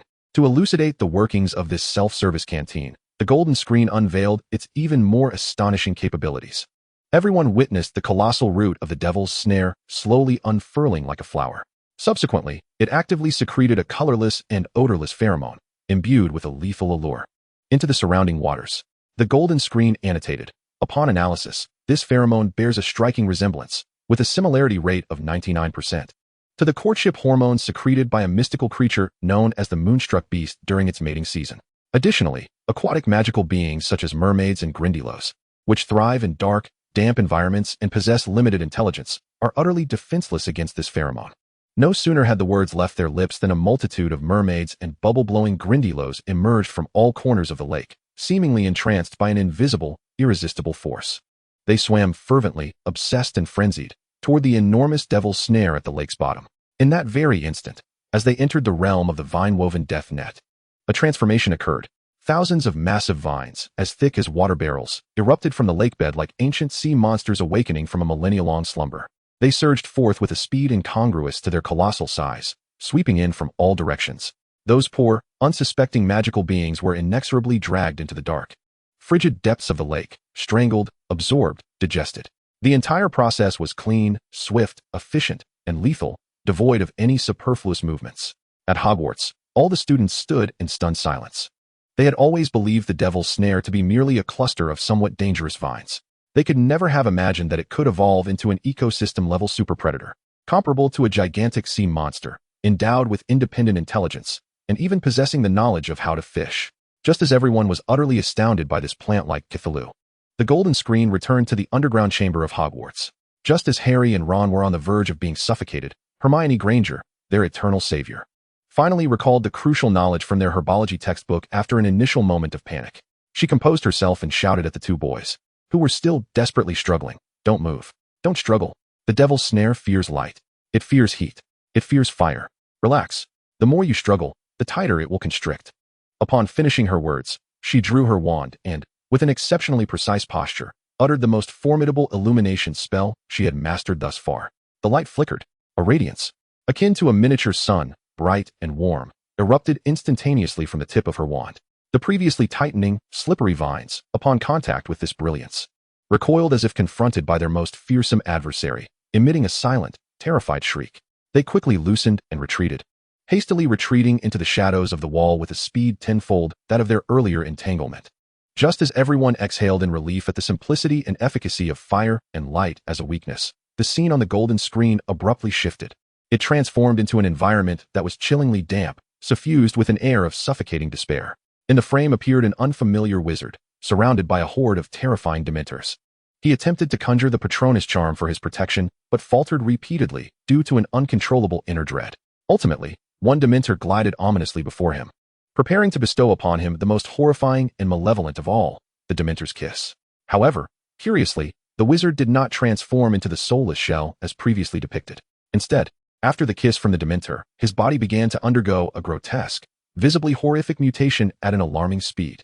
His skin sprouted a slick layer of deep green moss. His limbs twisted and elongated uncontrollably, morphing into entwined, slippery, black vines. A new line of narrative emerged, rendering the story once more terrifying, bizarre, and laden with foreboding unknown horrors, appearing on the golden screen. When darkness fears light, it instinctively chooses to merge with another darkness that equally fears the light. When the despairing kiss of the Dementor fuses with the strangling essence of the devil's snare in an exceedingly coincidental circumstance, what unprecedented, more terrifying perfection will arise? A dark symbiote. Next revelation, not merely a trap, but a mobile embodiment of despair, the ultimate mutated entity tainted by Dementors, the Screaming Mandrake. Chapter 57, Help! My pasta is alive. Next revelation, not merely a trap, but a mobile embodiment of despair, the ultimate mutated entity tainted by Dementors, the Screaming Mandrake. The Screaming Mandrake? What on earth is that? Isn't the mandrake a type of mandrake root? How can it possibly be connected to the devil's snare and the Dementors? This entirely new and exceedingly eerie original creature, shrouded in contradictions and an ominous aura, resembles a colossal enigma brimming with unknown terrors, instantly captivating the hearts of all. In the herbology greenhouse at Hogwarts, Professor Sprout gazed at the preview upon the golden screen. Her countenance, usually adorned with a warm smile, now revealed deep confusion and gravity for the first time. A screaming mandrake? I have perused every ancient herbology text within my knowledge, including rare tomes consigned to the restricted section, yet I have never encountered any mention of this plant. Is the golden screen about to unveil a new species of which even we are unaware? Neville Longbottom, too, bore a look of bewilderment. He held a degree of confidence in his herbology knowledge, yet this screaming mandrake was entirely unknown to him. At Grimmauld Place, members of the Order of the Phoenix were engulfed in a profound concern. A hybrid creature formed from a boggart and devil's snare? Remus Lupin, the former defense against the dark arts professor, wore an expression of utmost seriousness. This is truly terrifying, he analyzed. The devil's snare has a weakness to light and fire, while the boggart is most fearful of the Patronus charm, summoned by pure, positive emotions. But what if this new monster is impervious to fire? Or, like a boggart, it can disturb our minds, rendering us unable to recall joyful memories to cast the Patronus charm? Would it not then transform into a flawless killing machine devoid of any weaknesses? His words cast a pall over everyone's hearts. A creature without weaknesses is undoubtedly the most dreaded nightmare for any warrior. The golden screen did not allow for further speculation. It officially commenced the revelation of this terrifying new aberration of its own creation. The opening scene depicted a dark, sunless black forest in Albania, a site once hidden by Voldemort after his first downfall, and a gathering place for many dark boggarts expelled by the Ministry of Magic. Simultaneously, this damp and shadowy forest harbored numerous wild and aggressive devil's snare. The annotations on the golden screen gradually emerged. When two equally light-hating and warmth-repelling dark entities cohabit a confined space for an extended period through an exceedingly rare coincidence of 1 in a million, their powers may unpredictably attract, pollute, and merge, resulting in terrifying mutations in the imagery. A fleeing dark wizard, desperate to evade the pursuit of an Auror, recklessly stumbled into this black forest. Soon, he found himself surrounded by a multitude of Dementors that had silently converged from all directions. He attempted to conjure the Patronus charm, yet his heart, long corroded by dark magic and rife with fear and anguish, could not recall even the slightest glimmer of joy. He faltered. A Dementor glided ominously before him, preparing to deliver its lethal kiss of despair. However, in that moment when the creature was poised to extract his tainted soul, the dark wizard slipped, losing his footing and tumbling into a vast pit disguised as ordinary moss, a trap woven by the devilish net. In the next instant, countless slimy, icy vines erupted from the earth, ensnaring both the dark wizard and the Dementor that was poised to kiss him, dragging them deep into the murky, shadowy soil. Then, the most bizarre and terrifying scene unfolded. The Dementor, pulled into the depths, appeared to absorb not only the soul, but also the primal vitality of the devilish net, which was steeped in instincts of strangulation and consumption. Its corporeal form, composed solely of pure negative emotions, began to undergo a horrifyingly unstable mutation. Its body uncontrollably merged with the surrounding vines, which were likewise consuming the dark wizard as flesh and blood. Ultimately, following a silent wave of distorted energy filled with agony, a brand new, more terrifying, and unprecedented monstrosity emerged from the tainted soil. Name: Screaming Mandrake. Species classification: unknown. Magical plant, emotional symbiotic mutant. Its form was exceedingly peculiar. The core remained the devilish net, yet its countless vines transformed from deep green to an unsettling, deathly black reminiscent of the Dementor's desiccated arms. At the center of its multitude of vines, a grotesque visage, akin to that of a mandrake, sprouted, its surface marred by twisted, agonizing lines. This face lacked eyes and a nose, possessing only a gaping mouth that resembled a black hole, emitting a silent, yet piercing scream filled with despair and torment. The curtain began to rise, revealing the new monster's dismal, composite abilities. Super Ability 1. Enhanced Aura of Despair. It no longer needed to approach its prey to siphon joy. Instead, it would continuously emit a widespread, inaudible scream that could be directly sensed by human souls. This intangible wave of sound would forcibly awaken the most painful, sorrowful, and desperate memories within any being that entered its attack range. Akin to the highest level of confusion charm. In the realm of unawareness, one may gradually lose all semblance of resistance. The second ability of the Supermodel, the upgraded Dark Entanglement. Its tendrils perfectly merge with the essence of the Dementor, embodying the pure, frigid attributes born of despair. Thus, it no longer fears the ordinary flames and radiance. Only the silver holy light summoned by the most genuine and powerful positive emotions can inflict effective harm upon it. With the emergence of these two abilities, the most dire conjecture previously held by Lupin regrettably came to fruition. The hearts of all sank into a depth colder than that of the Lake of Death. Here stands a creature unafraid of fire, capable of directly disrupting one's spirit, rendering the casting of the Patronus charm impossible. This, indeed, is an inescapable deadlock devoid of any weaknesses. Just when everyone presumed this monster had become an insurmountable new nightmare, surpassing even the Lich and living Horcruxes, the golden screen once again provided a delightfully twisted and unexpectedly whimsical theoretical solution. The annotations of the golden screen slowly materialized. To combat this perfect dual assault of mental pollution and physical strangulation, theoretically, two individuals must engage in an unprecedented collaboration, demanding an exquisite synchronization of will, emotion, rapport, and timing. One individual must possess a will as steadfast as rock, impervious to external disturbances, capable of recalling the happiest memories even under the shadow of despair, successfully casting a powerful corporeal Patronus strong enough to illuminate all. This would temporarily disperse the aura of despair and sear back its dark tendrils. Meanwhile, the other must seize the fleeting moment of absolute safety, which the Patronus charm creates, possibly lasting mere seconds. With the true cry of a mature mandrake, imbued with the essence of life, they must thoroughly purify and transcend the twisted, tormented core of this mutated creature, now entirely tainted by the Dementor. This solution, rather than a mere plan, resembles an insurmountable challenge. As everyone grappled with the excruciatingly demanding nature of this solution, which called for perfect harmony of extreme will and vitality, the imagery of the golden screen abruptly shifted. It revealed a scene of utter chaos within the solemn, ancient corridors of Hogwarts. At this moment, a massive hole had been blasted in the wall, and exquisite stone carvings lay shattered upon the ground, while the acrid scent of residual dark magic permeated the air. It seems as though a most harrowing battle has just transpired here. A brand new line draws the narrative's rhythm abruptly from the exploration of unknown external monstrosities back to the foreboding of foolish internal strife. vividly manifesting upon the golden screen. As formidable, enigmatic foes continue to proliferate, mutate, and evolve from the shadowy recesses of the world, it is often the absurd, laughable, self-deceptive internal conflicts, coupled with the insidious, deep-seated bureaucratic prejudices that ultimately serve as the last straw, crushing the entire realm.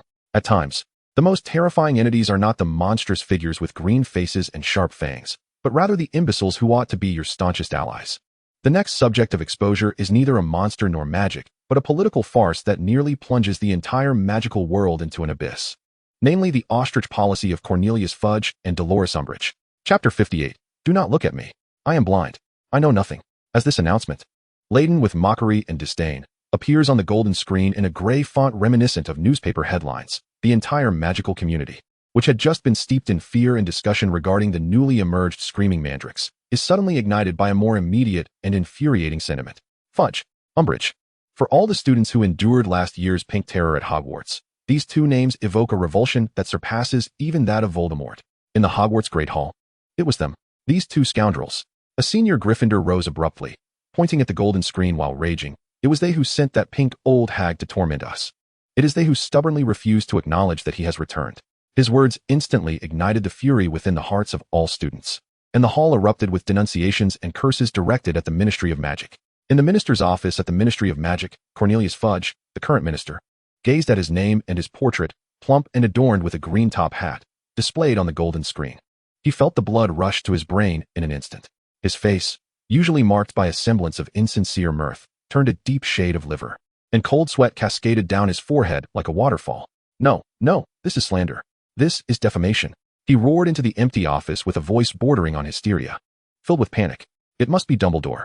This is undoubtedly Dumbledore's conspiracy. He aims to bring me down in this manner, to usurp my position. The Golden Veil, indifferent to his pathetic and laughable self-justification, commenced a public execution of the Minister of Magic with a most dispassionate, objective, and brutally candid approach. The opening scene depicted that sorrowful and chaotic night following the conclusion of the Triwizard Tournament. The future Harry Potter cradled the cold, lifeless body of Cedric Diggory. Having returned from the eerie graveyard to the grounds of Hogwarts via the portkey, he cried out with all his might, announcing to the world, "He has returned. Voldemort. He has returned." The focus shifted to a close-up of Cornelius Fudge, present at that moment. Everyone distinctly witnessed the highest authority in the magical realm.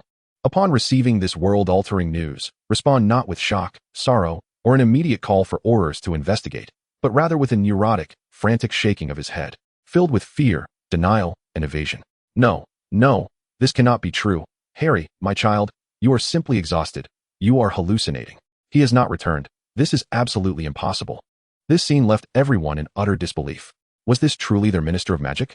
A coward whose first instinct upon facing the truth was to cover his ears and shut his eyes.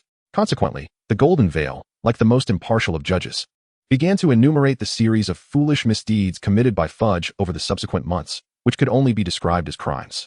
Charge 1. Manipulating public opinion and distorting the truth. The screen displayed dozens of issues of the Daily Prophet published during that period, each bearing the same sensational headlines: The Boy Who Lived or The Madman Seeking Attention. Shock.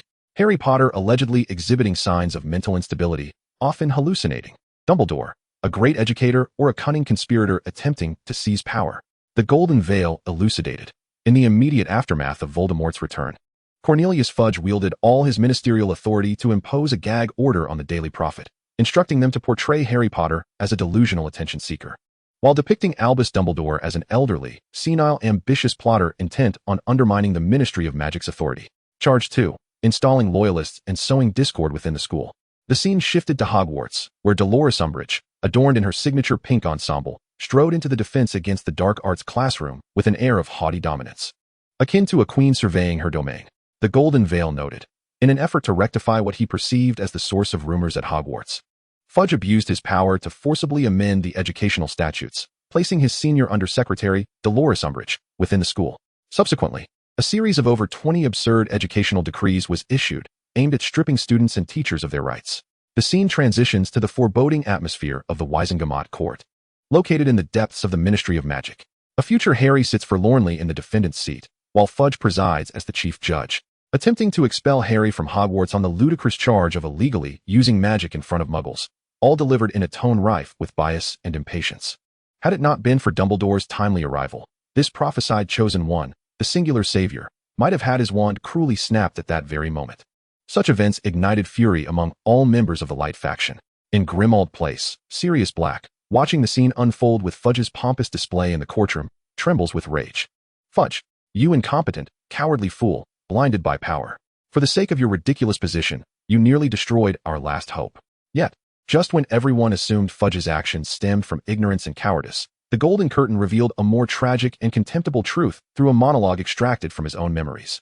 In his office, Fudge paces irritably, his inner thoughts laid bare for all to witness. I know the dreadful truth. I certainly know that old Dumbledore's words are likely true. But I cannot admit it. I absolutely cannot. If I acknowledge that the one whose name cannot be spoken has truly returned, the beautiful illusion of peace we've enjoyed for over a decade will shatter instantly. The entire magical world will descend into panic. The stock market will crash. My approval ratings will plummet. I, Cornelius Fudge, hailed as the great minister of peace, will be reduced to a pathetic, helpless fool in the face of crisis. I cannot allow this to happen. As long as I cover my ears and close my eyes, pretending nothing has occurred, perhaps that monster will mysteriously vanish again. Just like last time? Yes, it must be so. Dumbledore is merely alarmist.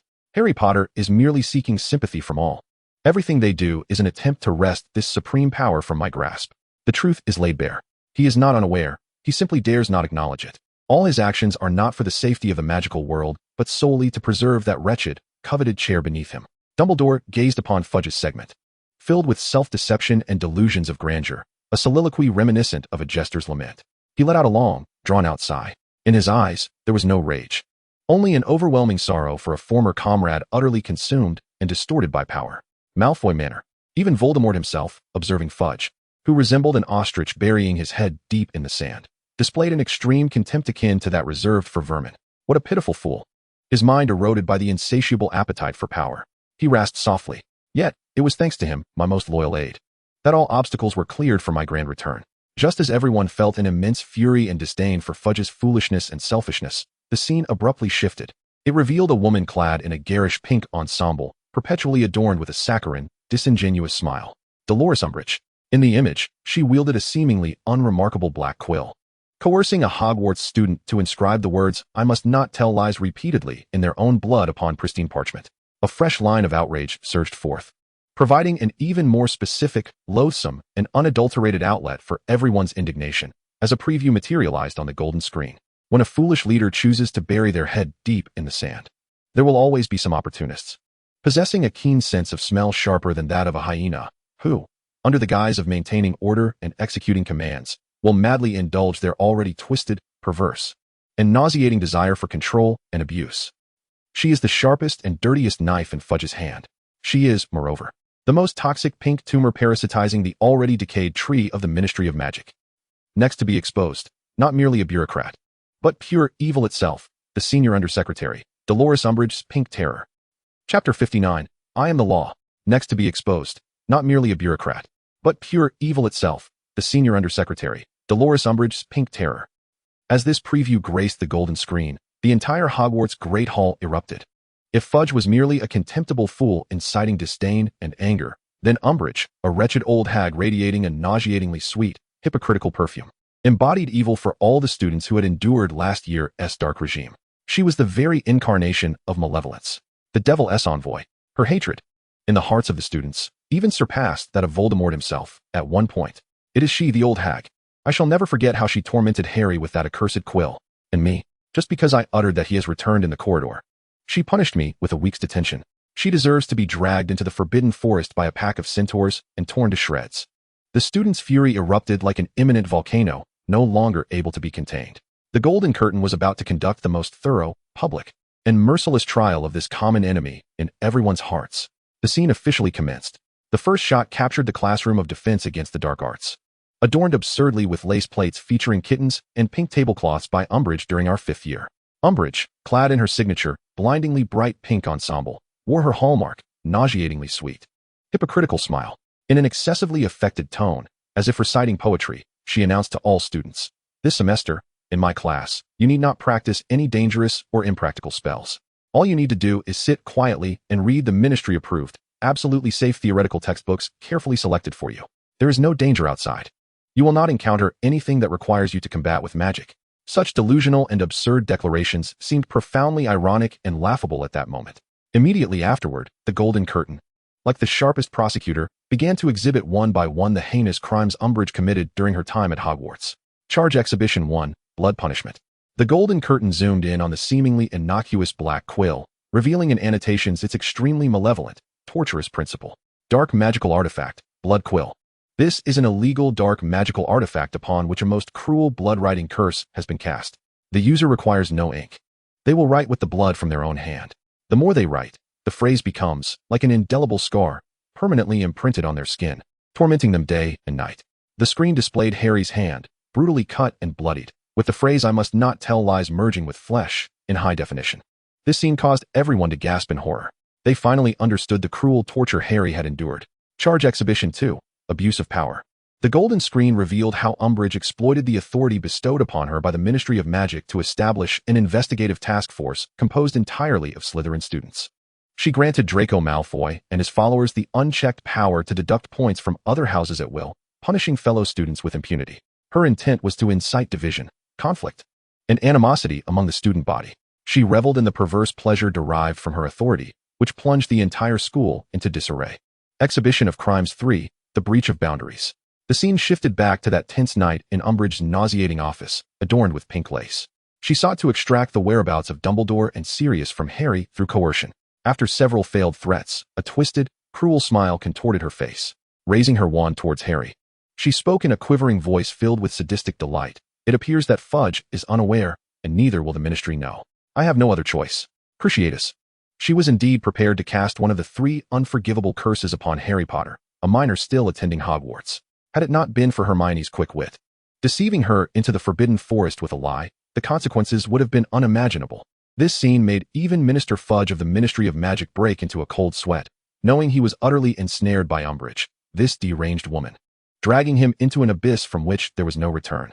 Just when everyone assumed that Umbridge's actions were merely to faithfully execute Fudge's orders and fortify the Ministry's rule, the golden screen unveiled a darker, more chilling truth drawn from the depths of her soul. The images depicted Umbridge's childhood, revealing her origins from an exceedingly ordinary, even somewhat dismal family.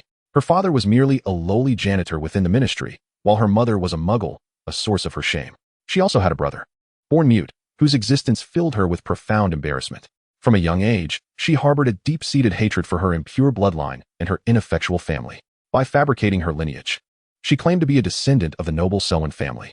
Through unscrupulous political maneuvering, she slithered her way up to the position of senior undersecretary. Much like a cunning serpent, the commentary of the golden screen sliced through her already decayed heart like the sharpest scalpel. Her obsession with order stems from a profound sense of inferiority and fear rooted deeply in her chaotic origins. She feels compelled to bind everyone with the most stringent, unyielding rules, for only in this manner can she conceal her own disgraceful past, one that strays far from the established norms. Her enthusiasm for punishment arises from her need to repeatedly affirm the existence of her hard-won power by relishing in the suffering and struggles of others. She is disloyal to Fudge, even more so to Voldemort, and she is certainly unfaithful to the ludicrous pure-blood ideology she espouses. The only allegiance she holds is to the perverse, pathological pleasure derived from tormenting others. The truth is revealed. She is not driven by any grand ideals. Rather, she is a purely tragic sadist who derives joy from the suffering of others. While the world harbors a deep-seated disdain and revulsion for Umbridge, a villain more malevolent than Voldemort, the scene suddenly shifts. It becomes chaotic, noisy, and filled with a sensationalist, tabloid-like atmosphere. In the frame appears a female journalist adorned with an ostentatious pair of jewel-encrusted green glasses and garbed in a garish lime-green crocodile skin robe. She wields a feather quill, tipped in the same sickly hue, which automatically scribes on parchment at lightning speed.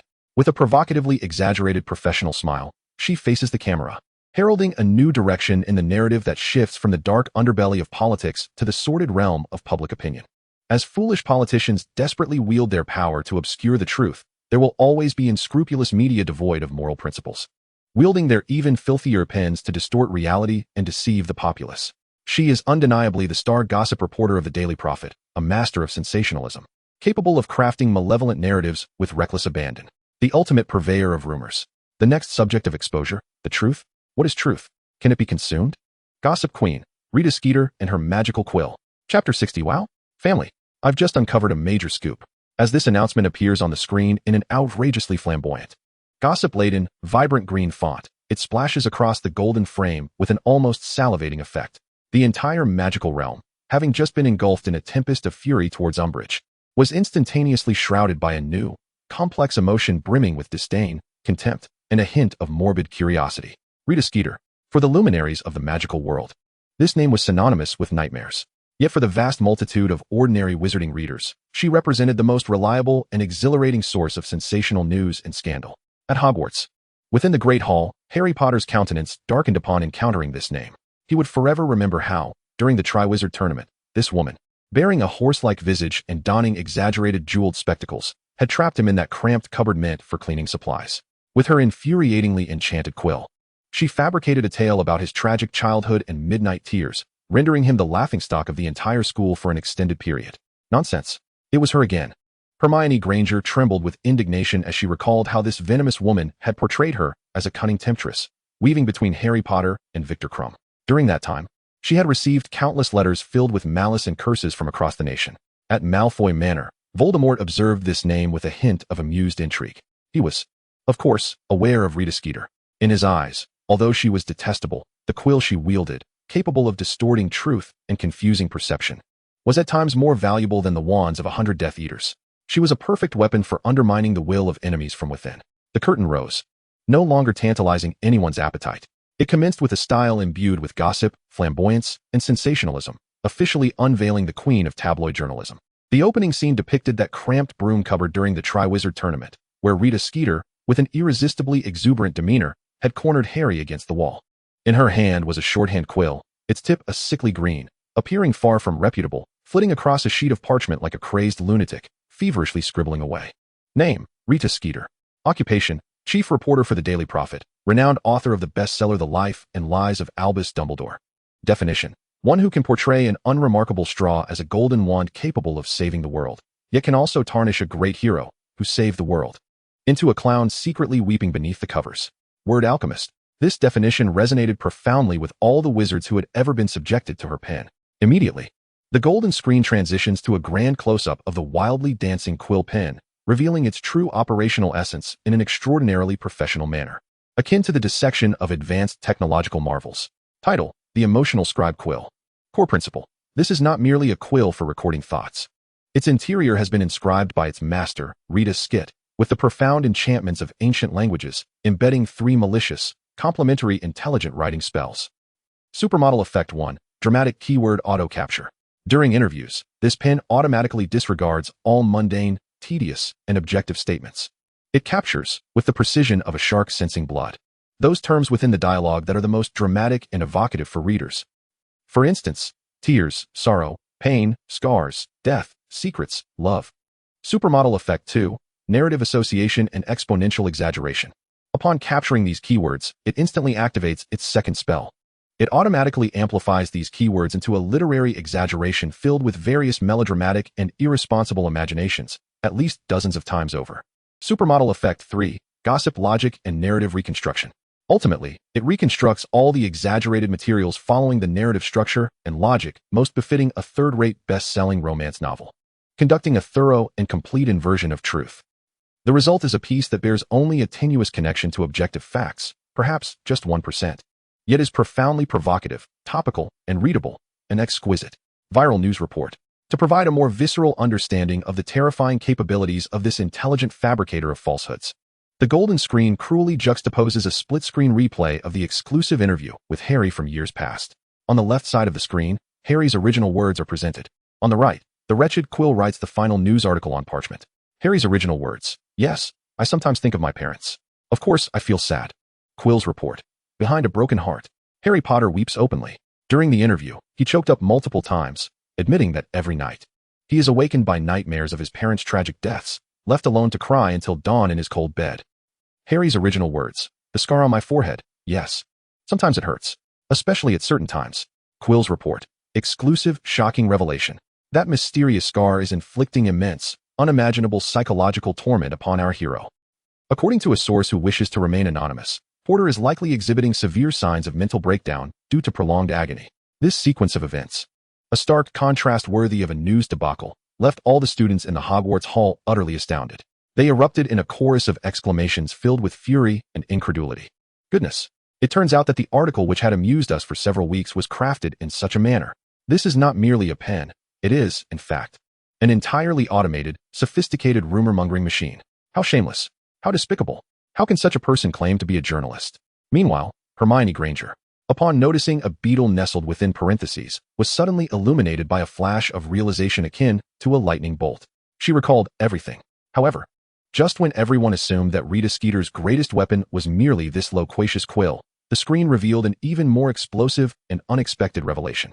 A seemingly unremarkable beetle, adorned with green wings, was quietly perched upon Hermione's voluminous hair. It was greedily eavesdropping on the intimate conversation between Hermione and Victor Crumb with its tiny compound eyes and equally diminutive ears. At that moment, the screen displayed a caption. Of course, when this marvelous quill could not acquire sufficiently sensational first-hand material, our esteemed Ms. Rita Skeeter has her plans. A secret she has never confided to anyone. She is an unregistered, illegal animagus. Her transformed shape is that of a small, inconspicuous beetle, capable of flying into any room and resting on anyone without being noticed. The truth emerged. She not only possesses the ability to fabricate, she can genuinely overhear the most intimate and obscure secrets. As everyone felt the prickling terror of Rita Skeeter's invasive, paparazzi-like prowess, instinctively checking for any peculiar insects upon themselves, the screen abruptly shifted. It departed from that loathsome, living woman and focused on the translucent ghosts that perpetually drifted through the corridors of Hogwarts Castle. The image ultimately settled on nearly headless Nick, the resident ghost of Gryffindor, who is perpetually troubled by the mere remnants of flesh still clinging to his neck. A brand new narrative emerges, shifting the trajectory of the tale from a discourse on the deceptions and farces of the living to an exploration of the realm of the deceased and the regrets that linger within. As the story unfolds upon the silver screen, the living weave one splendid lie after another, constructing their own absurd farce, rife with ambition and desire. Meanwhile, those forgotten souls, long since departed from this world, savor their irreparable sorrows and unrelenting regrets in the boundless expanse of eternal time, experiencing their grief anew time and again. They stand as the eternal witnesses of this ancient castle, the living relics left behind by history itself. Yet, one might ponder, why have they chosen to remain in this world in such an awkward, liminal state? Is becoming a ghost an evasion of death, or a more protracted, ceaseless punishment? The next revelation shall not only spotlight the specters, but also delve into the very essence of our fear of death, as we uncover the true reasons behind the lingering presence of the ghosts of Hogwarts. Chapter 61. Hello? Is anyone there? I seem to have perished. This preview, akin to a chill breeze from another realm, disperses the anger and clamor that had recently enveloped the hearts of the audience due to Rita Skeeter. In its place arises a profound stillness, filled with the unknown and tinged with a hint of sorrow. The ghosts, the most unique inhabitants of Hogwarts Castle, are familiar figures to every student. They jest and converse with them, yet no one has truly contemplated the fundamental question: why do they reside here? Do people transform into ghosts after death? Is that not a form of immortality? In the Hogwarts Great Hall, students cease their chatter, their gazes instinctively drawn to the ethereal, translucent figures floating above the long tables of their respective houses. The ghosts, too, seem to sense the call from the silver screen, pausing their activities to hover silently in the air, their expressions a complex blend of confusion, sorrow, and a hint of anticipation, directed towards the golden screen upon the ceiling of the hall, visible only to them. At the Gryffindor table, nearly headless Nick halts his routine performance, which often entails a repetitive demonstration of the intricate connection between his head and neck, and instead lets out a quiet sigh, imbued with boundless melancholy.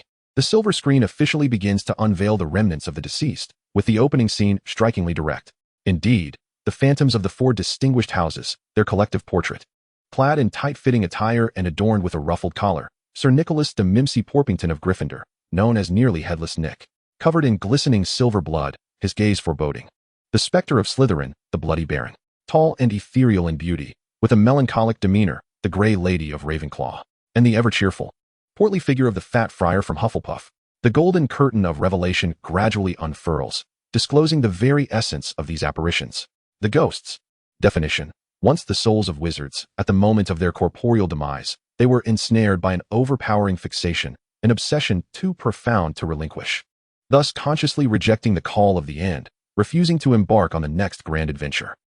Ultimately, this resulted in their souls failing to depart wholly, leaving behind only fragments, an indistinct spectral imprint, akin to a torn three-dimensional black-and-white photograph, eternally bound to the site of their demise.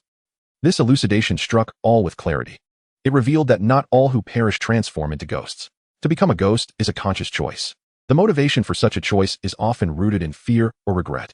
The Golden Curtain begins to recount each of their stories in turn. Nearly headless Nick. The scene reverts to the royal court of England in the 15th century. Sir Nicholas was once a living, somewhat vain court wizard. In his attempt to enchant a homely maidservant's teeth into perfection, a foolish miscalculation resulted in her sprouting a pair of formidable tusks. Consequently, he was sentenced to death by the king. On the day of his execution, the executioner, having indulged too freely the previous night, wielded a decidedly dull axe. He swung wildly at Sir Nicholas's neck a total of 47 times, yet failed to sever his head entirely. Ultimately, Sir Nicholas succumbed in a process that was excruciatingly prolonged and utterly undignified. It was due to his obsession with an incomplete death, an unwillingness to let go, that he ultimately chose to remain. The Bloody Baron. The scene shifts to a millennium prior, to the ancient halls of Hogwarts. The handsome yet brooding Bloody Baron was frantically traversing the forests of Albania in search of Helena Ravenclaw, the one he loved, who had stolen the diadem of his mother. When he finally found her, he implored her to return with him. However, he was met with Helena's merciless rejection. In a fit of jealousy and rage, he lost his reason. He drew forth his dagger and plunged it into the heart of the woman he cherished most. As Helena collapsed into his embrace, gradually succumbing to the cold grip of death, he finally awakened to the grim reality. An abyss of remorse and anguish swiftly engulfed him. With the very dagger that bore the blood of his beloved, he chose to end his wretched existence. The indelible silver stains upon him were a testament to Helena's essence. It was this unforgivable sin, coupled with an irreparable regret, that led him to imprison himself in this eternal purgatory. Day after day, he pursued the sorrowful silhouette he could never again touch. This narrative, steeped in dark humor, love, hatred, and boundless sorrow, silenced the students of Hogwarts. They realized, for the first time, that these seemingly frightful, even somewhat ludicrous, translucent mascots concealed such heavy and lamentable histories. However, just as a flicker of sympathy began to emerge for them, the Golden Curtain revealed, through an exceedingly cold and detached third-person perspective, the true cost of becoming a ghost. The essence of a ghost is a mark, a memory, a relic of the past. They are the most faithful spectators of this world, yet also its most thorough outsiders. The scene shifted to nearly headless Nick at a Death Day feast, where all beheld his futile attempts to consume the long-decayed food, only to witness it pass effortlessly through his translucent form, falling onto the cold floor with a series of dull, sorrowful thuds. They could see all the culinary delights of the world but could no longer savor even the faintest hint of flavor. The image transitioned to the Fat Friar, floating in Hufflepuff's greenhouse, striving to bask in the warm sunlight. Yet, the light too passed through him unobstructed. They could perceive the sun's presence but could no longer experience even the slightest warmth. They believed they had conquered death in this manner, but in reality, they had willingly relinquished the opportunity for the next grand adventure, choosing instead to become eternal prisoners of death. This seemingly everlasting existence was, in truth, an unending confinement that plunged all into profound contemplation of life and death. In the headmaster's office, Dumbledore gazed at the lonely and desolate figure of his old friend Nick on the golden screen, letting out a long, wistful sigh. In his eyes, there resided an infinite well of compassion. Indeed, Nick, my dear friend, death is not to be feared. What is truly terrifying is the refusal to confront it. Malfoy Manor. And Voldemort gazed upon those pitiful, incomplete specters, endlessly repeating the regrets of their former lives. On his face, there was an unmistakable and extreme disdain. A bunch of cowards, he coldly remarked. Yet, he remained blissfully unaware of his own soul, which he had cruelly torn into 7 fragments, a wretched and distorted essence that, in its fundamental nature, was far more tragic and incomplete than those phantoms that at least retained their full memories. Just as everyone was ensnared in this heavy philosophical contemplation, the scene on the golden screen suddenly shifted. It transformed into utter chaos, a cacophony filled with the vibrant, bustling atmosphere of a marketplace, replete with spirited bargaining. 2 identical young men, adorned with flaming red hair and dressed in gaudily purple robes, emerged on the screen. They animatedly peddled a wondrous candy to a group of younger children, a confection that would cause an immediate and uncontrollable nosebleed. A brand new scene shifted the story's rhythm from the grave musings on death to a lively, spirited preview brimming with boundless creativity, illuminating the golden screen. When death becomes a formidable and weighty choice, there are always some brilliant souls, teeming with vivacity, who choose to burn brightly, in the most fervent, boisterous, and laughter-filled manner, through their brief yet extraordinary lives. They are the immortal legends of Hogwarts. They are the only confidants of Peeves. They are Umbridge's eternal nightmare. They transform seemingly trivial pranks into a grand art form worthy of history's pages. The next featured act, Not merely a pair of twins, but the living, breathing factories of creativity. Fred and George Weasley's Magical Prank Shop. Chapter 62. Woohoo! Liftoff. Today, we are the brightest stars. The next featured act, not just twins, but the vibrant, creative enterprises of Fred and George Weasley's Magical Prank Shop. As this announcement appeared on the golden screen in a strikingly flamboyant purple font, bursting with explosive and colorful fireworks, the entire magical realm, which had just been steeped in somber reflections on the ghost's sorrowful pasts, was instantaneously infused with a lively, joyous, and eagerly anticipatory atmosphere. The Weasley twins, Fred and George. These two names are, for all the faculty and students of Hogwarts, synonymous with legend. They are the troublemakers who have caused endless headaches for every professor. They are the lifelong adversaries that drive the caretaker, Filch, to gnash his teeth in frustration. They are the prankster kings whom even Peeves is willing to tip his hat to in respect. Moreover, during that darkest of academic years, shrouded in the pink terror, they illuminated the entire Hogwarts sky with an unprecedented display of grand fireworks. True heroes. Hogwarts, Gryffindor Common Room. Oh, look, it's us. I knew the Golden Snitch would never forget us. These two geniuses, Fred and George, the identical twins, excitedly leaped onto the table, winking and waving their arms at the Golden Snitch. Their brother Ron gazed at them, wearing an expression of complex emotions, a twisted blend of pride and a desire to pretend he didn't know these two fools. Meanwhile, Harry and Hermione exchanged knowing smiles, aware that the forthcoming revelation would undoubtedly be exceedingly entertaining. The burrow, Molly Weasley, the formidable mother of 7, looked at the names of her 2 mischievous sons on the Golden Snitch. Instinctively, she covered her forehead and let out a long sigh filled with exasperation and a hint of pride. Oh, Merlin S. Beard. What kind of trouble are these 2 rascals about to unleash now? The Golden Snitch wasted no time in teasing anyone further. It commenced with an exuberant and imaginative cinematic language, officially unveiling this legendary duo. The opening scene depicted the bustling shop at number 93 Diagon Alley, perpetually crowded with the sounds of astonished shouts and joyful explosions. Weasley's Wizard Wheezes. In the footage, Fred and George, clad in their iconic flamboyant purple robes, animatedly marketed their latest blockbuster products to a group of astonished young wizards. The Golden Snitch's commentary then appeared. Names, Fred Weasley, George Weasley. Affiliation, Hogwarts Gryffindor House. Immortal legendary students. Peeves, their only confidant.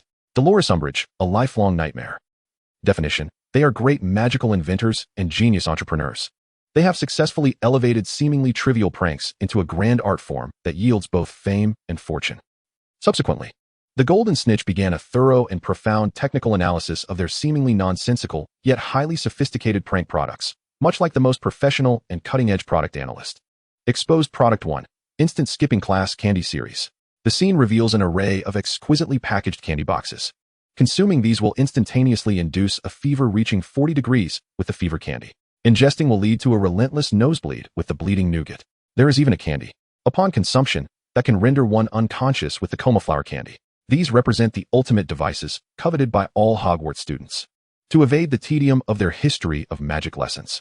However, the subsequent annotations on the golden screen astonished everyone. Core Technology Principle Analysis. This is not merely a one-time prank candy. At its core lies an extraordinarily intricate, genius-level bidirectional timing potion triggering mechanism, exclusively invented and created by the Weasley twins. Each candy resembles a Taiji diagram, precisely divided into 2 halves. One half contains a minuscule, fast-acting potion capable of inducing various illness symptoms. The other half harbors the antidote that perfectly alleviates these symptoms through a remarkably clever bidirectional trigger delay spell of their own invention. It ensures that upon consuming the first half, the effects of the second half will be activated after a delay. This achieves the perfect effect of successfully deceiving both professors and the school nurse, thereby allowing one to reasonably skip a class, while swiftly restoring health afterwards without leaving any aftereffects. The sophistication of the potion making involved, along with such imaginative creativity, is enough to leave even the most esteemed potion masters in awe. This revelation sent shockwaves throughout the magical world. Hogwarts Dungeon Office. Severus Snape gazed at the golden screen displaying the clear, nearly flawless illustration of the bidirectional triggering principle. For the first time, his eternally stoic, iceberg-like expression revealed an exceedingly complex blend of incredulity, astonishment at this sheer genius, and the twisted fury of why these 2 imbeciles could only manage to blow up cauldrons in his classroom. He never imagined that those 2, whom he deemed hopeless, relying solely on dung bombs and stink pellets to test his patience, could possess such wild, unimaginable creativity in potion making. Exposed Product 2. Portable Swamp. The scene shifted to the 5th floor corridor of Hogwarts. There lay a vast, gooey expanse emanating a foul odor. Caretaker Filch was exhausting every means imaginable to eradicate it completely. The golden screen annotation read, "Please note, this is not an ordinary, one-time transfiguration spell. Its essence is an exceptionally profound alchemical creation, merging space compression magic with miniature ecological cycle magic. In a confined, compressed space, it is capable of creating a self-sustaining and self-circulating micro-swamp ecosystem that, upon absorbing the surrounding magical energy, gradually expands. The complexity and creativity of its magic have approached, in an infinite sense, the ingenuity of Newt Scamander's magical suitcase." This revelation left even Dumbledore unable to maintain his composure. He beheld the scene of the swamp that had left Umbridge utterly powerless. His eyes filled with boundless astonishment and admiration. The brilliance of their creation was indeed remarkable. However, as all present were deeply impressed by the ingenuity of the Weasley twins, the golden curtain revealed their greatest prank of their lives, a legendary farewell worthy of being inscribed in the annals of Hogwarts. The scene shifted back to that oppressive, suffocating afternoon last year, entirely overshadowed by Umbridge's pink terror during the examination. Amidst the astonished gazes of their fellow students, Fred and George boldly discarded their quills. Summoning their flying brooms, they transformed the entire corridor into a muddy paradise with an enormous portable swamp. They orchestrated an everlasting, vibrant display of magical fireworks, featuring a colossal dragon formed of magical flames that chased after Umbridge. This grand spectacle disrupted her nauseating reign of tyranny and oppression, turning chaos into celebration. In the midst of thunderous cheers, whistles, and applause from the entire student body, they soared like liberated knights, gracefully riding their brooms through the windows of the castle that symbolized order, flying towards the brilliant sunset that painted the sky with hues of freedom and hope. The commentary of the golden curtain emerged, imbued with utmost reverence and admiration. This is the final and greatest prank left by Fred and George Weasley at Hogwarts. They boldly raised their middle fingers to the dictator who sought to confine everyone's spirit with suffocating, rigid rules, celebrating in the most boisterous, fervent, and rebellious manner. They proclaimed to her, and to the world, "To hell with your rules." At that moment, all the students of Hogwarts stood up, erupting into a thunderous, unending applause for the two heroes who departed with such flair. For it was the only beam of light that illuminated the entire sky during that darkest and most oppressive academic year, witnessed by them. Just as everyone was deeply moved and awed by the creativity, courage, and untamed spirit of the Weasley twins, the scene on the silver screen abruptly shifted. It transformed into an exceedingly dark and bloody tableau, imbued with a primal, unsettling aura of wildness. The imagery depicted a pitch-black, frigid night, where a colossal and icy full moon hung high in the nocturnal sky. A frail man, garbed in tattered robes, knelt upon a desolate patch of grass, emitting a beastly howl rife with endless torment. His body was undergoing the most horrific, agonizing, and inhuman metamorphosis. His bones cracked and creaked in a nauseating symphony, as they were mercilessly broken, elongated, and reconfigured. His pallid skin was violently torn apart. From his bloodied and mangled form sprouted a dense coat of gray fur, brimming with a feral essence. His visage was grotesquely stretched and distorted by an invisible force, ultimately transforming into a fearsome wolf's head, revealing sharp fangs and embodying the most primal desire for slaughter. A brand new sequence emerged, plunging the narrative from a lighthearted, humorous, and creative atmosphere into an unfathomable abyss laden with curses, pain, and tragedy, projected upon the silver screen. While the geniuses brought boundless laughter to this dreary world with their whimsical intellect, there were also kind and gentle souls, equally gifted, who endured in solitude the most ancient and cruel curse emanating from the depths of their bloodline on every cold full moon night. It was not a voluntary fall from grace that could be chosen, nor was it a common ailment that could be cured. It was a contagious, lifelong affliction, once branded. One could never escape. A living hell. The next subject of exposure, not merely a gentle professor, but the ultimate tragedy of Remus Lupin, the beast under the moonlight, and the werewolf. Chapter 63, Howl. The moonlight tonight is truly beautiful. When this tragically infused preview appeared upon the silver screen, the atmosphere of the entire magical world, which had just been enlivened and uplifted by the exploits of the Weasley twins, instantaneously chilled. In its place arose a heavy, oppressive silence, laden with sympathy and heartache. Remus Lupin. The name evokes a profound reverence among all the students at Hogwarts, representing the finest professor of defense against the dark arts. He is characterized by his refined demeanor and vast knowledge, always patiently addressing every inquiry posed by his students. A subtle, reassuring scent of chocolate perpetually lingers around him. He embodies tenderness, kindness, and reliability. No one could possibly associate such a flawless gentleman with the grotesque beast that howls in anguish beneath the moonlight in the foreboding prophecy. In the great hall, Students gazed incredulously toward the direction of Gryffindor, their expressions filled with worry and heartache. Could Professor Lupin truly be a werewolf? How could such a good man harbor such a truth? A memory flickered in Hermione Granger's mind. During their third year, Professor Snape had alluded to it in class. She covered her mouth with her hand, tears brimming in her eyes as she recalled how she had inadvertently exposed Lupin's identity. She also remembered the desolate, resigned figure of Lupin as he chose to resign after his secret was revealed, and a wave of deep guilt washed over her. In the dungeon office, Severus Snape observed the name Remus Lupin on the golden screen, and within his obsidian eyes, a complex array of emotions flickered, an almost imperceptible mixture of disdain, dread, and a trace of sympathy he was reluctant to acknowledge. He would never forget that fateful night, under the full moon, outside the shrieking shack, when the frenzied werewolf, driven mad, bore eyes filled with a thirst for blood. And there stood the young, valiant James Potter, bravely confronting the beast. The golden screen began to unveil the gentle creature's truth, opening with a scene set on a dark, frigid night. A colossal, icy full moon, reminiscent of death's own gaze, loomed high in the night sky. A frail man, garbed in a tattered, patched robe, knelt upon a desolate patch of grass, emitting a primal howl filled with excruciating anguish. His body was undergoing a horrific, agonizing transformation, one that rendered him inhuman. Bones cracked and splintered under the strain of a savage force rising from the depths of his being, stretching and forcibly restructuring his very form. His pale, malnourished skin was suddenly torn from within, giving birth to a thick layer of coarse, gray fur, imbued with the essence of raw wilderness. His visage contorted in agony, elongated and twisted by an invisible power, as his nose transformed into a long, pointed snout. From his mouth sprouted sharp fangs, formidable enough to rend all asunder.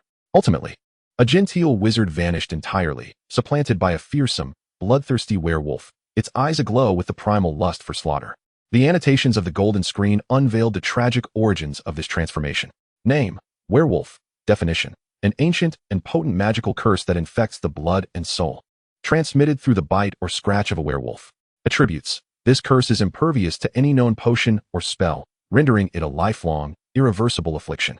Trigger conditions: each month, on the night of the fullest moon, moonlight acts as the key to unshackle the beast sealed within the curse-bearer's blood.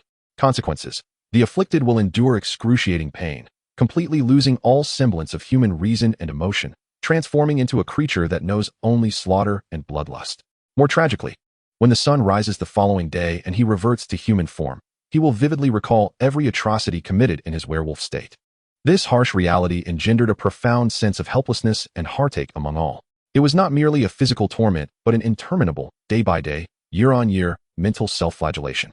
Yet, just as everyone lamented Remus Lupin's tragic and solitary fate, the golden screen shifted abruptly. It transformed into a warm, bright tableau, brimming with the exuberance of youth, capable of illuminating all darkness. The scene returned to the halcyon days of their youth, a time long past, the shrieking shack, when the young James Potter, Sirius Black, and Peter Pettigrew discovered their best friend Remus Lupin's hidden secret. They did not, like others, choose to distance themselves out of fear or revulsion. Instead, they made a bold and perilous decision, one that could have led to a lifetime in Azkaban. They resolved to become illegal animagi. For werewolves possess a fierce aggression only towards the frail and defenseless human, yet are relatively gentle with creatures of their own kind. They sought to accompany their lonely friend, who had long lost his sanity, in their animal forms on each agonizing and solitary full moon night. The golden screen radiated an impractically romantic poetry. All beheld, beneath the cold moonlight, a spirited stag adorned with magnificent antlers, alongside a massive black dog, reminiscent of a dark night. A small mouse, scurrying swiftly around their feet, playfully darted to and fro, encircling the werewolf who, despite the chaos that should have engulfed him, was howling at the heavens. They frolicked and chased one another in a manner uniquely their own, a celebration belonging solely to the four of them, their camaraderie as marauders. This night, which should have been steeped in the deepest despair and darkest torment for Remus Lupin, transformed into a grand revelry under the moonlight, a joyous festivity of youth and friendship. In that moment, the entire magical realm was profoundly touched by this extraordinary bond that transcended species and defied the boundaries of life and death. One so powerful it could move the sun and moon. As Harry Potter gazed upon the image of a stag, identical to his Patronus, he could no longer contain his emotions. Tears welled in his eyes. He seemed to see his father, James Potter, a noble soul radiant like the sun, willing to sacrifice everything for his friends. All the students at Hogwarts were utterly captivated by this magnificent friendship filled with youthful exuberance. In unison, they rose from their seats. offering a thunderous and enduring applause in honor of the legendary era of Marauders that had long since passed. As the golden screen faded, it showcased how Lupin, after becoming the defense against the dark arts professor, gently and patiently taught the tormented Harry, haunted by Dementors, how to seek out his happiest memories and cast the most powerful Patronus charm. This man, who had spent his life battling darkness and despair, emerged as the finest teacher, guiding others in their quest for joy and hope. Just as all were moved with deep admiration for Lupin's brilliant spirit, shining even in darkness, the golden screen abruptly shifted. The scene transformed into something bizarre, filled with an unsettling sense of fateful cyclical recurrence. A large, decrepit wardrobe, nestled in the corner of the Hogwarts staff lounge, began to shake uncontrollably, emitting a creaking sound that sent shivers down one's spine, as if a dreadful creature lurked within, poised to break free. A new line of narrative emerged, abruptly redirecting the story from an exploration of external, bloodline curses to a foreboding deconstruction of internal, psychological fears. The screen proclaimed, when the external, corporeal curse can be healed by great friendship, how then shall we confront the fears that arise from the most secret and fragile corners of our innermost selves? In the realm of magic, there exists an extraordinarily peculiar shapeshifter, the most masterful of its kind, devoid of any fixed form. It possesses neither thoughts nor a corporeal body. Its sole manifestation is that of your deepest, most profound fears at this very moment. The next subject of revelation, not merely a monster, but the ultimate shapeshifter, a mirror reflecting all the terrors within you. Boggett. Chapter 64. Hey, something's amiss. Who are you really? As this ominous preview, rendered in a continuously twisting and transforming font filled with uncertainty, appeared on the golden screen, the entire magical world, which had just been immersed in admiration and warmth for the great camaraderie of the Marauders, was instantaneously replaced by a new atmosphere laden with suspense and a tinge of unease. The name Boggett is familiar to all third-year students and above at Hogwarts. They have all witnessed this wondrous yet terrifying creature in Professor Lupin's extraordinary practical defense against the dark arts class. For the younger students and those adult wizards who have long since graduated, this term is imbued with an aura of curiosity and enigmatic mystery. A creature that can transform into your most dreaded fear? What exactly does it resemble? In the Hogwarts staff common room, a large, dilapidated wardrobe, seemingly unremarkable, stands in the center of the room. This wardrobe shakes uncontrollably, emitting creaks and groans that suggest it might collapse at any moment, as if it harbors a fearsome, enraged prehistoric beast ready to burst forth. Remus Lupin, the gentle professor, stands before the wardrobe, wearing a reassuring smile. Behind him, a group of anxious third-year Gryffindor students await. All right, children, do not be alarmed. Lupin's voice, as always, is calm and soothing. Remember, the key to dealing with a Boggett is not powerful magic, but your own will and courage. The golden screen, no longer withholding its secrets, begins to unveil this mirror of inner fears with an air of professionalism reminiscent of an entry in Fantastic Beasts and Where to Find Them. Name, Boggett. Ministry of Magic Classification, Non-Being, Level 3. Definition, an extraordinarily peculiar shapeshifter that feeds on the fears residing deep within the hearts of sentient beings. Essence analysis, a lowly, passive entity known as the Boggett. The Boggett itself possesses no fixed form. In truth, to this day, no wizard has truly comprehended what a Boggett, unseen by anyone, actually resembles. It has the ability to instantaneously and passively tap into the shallow thoughts of the person closest to it, akin to mind reading. Furthermore, it precisely captures the most intense signals of fear emanating from that individual. Subsequently, it immediately transforms into a tangible manifestation of that fear. This revelation left everyone in a state of enlightenment, realizing how it discerns our deepest fears. However, just as all began to feel a sense of unease regarding this seemingly formidable mind-reading ability, the narrative took a turn, revealing its utterly absurd and potentially fatal weakness. Yet, this seemingly invincible creature, capable of endless transformations, harbors an exceedingly ridiculous and fatal flaw: laughter. For the Boggett's power entirely derives from the fears that reside within your heart. The more you dread the form it assumes, the more authentic, potent, and menacing it becomes. Conversely, laughter and mockery serve as the absolute, innate adversaries to the emotion of fear. Thus, the spell to confront a Boggett is remarkably simple, even somewhat comical. To illustrate this point, Professor Lupin opened the door of the wardrobe. The Boggett burst forth. Upon seeing Lupin, it instantly transformed into a massive, round full moon, radiating a chilling glow. All present understood that this symbolized Lupin's deepest fear and curse.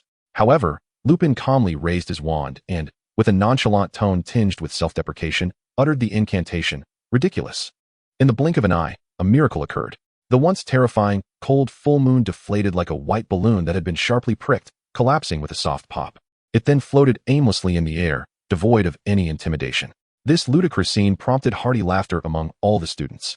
In that moment, everyone comprehended that confronting such a creature requires not greater strength, but a brave heart willing to face its own fears, imbued with optimism and a sense of humor. Yet, just as all believed the boggart to be merely a harmless little trickster, the scene took a sudden turn, reminiscent of a suspenseful lottery show poised to reveal a grand prize. A colossal spotlight, composed entirely of pure golden radiance, emerged upon the gilded screen. It began to sweep slowly across the faces of every pivotal figure watching this shimmering display. The annotations on the golden screen transformed into an exceedingly gossipy and tumultuous narrative. And so, the question arises. Dear esteemed guests, what is it that you fear most, deep within your hearts? Shall we take a guess? As the beam of golden light glided gently, every time it illuminated an individual, a line of speculative and mocking text materialized on the screen. The first to be caught in its glow was Ron Weasley. Oh, behold our brave Gryffindor. What could he possibly fear? Is it his eight-legged, furry friend who spins webs? Ron's face instantly blanched. He instinctively began to tremble, as though he could already envision a gigantic spider crawling towards him. The spotlight shifted, now aimed at Hermione Granger. Next, we have our ever-knowledgeable Miss Know-It-All. What could possibly instill fear in her? Oh, I surmise it must be Professor McGonagall presenting her with a report card bearing nothing but failing grades for all her subjects, right? Hermione clenched her fists tightly, her breath quickening. This prospect felt far more terrifying to her than facing Voldemort himself. The spotlight moved once more, landing on Neville Longbottom, our future master of herbology, Mr. Longbottom. His fear. I believe we all know the answer, do we not? It must surely be that greasy, black-robed potions professor who has haunted him since childhood. Neville let out a startled yelp, nearly sliding off his chair and under the table. Snape, meanwhile, huffed coldly, a cruel smile of satisfaction creeping across his face. The spotlight continued its journey. It swept over Sirius Black, our recently escaped convict. Does he still awaken in the dead of night, haunted by the cold, despair-laden Azkaban, which imprisoned him for a full 12 years? A flicker of deeply suppressed anguish crossed Sirius's eyes. The light then passed over Albus Dumbledore. Oh. Look at our great, almost omnipotent white wizard. Does he harbor fears as well? Could it be the corpse of his dearly departed sister, Ariana, whom he has never forgiven himself for losing? In that moment, Dumbledore's hand trembled uncontrollably. The beam then swept across Severus Snape, our deeply passionate and great double agent. What could be his fears? Is it his lifelong rival, James Potter, whom he has both envied and despised? Or perhaps it is the haunting visage of Lily Evans, with her green eyes filled with disappointment and sorrow, that he dreads most? Severus Snape's complexion instantly turned more pallid than that of a corpse. Ultimately, after teasing everyone's curiosity, that golden spotlight slowly descended like the judgment of fate, illuminating the face of the Dark Lord, Voldemort, who sat upon his throne in Malfoy Manor, a cruel smile playing upon his lips as he savored the unfolding drama. At that moment, every heart soared into their throats. This self-proclaimed conqueror of death, who believed himself superior to all, could he too possess something that incites fear? What, indeed, is his deepest dread? A brand new, tantalizing revelation that ignited the curiosity of all, worthy of being termed the ultimate suspense, unfolded upon the golden screen. When the insignificant mortals tremble at spiders, failure, and death, what could be the most extraordinary and hidden fear of the one who claims to have long triumphed over death? Might he behold Dumbledore's gaze, reminiscent of divine judgment, filled with disappointment? Or perhaps it is Harry Potter, emblematic of the inescapable fate dictated by a cursed prophecy? Or could it be a completely unexpected, utterly ordinary, and sorrowful answer? The next subject of revelation, the ultimate fear of Voldemort, a boggart that no one could ever anticipate, confronting the mundane he most wishes to evade. Chapter 65. Enough already. I beseech you. I do not desire to lose face. The next subject of revelation, the ultimate fear of Voldemort, a boggart that no one could ever anticipate, confronting the mundane he most wishes to evade. Mundane. When the notion of ordinariness intertwines with Voldemort's fears, the entire wizarding world is engulfed in a profound and absurd confusion. Mundane. What does this signify? Could it be that the merciless Dark Lord harbors a deep-seated terror of living a banal life, adhering to the routine of a 9-to-5 existence? How utterly ridiculous. In the Hogwarts Great Hall, students buzzed with speculation, offering a myriad of imaginative hypotheses. I've got it. He fears a version of himself devoid of magic, a nondescript, silent form. No, I surmise he fears a self with a nose, for that would render him too ordinary. You are all mistaken. He undoubtedly fears a version of himself clad in pink-laced pajamas. Such absurd conjectures lightened the previously tense atmosphere, infusing it with humor and levity. However, among those present, Only a few truly comprehended the essence of Voldemort, such as Dumbledore and Snape. Yet, their faces bore no trace of mirth. Instead, their eyes reflected a profound seriousness, as if they had already gleaned the most tragic and closest semblance of the truth. Malfoy manner. Upon encountering the word ordinary, a genuine, uncontrollable panic manifested on Voldemort's serpentine visage for the very first time. No, it cannot be that. The mirror of Erist. You wretched, prying scoundrel. You could never fathom. The mirror offered him no solace, embarking instead on a ruthless, public execution of the Dark Lord's most concealed and vulnerable dread. In the grand, empty hall of Malfoy Manor, a standard boggart materialized, confronting the imperious Dark Lord upon his throne, under the gaze of every wizard in the world, filled with curiosity, anticipation, and a hint of schadenfreude. The boggart transformed with a resounding thud, yet the ensuing spectacle dashed all expectations.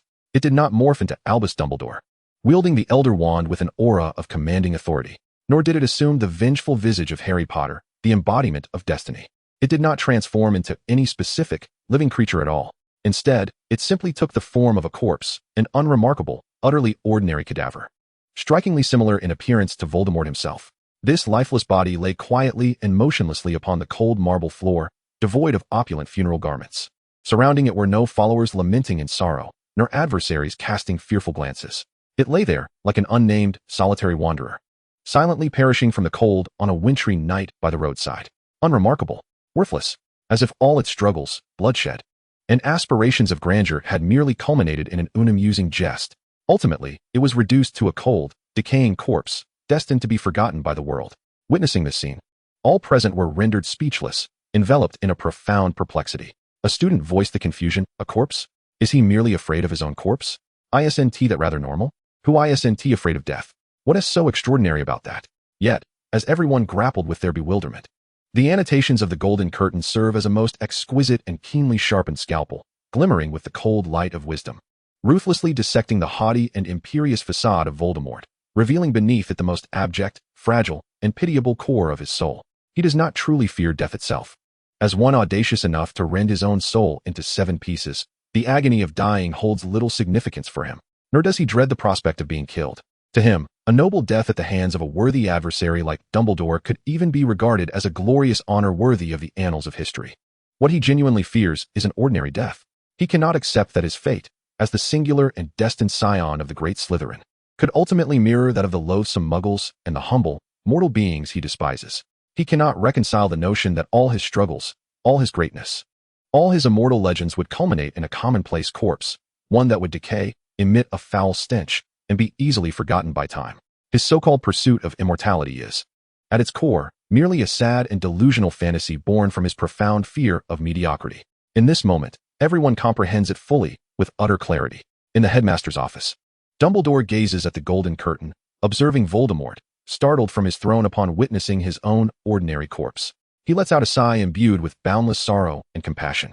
Tom, poor Tom, it turns out that your relentless quest for immortality and greatness, which you pursued through a lifetime of bloodshed and chaos, stems from your inability to confront and accept that you, too, are merely a mortal being destined to age, suffer, and perish. At this moment, Harry Potter, too, experiences a profound sense of release. He gazes at the nightmarish foe he has feared throughout his life and discovers that the fear within him has dissipated without his conscious awareness. For he has finally seen through the so-called Dark Lord, comprehending the insignificance, fragility, and absurdity of the essence of his soul beneath that seemingly invincible exterior. Meanwhile, Voldemort himself watches the golden curtain, confronted with the most precise, merciless, and unadorned analysis of his innermost self. He felt as though he had been stripped of all his garments, laid bare before the gaze of the entire world, subjected to scrutiny, derision, and mockery. In that moment, all his grandeur, all his enigma, all his magnificence, and all his divinity were ruthlessly shattered by the golden screen. No, he let out a desperate, furious, and hysterical roar filled with impotent rage, just as everyone looked upon this pitiful Dark Lord with a newfound gaze, imbued with both pity and a hint of scorn. The imagery on the golden screen suddenly transformed. It became profoundly mysterious, ancient, and suffused with the essence of wisdom. Before them emerged a colossal ring, sculpted from pure bronze, adorned with innumerable incomprehensible celestial trajectories and a soaring raven. It stood vigil over the ancient wooden door leading to the Ravenclaw common room. A fresh sequence of revelations unfolded on the golden screen, shifting the narrative from a morbid exploration of personal fears to an inquiry into the rational wisdom of the collective. When personal fears stem from the inability to accept the mundane self, there is always some collective wisdom pursuing the eternal quest for vast truths. Boggett will transform into the very thing you dread the most within your heart, and it will pose the questions your knowledge cannot answer. One is a test of courage, the other, the ultimate trial of wisdom. The next revelation, not merely a door but the sole threshold to infinite wisdom, the Ravenclaw Eagle Ring, an enigma that never repeats. Chapter 66. Hey, open the door.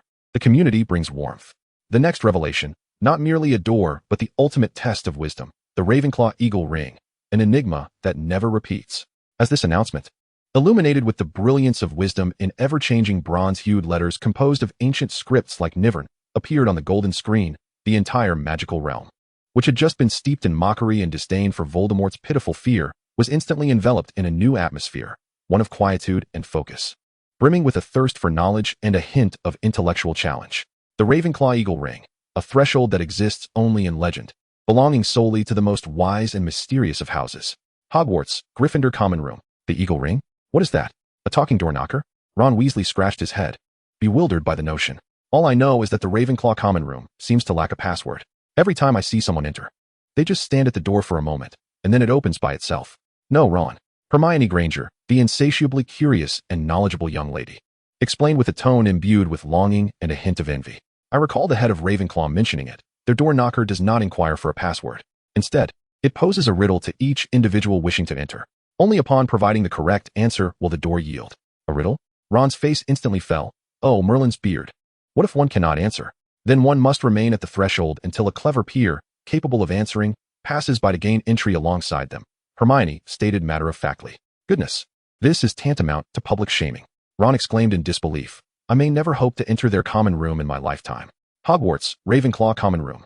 Meanwhile, at that moment, the students of Ravenclaw, upon witnessing the golden curtain about to unveil the emblem they hold most dear, wore expressions of immense pride, exuding an intellectual superiority characteristic of scholars. This encapsulates their daily existence at Ravenclaw. This delineates their fundamental distinction from the Gryffindors, who rely solely on brute force, and the Slytherins, who resort to cunning schemes. The golden curtain revealed no further suspense. It commenced the exposure of this intellectual threshold with a lens language rich in wisdom and contemplative nuance. The opening scene depicted the towering Ravenclaw Tower on the western side of Hogwarts. A door, crafted from ancient black wood, devoid of any handle or keyhole, stood silently erect. Upon the door, a vividly sculpted eagle knocker fashioned from pure bronze, with eyes embedded with sapphires, vigilantly scrutinized each visitor. Name, Ravenclaw's Eagle Knocker. Creator, Rowena Ravenclaw herself. Material, ancient Greek bronze imbued with eternal activation and wisdom source enchantments. Function, the sole access system to the Hogwarts Ravenclaw Common Room. Method of opening, no password. No key, no physical contact. To enter, one must simply answer correctly the question posed by it. Subsequently, the Golden Curtain, in an effort to impart the allure of this intellectual challenge to all, showcased an exceedingly rapid, brainstorming-like editing style, presenting some of the most classic, wisdom-laden, and trap-laden riddles that the Eagle Knocker had posed over the centuries. Riddle presentation segment. A somewhat nervous first-year Ravenclaw stood before the door. The Eagle Knocker, with a voice as clear and melodious as wind chimes, began to inquire. What entity, with 4 legs in the morning, transforms to 2 at noon, and then reverts to 3 by evening? The new student, without the slightest hesitation, smiled and responded, it is man. In infancy, he crawls on all 4s. In adulthood, he walks on 2 legs. And in old age, he requires a cane for support. The eagle emblem emitted a sound of approval. The door opened. A scene shifted. Another upperclassman stood at the threshold. The eagle emblem posed a more abstract and philosophically contemplative question. What is it that, the more you give away, the more you retain for yourself? This query plunged many watching wizards into deep reflection. Yet the Ravenclaw student simply smiled with confidence. It is knowledge and love. The door opened once more. The scene transitioned again. This time, it was Luna Lovegood, standing barefoot at the door, her gaze as ethereal and dreamlike as ever. The eagle emblem seemed to have tailored a similarly zen-like question for her. Pray tell, which came first, the phoenix or the flame? This question could be deemed the ultimate philosophical paradox, even eliciting an intrigued expression from Dumbledore himself. Luna tilted her head slightly, and, in her melodious voice, softly replied, a perfect circle has no beginning.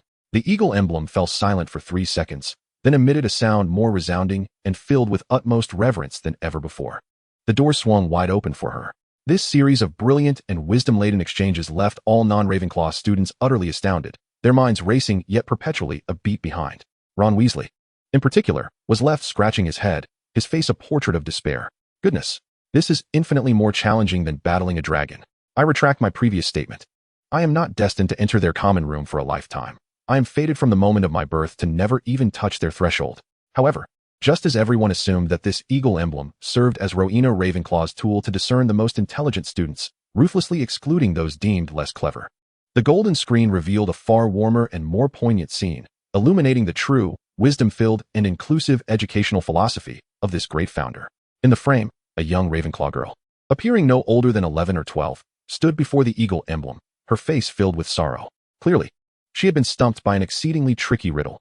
I possess neither mass nor dimension, yet you can measure me clearly. What am I? The young girl, after much contemplation, found herself unable to uncover the correct answer. Contrary to the expectations of others, she did not depart in shame or discouragement. Instead, she naturally turned around and loudly repeated the riddle of the eagle knocker into the empty corridor. In the next moment, an astonishing scene unfolded. From the far end of the corridor, from a classroom above, and even from the library below, 3 to 5, 7 to 8, or even a dozen students donned in blue Ravenclaw robes seemed to have heard some divine call and emerged from various corners in unison. They instinctively gathered around the young girl. Rather than providing her with the answer directly, they eagerly commenced a delightful and impromptu academic debate. Oh, this question is intriguing. Let me ponder. Perhaps it is temperature. Temperature can be measured, yet it possesses neither mass nor dimension. A senior boy was the first to proclaim. Incorrect, Kevin. Another bespectacled girl promptly retorted. In thermodynamics, temperature does indeed have the fundamental dimension of Kelvin. I surmise the answer might be love. Love can be felt and its depth measured, yet it has no dimension. Love is far too subjective, Phillips. Everyone's standards of measurement differ. Perhaps the answer is time? No, time has seconds, minutes, and hours. That too is a dimension. How about value? Trust? Promises?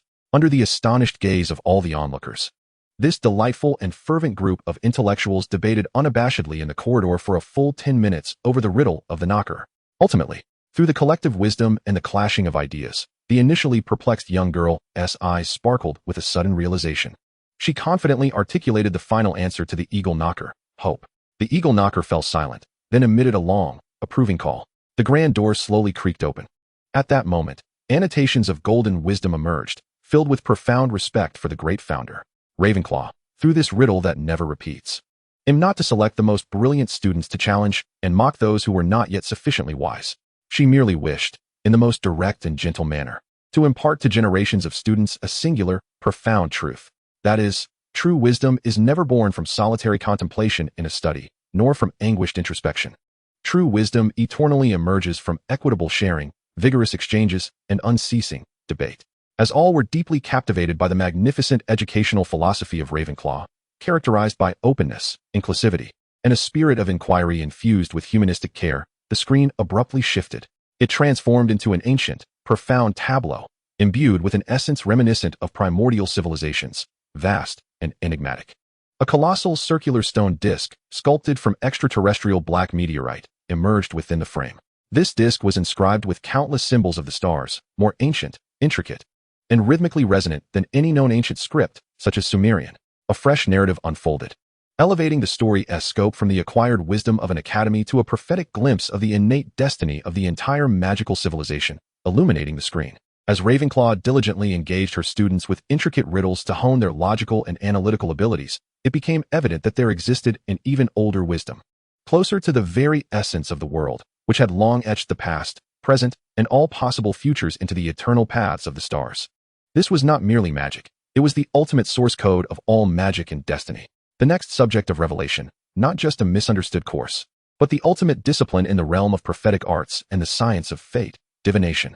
Chapter 67. Hey, I foresee a calamity for you today. When the term divination appeared on the screen, the entire magical community, particularly the students of Hogwarts, erupted in a cacophony of disdainful jeers and mockery. What? Divination? Is the screen jesting? Is it not the class taught by Professor Trelawney, who only predicts my demise tomorrow? Huh. That course seems to exist solely to fulfill credit requirements. I sleep through every session. The ultimate discipline? It feels more like the ultimate charlatan's course. In the Gryffindor common room at Hogwarts, Hermione Granger, upon seeing the term divination, did not shy away from rolling her eyes dramatically. Her expression reflected the disdain of a quintessential rationalist, a scholar who firmly believed in logic and science. Absurd, she declared emphatically. This subject lacks any scientific foundation. Its conclusions are ambiguous at best. Professor Trelawney predicts the death of a student each year. Yet, has anyone truly perished? This is not science. It is superstition. It is deception. She harbored a profound aversion towards this course, the only one she had voluntarily relinquished. In the dimly lit divination classroom of Hogwarts's North Tower, Professor Sybil Trelawney, with her thick glasses that magnified her eyes to an extraordinary degree, gazed vacantly at the golden screen. Even she felt a twinge of self-doubt as she murmured to herself, "Is my course truly that remarkable?" The golden screen paid no heed to the ridicule and skepticism of the onlookers. Instead, it commenced an epic presentation, akin to a documentary on cosmic exploration, that sought to restore the dignity of this ancient discipline, so grievously misunderstood by many. The opening scene depicted the dimly lit divination classroom, perpetually infused with a cloying aroma that induced drowsiness. Professor Trelawney, with her uniquely dramatic and ethereal voice, reminiscent of another realm, prophesied to the impatient Harry, "Oh, my dear child, I see a foreboding black dog in your teacup. It heralds death." This ludicrous spectacle incited uncontrollable laughter among the students. However, at this moment, the annotations on the golden screen began to emerge, steeped in a deep mockery of human ignorance. You believe that divination consists of reading tea leaves in a cup. You think it involves gazing into a crystal ball to discern a vague mist. You perceive it as the ramblings of a whimsical woman. You are all mistaken. That is merely the superficial veneer of a vast and profound science, distorted by the mundane. True, advanced divination amalgamates astrophysics, higher dimensional geometry, ancient magical symbolism, the tides of magical energies, and, at its core, the laws of causality through the river of time. It is the ultimate science of future probability analysis. This definition, imbued with the essence of modern science and profound theory, silenced the laughter that had filled the room. Hermione Granger, struck as if by lightning, found herself utterly speechless. Future probability analysis? How does that bear such resemblance to her beloved quantum physics from the Muggle world? To substantiate this assertion, the golden screen shifted its imagery, revealing a grand, open-air observatory in ancient Egypt, as magnificent as a pyramid. An ancient master of divination, clad in a white linen robe, stood before a complex alchemical apparatus, crafted from pure gold and celestial iron. He and his students were engaged in a monumental undertaking. They meticulously calculated the trajectories of countless stars in the sky, through the analysis of the resonant frequencies of magical tides emanating from every sacred site across the globe. By interpreting the prehistoric runes that are far older than any known script, which directly embody the very essence of the laws themselves. Ultimately, this endeavor consumed the efforts of 3 generations. Upon a vast star chart, akin to an ocean, they inscribed with starlight as ink and magic as guidance, arriving at a conclusion that, at the time, appeared as fanciful as a tale from the Arabian Nights. The Golden Curtain translated this conclusion, inscribed in the most ancient of hieroglyphs. When the descendants of the serpent, Slytherin, whose blood intertwines with the challengers of death, Peveril, converge at the 7th millennium's cyclical juncture. An unprecedented Dark Lord, with the power to rend souls with his left hand and command death with his right, shall emerge from the humble dust. And his arch-nemesis shall also manifest at this confluence of bloodlines. He shall bear the love of his mother and the mark of death, surviving thrice from the Dark Lord's fatal curse. Ultimately, everything shall culminate where it all began. This prophecy, accurately calculated thousands of years prior, invoked an unprecedented chill of being thoroughly scrutinized by fate in both Voldemort and Harry Potter. A bone-chilling sensation. At Hogwarts, Hermione Granger gazed at the star chart model, which was 1,000 times more complex than any ancient magical text she had ever encountered, and the causality formula that resembled a celestial tome, incomprehensible in its symbols. She was utterly transfixed. Her proud mind, forever anchored in logic, science, and empirical evidence, was shattered by the golden curtain in the most unreasonable manner. For the first time, she harbored profound doubts about her own intellect. What she had scorned as an imprecise discipline concealed within it a meticulous, vast, divine mathematics at its ultimate core. Yet, just as everyone was deeply astonished by the scientific rigor and precision of divination, the golden curtain shifted its narrative once more. However, calculation is ultimately just calculation. Probability is merely probability.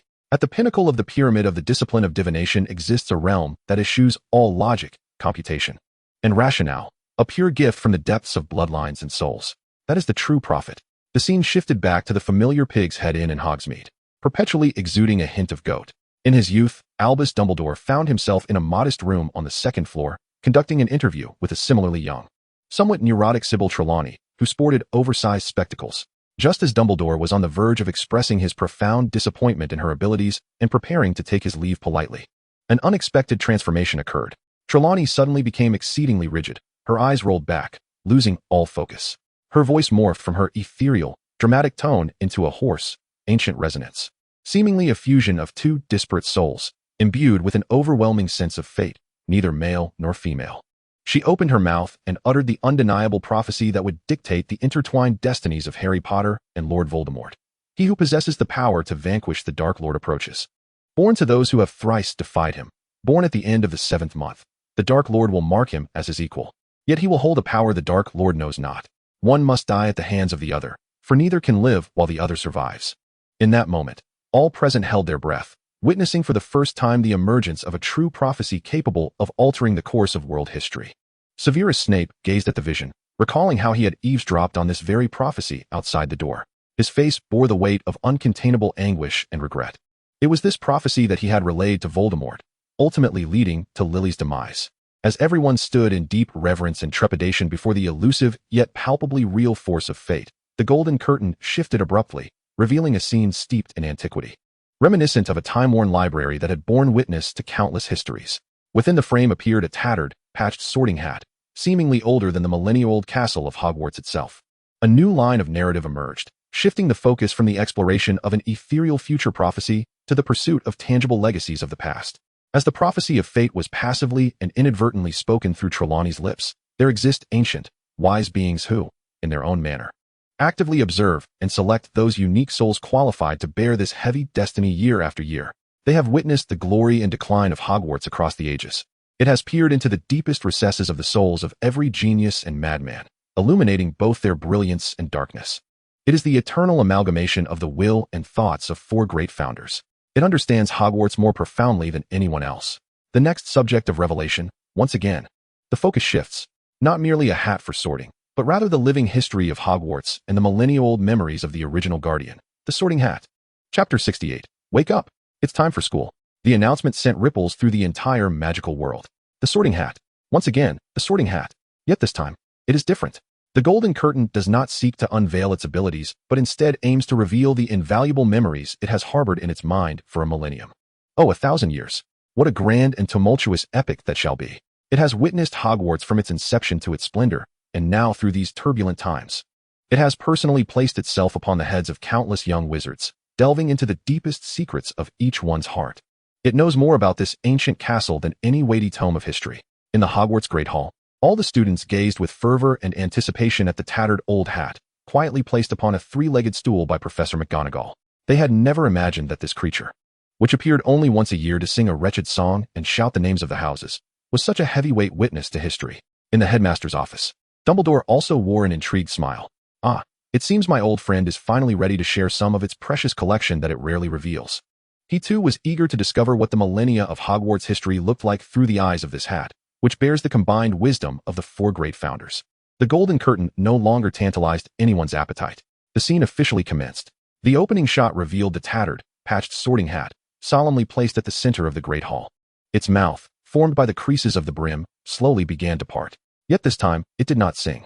Instead, it spoke in an exceedingly ancient voice, rich with wisdom and the weight of ages, as if the souls of the 4 founders had intertwined, and began to whisper, "I am the Sorting Hat. I am older than any cold stone in this castle. I possess a far deeper understanding of all that transpires within Hogwarts than any dusty tome of history ensconced in the library. Today, allow these spirited and intrepid little ones to behold the truth. Within the vast ocean of my memories lie the monumental choices that once altered the world or nearly brought it to ruin." As the words fell from my lips, the scene shifted back over a century ago. A handsome youth, with fiery red hair and eyes alight with unparalleled genius and a barely perceptible thirst for power, stepped forward. He was Albus Dumbledore. Upon donning the Sorting Hat, a profound inner monologue unfolded, filled with unprecedented astonishment and turmoil.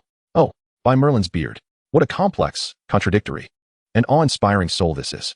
I perceive the radiant, fearless courage and spirit of sacrifice of Godric Gryffindor, as dazzling as the sun. Yet, my word, I simultaneously behold Salazar Slytherin's abyss-like, insatiable yearning for power and ultimate ambition.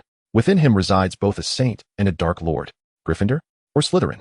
This is, without a doubt, the greatest conundrum I have encountered since my inception. Should he be placed in Gryffindor, He might become the next great white wizard. Yet, in Slytherin, he equally possesses the potential to evolve into a formidable Dark Lord. What to do, what to do? Just as the Sorting Hat teetered on the brink of indecision, the resolute voice of the young Dumbledore echoed in its mind. To the place where my brother resides. To the place where I can better safeguard my sister. Ultimately, it was Dumbledore's own choice that led him to don the mantle of ambition unknown to others, stepping into the light of Gryffindor. This moment left all in astonishment. Hogwarts. Good heavens. Did Dumbledore almost end up in Slytherin? A being possessing the utmost traits of both Gryffindor and Slytherin? This is truly monstrous. The students gazed at the elder, who smiled while stroking his long beard, with a reverence akin to that reserved for deities. For the first time, they grasped a profound and transformative understanding of the intricate complexity and greatness within their esteemed headmaster. The scene then transitioned. This time, it was a slender boy, his face pale and waxen, his eyes filled with insecurity and sensitivity, yet concealing a flicker of stubbornness akin to a flame. He was Severus Snape. Nervously, he donned the Sorting Hat. The inner monologue of the hat resonated once more, imbued with a sense of profound certainty. A soul brimming with talent, yet fraught with anguish. Indeed, your obsession with potions runs deep within your very marrow, and your yearning for power is unabashed. More importantly, the Sorting Hat delved into the depths of his heart, glimpsing a small girl in a green dress, radiant like sunlight, with hair as red as fire. You wish to follow in her footsteps. You aspire to become more formidable than James Potter, who has always bullied you. Thus, the answer is unmistakable. Slytherin shall grant you all that you desire. Slytherin. The scene shifted. A handsome, flamboyant youth, adorned with an innate air of aristocratic arrogance and defiance, strode forward with confidence. Sirius Black. With a disdainful expression, he placed the tattered hat upon his head. The moment the hat brushed against his thoughts, it emitted a sound of surprise. Another Black? How rare indeed. Yet, how peculiar. I sensed the ancient, noble, and pure darkness of the Black lineage coursing through your veins. Yet your soul, your heart, roars in rebellion like a caged lion, vehemently resisting all that your family has instilled in you. You despise the so-called pure-blood conventions. You yearn for light, glory, and unrestrained freedom. Child, you do not belong in that shadowy, frigid cellar, replete with oppression. Your heart is a flame that shall never be extinguished. Then go forth, to that grand place where you may burn brightly. Gryffindor. As the Sorting Hat made this resounding proclamation, all eyes beheld the Slytherin table, which wore expressions of shock, disdain, and disbelief as if they had encountered a specter. Meanwhile, at the Gryffindor table, James Potter rose first, offering the most enthusiastic applause for this brave rebel, just as everyone savored the dramatic tales of the sorting ceremony with rapt attention. The golden screen unveiled the final and most crucial memory, Harry Potter's sorting. As the tattered hat slowly descended upon Harry's unruly black hair, the atmosphere hung in suspense. The internal monologue of the Sorting Hat transformed into an unprecedented state of shock, confusion, and even fear. What on earth is this? I perceive the innate, fearless courage of Gryffindor. I also discerned the steadfast loyalty to friends that characterizes Hufflepuff. Moreover, I detected the hidden, sharp wisdom embodied by Ravenclaw. Yet why? Why?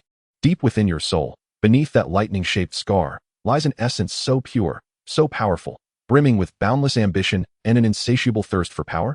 It belongs to the great Salazar Slytherin himself, that primal darkness. No, this power does not belong to you. This is not your soul. This is a fragmented, residing spirit. My goodness, within one body reside two souls, one of light and one of darkness. Child, go to Slytherin.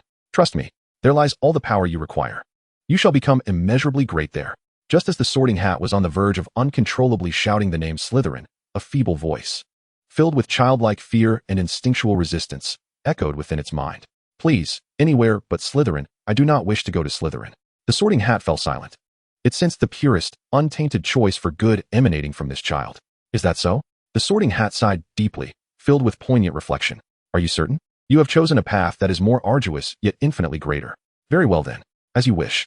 It summoned all its strength and proclaimed to the entire hall the ultimate answer that would alter everything. Gryffindor. Just as everyone was profoundly shocked and genuinely in awe of Harry's remarkable choice that seemed to defy fate, the scene on the golden screen abruptly shifted. It transformed into an exceedingly stark, serious, and brutal reality. A colossal, empty circular courtroom reminiscent of an ancient Roman Colosseum, saturated with an atmosphere of impending doom, emerged before us. At the center of the arena stood a furious, shrieking creature, the winged horse with the head of an eagle, Buckbeak, tightly bound by massive iron chains. A new sequence of events unfolded, shifting the narrative from personal choices within the school to the cold judgment of societal laws. When the great choices of individuals determine their future paths to glory, There exist certain frigid and rigid laws, steeped in prejudice, that endeavor to adjudicate the innocent, the virtuous, and those incapable of defending themselves with the most absurd of justifications. Innocent lives. It stands as the paramount judicial institution within the entirety of the British magical realm. It ought to embody the utmost ideals of fairness and justice.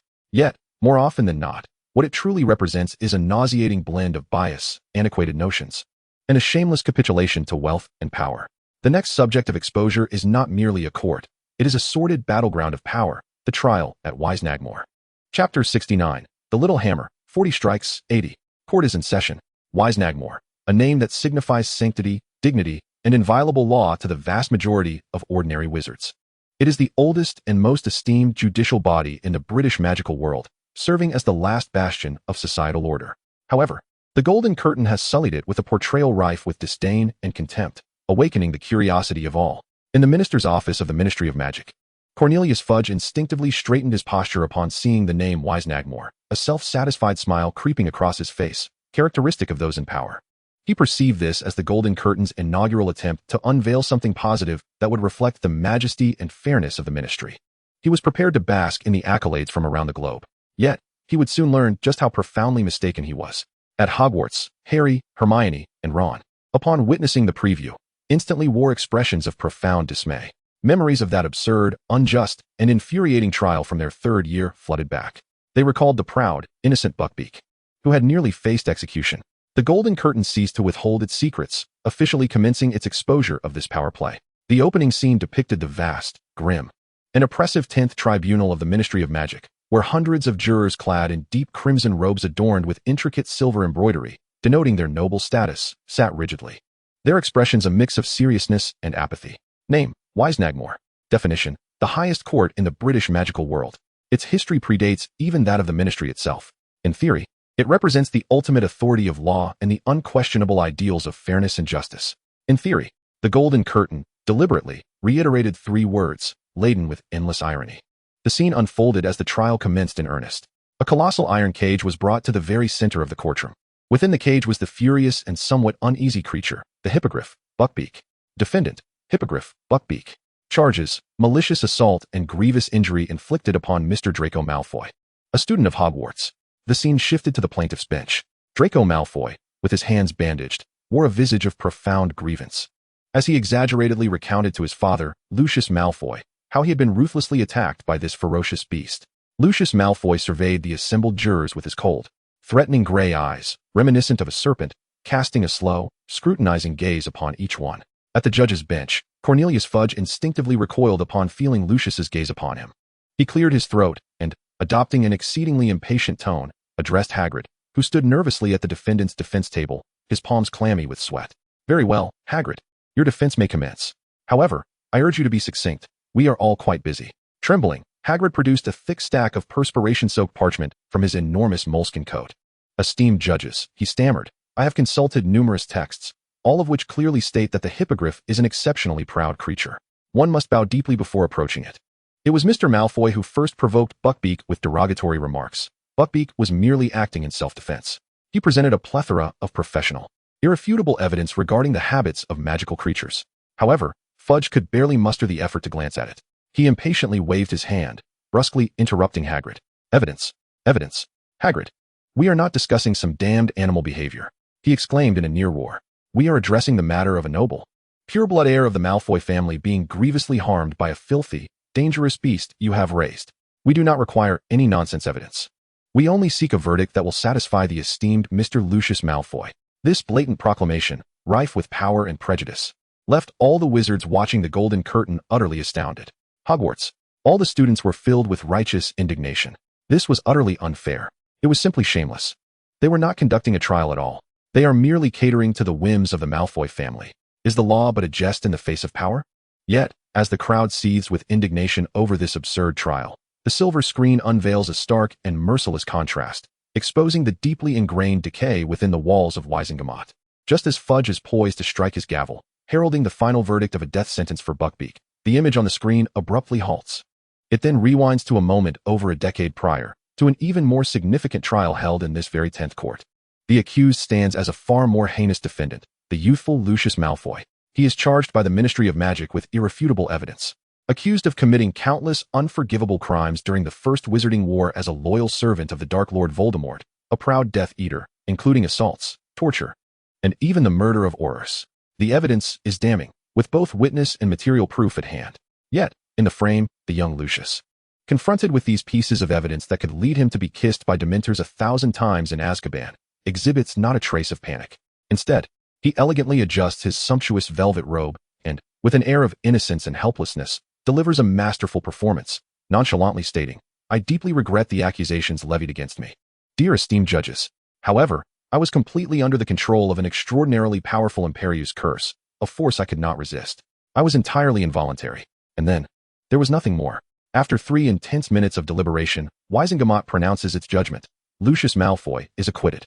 The annotations on the silver screen emerge, laden with the sharpest, most merciless irony. When the defendant is a voiceless beast with no background or value, they demand the most stringent, irrefutable evidence and the most brutal, solitary death penalty. Yet when the defendant is a wealthy, influential pureblood aristocrat who annually donates vast sums to the Ministry of Magic, they require nothing more than a ridiculous excuse so flimsy that even a 3-year-old could see through it. In this moment, silence envelopes the crowd. They comprehend the truth. The so-called Wizengamot, the supposed highest court of the magical world, the final bastion of fairness and justice, is merely a sordid, repugnant playground serving the interests of pure-blood aristocrats and the powerful. The so-called justice and the law here are merely a commodity, subject to arbitrary pricing and trade. A cheap product, as everyone feels the profound despair and helplessness towards this already decayed judicial system. The scene on the golden screen suddenly shifts. It transforms into something ancient and sacred, imbued with an unwavering spirit akin to the most solid rock, an absolute covenant. Within this scene, there emerges a colossal, ancient, and roughly hewn circular stone cup, carved from the black basalt deep within the earth's core. Within the cup, there is neither water nor wine, yet it burns with a cold, blue-white flame, seemingly capable of judging souls, an eternal fire. A brand new line materializes on the golden screen, heralding a shift in the narrative from endless disdain for the manipulable laws of humanity to an exploration of ancient, inviolable magical contracts. When the so-called laws of humanity can be distorted and trampled upon by sordid power and deep-seated prejudice, there exist older, more powerful laws originating from the very essence of the world, quietly sustaining the fundamental fairness of this realm in their undeniable manner. They recognize neither wealth nor status, and certainly not your laughable lineage. They acknowledge only those brave souls willing to cast their names into this sacred flame, ready to wager everything for it. The next focal point, not merely a vessel for selecting champions, but the ultimate embodiment of the magical contract, the Triwizard Tournament's Goblet of Fire. Chapter 70. Hey, buddy, your name is glowing. As this line appears on the golden screen, rendered in a fond ablaze with blue-white flames and resonating with ancient and sacred essence, the atmosphere, previously filled with anger and disdain due to the loathsome double standards of Wizenagmo, is instantaneously replaced by a new emotion, one of anticipation and reverence. The Goblet of Fire. The Triwizard Tournament. For all wizards acquainted with the history of magic, these terms signify unparalleled glory and cross-border camaraderie. Yet they also embody the utmost peril and the most harrowing challenges. In the Hogwarts Great Hall, students buzz with excitement and chatter. The Triwizard Tournament. Goodness, I've only read about it in books. It is said to be the grandest event in the European magical community. Indeed, only the bravest and most powerful champions are deemed worthy to participate. The Triwizard Cup, I have heard, is a magical artifact endowed with its own consciousness, embodying absolute impartiality. They are filled with an insatiable yearning for this ancient tournament, which exists solely in legend. Harry, Ron, and Hermione exchanged glances, their faces revealing a tapestry of intricate emotions. They understood better than anyone the dark undercurrents concealed behind what appeared to be a glorious competition, a conspiracy potent enough to upend the entire magical realm. At Durmstrang, amidst its foreboding castle, Victor Krum, the star seeker of the Bulgarian national team, displayed a rare expression of mixed pride and nostalgia upon encountering the words Triwizard Cup. It was a symbol of honor from his days as a champion of Durmstrang. In France, at the splendid palace of Beauxbatons, Fleur Delacour, the enchanting witch of Villa Descent, gently caressed her neck, as if she could still feel the thrill and apprehension of casting her name into the icy flames years ago. The golden curtain no longer held back its secrets, officially unveiling this legendary arbiter of absolute justice. The opening scene revealed the grand and solemn hall of Hogwarts, where an ancient, massive chalice, intricately carved from weathered wood, stood quietly upon a pedestal. The chalice contained no liquid but burned with an extraordinary blue-white flame, cold and devoid of warmth, a magical fire that was eternal. Name, The Triwizard Cup. Definition: an immensely powerful ancient magical artifact with a high degree of autonomy. Its sole mission is to serve as the exclusive, absolute arbiter in the Triwizard Tournament. The Golden Curtain then began to divulge the most essential and brutal rules concealed behind the Triwizard Tournament. Magical contracts.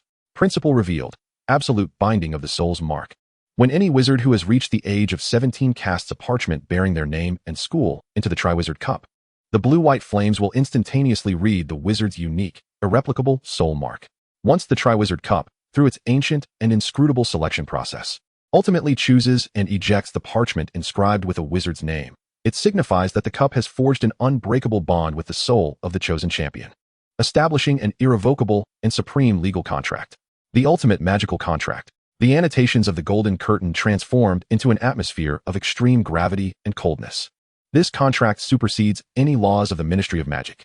Its contents are succinctly summarized in a single clause. The chosen warrior must unconditionally participate in and complete all 3 tasks of the Triwizard Tournament. Any attempt to withdraw midway, refuse to compete, or engage in passive behavior during the contest will be regarded by this ancient magical contract as the gravest violation. The consequences are singular. At best, the magic within will be permanently stripped away by the power of the contract, reducing the individual to a pitiable shell of a person, even more forlorn than a mere dummy. At worst, their soul and vitality will be consumed by the blue-white sacred flames, leaving them to be obliterated on the spot, with not a trace remaining. This revelation sent shockwaves through the entire magical world, as wizards collectively inhaled a breath of icy dread. They had long believed the Triwizard Tournament to be merely a prestigious and perilous friendly competition among schools. Little did they dream that it was not a contest at all, but rather a life-and-death battle, where one wagers their very existence and soul, and upon entering, there is no turning back. Crumb and Fleur, upon discovering this draconian clause that had remained unknown to them in their earlier participation, were struck with profound regret. They had initially sought only the glory for their respective schools and the enticing prize of 1,000 galleons, unaware that they had unwittingly entered into an irrevocable pact with death itself. Yet, just as everyone assumed that the Goblet of Fire's selection was utterly fair, sacred, and impervious to any external influence, the Golden Curtain revealed a stroke of genius in cheating that completely upended their understanding. The scene shifted to a dark night, where only the Goblet of Fire emitted a faint blue glow. Young Barty Crouch Jr., cloaked in invisibility, disguised as Mad-Eye Moody, stealthily infiltrated the empty Great Hall.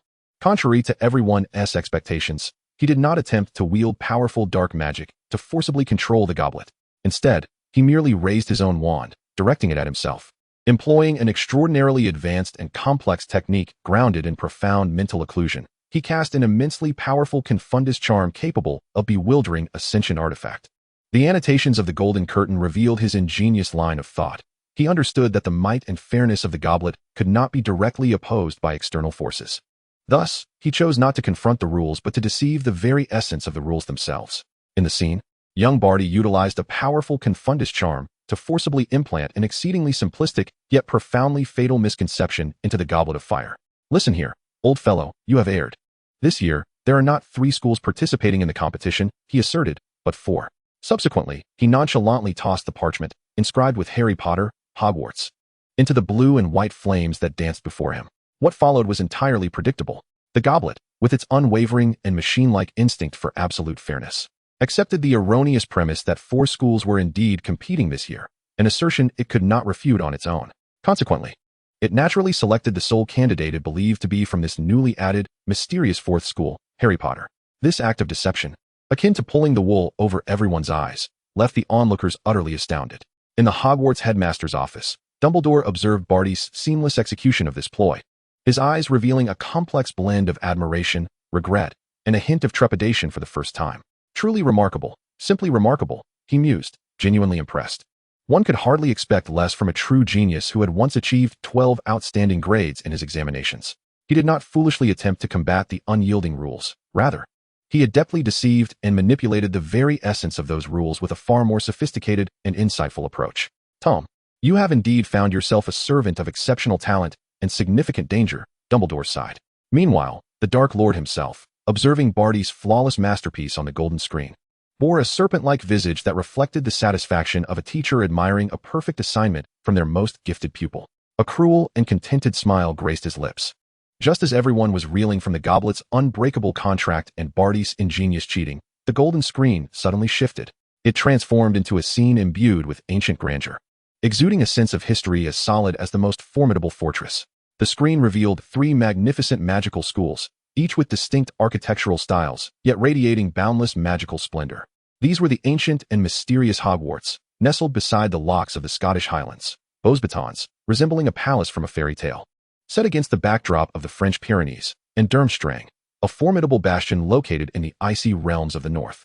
A brand new scene unfolds, where the narrative scope, born from a competition rife with intrigue, instantaneously expands to encompass the grand tapestry of the entire European magical education system. As an ancient and irrevocable magical contract binds 3 illustrious names anew, a glorious battle that transcends borders and history commences once more, ushering in an era steeped in blood and honor. These 3 institutions represent the most resplendent jewels of magical education across Europe, each embodying distinct philosophies and legacies of magical inheritance. The next subject of revelation is not merely 3 schools, but rather the collision of 3 magnificent magical civilizations, the historical significance and heritage of Europe's 3 foremost magical academies.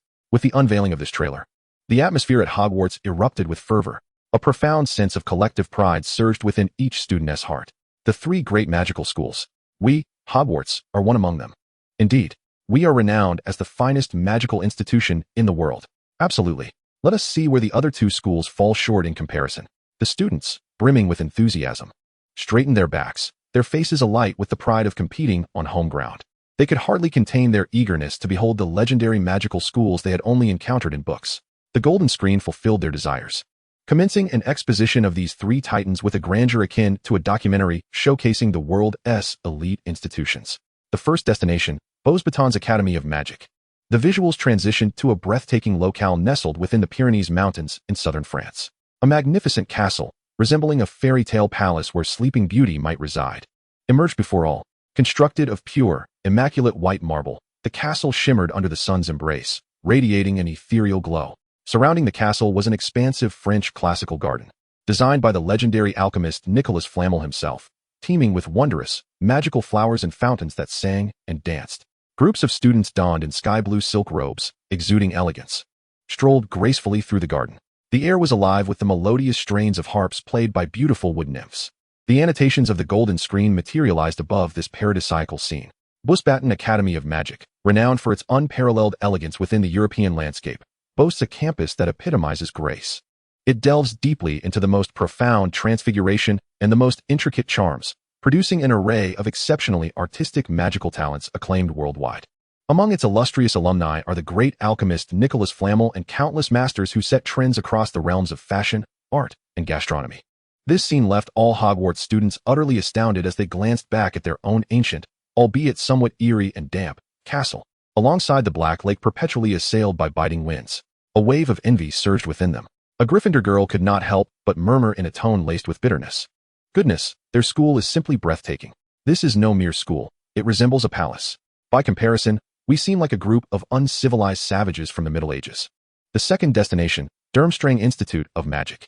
In an instant, the scene shifted from the sun-kissed French estate to an unknown, frigid expanse in northern Europe, perpetually shrouded in biting winds and blankets of snow. A fortress, entirely constructed from massive, ominous black stones, loomed before them, exuding a chilling Gothic style reminiscent of the legendary Count Dracula's lair, a black stronghold of war. This fortress bore no superfluous adornments, featuring only towering spires adorned with defensive runes and walls robust enough to withstand the onslaught of a dragon. Groups of tall, imposing students clad in heavy crimson fur coats, their expressions stern, engaged in intensely rigorous, combat-like dual training amidst the swirling snow and wind. Their wands, when wielded, radiated an unbridled power, tinged with a hint of dark magic. The commentary grew cold and oppressive, capturing the essence of Durmstrang Academy, known for its exceedingly harsh, nearly militaristic management. Its open approach to teaching all practical combat magic, including the dark arts, and its cultivation of Europe's most formidable, ruthless, and battle-ready pure-blood wizards. Among its most notable alumni is the former Dark Lord, Gellert Grindelwald. In this moment, the envy etched on the faces of Hogwarts students morphed into a flicker of fear. Wow, this school seems rather terrifying. Ron instinctively shrank back, feeling that every graduate from there could single-handedly take on 10 foes. The third destination, Hogwarts School of Witchcraft and Wizardry. Ultimately, the scene returned to that castle, profoundly familiar to all, nestled by the lakeside of the Scottish Highlands. It appeared neither as opulent as a palace nor as imposing as a fortress, yet it exuded a sense of warmth and antiquity. The annotations of the golden screen softened, imbued with pride. Hogwarts. Perhaps it does not boast the most breathtaking vistas. Perhaps it does not harbor the most formidable students. Yet, it is endowed with the most magnificent spirit of inclusivity, embracing all without discrimination, a comprehensive curriculum that spans nearly every conceivable domain, and an unparalleled campus life filled with unpredictable adventures and wondrous surprises. Its alumni are countless, too many to enumerate. Perhaps the next one will be you. This heartfelt and encouraging commentary elicited a thunderous cheer from all Hogwarts students, a resounding expression of pride for their beloved school. However, amidst the fervent discussions regarding the distinct styles and charms of the three schools, the golden screen unveiled a more profound and stark contrast, revealing a vast chasm in their core educational philosophies. In the visuals, the admission to Beauxbatons necessitated an exceedingly rigorous interview and magical aptitude test, akin to the selection process for high-ranking officials at the Ministry of Magic. They only admit those deemed exceptional talents in the fields of arts, charms, or transfiguration. Conversely, Durmstrang's approach is even more extreme. The golden screen explicitly exposed their ironclad discipline, inscribed on the first page of their admissions brochure. This institution, in order to ensure the quality of education and the safety of students, absolutely prohibits the admission of any wizard of Muggle descent. They contend that wizards of Muggle lineage possess an inherently frail will and bloodline, making them vulnerable to the dark forces of advanced black magic, potentially leading them into an irretrievable abyss. This unabashed and unmasked bloodline discrimination left Hermione Granger trembling with rage. Meanwhile, Voldemort revealed a satisfied smile of approval towards Durmstrang's ideology. Humph, Karkaroff, that useless fool, though inept, at least his school retains a semblance of correct understanding regarding pure bloodlines. At that moment, the golden screen finally focused on the tattered Sorting Hat, which sang heartily. It sorted a child from a pureblood family and another from a Muggle family into the same house, allowing them to become the best of friends in the same dormitory.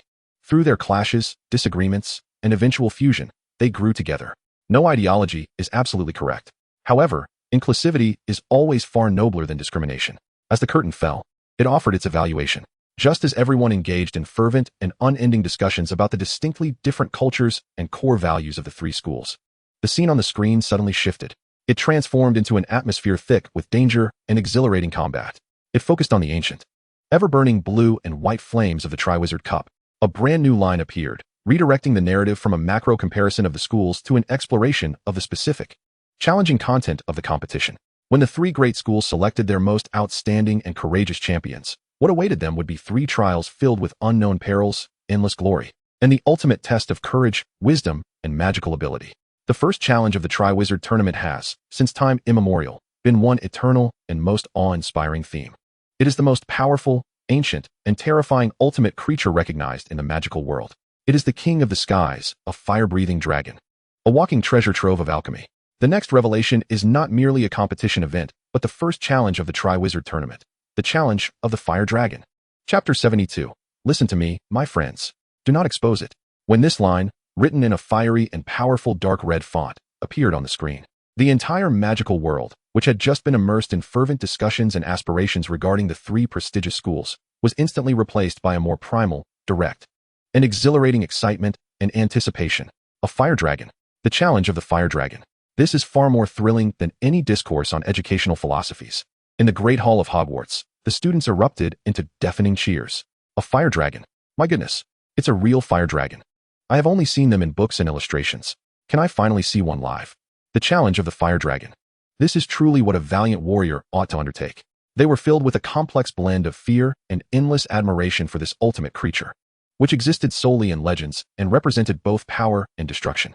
Yet, when Harry saw the words fire dragon, his heart sank suddenly. He recalled the moment when the young Barty Crouch had prematurely divulged secrets to him, leaving him in a state of shock and trepidation. He would never forget the profound sense of insignificance and helplessness that gripped his soul when he first laid eyes on the 4 colossal dragons, roaring and spewing fire. In the Forbidden Forest, Hagrid's hut. Meanwhile, Ruby is Hagrid, the half-giant who harbored an almost paternal fervor for all dangerous creatures, was instantly captivated upon witnessing the preview of the fire dragon. In his eyes, which glimmered like black beetles, a spark of endless obsession ignited, reminiscent of the light one sees in the presence of a first love. Oh, a fire dragon. By Merlin's beard, it is indeed a fire dragon. He leapt excitedly from his enormous armchair, enthusiastically slapping his thigh. Oh, poor dear Norbert. If you had not been taken away by Charlie, would you not have grown to be as majestic and formidable as they? He murmured, his voice imbued with the endless longing of a father for his daughter who has married far away. The golden curtain ceased to tease anyone's appetite. It commenced, in a manner akin to the most prestigious documentaries from the Muggle world, such as National Geographic or the Animal World, to unveil the ultimate biological weapon at the pinnacle of the magical world's food chain, the fire dragon. The opening scenes were breathtaking. They depicted an immense, secluded fire dragon sanctuary in Romania, where dozens of variously sized fire dragons roared, soared, battled, and spewed flames amidst the undulating mountain ranges. The spectacle unfolded before everyone like a magnificent epic steeped in ancient lore. Name: Fire Dragon. Ministry of Magic Classification: Grade: Highest Danger Level. Definition: universally recognized by all wizards as the most powerful, dangerous, and most difficult to tame magical creature in the wizarding world. Warning: any act of privately breeding fire dragons without special permission from the Ministry of Magic will be deemed a serious crime. Subsequently, the Golden Curtain began to introduce, in meticulous detail, the superlative abilities of the fire dragons that were about to make their appearance in the Triwizard Tournament, akin to a most professional biologist. Subject of Exposure 1. Hungarian Horntail. Physical characteristics: entirely black, like a harbinger from the depths of hell. Its tail is adorned with over a meter-long, spear-like, bronze-colored spikes. Danger Level Assessment: recognized as the most dangerous, volatile, and bloodthirsty of all fire dragon breeds. In the scene, a colossal, jet-black Hungarian horned dragon looms over its nest, vigilantly guarding a clutch of dragon eggs resembling enormous pebbles. When a wizard ventures too close, he becomes the target of the dragon's wrath.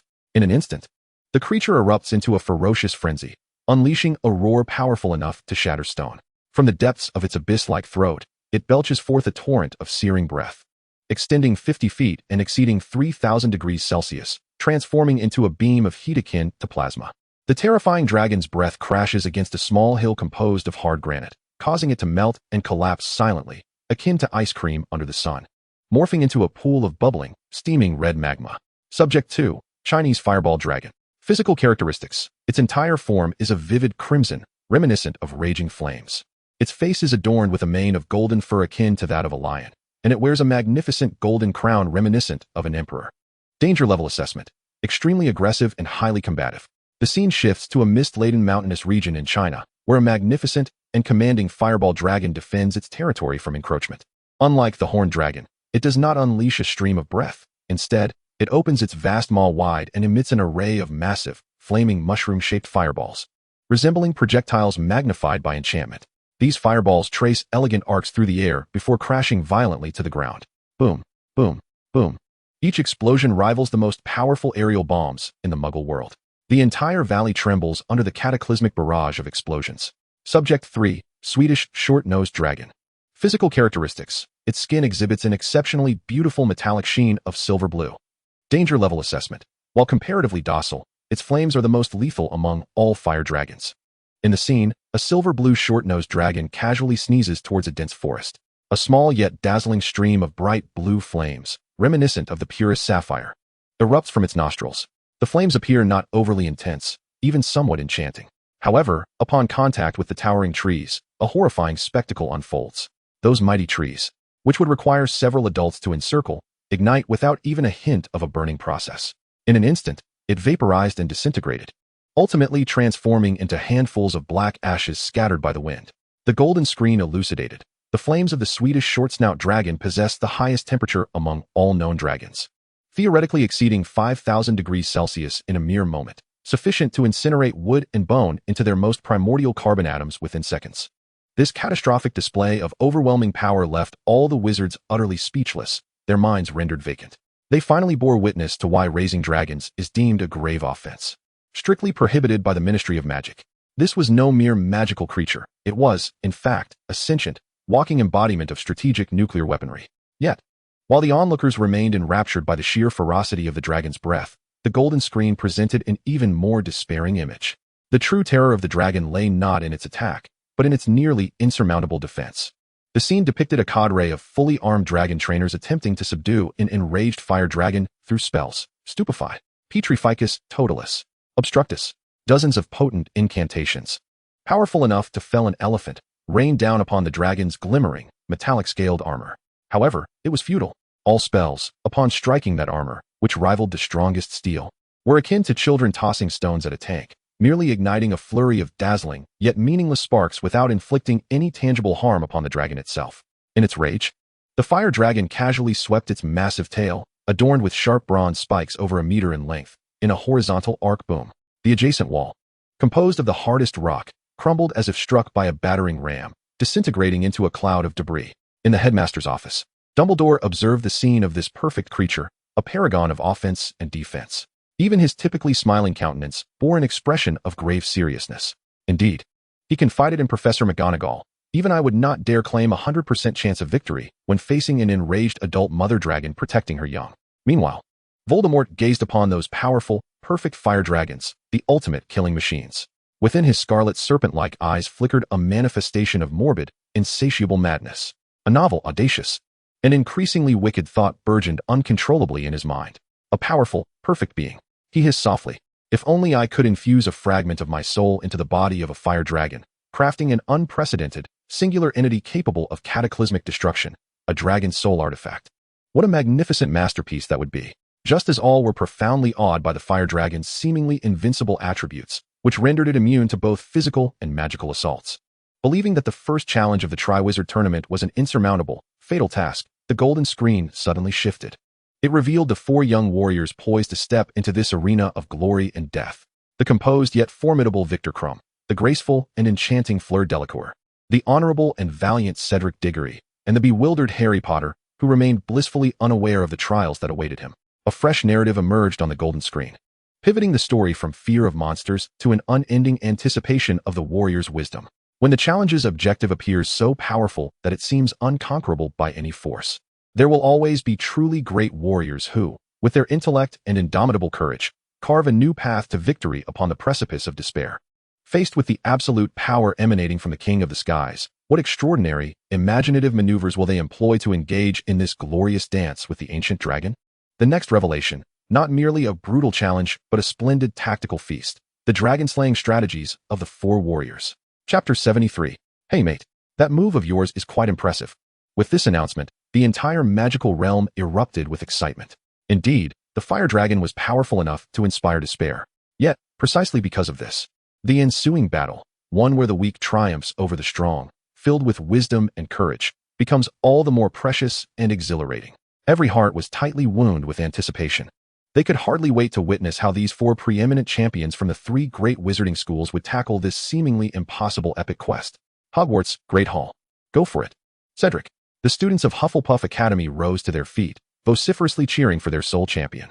Meanwhile, the delegations from Durmstrang and Beauxbatons watched the Golden Veil with bated breath, silently praying for their champions, Krum and Fleur. Only the Gryffindor students bore the most tumultuous emotions. On one hand, they fervently wished for Cedric, their fellow Hogwarts champion, to triumph. Yet on the other, they were deeply concerned for Harry Potter, who had inexplicably become embroiled in this perilous competition. The Golden Veil revealed its secrets without further ado, commencing its professional tactical analysis of this extraordinary contest. The first challenger, the Beauxbatons champion, Fleur Delacour. Her adversary, an ordinary Welsh green dragon. In the arena, the enchanting French witch, with a quarter Vila lineage, advanced with graceful poise, confronting the ferocious dragon that roared and exhaled flames in her direction. Her countenance displayed not a hint of trepidation. She did not immediately draw her wand. Instead, she maintained a safe distance, offering an exquisitely elegant and impeccable curtsy to the raging beast.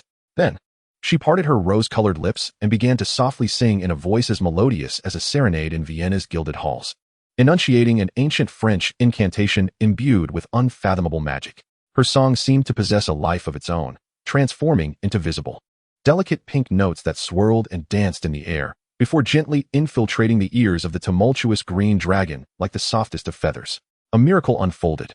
The dragon, which had been roaring furiously, began to succumb to the enchanting sound of her celestial voice. Its fierce yellow-slitted eyes, once filled with fury, gradually became dazed and bewildered, ultimately closing softly. Its massive form, akin to a small mountain, gently collapsed to the ground, peacefully drifting into slumber before the eyes of all present. Fleur Delacour smiled and executed another curtsy. Then, with the elegance of a leisurely stroll through her own garden, she approached with poise and effortlessly retrieved the golden dragon egg from the lair of the now snoring dragon. The Golden Veil rendered its judgment, a quintessential display of Beauxbaton style. Never confront brute violence with brute violence. With the utmost elegance and artistry, one must resolve and tame it. The second challenger, Cedric Diggory, a valiant warrior from Hufflepuff House at Hogwarts, faced a silver-blue Swedish short-snout dragon. This honorable and handsome champion, renowned throughout Hogwarts, exhibited an entirely distinct style. He did not resort to cunning. Instead, he employed a remarkably solid and textbook-like strategy that all students should aspire to emulate. Drawing his wand, he aimed at a massive rock at the edge of the arena. With an exceedingly standard yet powerful transfiguration spell, he transformed that cold stone into a lively, tongue-wagging Labrador that appeared almost charming. The creature, born from the rock, barked joyfully, successfully capturing the dragon's undivided attention. Seizing the moment while the dragon turned to investigate the curious dog, Cedric darted forward like a streak of yellow lightning from the opposite side of the arena. Before the dragon could react, he deftly snatched the golden egg and made a swift retreat. The entire process, though somewhat perilous, was executed with remarkable composure, rendering it nothing short of perfect. The golden curtain once more provided its verdict, the quintessential strategy of Hogwarts. Eschewing flamboyance and cunning, it solely pursues solidity, stability, and utmost efficiency. The third challenger, Victor Krum, a warrior from Durmstrang Institute, faced the Chinese Fireball Dragon. This internationally acclaimed Quidditch star showcased to all what constitutes the purest, most powerful, and unapologetic combat magic. Confronted by the dragon, which was unleashing massive fireballs in his direction, Krum did not even flinch. Instead, he coldly raised his wand. Crafted from alderwood and appearing more robust than others.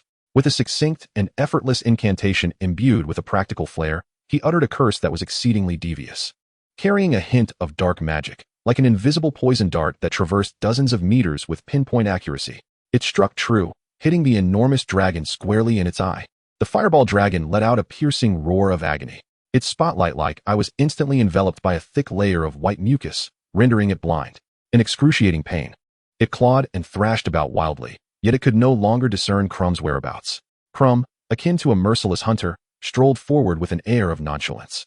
Beneath the colossal dragon, now utterly devoid of combat prowess, he casually retrieved the golden egg. The golden screen, for the third time, rendered its judgment. The sole tenet of Durmstrang. The finest defense is the most formidable offense. In the face of absolute power, any flamboyant tactics are rendered futile. These three challenges, each distinct yet equally magnificent, captivated all spectators, leaving them entranced. For the first time, they viscerally experienced the stark cultural legacies and combat philosophies that distinguished the three great magical schools. Yet, everyone was acutely aware that the true grand finale lay ahead. The fourth challenger, Harry Potter, a valiant warrior from Gryffindor at Hogwarts. His adversary, the most perilous, ferocious, and volatile of the four dragons. The true monarch of the skies, the Hungarian Horntail. As Harry's name and the image of the Hungarian Horntail simultaneously graced the golden screen, every heart raced with trepidation. A cold sweat broke out for him. Faced with an opponent so formidable that even Dumbledore would not dare to claim victory, what could Harry, this 14-year-old boy thrust into the competition, possibly do? However, Harry demonstrated to the world what it truly meant to embody Gryffindor. In the scene, Harry, with virtually no preparation, made the boldest, most audacious, and utterly unexpected decision. He eschewed any complex spells or transformations, relying solely on his most proficient and singular ally, the summoning charm. He shouted the name of his most trusted companion towards the distant Hogwarts castle, hundreds of meters away. Firebolt! In the next moment, a streak of black lightning shot skyward from the castle's tower. With a speed almost imperceptible to the naked eye, it instantly reached Harry's hand. The instant Harry mounted the world's fastest broomstick, the dynamics of the battlefield shifted dramatically. An epic chase, brimming with speed and fervor, had officially commenced in the realm of the sky. Harry, riding the Firebolt, exhibited a level of flying prowess that left even Victor Krum, an international seeker, feeling inferior. As he maneuvered with a seamless unity of body and broom, within the confined arena, he engaged in a frenetic dance with the infuriated Hungarian Horntail. He, time and again, narrowly evaded the lethal dragon's breath, capable of melting steel, and the terrifying iron tail adorned with sharp spikes over a meter long. With a mere few centimeters of heart-stopping distance, he was using himself as bait, dancing with life itself. Ultimately, after grappling with the colossal beast for a full 10 minutes, he seized a fleeting opportunity. With a feint more extreme and perfect than even that of the legendary Ron, he lured the immense tree-horned dragon into believing he was making a hasty retreat, only to surge skyward in a sudden, vertical dash. Meanwhile, he became an unstoppable bolt of green lightning, piercing through the unguarded underbelly of the dragon. After executing an almost impossible aerial maneuver, he securely grasped the solitary golden dragon egg that had been left behind in the dragon's nest. In that moment, Hogwarts erupted in the most fervent, frenzied, and hysterical cheers ever witnessed. At the Gryffindor table, Ron was exuberantly embracing the nearby Seamus, jumping and shouting in a state of near shock. Oliver Wood, the former great captain, was moved to tears, murmuring to the heavens in a tone almost akin to that of a pilgrimage, filled with boundless pride. He was a true genius, born for the skies, for Quidditch, for victory. Just as everyone was still immersed in Harry's epic and spectacular flight performance, one worthy of being etched into Quidditch history, the scene on the golden screen suddenly shifted. It transformed into an exceedingly dark, damp, and chilling atmosphere, filled with an eerie sense of the unknown. The image revealed a vast, pitch-black labyrinth composed of a constantly writhing, moss-covered hedge, extending into infinity. The walls of the maze appeared alive, slowly shifting, changing, and rearranging, as if it were a sentient trap awaiting its prey. A new sequence unfolded, abruptly redirecting the narrative from an open, fervent confrontation in the skies to a claustrophobic, cold, and terrifying underground maze filled with the unknown. When the King of the Skies is finally vanquished by human courage and wisdom, then, from the depths of the earth, an even older ultimate challenge, fraught with malice and enigma, has only just begun to unfold. It will not only test your cherished intellect, it will undoubtedly test your sense of direction, as well as that fragile, vulnerable willpower of yours, amidst the endless darkness and profound solitude. The next revelation is not merely an ordinary labyrinth, but a sentient, mobile, predatory living death trap, the final challenge of the Triwizard Tournament, the magical maze. Chapter 74. Hello? Is there a navigator? I seem to have lost my way. The next revelation is not just a maze. It is a sentient prison that thinks and hunts, the ultimate challenge of the Triwizard Tournament, the magical maze. As this announcement appeared on the golden screen, inscribed in a font composed of countless twisted, writhing black hedges, exuding an aura of claustrophobia and foreboding, the atmosphere of the magical world, which had just been ignited by Harry's epic dragon-taming display, cooled instantly. In its place arose a profound tension and anticipation for the impending ultimate trial, the magical maze, the final and most perilous challenge of the Triwizard Tournament. Everyone was aware that the Triwizard Cup, shimmering with enticing light, stood at the very heart of the maze, awaiting its victor. Yet, none could fathom the horrendous trials that lay ahead to reach that center. In the Hogwarts Great Hall, the students held their breath, anxiously fixated on the golden screen. I detest mazes, Ron Weasley lamented, his expression one of utter despair. I hope there aren't too many spiders in there, Hermione Granger remarked, furrowing her brow as she rapidly recalled all the accounts of magical mazes she had studied. The books indicated that ancient magical mazes were not merely tests of direction. They were typically rife with lethal magical traps and perilous magical creatures. And now, Harry, Cedric, Krum, and Fleur, the four brave souls poised to enter this living prison, wore expressions of utmost gravity. They understood that this would be the ultimate test of their courage, wisdom, and magical prowess. The golden screen dispensed with suspense, officially commencing the unveiling of this maze filled with the unknown and danger. The opening scene depicted the Quidditch pitch of Hogwarts, yet now, the familiar verdant grass had completely vanished. In its stead loomed an immense, towering structure, composed of an unfamiliar, continuously writhing, pitch-black magical hedge, an endless, terrifying labyrinth. The annotations on the golden screen then emerged, revealing its chilling origins. What lies before you is not an ordinary maze, trimmed and constructed by human hands. Its essence lies in the four founders of Hogwarts, who, a millennium ago, collectively cast an extraordinarily potent ancient spell. From a dimension teeming with chaos, peril, and boundless malevolence, they forcibly summoned and ensnared a fragment of living space. Living space. This unprecedented and unheard-of concept sent shivers down the spines of all wizards. This was no mere labyrinth. It was, in fact, a sentient, thinking, interdimensional monstrosity. Soon after, the golden screen began to unveil its despair-inducing predatory characteristics. Characteristic 1, the ever-shifting walls. In the frame, a brave soul had just traversed what appeared to be a secure fork in the path.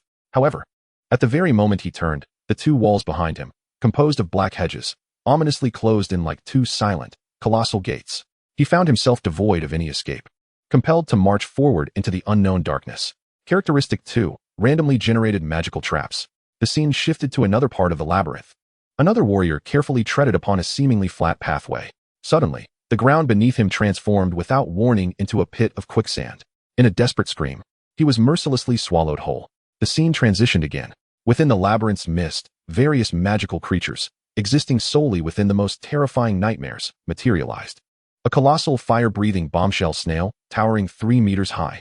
A sphinx with a human face, lion's body, and scorpion tail, presenting lethal riddles. Even a pitiful Sirius Black, helplessly dangling from a hedge. These incessantly emerging, malevolent traps and creatures instilled a profound, suffocating pressure upon all spectators. Hogwarts. Good heavens. This is not a competition. It is a one-sided massacre. A Hufflepuff girl, pale with fright, gasped in terror. How horrifying. Were I in her place, I might not even take the first step. In the headmaster's office, Dumbledore gazed at the labyrinth, which continually morphed its paths and traps, his expression grave. Indeed, this is the most brutal aspect of the Triwizard Tournament, he said solemnly. Its danger far exceeds anyone's imagination, for it possesses no fixed map. Each entrance offers a brand new, unparalleled challenge of death. However, just as everyone believed that these visible, physical dangers constituted the entirety of the labyrinth, the Golden Curtain has unveiled its most terrifying, insidious, and ultimately unsolvable weapon, an omnipresent, frigid force capable of directly corroding the mind, the fog of mental pollution. The annotations of the Golden Curtain are imbued with an unsettlingly eerie aura. This living labyrinth is not constituted of ordinary magical flora. Rather, it is comprised of a dark plant from another dimension known as the Morning Vine. This plant incessantly emits a colorless, odorless energy, negative spores, that can permeate the very souls of wizards. Prolonged exposure to this fog will amplify all negative emotions, distrust, jealousy, anger, fear, and paranoia within any wizard whose resolve is insufficiently steadfast. Ultimately, they will become utterly lost to madness, perceiving all that surrounds them as irreconcilable foes, including those they once deemed their most trusted comrades. To illustrate this, the image of a future Victor Crumb emerges. This formidable warrior from Durmstrang, after being ensnared in the labyrinth for an extended period with no escape in sight, finds his gaze increasingly filled with a wild, beastly rage and suspicion. At that moment, Cedric Diggory, the proud and noble Hufflepuff, appears before him.